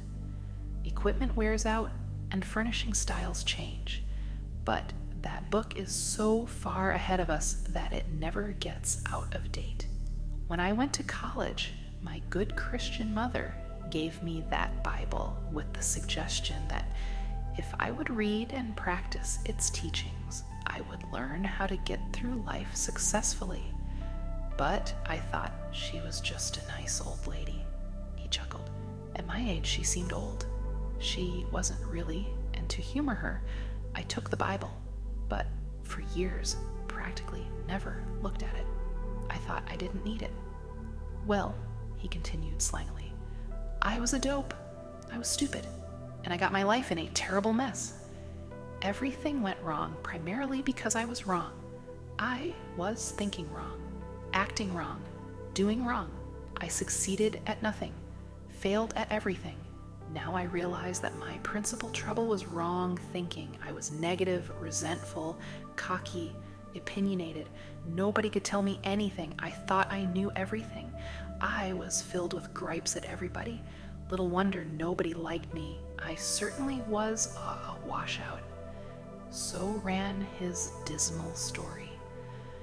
One night, in going through some papers, he continued, I came across the long-forgotten Bible. It brought up old memories, and I started aimlessly to read it. Do you know it is strange how things happen? How, in just a flashing moment of time, everything becomes different. Well, as I read, a sentence leaped up at me, a sentence that changed my life. And when I say changed, I mean changed. From the minute I read that sentence, everything has been different, tremendously different. What is this wonderful sentence? I wanted to know. And he quoted it slowly. The Lord is the strength of my life. In this will I be confident. Psalm. I don't know why that one line affected me so, he went on, but it did. I know now that I was weak and a failure because I had no faith, no confidence. I was very negative, a defeatist. Something happened inside my mind. I guess I had what they call a spiritual experience. My thought pattern shifted from negative to positive. I decided to put my faith in God and sincerely do my best, trying to follow the principles outlined in the Bible. As I did so, I began to get hold of a new set of thoughts. I began to think differently. In time, my old failure thoughts were flushed out by this new spiritual experience, and an inflow of new thoughts gradually, but actually, remade me. So concluded the story of this businessman. He altered his thinking, and the new thoughts which flowed in displaced the old thoughts which had been defeating him, and his life was changed. This incident illustrates an important fact about human nature. You can think your way to failure and unhappiness, but you can also think your way to success and happiness. The world in which you live is not primarily determined by outward conditions and circumstances, but by thoughts that habitually occupy your mind. Remember the wise words of Marcus Aurelius, one of the great thinkers of antiquity, who said, "A man's life is what his thoughts make of it." It has been said that the wisest man who ever lived in America was Ralph Waldo Emerson, the sage of Concord. Emerson declared, "A man is what he thinks about all day long." A famous psychologist says, "There is a deep tendency in human nature to become precisely like that which you habitually imagine yourself to be." It has been said that thoughts are things that they actually possess dynamic power. Judged by the power they exercise, one can readily accept such an appraisal. You can actually think yourself into or out of situations. You can make yourself ill with your thoughts, and by the same token, you can make yourself well by the use of a different and healing type of thought. Think one way, and you attract the conditions which that type of thinking indicates. Think another way, and you can create an entirely different set of conditions. Conditions are created by thoughts far more powerfully than conditions create thoughts. Think positively, for example, and you set in motion positive forces which bring positive results to pass. Positive thoughts create around yourself an atmosphere propitious to the development of positive outcomes. On the contrary, think negative thoughts, and you create around yourself an atmosphere propitious to the development of negative results. To change your circumstances, first start thinking differently. Do not passively accept unsatisfactory circumstances, but form a picture in your mind of circumstances as they should be. Hold that picture, develop it firmly in all details. Believe in it, pray about it, work at it, and you can actualize it according to that mental image, emphasized in your positive thinking. This is one of the greatest laws in the universe. Fervently, do I wish I had discovered it as a very young man. It dawned upon me much later in life, and I have found it to be one of the greatest, if not my greatest discovery outside of my relationship to God. And in a deep sense, this law is a factor in one's relationship with God because it channels God's power into personality. This great law, briefly and simply stated, is that if you think in negative terms, you will get negative results. If you think in positive terms, you will achieve positive results. That is the simple fact which is at the basis of an astonishing law of prosperity and success. In 3 words, believe and succeed. I learned this law in a very interesting manner. Some years ago, a group of us consisting of Lowell Thomas, Captain Eddie Rickenbacker, Branch Rickey, Raymond Thornburg, and others established an inspirational self-help magazine called Guideposts. This magazine has a double function. First, by relating stories of people who, through their faith, have overcome difficulties.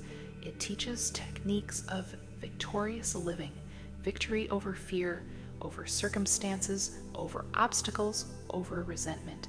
It teaches faith over all manner of negativism. Second, as a non-profit, non-sectarian, interfaith publication, it teaches the great fact that God is in the stream of history and that this nation was founded on belief in God and His laws. The magazine reminds its readers that America is the first great nation in history to be established on a definitely religious premise, and that unless we keep it, so our freedoms will deteriorate. Mr. Raymond Thornburg, as publisher, and I, as editor in starting the magazine, had no financial backing to underwrite it. It was begun on faith. In fact, its first offices were in rooms above a grocery store in the little village of Pawling, New York. There was a borrowed typewriter, a few rickety chairs, and that was all.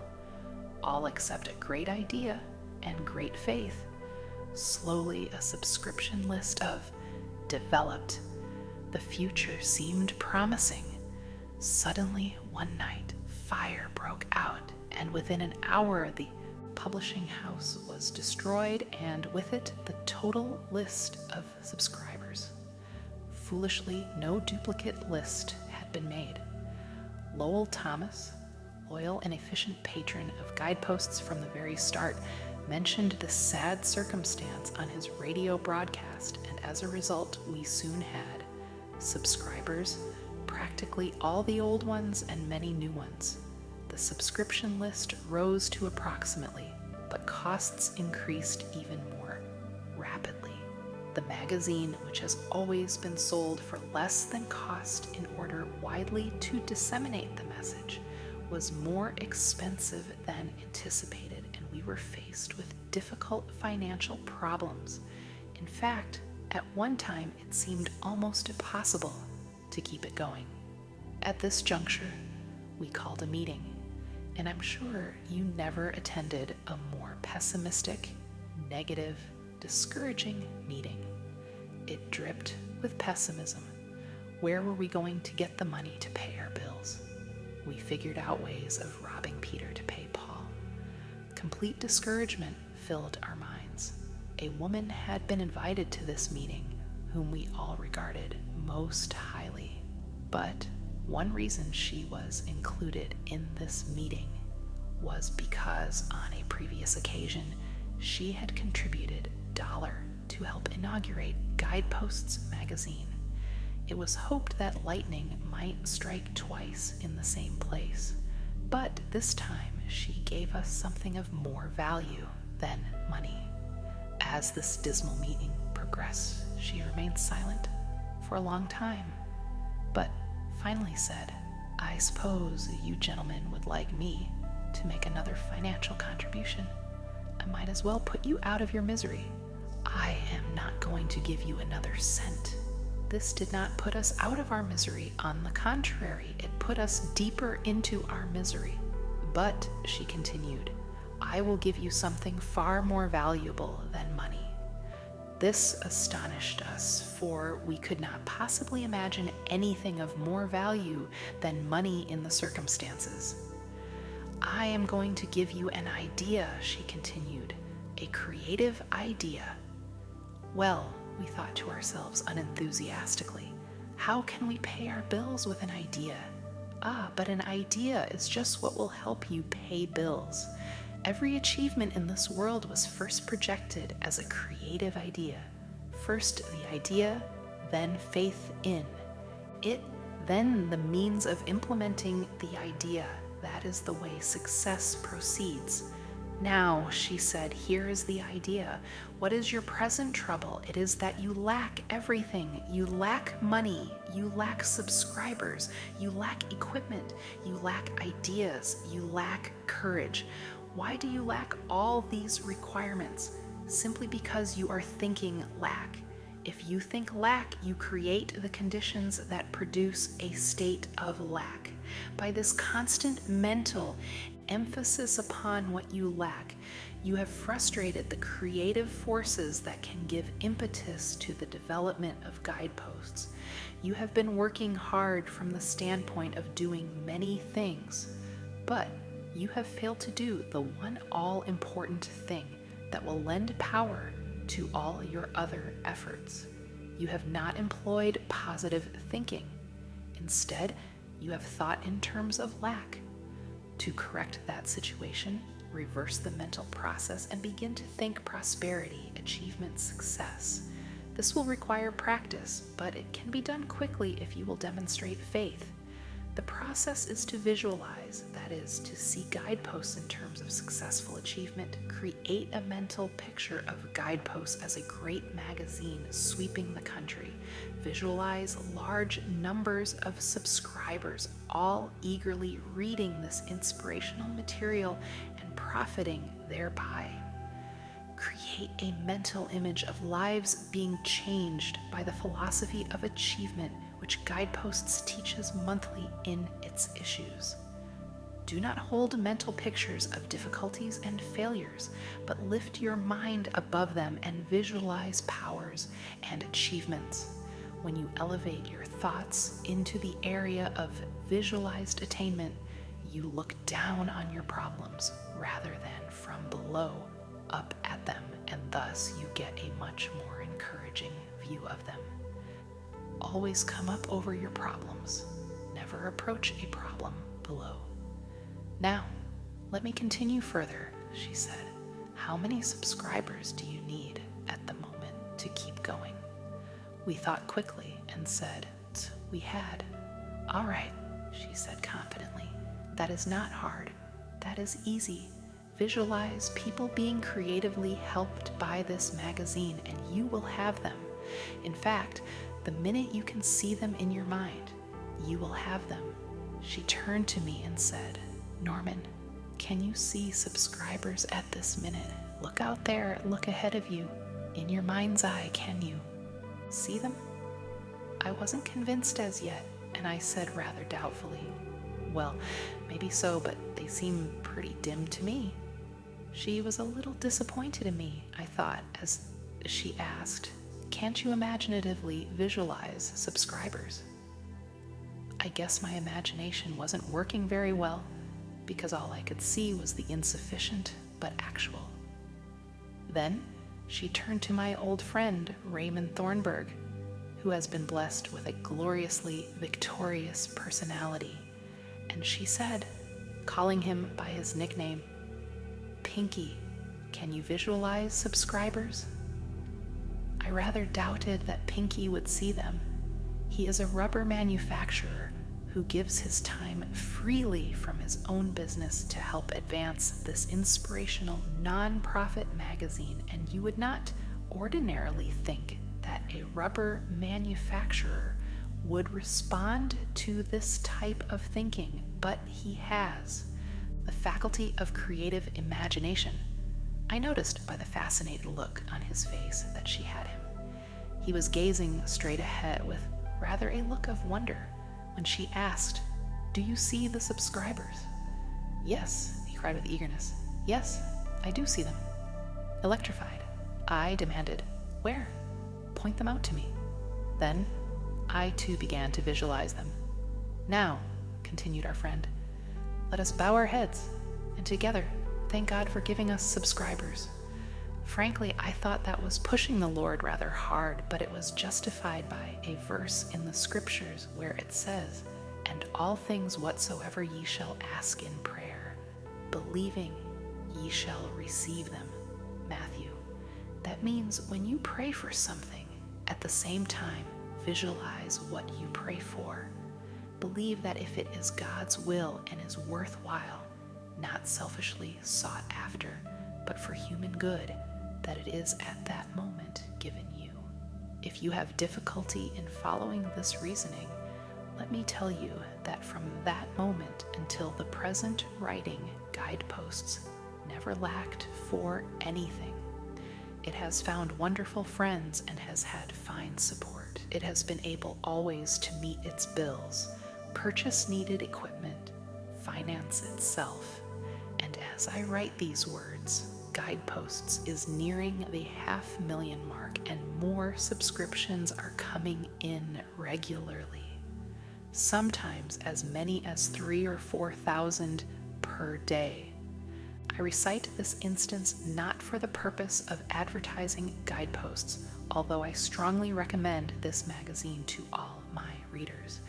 And if you would like to be a subscriber, write to Guideposts, Pauling, New York, for information. But I tell the story because I was awed by this experience, realizing that I had stumbled upon a law, a tremendous law of personal victory. I decided to apply it thereafter to my own problems, and wherever I have done so can report a marvelous result. Wherever I have failed to do so, I have missed great results. It is as simple as this. Put your problem in God's hands. In your thoughts, rise above the problem so that you look down upon it, not up at it. Test it according to God's will. That is, do not try to get success from something that is wrong. Be sure it is right morally, spiritually, and ethically. You can never get a right result from an error. If your thinking is wrong, it is wrong and not right, and can never be right so long as it is wrong. If it is wrong in the essence, it is bound to be wrong in the result. Therefore, be sure it is right. Then, hold it up in God's name and visualize a great result. Keep the idea of prosperity, of achievement, and of attainment firmly fixed in your mind. Never entertain a failure thought. Should a negative thought of defeat come into your mind, expel it by increasing the positive affirmation. Affirm aloud, God is now giving me success. He is now giving me attainment.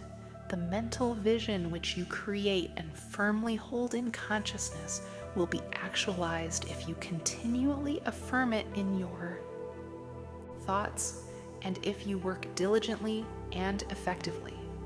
This creative process, simply stated, is visualize, prayerize, and finally actualize. People in all walks of life who accomplish notable achievements know the value of this law in their experience. Henry J. Kaiser told me that at one time he was building a levee along a river bank, and there came a great storm and flood which buried all his earth-moving machinery and destroyed the work that had been done. Upon going out to observe the damage after the water receded, he found his workers standing around glumly looking at the mud and the buried machinery. He came among them and said with a smile, "Why are you so glum?" "Don't you see what has happened?" they asked. "Our machinery is covered with mud." "What mud?" he asked brightly. "What mud?" they repeated in astonishment. "Look around you. It is a sea of mud." "Oh," he laughed, "I don't see any mud." "But how can you say that?" they asked him. "Because," said Mr. Kaiser, "I am looking up at a clear blue sky, and there is no mud up there. There is only sunshine, and I never saw any mud that could stand against sunshine. Soon it will be dried up, and then you will be able to move your machinery and start all over again." How right he is. If your eyes are looking down in the mud and you feel a sense of failure, you will create defeat for yourself. Optimistic visualization combined with prayer and faith will inevitably actualize achievement. Another friend of mine who started from the lowliest beginnings has performed some outstanding achievements. I remember him in his school days as an awkward, unprepossessing, very shy country boy. But he had character and one of the keenest brains I have ever encountered. Today, he is an outstanding man in his line. I asked him, "What is the secret of your success?"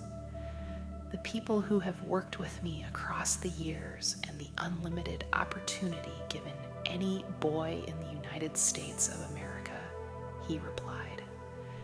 "Yes, I know that is true, but I am sure you must have some personal technique, and I would be interested in having it," I said. "It all lies in how you think about problems," he replied. "I attack a problem and shake it to pieces with my mind. I put all the mental power I have upon it. Second, I pray about it most sincerely. Third, I paint a mental picture of success. Fourth, I always ask myself, what is the right thing to do? For," he said, "nothing will be right if it is wrong. Nothing that is wrong will ever come out right. Fifth, I give it all I've got. But let me emphasize again," he concluded, "if you're thinking defeat, change your thoughts at once. Get new and positive thoughts. That is primary and basic in overcoming difficulties and in achieving. At this very minute, as you read this book, potential ideas are in your mind. By releasing and developing these ideas, you can solve your financial problem, your business situation. You can care for yourself and your family and attain success in your ventures. A steady inflow and practical use of these creative thoughts can remake your life and you along with it. There was a time when I acquiesced in the silly idea that there is no relationship between faith and prosperity, that when one talked about religion, he should never relate it to achievement, that it dealt only with ethics and morals or social values. But now I realize that such a viewpoint limits the power of God and the development of the individual. Religion teaches that there is a tremendous power in the universe and that this power can dwell in personality. It is a power that can blast out all defeat and lift a person above all difficult situations. We have seen the demonstration of atomic energy. We know that astonishing and enormous energy exists in the universe. This same force of energy is resident in the human mind. Nothing on earth is greater than the human mind in potential power. The average individual is capable of much greater achievement than he has ever realized. This is true regardless of who is reading this statement. When you actually learn to release yourself, you will discover that your mind contains ideas of such creative value that you need not lack anything. By the full and proper use of your power, stimulated by God power, you can make your life successful. You can make just about anything of your life, anything you will believe or will visualize, anything you will pray for and work for. Look deeply into your mind. Amazing wonders are there. Whatever your situation may be, you can improve it. First, quiet your mind so that inspirations may rise from its depths. Believe that God is now helping you. Visualize achievement. Organize your life on a spiritual basis so that God's principles work within you. Hold firmly in your mind a picture not of failure but of success. Do these things and creative thoughts will flow freely from your mind. This is an amazing law, one that can change anybody's life, including your own. An inflow of new thoughts can remake you regardless of every difficulty you may now face, and I repeat, every difficulty. In the last analysis, the basic reason a person fails to live a creative and successful life is because of error within himself. He thinks wrong. He needs to correct the error in his thoughts. He needs to practice right thinking. When the RD Psalm says, "He leadeth me in the paths of righteousness," it not only means the paths of goodness, but the paths of right-mindedness as well. When Isaiah says, "Let the wicked forsake his way and the unrighteous man his thoughts," Isaiah, it not only means that a person is to depart from evil and do good, but that he is to change his thinking from wrong to right, from error to truth. The great secret of successful living is to reduce the amount of error in oneself and increase the amount of truth. An inflow of new, right, health-laden thoughts through the mind creatively affects the circumstances of life, for truth always produces right procedures and therefore right results. Years ago, I knew a young man who for a while was one of the most complete personality failures in my entire experience. He had a delightful personality, but he failed at everything. A person would employ him and be enthusiastic about him, but soon his enthusiasm would cool, and it was not long until he was out of that position. This failure pattern was repeated many times. He was a failure as a person as well as an employee. He missed connections with everything. He just couldn't do anything right. And he used to ask me, "What is wrong with me that everything goes wrong?" Still, he had a lot of conceit. He was cocky and smug and had the irritating habit of blaming everybody but himself. Something was wrong with every office with which he was connected or every organization that employed him. He blamed everybody else for his failures, never himself. He would never look inside himself. It never occurred to him that anything could be wrong with him. One night, however, he wanted to talk with me, and as I had to make a drive of about 100 miles to deliver a speech, he drove there and back with me. On our return, we stopped along about midnight at a roadside stand for a hamburger and a cup of coffee. I don't know what was in that hamburger sandwich, but since this incident, I have had a new respect for hamburgers, for of a sudden he shouted, "I've got it! I've got it!" "You've got what?" I asked in astonishment. "I've got the answer. Now I know what's the trouble with me. It's that everything goes wrong with me because I myself am wrong." I clapped my hand on his back and said, "Boy, at last you are on your way." "Why, it's as clear as a crystal," he said. I have been thinking wrong, and as a result, I have created wrong outcomes. By this time, we were out in the moonlight, standing alongside my car, and I said to him, Harry, you must go one step further and ask God to make you right inwardly. I quoted this passage from the Bible. Ye shall know the truth, and the truth shall make you free. John, get the truth into your mind, and you will be free of your failures. He became an enthusiastic, practicing follower of Jesus Christ. Through real faith and a complete change of thoughts and personal habits, wrong thinking and wrong acting were removed from his nature. He straightened out by developing a right or righteousness pattern instead of an error pattern.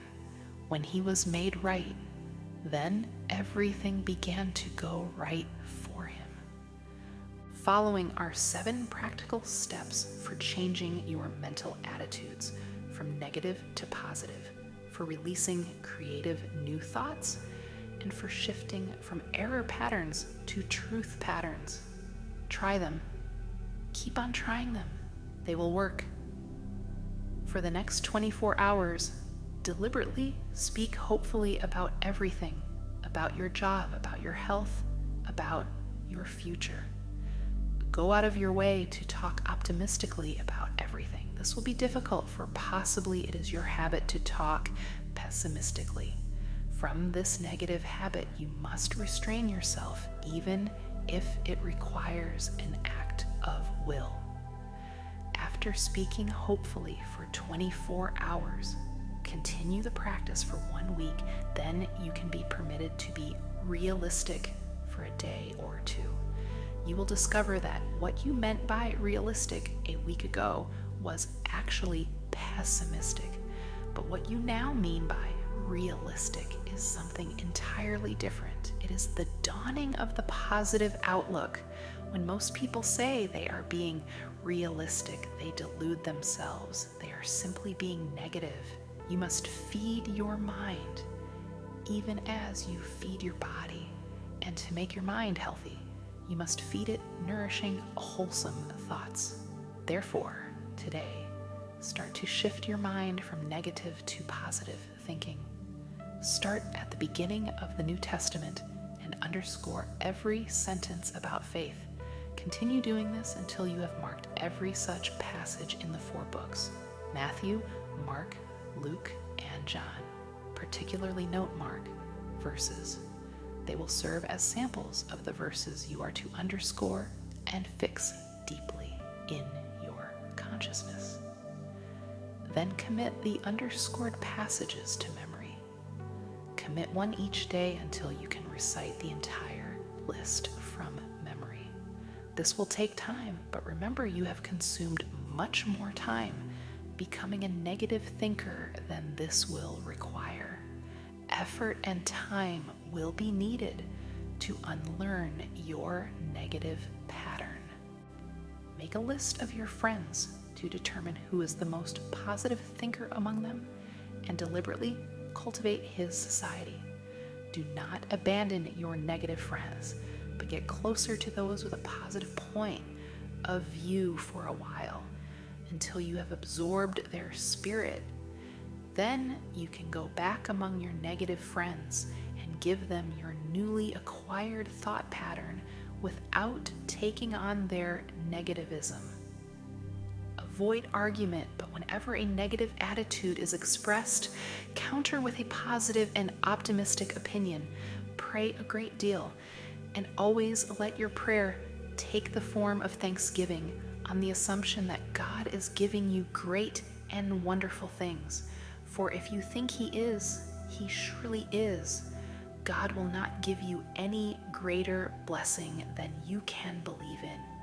He wants to give you great things, but even He cannot make you take anything greater than you are equipped by faith to receive. According to your faith, that is, in proportion to, be it. Unto you. Matthew. The secret of a better and more successful life is to cast out those old, dead unhealthy thoughts. Substitute for them new, vital, dynamic faith thoughts. You can depend upon it. An inflow of new thought will remake you and your life. Relax for easy power. Every night in these United States, more than 6 million sleeping tablets are required to put the American people to sleep. This startling statement was made to me several years ago by a drug manufacturer at a convention of that industry where I was giving a speech. Though his assertion seemed incredible, I have been told by others who are in a position to know that the above estimate is now an understatement. In fact, I heard another good authority assert that the American people are using about 12 million doses of sleeping tablets per day. That is enough to put every 12th American to sleep tonight. Statistics show that the use of sleeping tablets has risen percent in recent years, but a more recent statement is even more startling. According to the vice president of a large drug manufacturing concern, approximately 7 billion one-half-grain tablets are consumed yearly, which works out at about 19 million tablets per night. What a pathetic situation. Sleep is a natural restorative process.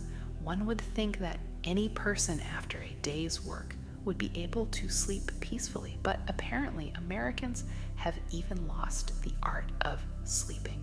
In fact, so keyed up are they that I, a minister with ample opportunity to test the matter, must report that the American people are so nervous and high-strung that now it is almost next to impossible to put them to sleep with a sermon.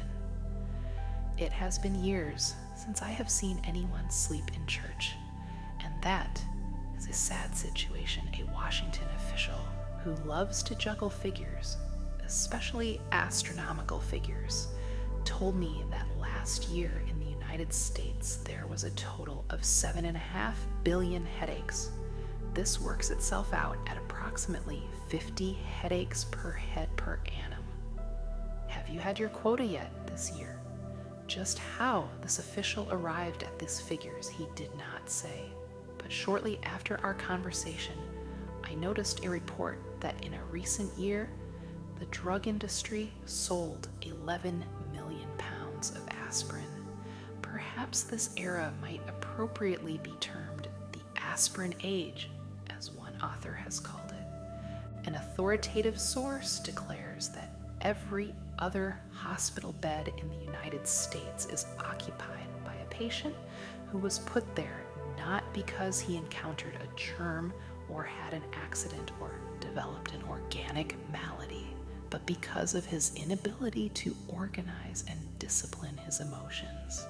In a clinic, 500 patients were examined hand running and or percent were found to be ill of psychosomatic difficulties, physical illness caused largely by unhealthy mental states.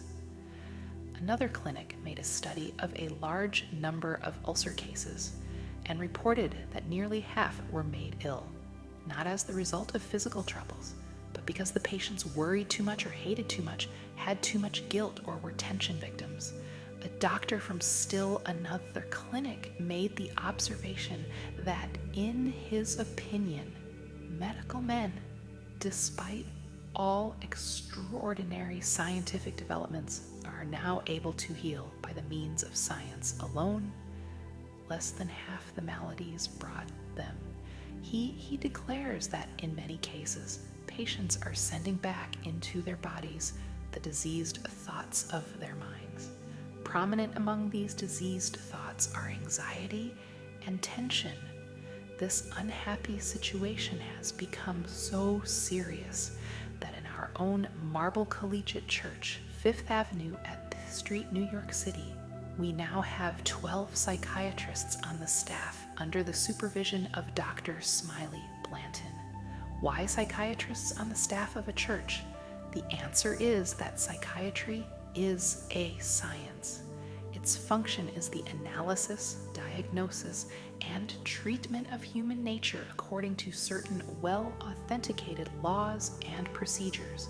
Christianity may also be thought of as a science.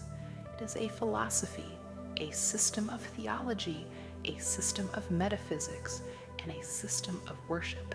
It also works itself out in moral and ethical codes. But Christianity also has the characteristics of a science in that it is based upon a book which contains a system of techniques and formulas designed for the understanding and treatment of human nature. The laws are so precise and have been so often demonstrated when proper conditions of understanding, belief, and practice are applied that religion may be said to form an exact science. When a person comes to our clinic, the first counselor is perhaps a psychiatrist who, in a kindly and careful manner, studies the problem and tells the patient why he does what he does. This is a most important fact to learn. Why, for example, have you had an inferiority complex all your life long? Or why have you been haunted by fear? Or again, why do you nurse resentment? Why have you always been shy and reticent? Or why do you do stupid things or make inept statements? These phenomena of your human nature do not just happen. There is a reason why you do what you do, and it is an important day in your life experience when at last you discover the reason. Self-knowledge is the beginning of self-correction. Following the self-knowledge process, the psychiatrist turns the patient over to the pastor, who tells him how to do what he ought to do. The pastor applies to the case in scientific and systematic form the therapies of prayer, faith, and love. The psychiatrist and the minister pool their knowledge and combine their therapies with the result that many people have found new life and happiness. The minister does not attempt to be a psychiatrist, nor the psychiatrist a pastor. Each performs his own function, but always in cooperation. The Christianity utilized in this procedure is the undiluted teachings of Jesus Christ, Lord and Savior of man's life. We believe in the practical, absolute workability of the teachings of Jesus. We believe that we can indeed do all things through Christ. Philippians. The gospel as we work with it proves be a literal fulfillment of the astonishing promise. Eye hath not seen, nor ear heard, neither have entered into the heart of man things which God hath prepared for them that love him. I to Corinthians. Believe in Christ. Believe in his system of thought and practice. Believe and you will overcome all fear, hate, inferiority, guilt, and every form and manner of defeat. In other words, no good thing is too good to be true. You have never seen, never heard, never even imagined the things God will give to those who love him. In the work of the clinic, one frequent problem is that of tension. This, to a very large degree, may be called the prevailing malady of the American people. But not only the American people seem to suffer from tension. The Royal Bank of Canada some time ago devoted its monthly letter to this problem under the title, Let's Slow Down, and says, in part, this monthly letter does not set itself up as a counselor of mental and physical health, but it is attempting to break down a problem that bedevils every adult person in Canada, and I might add in the United States as well. The bank letter goes on to say, we are victims of a mounting tension. We have difficulty in relaxing. Our high-strung nervous systems are on a perpetual binge, caught up as we are in the rush all day, every day, and far into the night. We are not living fully. We must remember what Carlyle called the calm supremacy of the spirit over its circumstances. When a prominent banking institution calls to the attention of its customers the fact that they are failing to derive from life what they really want from it because they have become victims of tension, it is certainly time something was done about the situation. In St. Petersburg, Florida, I actually saw a machine on the street equipped with a sign. What is your blood pressure? You could put a coin in a slot and get the bad news. When you can buy a reading on blood pressure like you buy gum out of a slot machine, it indicates that many people have this problem. One of the simplest methods for reducing tension is to practice the easy, does it attitude. Do everything more slowly, less hectically, and without pressure. My friend Branch Rickey, famous baseball man, told me that he would not use a player no matter how well he hits, fields, or runs if he is guilty of overpressing. To be a successful big league baseball player, there must be a flow of easy power through every action and, of course, through the mind.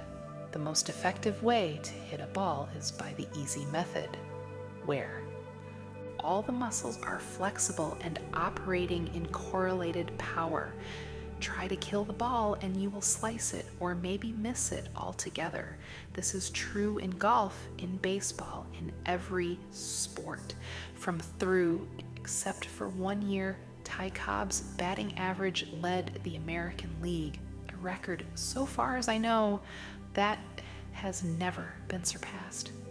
Ty Cobb presented the bat with which he performed his extraordinary feats to a friend of mine. I was permitted to take this bat in my hand, which I did with considerable awe. In the spirit of the game, I struck a pose, as if to bat.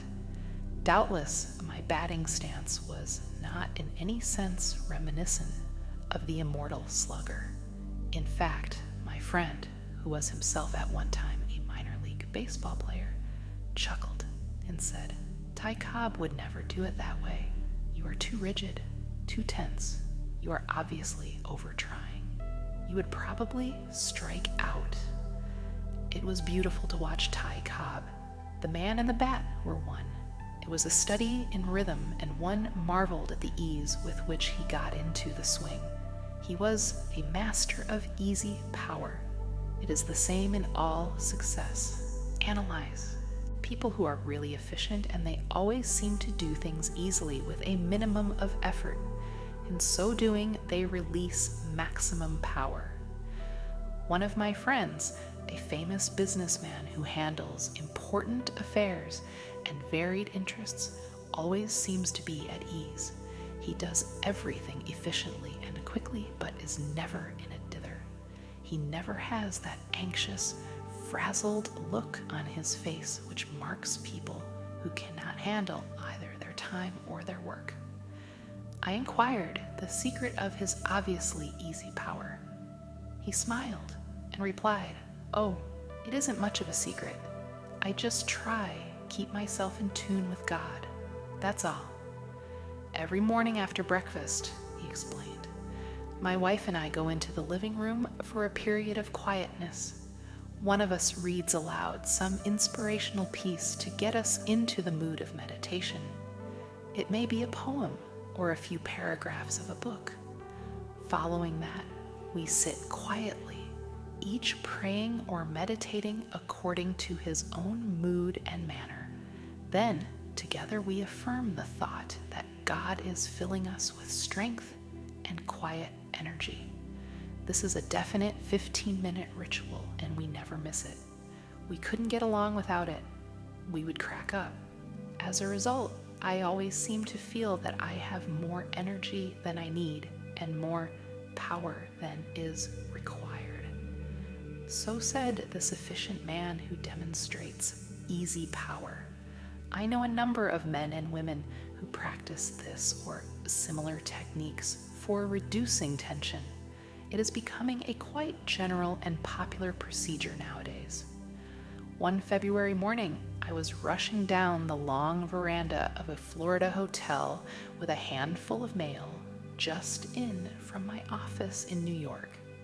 I had come to Florida for a midwinter vacation, but hadn't seemed to get out of the routine of dealing with my mail the first thing in the morning. As I hurried by, headed for a couple of hours' work with the mail, a friend from Georgia who was sitting in a rocking chair with his hat partially over his eyes stopped me in my headlong rush and said, in his slow and pleasant southern drawl, "Where are you rushing for, doctor? That's no way to do down here in the Florida sunshine. Come over here and sit in one of these rocking chairs and help me practice one of the greatest of the arts." Mystified, I said, "Help you practice one of the greatest of the arts?" "Yes," he replied, "an art that is passing out. Not many people know how to do it anymore." "Well," I asked, "please tell me what it is. I don't see you practicing any art." "Oh yes, I am," he said. "I am practicing the art of just sitting in the sun. Sit here and let the sun fall on your face. It is warm-like and it smells good. It makes you feel peaceful inside. Did you ever think about the sun?" he asked. "It never hurries, never gets excited. It just works slowly and makes no noise. Doesn't push any buzzers, doesn't answer any telephones, doesn't ring any bells, just goes on a-shining, and the sun does more work in the fraction of an instant than you and I could ever do in a lifetime. Think of what it does. It causes the flowers to bloom, keeps the trees growing, warms the earth, causes the fruit and vegetables to grow and the crops to ripen, lifts water to send back on the earth, and it makes you feel peaceful like. I find that when I sit in the sun and let the sun work on me, it puts some rays into me that give me energy. That is, when I take time to sit in the sun. So throw that mail over in the corner," he said, "and sit down here with me." I did so, and when finally I went to my room and got at my mail, I finished it in no time at all. And there was a good part of the day left for vacation activities and for more sittin' in the sun. Of course, I know a lot of lazy people who have been sitting in the sun all their lives and never amounted to anything. There is a difference between sitting and relaxing and just sitting. But if you sit and relax and think about God and get yourself in tune with Him and open yourself to the flow of His power, then sitting is not laziness. In fact, it is about the best way to renew power. It produces driving energy, the kind of energy you drive, not the kind that drives you. The secret is to keep the mind quiet, avoiding all hectic reactions of haste, and to practice peaceful thinking. The essence of the art is to keep the tempo down, to perform your responsibilities on the basis of the most efficient conservation of energy. It is advisable to adopt 1 or 2 workable plans through the use of which you can become expert in the practice of relaxed and easy power. One of the best such plans was suggested to me by Captain Eddie Rickenbacker, a very busy man. He manages to handle his responsibilities in a manner indicating reserves of power. I found one element of his secret. Quite by accident, I was filming a program for television with him. We had been assured that the work could be done quickly, leaving him free to go to the many other matters on his daily agenda. However, the filming was long delayed beyond the time anticipated. I noted, however, that the captain showed no signs of agitation. He did not become nervous or anxious. He did not pace up and down, putting in frantic calls to his office. Instead, he accepted the situation gracefully. There were a couple of old rocking chairs at the studio, apparently intended for use in a set other than ours. He sat in one rocker in a very relaxed manner. I have always been a great admirer of Eddie Rickenbacker, and I commented on his lack of tension. "I know how busy you are," I said, "and I marvel at the way you sit quiet, composed, and peaceful-like." For myself, I was a bit disturbed, largely because I regretted to take so much of Captain Rickenbacker's time. "How can you be so imperturbable?" I asked. He laughingly replied, "Oh, I just practice what you preach. Come on, easy does it. Sit down here beside me." I pulled up the other rocking chair and did a little relaxing on my own. Then I said, "Eddie, I know you have some technique to attain this impressive serenity. Tell me about it, please." He is a modest man, but because of my persistence, he gave me a formula which he says he uses frequently. I now use it myself, and it is very effective. It may be described as follows. First, collapse physically. Practice this several times a day. Let go every muscle in the body. Conceive of yourself as a jellyfish, getting your body into complete looseness. Form a mental picture of a huge burlap bag of potatoes. Then mentally cut the bag, allowing the potatoes to roll out. Think of yourself as the bag. What is more relaxed than an empty burlap bag? The second element in the formula is to drain the mind. Several times each day, drain the mind of all irritation, all resentment, disappointment, frustration, and annoyance. Unless you drain the mind frequently and regularly, these unhappy thoughts will accumulate until a major blasting out process will be necessary. Keep the mind drained of all factors which would impede the flow of relaxed power. Third, think spiritually. To think spiritually means to turn the mind at regular intervals to God. At least 3 times a day, lift up your eyes unto the hills. This keeps you in tune with God's harmony. It refills you with peace.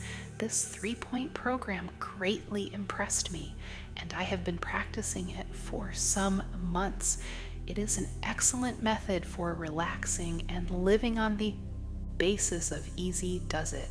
From my friend, Dr. Z. Taylor Berkowitz of New York City, I have learned much of the art of working relaxed. Often when under pressure, with an office full of patients and telephone calls coming in, he will suddenly stop, lean against his desk, and talk to the Lord in a manner both natural and respectful. I like the style of his prayer.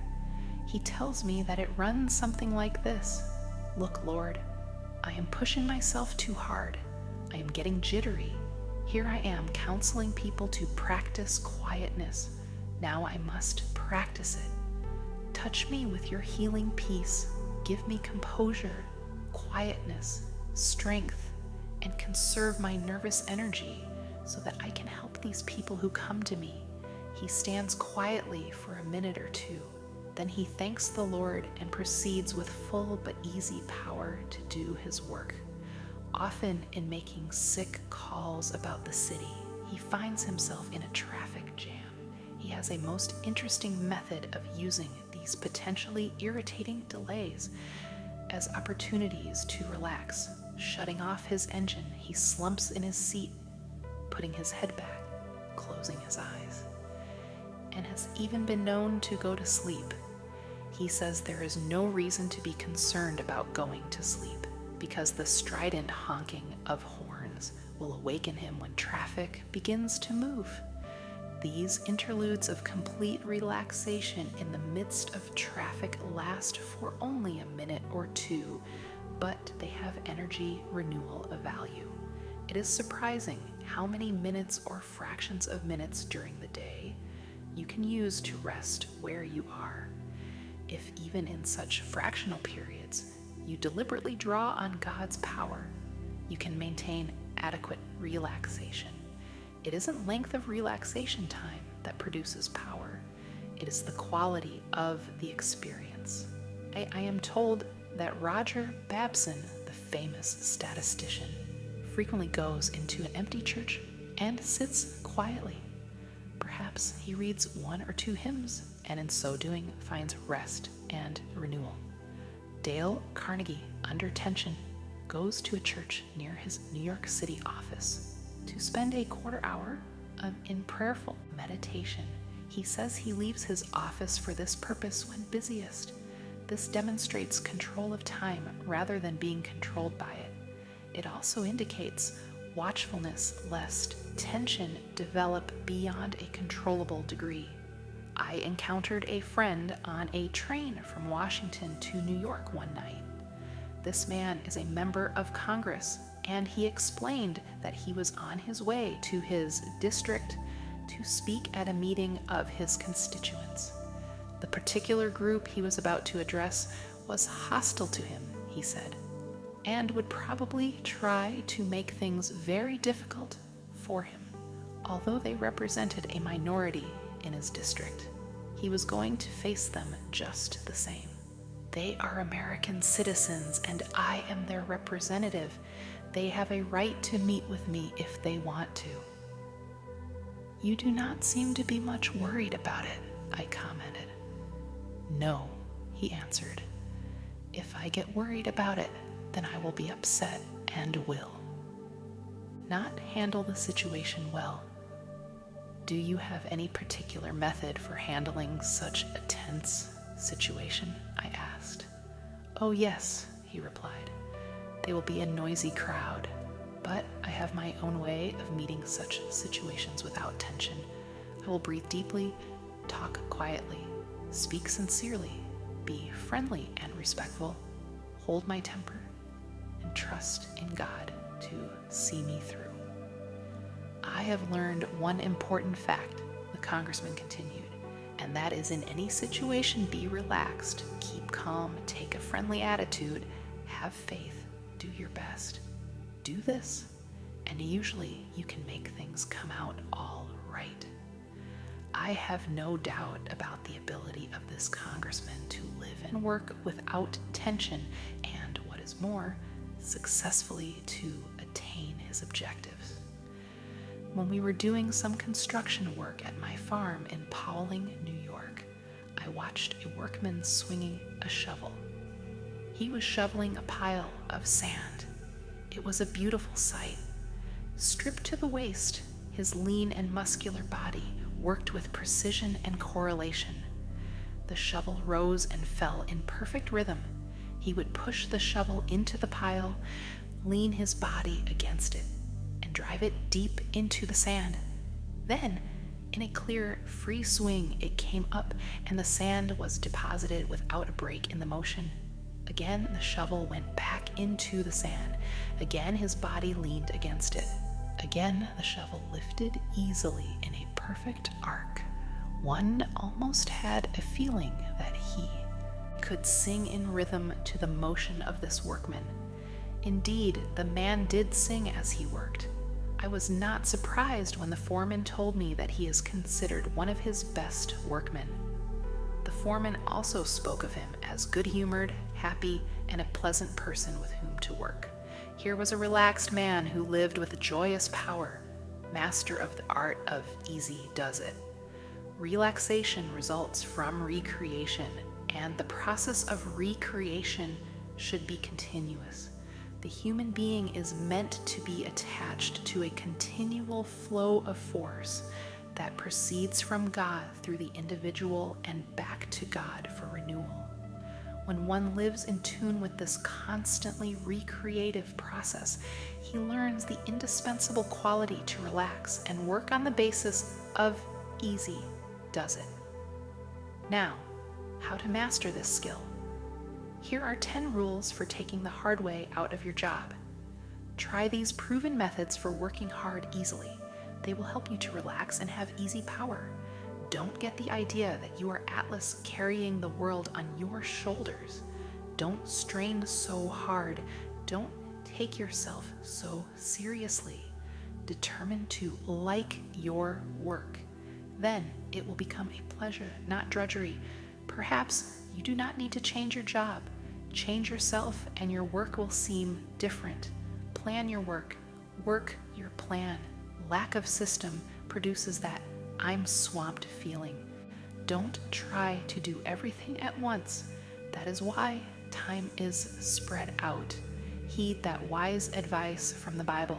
This one thing I do. Get a correct mental attitude, remembering that ease or difficulty in your work depends upon how you think about it.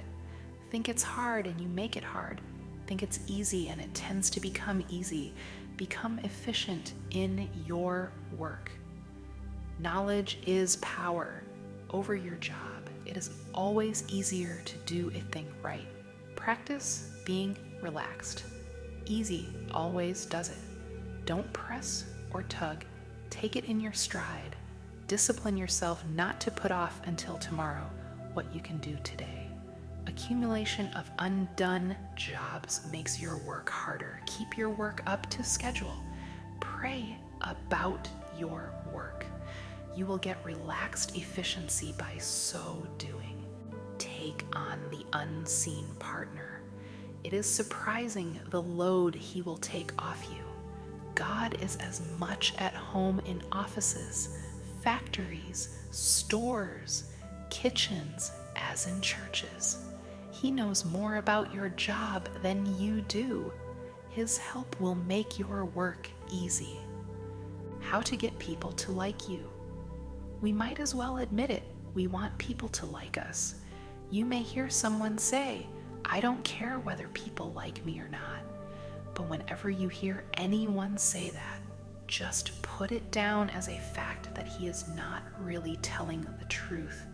The psychologist William James said, one of the deepest drives of human nature is the desire to be appreciated, the longing to be liked, to be held in esteem, to be a sought-after person is fundamental in us. A poll was taken among some high school students on the question, what do you most desire?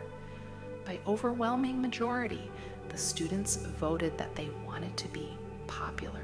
The same urges in older people as well. Indeed, it is doubtful if anybody ever outlives the desire to be well thought of, to be highly regarded, or to have the affection of his associates. To be master of the art of popularity, be artless. Strive deliberately after popularity, and the chances are you will never attain it. But become one of those rare personalities about whom people say, he certainly has something, and you can be certain you are on the way to having people like you. I must warn you, however, that despite your attainments in popularity, you will never get everybody to like you. There is a curious quirk in human nature whereby some people just naturally won't like you. A quatrain inscribed on a wall at Oxford says, I do not love thee, Dr. Fell. The reason why I cannot tell, but this alone I know full well. I do not love thee, Dr. Fell. That verse is very subtle. The author did not like Dr. Fell. He didn't know why, but he just knew he didn't like him. It was most likely an unreasonable dislike, for undoubtedly, Dr. Fell was a very nice person. Perhaps if the author had known him better, he would have liked him, but poor Dr. Fell never did become popular with the author of those lines. It may have been due simply to a lack of rapprochement, that baffling mechanism by which we either do or do not click with certain people. Even the Bible recognizes this unhappy fact about human nature, for it says, if it be possible, as much as lieth in you, live peaceably with all men. Romans. The Bible is a very realistic book, and it knows people, their infinite possibilities as well as their imperfections. The Bible advised the disciples that if they went into a village and after trying their best to get along with people still couldn't do so, they were to shake off the very dust of the village from their feet. And whosoever will not receive you, when ye go out of that city, shake off the very dust from your feet for a testimony against them. Luke. This is all by way of saying that you will be wise if you do not let it too seriously affect you, if you do not achieve perfect popularity with everyone. However, there are certain formulas and procedures which, if followed faithfully, can make you a person whom other people like. You can enjoy satisfactory personal relationships even if you are a difficult person or by nature shy and retiring, even unsocial. You can make of yourself one who enjoys easy, normal, natural, and pleasing relationships with others. I cannot urge you too strongly to consider the importance of this subject and to give time and attention to its mastery, for you will never be fully happy or successful until you do. Failure in this capacity will adversely affect you psychologically. To be liked is of profounder importance than mere ego satisfaction. As necessary as that is to your success in life, normal and satisfactory personal relations are even more important. The feeling of not being wanted or needed is one of the most devastating of all human reactions. To the degree to which you are sought after or needed by other people, will you become a fully released person. The lone wolf, the isolated personality, the retiring individual, these people suffer a misery which is difficult to describe. In self-defense, they retire ever further within themselves. Their ingrowing, introverted nature is denied the normal development which the outgoing, self-giving person experiences. Unless the personality is drawn out of itself and can be of value to someone, it may sicken and die. The feeling of not being wanted or needed produces frustration, aging, illness. If you have a feeling of uselessness, if nobody needs or wants you, you really ought to do something about it.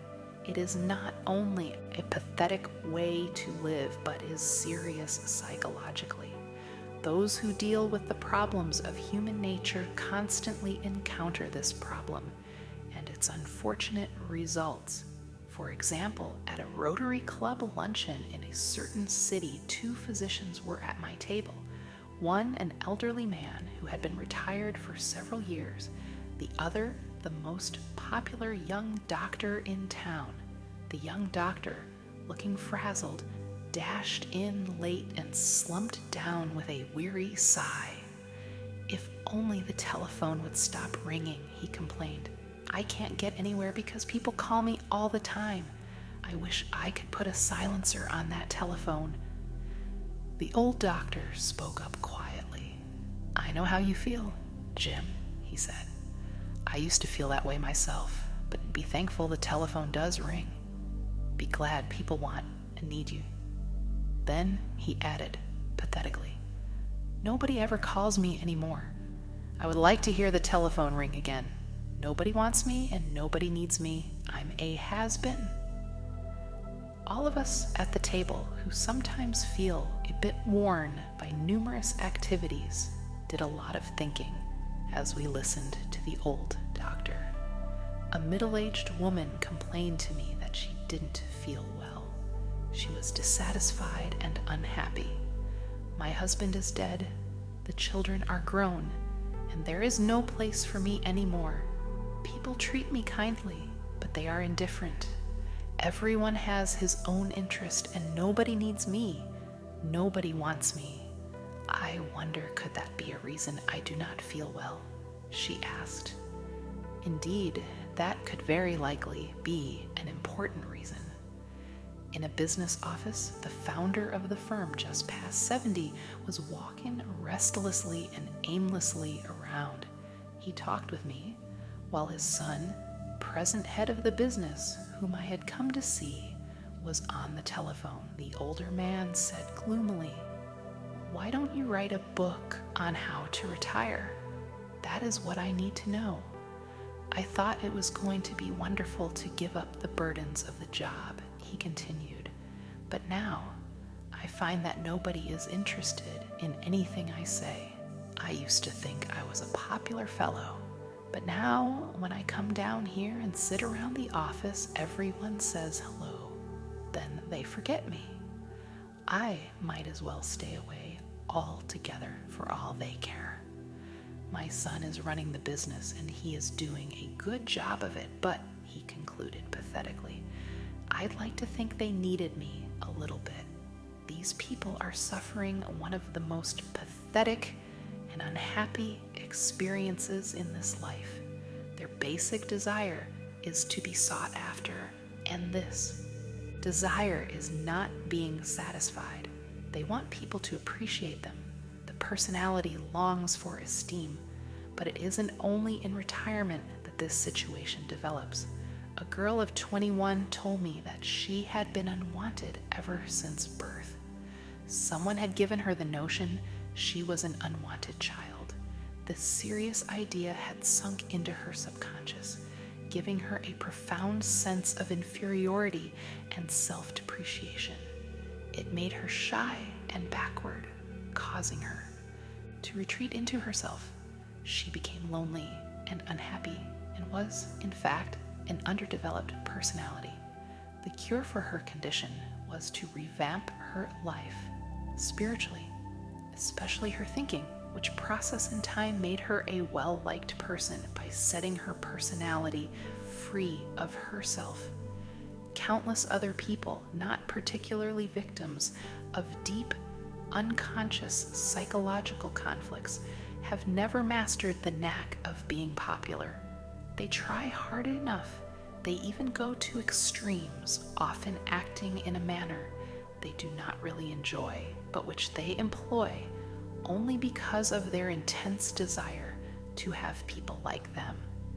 Everywhere today, we see people putting on an act because of their inordinate desire for popularity in the superficial sense in which the word is often used in modern society.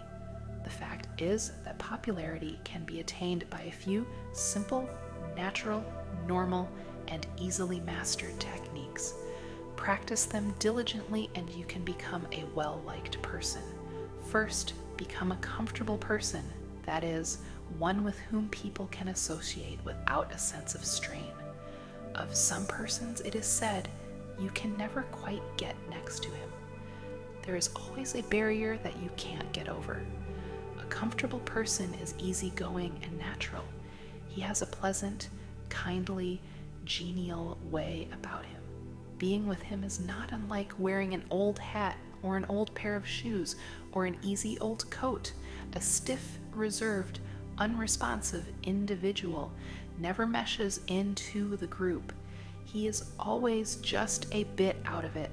You never quite know how to take him or how he will react. You just aren't easy-like with him. Some young people were talking about a 17-year-old boy whom they liked very much. Of him they said, he is good company, he is a good sport, he is easy to be with. It is very important to cultivate the quality of being natural. Usually that sort of individual is large-souled.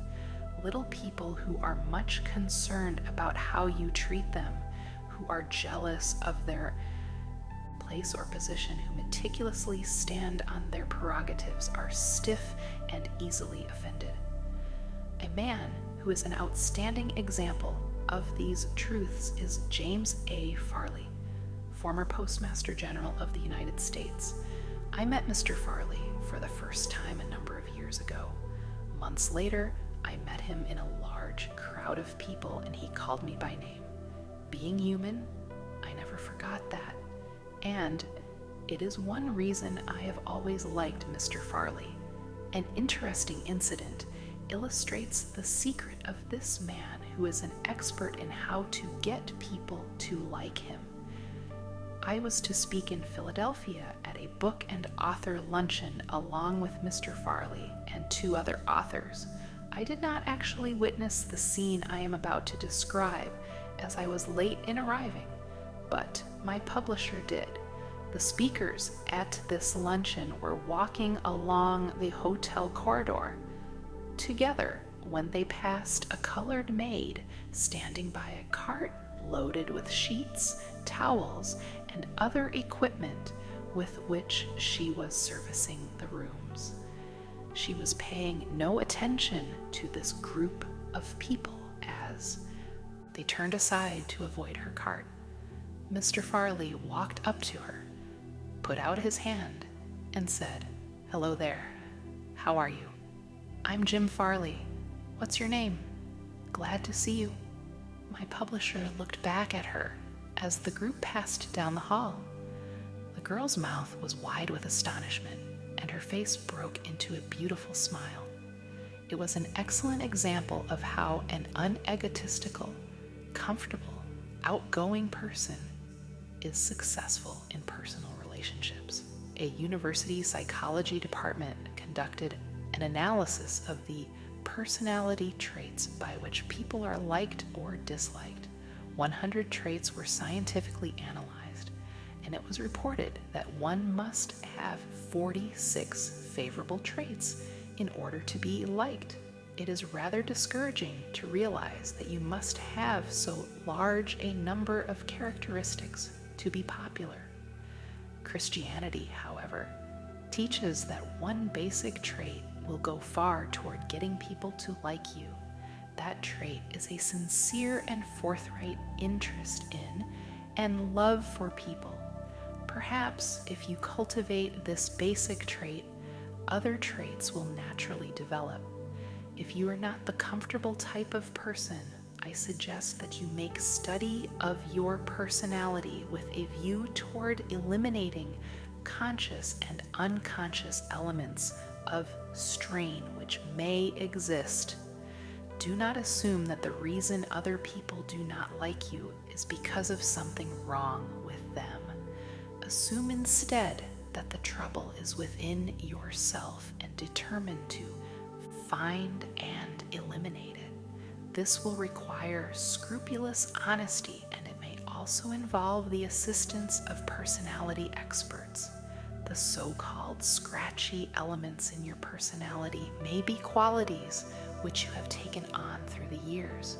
Perhaps they have been assumed defensively, or they may be the result of attitudes developed in your younger days.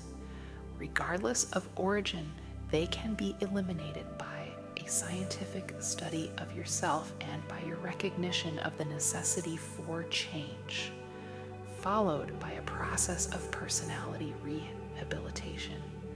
A man came to our clinic at the church seeking help in the problem of personal relationships. About 35 years of age, he was the type of person whom you would certainly look at twice, if not 3 times. He was splendidly proportioned and impressive. Superficially regarding him, it was surprising that people should not like him. But he proceeded to outline an unhappy and continuous set of circumstances and instances to illustrate his dismal failure in human relations. "I do my best," he explained. "I have tried to put into practice the rules I have been taught about getting along with people, but get nowhere with the effort. People just don't like me, and what is more, I am aware of it." After talking with him, it was not difficult to understand the trouble. There was in his manner of speech a persistently critical attitude, thinly veiled, but nonetheless apparent. He had an unattractive manner of pursing his lips, which indicated a kind of primness or reproof for everybody, as if he felt just a bit superior and disdainful toward other people. In fact, there was about him a noticeable attitude of superiority. He was very rigid, with no flexibility of personality. "Isn't there some way to change myself so that people will like me?" he demanded. "Isn't there some way I can stop unconsciously rubbing people the wrong way. The young man was decidedly self-centered and egotistical. The person he really liked was himself. Every statement, every attitude was unconsciously measured in terms of how it reacted on himself. We had to teach him to love other people and to forget himself, which was, of course, a complete reversal of his development. It was vital, however, to the solution of his problem. I found that this young man was irritable with people and he picked on them in his own mind. Though no outward conflicts with other persons developed, inwardly he was trying to make everybody over to suit himself. Unconsciously, people realized this, though perhaps they did not define the trouble. Barriers were erected in their minds toward him. Since he was being unpleasant to people in his thoughts, it followed that he was less than warm in his personal attitudes. He was polite enough and managed not to be boorish and unpleasant, but people unconsciously felt coolness in him, so gave him the brush off of which he complained. The reason they did so was because in his mind he had brushed them off. He liked himself too well, and to build up his self-esteem, he disliked others. He was suffering from self-love, a chief cure for which is the practice of love for others. He was bewildered and baffled when we outlined his difficulty, but he was sincere and meant business. He practiced the suggested techniques for developing love of others in place of self-love. It required some fundamental changes to accomplish this, but he succeeded in doing so. One method suggested was that at night, before retiring, he make a list of persons he had met during the day, as, for example, the bus driver or the newsboy. He was to picture mentally each person whose name appeared on the list, and as he brought each face up before him, he was to think a kindly thought about that person. And then he was to pray for each one. He was to pray around his little world. Each of us has his own world, people with whom we do business or are associated in one way or another. For example, the first person outside the family whom this young man saw in the morning was the elevator man in his apartment house. He had not been in the habit of saying anything to him beyond a perfunctory and growled good morning. Now he took the time to have a little chat with the elevator man. He asked him about his family and about his interests.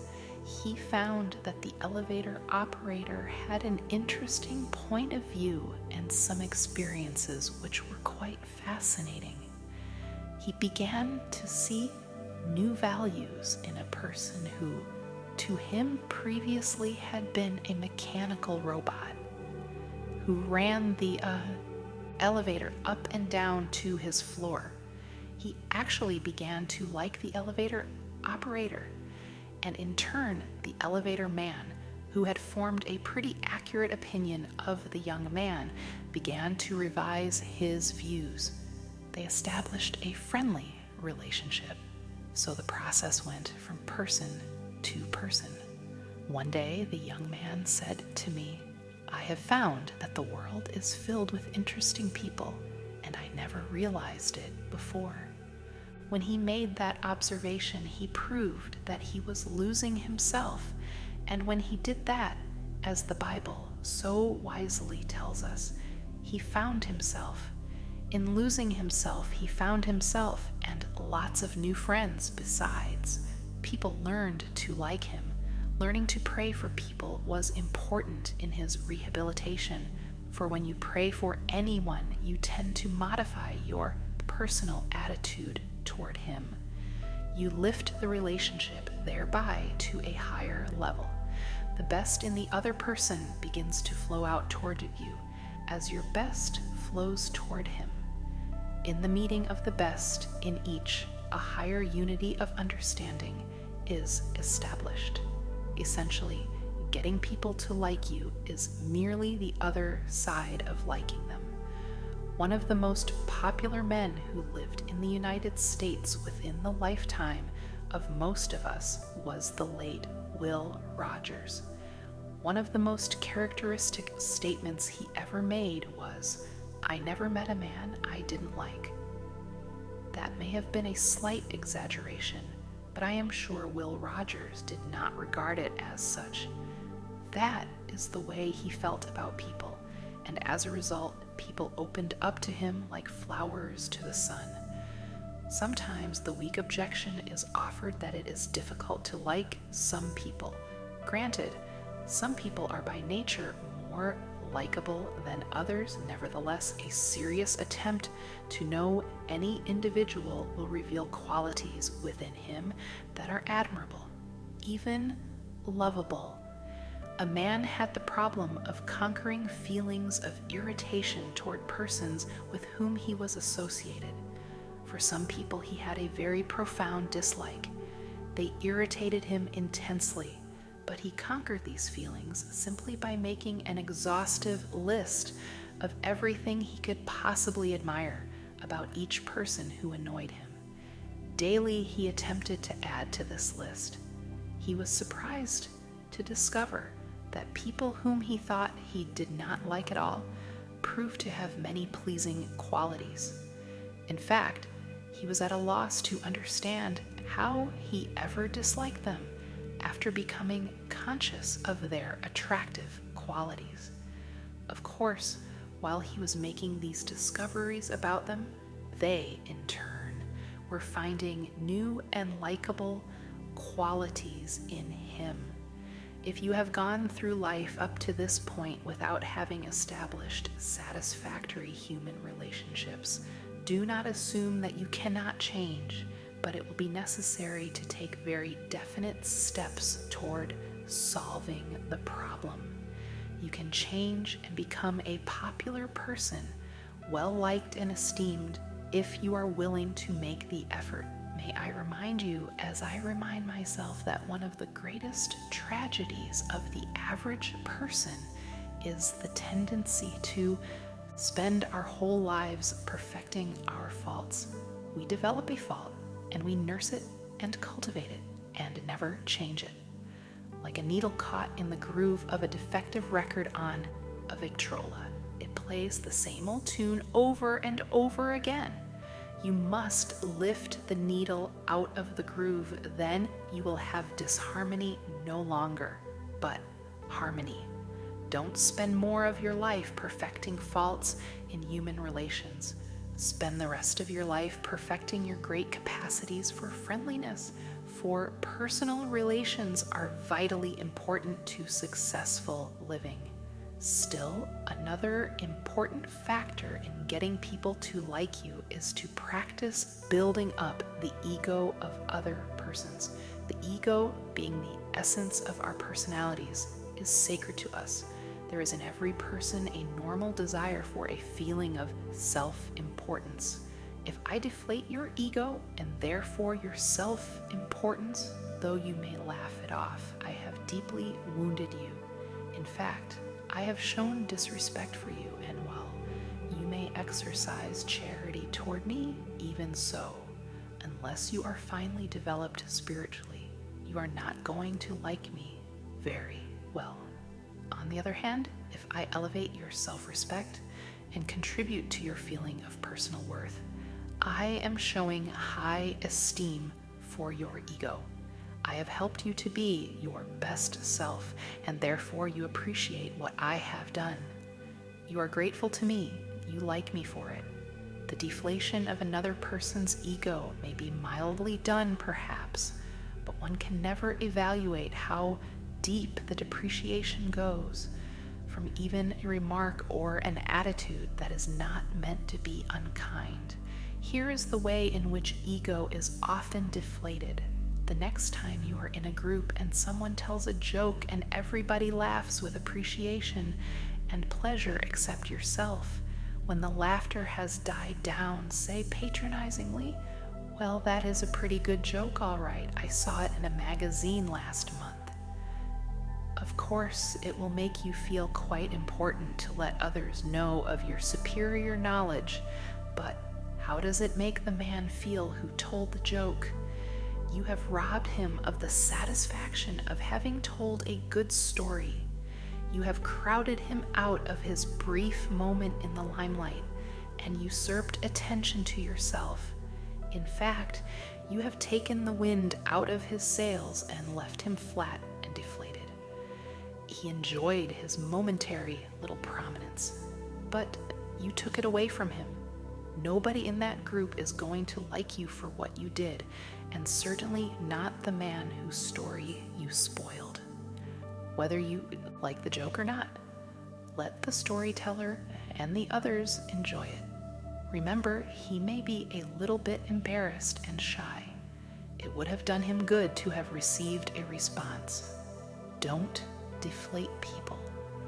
Build them up and they will love you for it. While writing this chapter, I enjoyed a visit with an old and dear friend, Dr. John W. Hoffman, one-time president of Ohio Wesleyan University. As I sat with him in Pasadena, I realized once again how much this great personality has always meant to me. Many years ago, on the night before my graduation from college, we had a banquet at our fraternity house at which he was present and made a talk. After dinner, he asked me to walk with him to the president's house. It was a beautiful moonlit night in June. All the way up the hill, he talked to me about life and its opportunities and told me what a thrill awaited me as I entered the outside world. As we stood in front of his house, he put his hand on my shoulder and said, "Norman, I have always liked you. I believe in you. You have great possibilities. I shall always be proud of you. You have got it in you." Of course, he overestimated me, but that is infinitely better than to depreciate a person. It being June and the night before graduation, and excitement being in my heart, my sentiments were pretty close to the surface, and I said goodnight to him through a mist of tears which I tried to conceal. It has been many years since then, but I never forgot what he said, nor how he said it on that June night long ago. I have loved him all across the years. I discovered that he made similar statements to many other boys and girls long since become men and women, and they too love him because he respected their personalities and was constantly building them up. Through the years, he would write to me and to others congratulating us on some little thing that we had done, and a word of approval from him meant much. Little wonder this honored guide of youth has the affection and devotion of thousands of people whose lives he touched. Whomever you help to build up and become a better, stronger, finer person will give you his undying devotion. Build up as many people as you can. Do it unselfishly. Do it because you like them and because you see possibilities in them. Do this, and you will never lack for friends. You will always be well thought of. Build people up and love them genuinely. Do them good, and their esteem and affection will flow back toward you. The basic principles of getting people to like you need no prolonged and labored emphasis, for they are very simple and easily illustrate their own truth. However, I list 10 practical rules for getting the esteem of others. The soundness of these principles has been demonstrated innumerable times. Practice them until you become expert at them, and people will like you. Learn to remember names. Inefficiency at this point may indicate that your interest is not sufficiently outgoing. A man's name is very important to him. Be a comfortable person, so there is no strain in being with you. Be an old shoe, old hat kind of individual. Be homey. Acquire the quality of relaxed easygoingness so that things do not ruffle you. Don't be egotistical. Guard against giving the impression that you know it all. Be natural and normally humble. Cultivate the quality of being interesting so that people will want to be with you and get something of stimulating value from their association with you. Study to get the scratchy elements out of your personality, even those of which you may be unconscious. Sincerely attempt to heal on an honest Christian basis every misunderstanding you have had or now have. Drain off your grievances. Practice liking people until you learn to do so genuinely. Remember what Will Rogers said, "I never met a man I didn't like." Try to be that way. Never miss an opportunity to say a word of congratulation upon anyone's achievement or express sympathy in sorrow or disappointment. Get a deep spiritual experience so that you have something to give people that will help them to be stronger and meet life more effectively. Give strength to people and they will give affection to you.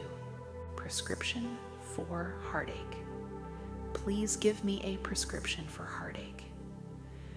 This curious and rather pathetic request was made by a man who had been informed by his doctor that the feelings of disability of which he complained were not of a physical nature.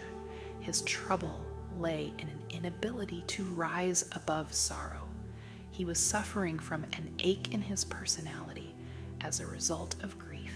His doctor advised him to secure spiritual consultation and treatment. So, continuing to use the terminology of medicine, he repeated his question: is there a spiritual prescription which will reduce my constant inner suffering? I realize that sorrow comes to everyone and I should be able to meet it the same as others. I have tried my best but find no peace.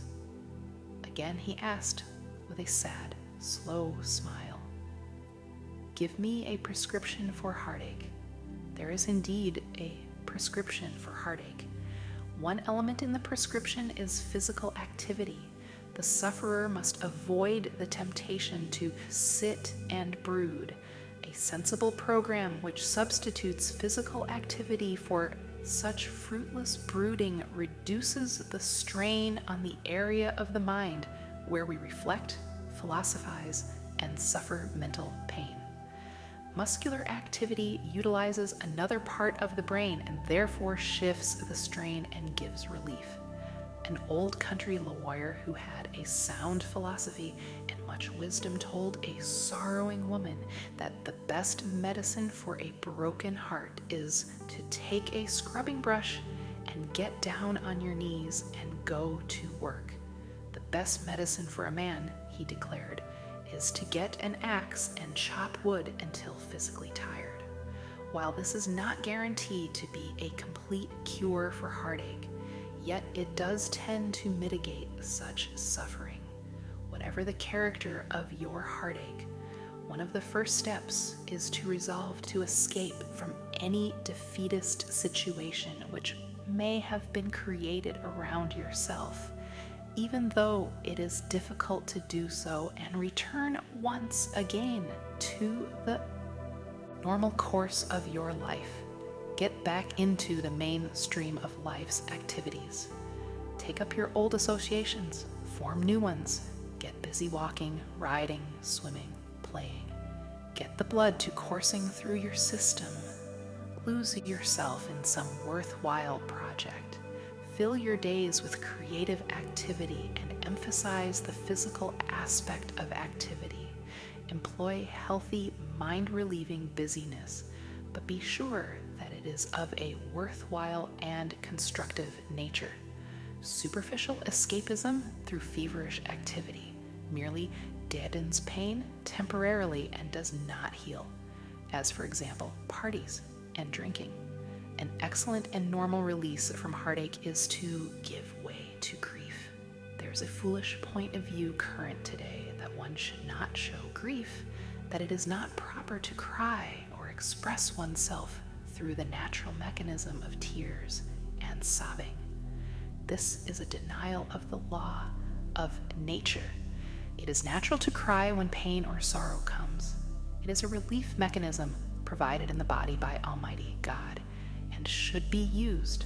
To restrain grief, to inhibit it, to bottle it up, is to fail to use one of God's means for eliminating the pressure of sorrow. Like every other function of the human body and nervous system, this must be controlled, but it should not be denied altogether. A good cry by either man or woman is a release from heartache. I should warn, however, that this mechanism should not be used unduly, nor allowed to become a habitual process. Should that happen, it partakes of the nature of abnormal grief and could become a psychosis. Unrestraint of any kind should not be allowed. I receive many letters from people whose loved ones have died. They tell me that it is very difficult for them to go to the same places they were in the habit of frequenting together, or to be with the same people with whom they associated as a couple or as a family. Therefore, they avoid the old-time places and friends. I regard this as a serious mistake. A secret of curing heartache is to be as normal and natural as possible. This does not imply disloyalty or indifference. This policy is important in avoiding a state of abnormal grief. Normal sorrow is a natural process, and its normality is evidenced by the ability of the individual to return to his usual pursuits and responsibilities and continue therein as formerly. The deeper remedy for heartache, of course, is the curative comfort supplied by trust in God. Inevitably, the basic prescription for heartache is to turn to God in an attitude of faith and empty the mind and heart to Him. Perseverance in the act of spiritual self-emptying will finally bring healing to the broken heart.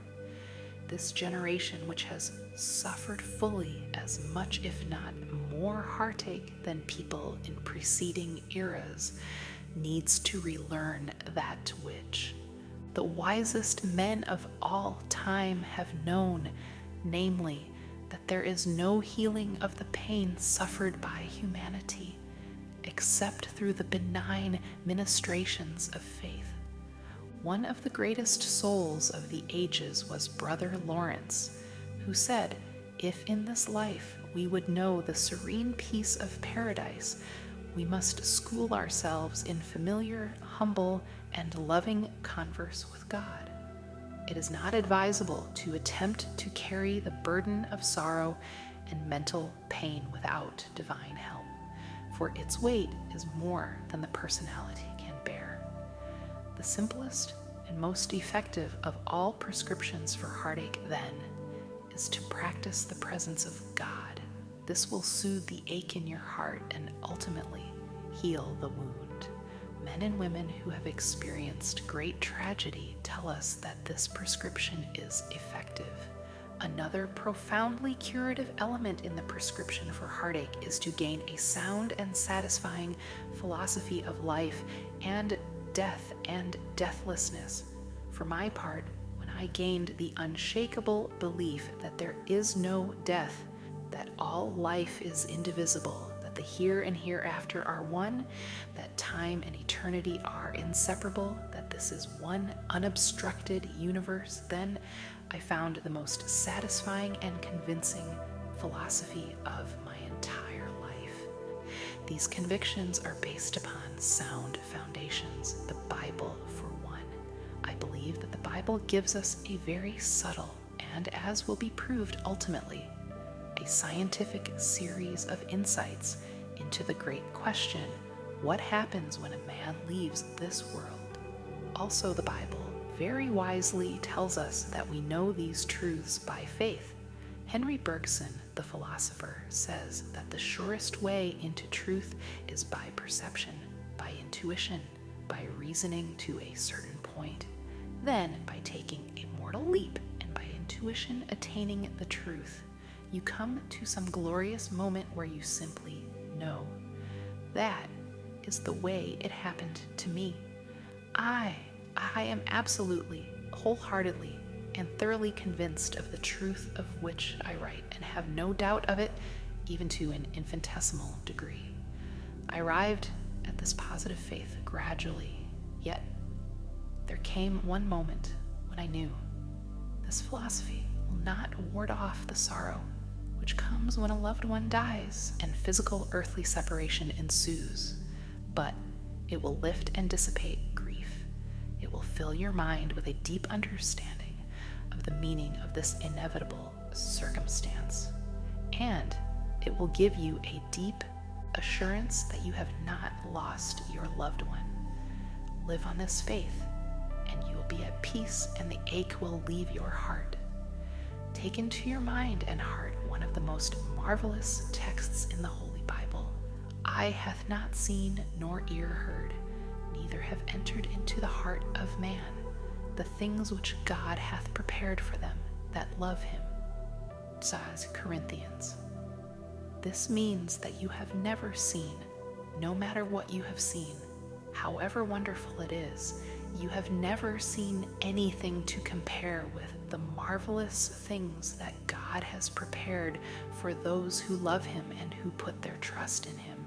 Moreover, it says that you have never heard anything to compare with the astonishing marvels that God has laid up for those who follow his teachings and live according to his Spirit. Not only have you never seen nor ever heard, but you have never even dimly imagined what he is going to do for you. This sentence goes all out in promising comfort and immortality and reunion and every good thing to those who center their lives in God. After many years of reading the Bible and being intimately connected with all the phases of the lives of hundreds of people, I wish to state unequivocally that I have found this biblical promise to be absolutely true. It applies even to this world. People who really practice living on a Christ-like basis have the most incredible things happen to them. This passage also relates to the state of existence of those now living on the other side and our relationship while we live to those who have preceded us across that barrier which we call death. I use the word barrier somewhat apologetically. We have always thought of death as a barrier with a concept of a separatist nature. Scientists working today in the field of parapsychology and extrasensory perception and experimenting in precognition, telepathy, clairvoyance, all of which were formerly considered paraphernalia of the cranks, but which are now of sound scientific usage in the laboratories, are expressing themselves as believing that the soul survives the barrier of time and space. In effect, we are on the edge of one of the greatest scientific discoveries in history, which will substantiate on a laboratory exploratory basis the existence of the soul and its deathlessness. For many years, I have been accumulating a series of incidents, the validity of which I accept, and which bear out the conviction that we live in a dynamic universe where life, not death, is basic principle. I have confidence in the people who have described the following experiences, and am convinced that they indicate a world impinged upon or intertwined with our own through the meshes of which human spirits on both sides of death live in unbroken fellowship. The conditions of life on the other side, as we know them in mortality, are modified. Undoubtedly, those who have crossed to the other side dwell in a higher medium than we do, and their understanding is amplified beyond ours. Yet all the facts point to the continued existence of our loved ones and the further fact that they are not far away, and still another fact implied but no less real, that we shall be reunited with them. Meanwhile, we continue in fellowship with those who dwell in the spirit world. William James, one of America's greatest scholars, after a lifetime of study, said he was satisfied that the human brain is only a medium for the soul's existence, and that the mind as now constituted will be exchanged at last for a brain that will allow the owner to reach out into untapped areas of understanding. As our spiritual being is amplified here on earth, and as we grow in age and experience, we become more conscious of this vaster world all around us. And when we die, it is only to enter into an enlarged capacity. Euripides, one of the greatest thinkers of antiquity, was convinced that the next life would be of infinitely greater magnitude. Socrates shared the same concept. One of the most comforting statements ever made was his remark, "No evil can befall a good man in this life or in the next." Natalie Kalmus, scientific expert in Technicolor, tells about the death of her sister. The following account, given by this scientifically trained woman, appeared in the inspirational magazine Guideposts. Natalie Kalmus quotes her dying sister as saying, "Natalie, promise me that you won't let them give me any drugs. I realize that they are trying to help relieve my pain, but I want to be fully aware of every sensation. I am convinced that death will be a beautiful experience." I promised. Alone. Later, I wept, thinking of her courage. Then, as I tossed in bed on through the night, I realized that what I thought to be a calamity, my sister intended to be a triumph. 10 days later, the final hour drew near. I had been at her bedside for hours. We had talked about many things, and always I marveled at her quiet, sincere confidence in eternal life. Not once did the physical torture overcome her spiritual strength. This was something that the doctors simply hadn't taken into account. "Dear kind God, keep my mind clear and give me peace," she had murmured over and over again during those last days. We had talked so long that I noticed she was drifting off to sleep. I left her quietly with the nurse and retired to get some rest. A few minutes later, I heard my sister's voice calling for me. Quickly, I returned to her room. She was dying. I sat on her bed and took her hand. It was on fire. Then she seemed to rise up in bed, almost to a sitting position. "Natalie," she said, "there are so many of them. There's Fred and Ruth. What's she doing here? Oh, I know." An electric shock went through me. She had said Ruth. Ruth was her cousin who had died suddenly the week before. But Eleanor had not been told of Ruth's sudden death. Chill after chill shot up and down my spine. I felt on the verge of some powerful, almost frightening knowledge. She had murmured Ruth's name. Her voice was surprisingly clear. It's so confusing, so many of them. Suddenly, her arms stretched out as happily as when she had welcomed me. "I'm going up," she said. Then she dropped her arms around my neck and relaxed in my arms. The will of her spirit had turned final agony into rapture. As I laid her head back on the pillow, there was a warm, peaceful smile on her face. Her golden brown hair lay carelessly on the pillow. I took a white flower from the vase and placed it in her hair. With her petite, trim figure, her wavy hair, the white flower, and the soft smile, she looked once more and permanently just like a schoolgirl. The mention of her cousin Ruth by the dying girl and the evident fact that she saw her clearly is a phenomenon that recurs again and again in the incidents which have come to my attention. So repetitive is this phenomenon, and so similar are the characteristics of this experience as described by many, that it amounts to a substantial evidence that the people whose names are called, whose faces are seen, are actually present. Where are they? What is their condition? What sort of body have they? These are questions that are difficult. The idea of a different dimension is probably the most tenable, or it may be more accurate to believe that they live in a different frequency cycle. It is impossible to see through the blades of an electric fan when it is in a stationary position. At high speed, however, the blades appear to be transparent.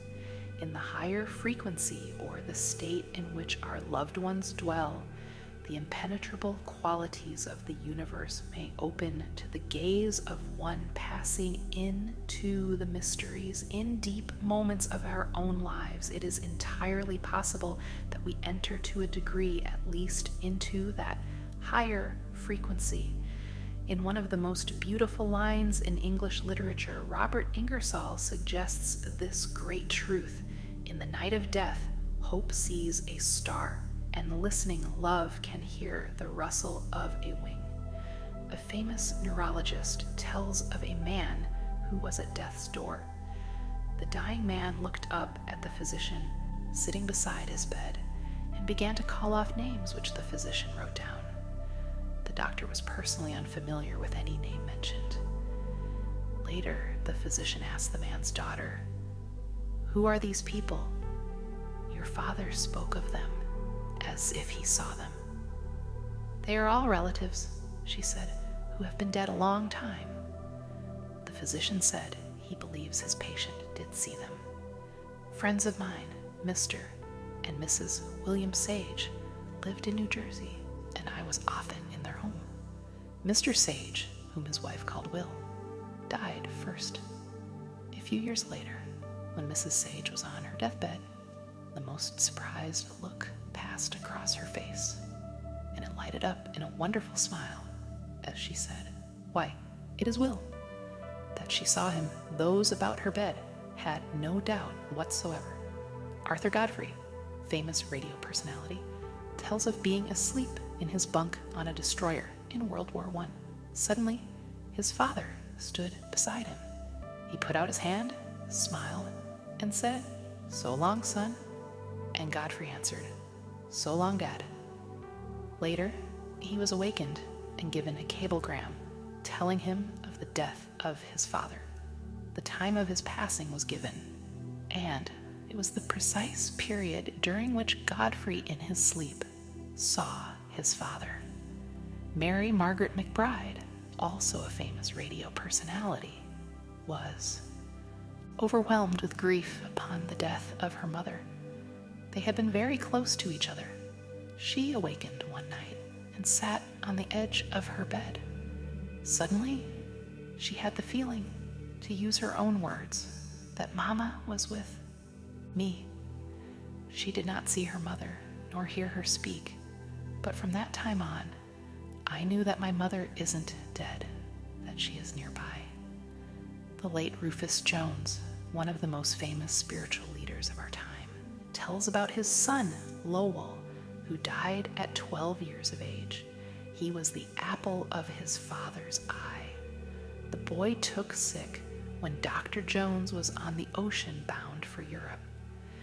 The night before entering Liverpool, while lying in his bunk, he experienced an indefinable, inexplainable feeling of sadness.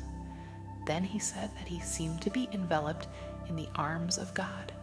A great feeling of peace and a sense of a profound possession of his son came to him. Upon landing in Liverpool, he was advised that his son had died, his death occurring at the precise hour when Dr. Jones had felt a sense of God's presence and the everlasting nearness of his son.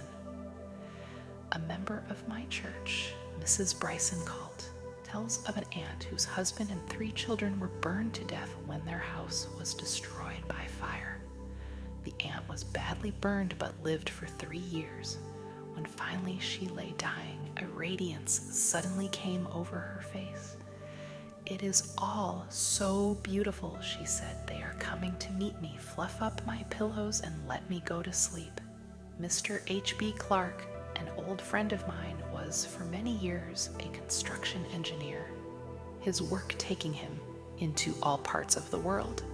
He was of a scientific turn of mind, a quite restrained, factual, unemotional type of man. I was called one night by his physician, who said that he did not expect him to live but a few hours. His heart action was slow, and the blood pressure was extraordinarily low, and there was no reflex action at all. The doctor gave no hope. I began to pray for him, as did others. The next day, his eyes opened, and after a few days, he recovered his speech. His heart action and blood pressure returned to normal. After he recovered strength, he said, "At some time during my illness, something very peculiar happened to me. I cannot explain it. It seemed that I was a long distance away. I was in the most beautiful and attractive place I have ever seen. There were lights all about me, beautiful lights. I saw faces dimly revealed, kind faces they were, and I felt very peaceful and happy. In fact, I have never felt happier in my life. Then the thought came to me, I must be dying. Then it occurred to me, perhaps I have died. Then I almost laughed out loud and asked myself, why have I been afraid of death all my life? There is nothing to be afraid of in this. How did you feel about it? I asked. Did you want to come back to life? Did you want to live, for you were not dead? Although the doctor felt that you were very close to death, did you want to live? He smiled and said, it did not make the slightest difference. If anything, I think I would have preferred to stay in that beautiful place. Hallucination, a dream, a vision. I do not believe so. I have spent too many years talking to people who have come to the edge of something and had a look across who unanimously have reported beauty, light, and peace. To have any doubt in my own mind, the New Testament teaches the indestructibility of life in a most interesting and simple manner. It describes Jesus after his crucifixion in a series of appearances, disappearances, and reappearances. Some saw him and then he vanished out of their sight. Then others saw him and again he vanished. It is as if to say, you see me and then you do not see me. This indicates that he is trying to tell us that when we do not see him, it does not mean he is not there. Out of sight does not mean out of life. Occasional mystical appearances which some experience indicate the same truth, that he is nearby. Did he not say, because I live, ye shall live also? John. In other words, our loved ones who have died in this faith are also nearby and occasionally draw near to comfort us. A boy serving in Korea wrote to his mother saying, the strangest things happen to me. Once in a while, at night, when I am afraid, Daddy seems to be with me. Daddy had been dead for 10 years. Then the boy wistfully asks his mother, do you think that Daddy can actually be with me here on these Korean battlefields? The answer is, why not? How can we be citizens of a scientific generation and not believe that this could be true? Again and again, proofs are offered that this is a dynamic universe surcharged with mystic, electric, electronic, atomic forces, and all are so wonderful that we have never yet comprehended them. This universe is a great spiritual sounding house, alive and vital. Albert E. Cliff, well-known Canadian writer, tells of the death of his father. The dying man had sunk into a coma and it was thought he was gone. Then a momentary resurgence of life occurred. His eyes flickered open. On the wall was one of those old-time mottos which said, I know that my Redeemer liveth. The dying man opened his eyes, looked at that motto, and said, I do know that my Redeemer liveth, for for they are all here around me, mother, father, brothers, and sisters. Long gone from this earth were they all, but evidently he saw them. Who is to gainsay? The late Mrs. Thomas A. Edison told me that when her famous husband was dying, he whispered to his physician, "It is beautiful over there." Edison was the world's greatest scientist. All his life he had worked with phenomena. He was of a factual cast of mind. He never reported anything as a fact until he saw it work. He would never have reported, "It is very beautiful over there," unless, having seen, he knew it to be true. Many years ago, a missionary went to the South Sea Islands to work among a cannibal tribe. After many months, he converted the chief to Christianity. One day, this old chief said to the missionary, "Remember the time you first came among us?" "Indeed I do," replied the missionary. "As I went through the forest, I became aware of hostile forces all around me."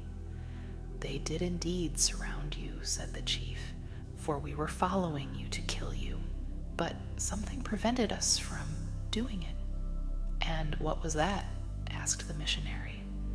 "Now that we are friends, tell me," coaxed the chief, "who were those two shining ones walking on either side of you?" "My friend, Jeffrey O'Hara, famous songwriter, author of the popular World War I song, Katie. Also, There is no death. Give a man a horse, he can ride. And other songs tells of a colonel in World War I whose regiment was wiped out in a bloody engagement. As he paced up and down the trench, he says he could feel their hands and sense their presence. He said to Jeffrey O'Hara, "I tell you, there is no death." Mr. O'Hara wrote one of his greatest songs using that title, "There is no death." Of these deep and tender matters, I personally have no doubt whatsoever. I firmly believe in the continuation of life after that which we call death takes place. I believe there are two sides to the phenomenon known as death. This side, where we now live, and the other side, where we shall continue to live. Eternity does not start with death. We are in eternity now. We are citizens of eternity. We merely change the form of the experience called life, and that change, I am persuaded, is for the better. My mother was a great soul, and her influence on me will ever stand out in my life as an experience that cannot be surpassed. She was a wonderful conversationalist. Her mind was keen and alert. She traveled the world over and enjoyed wide contacts as a Christian leader in missionary causes. Her life was full and rich. She had a marvelous sense of humor. She was good company, and I always loved to be with her. She was considered by all who knew her an unusually fascinating and stimulating personality. During my adult years, whenever I had the opportunity, I would go home to see her. I always anticipated the arrival at the family home, for it was an exciting experience in which everyone talked at once as we sat around the breakfast table. What happy reunions, what glorious meetings. Then came her death, and we tenderly laid her body in the beautiful little cemetery at Lynchburg in southern Ohio, a town where she had lived as a girl. I was very sad the day we left her there and went away heavy-hearted. It was in the fullness of summertime when we took her home to her last resting place. It came autumn, and I felt that I wanted to be with my mother again. I was lonely without her. Therefore, I decided to go to Lynchburg. All night long on the train, I thought sadly of the happy days, now gone, and how things were utterly changed and would never be the same again. So I came to the little town. The weather was cold and the sky overcast. as I walked to the cemetery. I pushed through the old iron gates, and my feet rustled in the leaves as I walked to her grave, where I sat, sad and lonely. Of a sudden, the clouds parted and the sun came through. It lighted up the Ohio hills in gorgeous autumn colors, the hills where I grew up as a boy, which I have always loved so well, where she herself had played as a girl in the long ago. Then, all of a sudden, I seemed to hear her voice. Now, I didn't actually hear her voice, but I seemed to. I am sure I heard it by the inward ear. The message was clear and distinct. It was stated in her beloved old-time tone, and this is what she said. "Why seek ye the living among the dead? I am not here. Do you think that I would stay in this dark and dismal place? I am with you and my loved ones always." In a burst of inner light, I became wondrously happy. I knew that what I had heard was the truth. The message came to me with all the force of actuality. I could have shouted, and I stood up and put my hand on the tombstone and saw it for what it is, only a place where mortal remains lay. The body was there, to be sure, but it was only a coat that had been laid off because the wearer needed it no longer. But she, that gloriously lovely spirit, she was not there. I walked out of that place, and only rarely since have I returned. I like to go back there and think of her and the old days of my youth, but no longer is it a place of gloom. It is merely a symbol, for she is not there. She is with us, her loved ones. Why seek ye the living among the dead?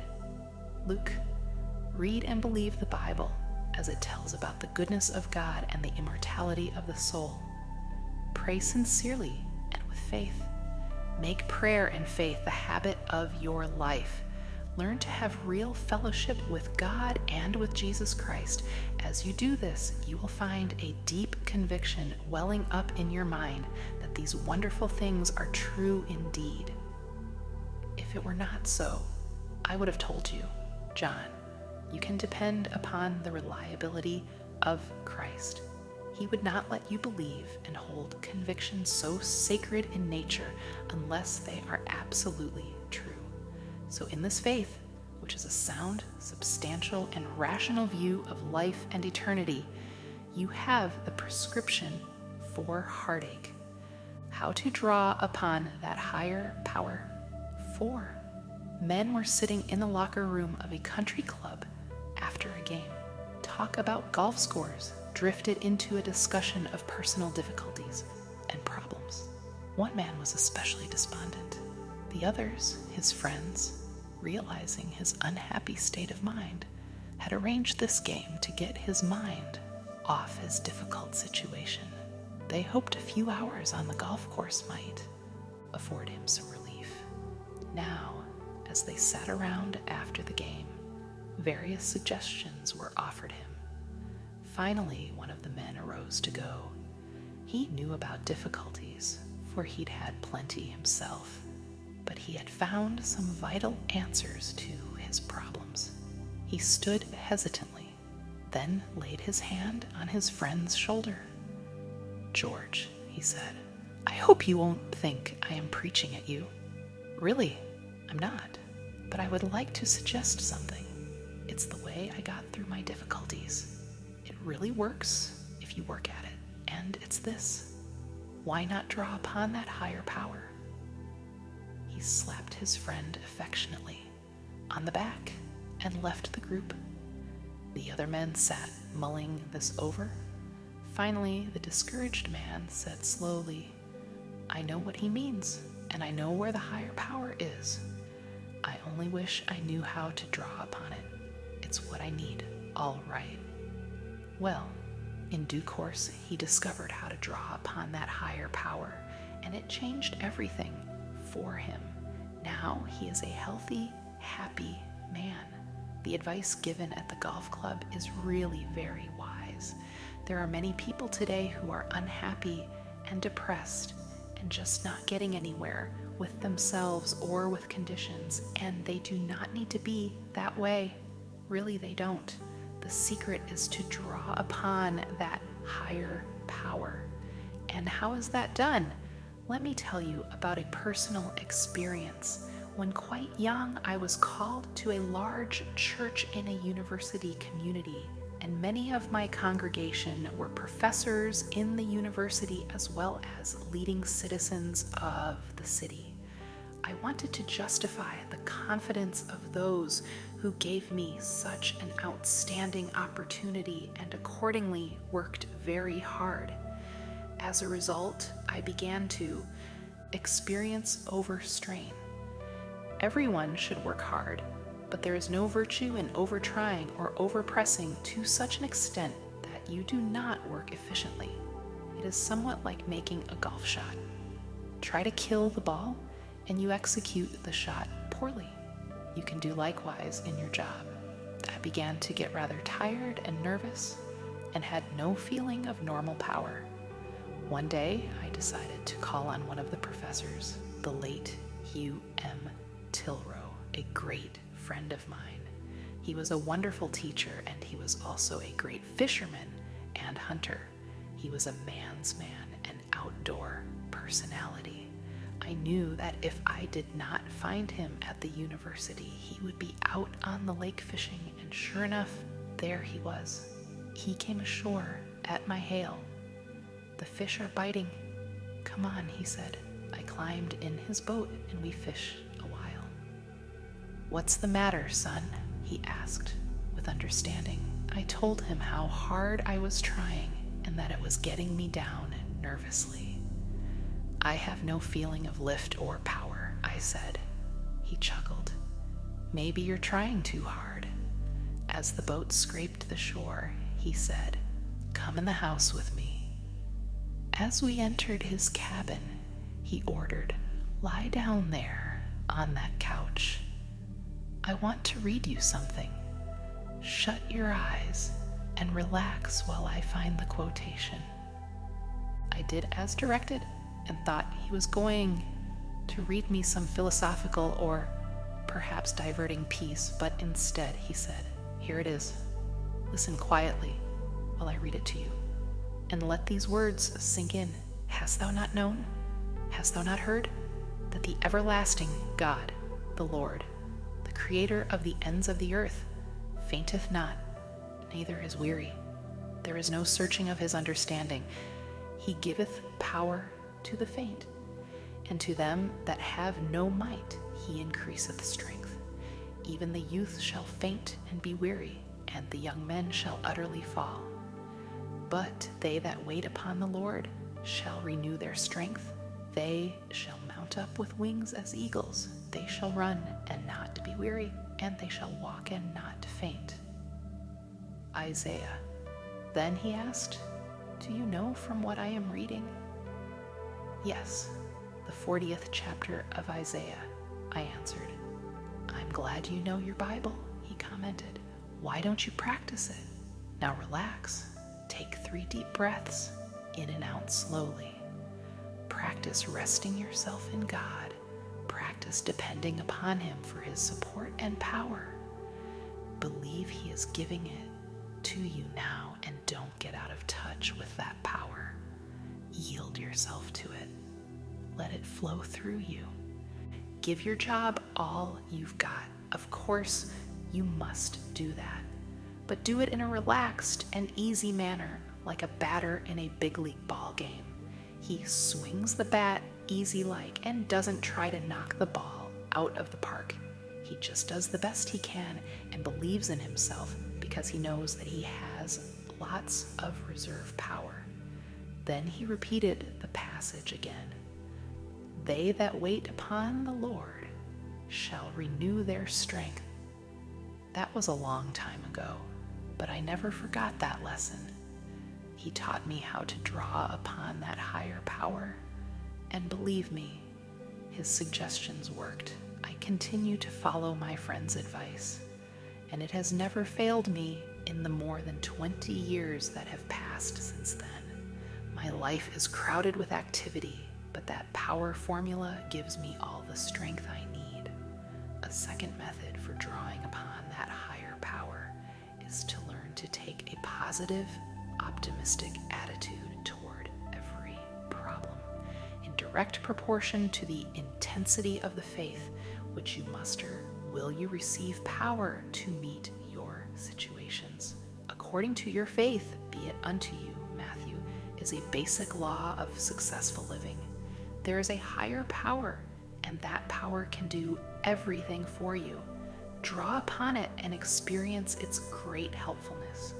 Why be defeated when you are free to draw upon that higher power? State your problem. Ask for a specific answer. Believe that you are getting that answer. Believe that now, through God's help, you are gaining power over your difficulty. A man and his wife who were in real trouble came to see me.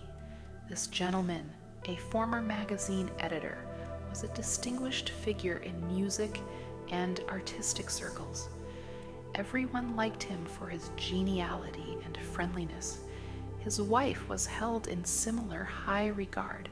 She was in poor health, and as a result, they had retired to the country where they were living in semi-seclusion. This man told me he had experienced 2 heart attacks, one quite severe.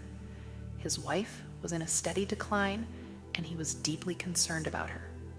The question he put was this: can I get hold of some power that can help us recover ourselves physically and give us new hope and courage and strength? The situation as he described it was a series of discouragements and defeats. Frankly, I felt that he was a bit too sophisticated to permit himself to adopt and utilize the simple trust that would be necessary if faith were to rehabilitate him. I told him I rather doubted he had the capacity to practice. Simple faith enough to open the sources of power according to the techniques of Christianity, but he assured me he was in earnest and was open-minded and would follow any directions given. I saw his honesty and the real quality of his soul, and have had a great affection for him ever since. I gave him a simple prescription. He was to read the New Testament and the Psalms until his mind was saturated with them. I gave him the usual suggestion of committing passages to memory. Principally, I urged him to utilize the formula of putting his life in the hands of God, at the same time believing that God was filling him with power, and his wife also, and that the 2 of them were to believe unfalteringly that they were being guided in even the most commonplace details of their lives. They were also to believe that in cooperation with their physician, whom I happen to know and admire, that the healing grace of Jesus Christ was being given them. I suggested that they picture the healing power of the great physician as already working within them. Seldom have I seen 2 people who became more gloriously childlike in their faith and whose trust was more complete. They became enthusiastic about the Bible and would often telephone me about some wonderful passage they had just found. They gave me fresh insights into the truths of the Bible. It was a truly creative process working with this man and his wife. The next spring, Helen, that is the wife's name, said, "I have never experienced a more wonderful springtime. The flowers this year are the loveliest I have ever seen. And have you noticed the sky with its extraordinary cloud formations and the delicate colors at dawn and sunset? The leaves seem greener this year, and I have never heard the birds sing with such ecstasy and melody." When she said this, there was an ecstatic light on her face, and I knew she had been reborn in the spirit. And she began to improve physically, regaining a large share of her old-time strength, her native creative power. began to flow forth once again, and life took on new meaning. As for Horace, there has been no more heart trouble, and physical, mental, and spiritual vigor mark him as extraordinarily vital. They have moved into a new community and have become a center of its life. Wherever they go, they touch people with a strange, uplifting force. What is the secret which they discovered? Simply that they learned to draw upon that higher power. This higher power is one of the most amazing facts in human existence. I am awestruck, no matter how many times I have seen the phenomenon, by the thoroughgoing, tremendous, overwhelming changes for good that it accomplishes in the lives of people. Personally, I am so enthusiastic about all that the higher power can do for people that I am loath to bring this book to a close.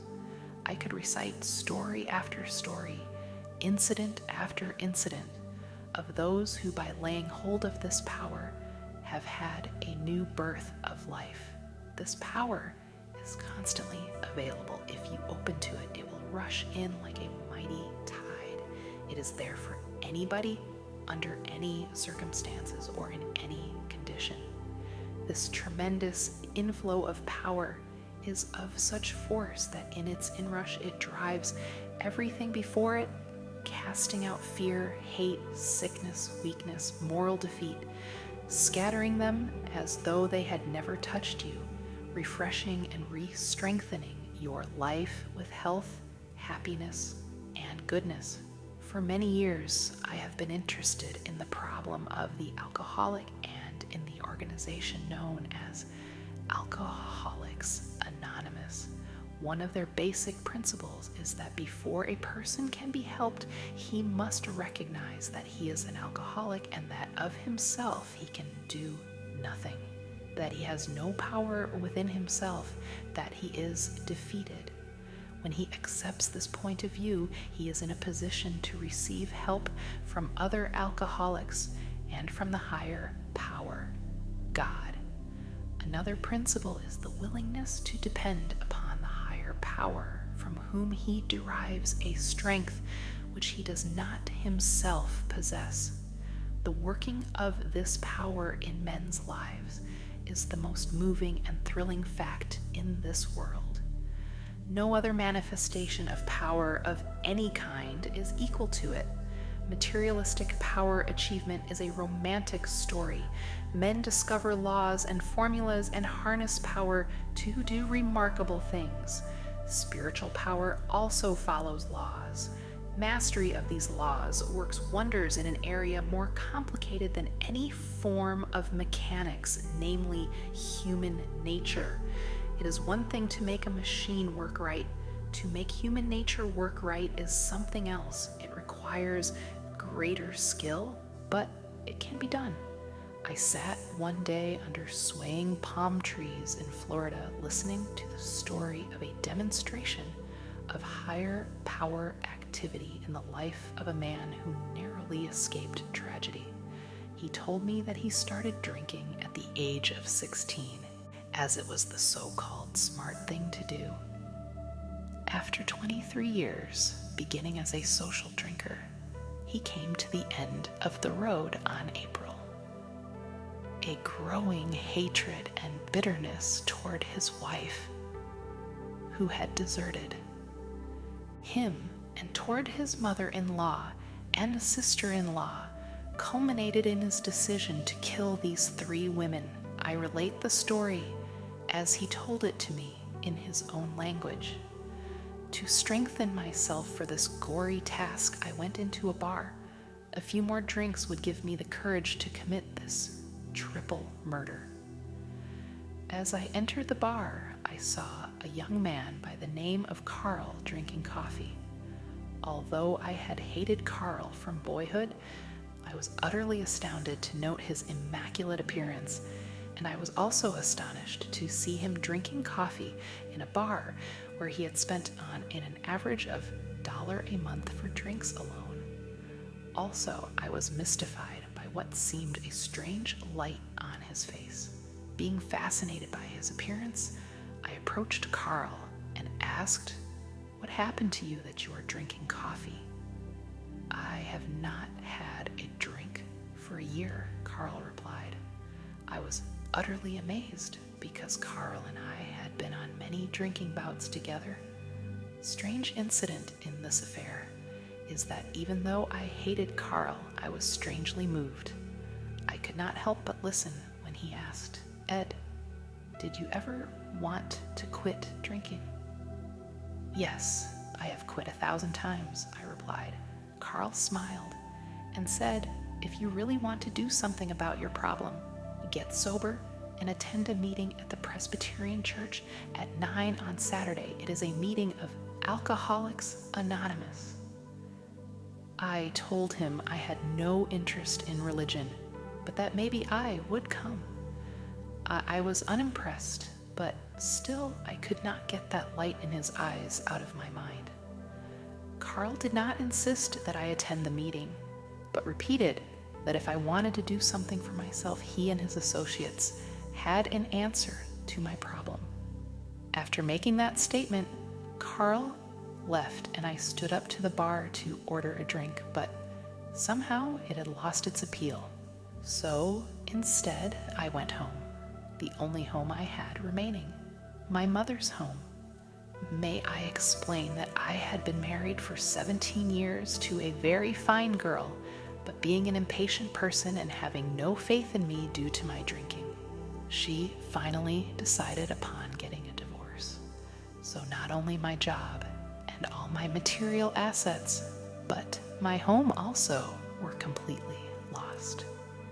Upon getting to my mother's home, I wrestled with a bottle until a.m., but still could not take the drink. I kept thinking of Carl's appearance, so on Saturday morning, I went to Carl and asked him what I could do to keep from taking a drink until 9 o'clock that night when the meeting would be held. Carl said, "Every time you come to a bar or whiskey sign or beer garden, just say one little prayer. Please God, get me past this place." And then he added, "Run like hell. That will be cooperating with God. He will hear your prayer and the running will be your part." I did exactly as Carl told me to do. For many hours, anxious and shaky, accompanied by my sister, I walked around the streets of the town. Finally, at 8 o'clock, my sister said, "Ed, there are 7 drinking joints between here and the place where you are to attend the meeting. You go by yourself, and if you don't make it and come home drunk, we will still love you and hope for the best. But somehow I feel that this meeting will be different than any you ever attended." With God's help, I got by those 7 places. At the church entrance, I happened to look around, and the sign over one of my favorite drinking places glared me straight in the eyes. The battle to decide whether to go into that bar or into the Alcoholics Anonymous meeting is one I shall never forget, but a power greater than myself pulled me to the meeting. Upon entering the meeting room, I was utterly astounded to receive the firm handshake of my ex-hated friend, Carl. My resentment toward him was disappearing. A round of introductions began to many men in all walks of life: doctors, lawyers, bricklayers, millwrights, coal miners, construction workers, plasterers, laborers. All types were there. I had been drinking with some of these men for the last 10 to 25 years, and here they were all sober on a Saturday night, and above all, they were happy. What happened at that meeting is rather vague. All I know is that a rebirth had taken place. I felt different deep within, happily. Leaving the meeting room at midnight, I went home with a glorious airlifting feeling and slept peaceably for the first time in more than 5 years. Upon awakening the next morning, I recall something clearly saying to me, there is a power greater than yourself. If you will turn your will and your life over to the care of God as you understand Him, He will give you strength. It was Sunday morning, and I decided to go to church. I attended a service where the preacher was a man whom I had hated from childhood. The author wishes to comment at this point how inevitably hate is associated with emotional and spiritual sickness. When the mind is emptied of hate, a long step has been taken toward recovery. Love is a tremendous curative force.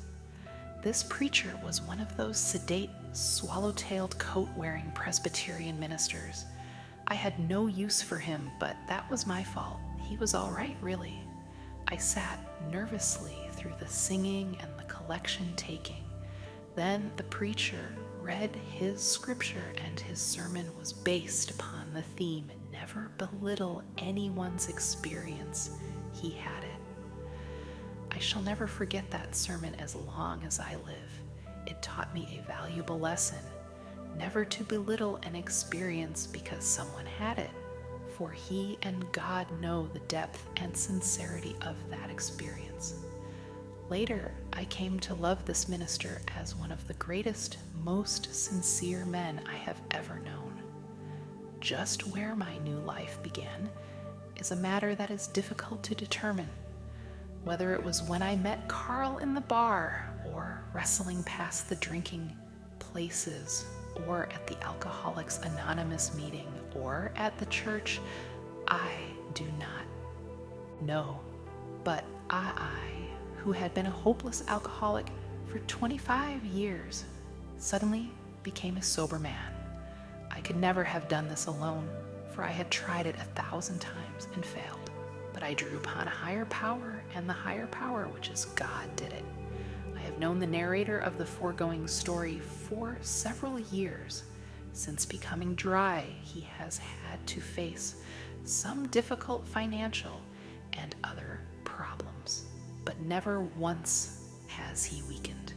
In talking with him, I find myself strangely moved. It isn't what he says or even the way he says it, but one is conscious of a power emanating from this man. He is not a famous person.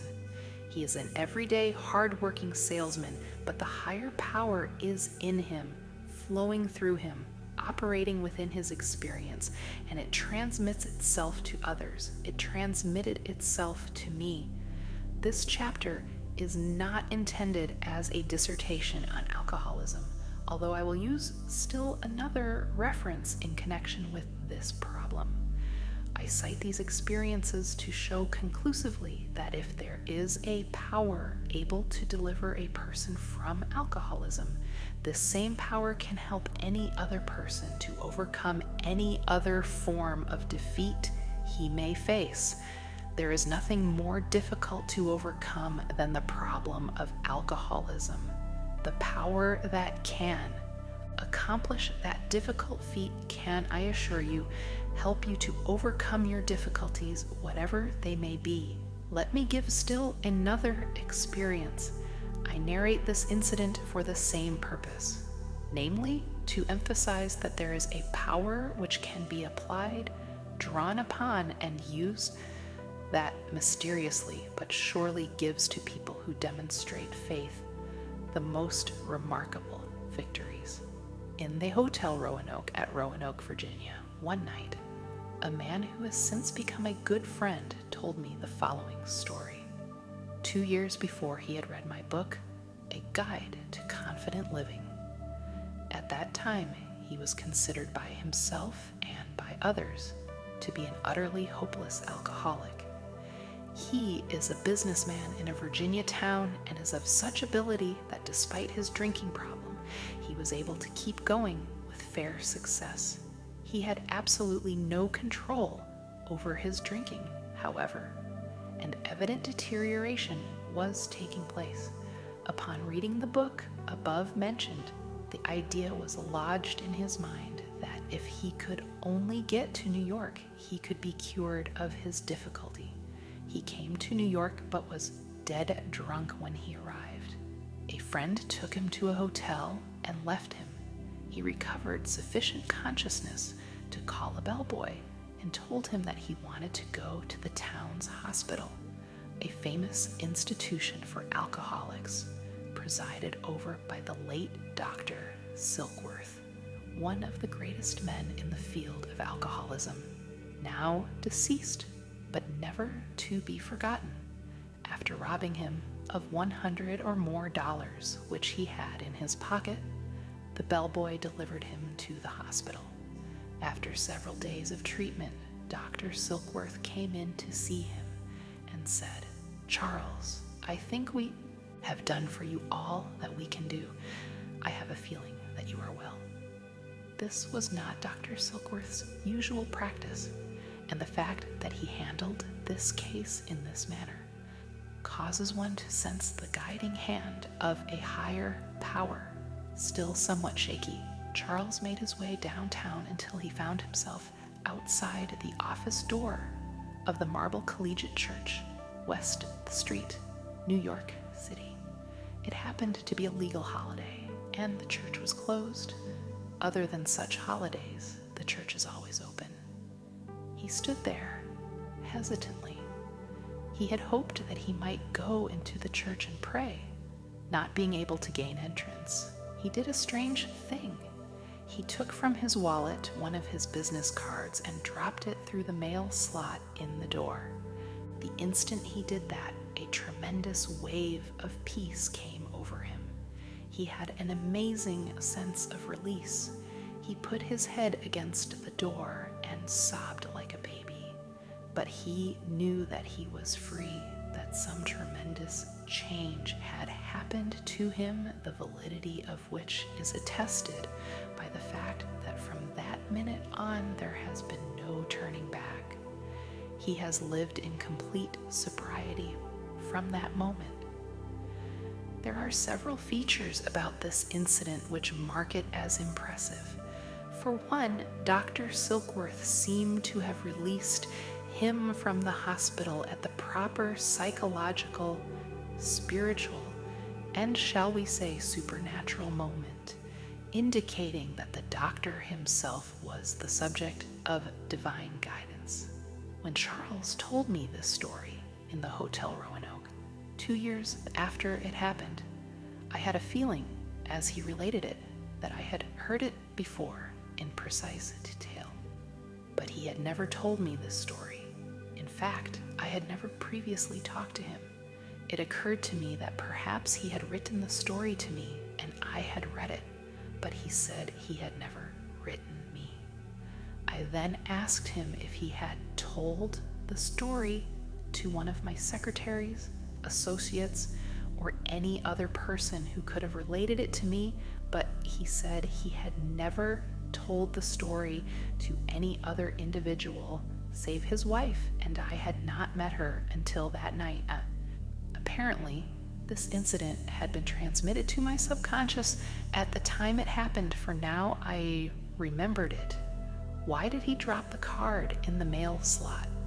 Perhaps he was symbolically reporting to his spiritual home, reporting to God. It was a dramatic and symbolic separation of himself from his defeat, and the turning to a higher power, which immediately took him out of himself and healed him. The incident indicates that if there is deep desire, intensity of longing, and a sincere reaching out after the power, that it will be given. In this chapter, I have related victory stories out of human experience, each in its own way, indicating the continual presence and availability of a life-renewing power beyond but resident within ourselves.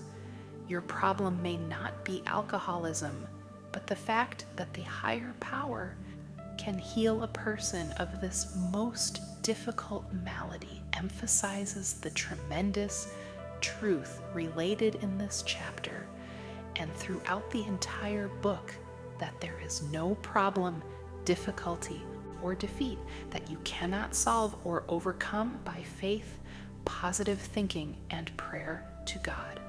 The techniques are simple and workable, and God will help you always, just as the writer of the following letter was held. Dear Dr. Peale, when we think of all the wonderful things that have happened to us since we first met you and started coming to the Marble Church, it seems nothing short of a miracle. When you realize that just 6 years ago this month I was totally broke, in fact, thousands of dollars in debt, a complete physical washout, and had hardly a friend in the world because of my excess drinking, you can see why we have to pinch ourselves every now and then to realize that our good fortune isn't all a dream. As you well know, alcohol wasn't the only problem I had 6 years ago. It has been said that I was one of the most negative people you ever saw.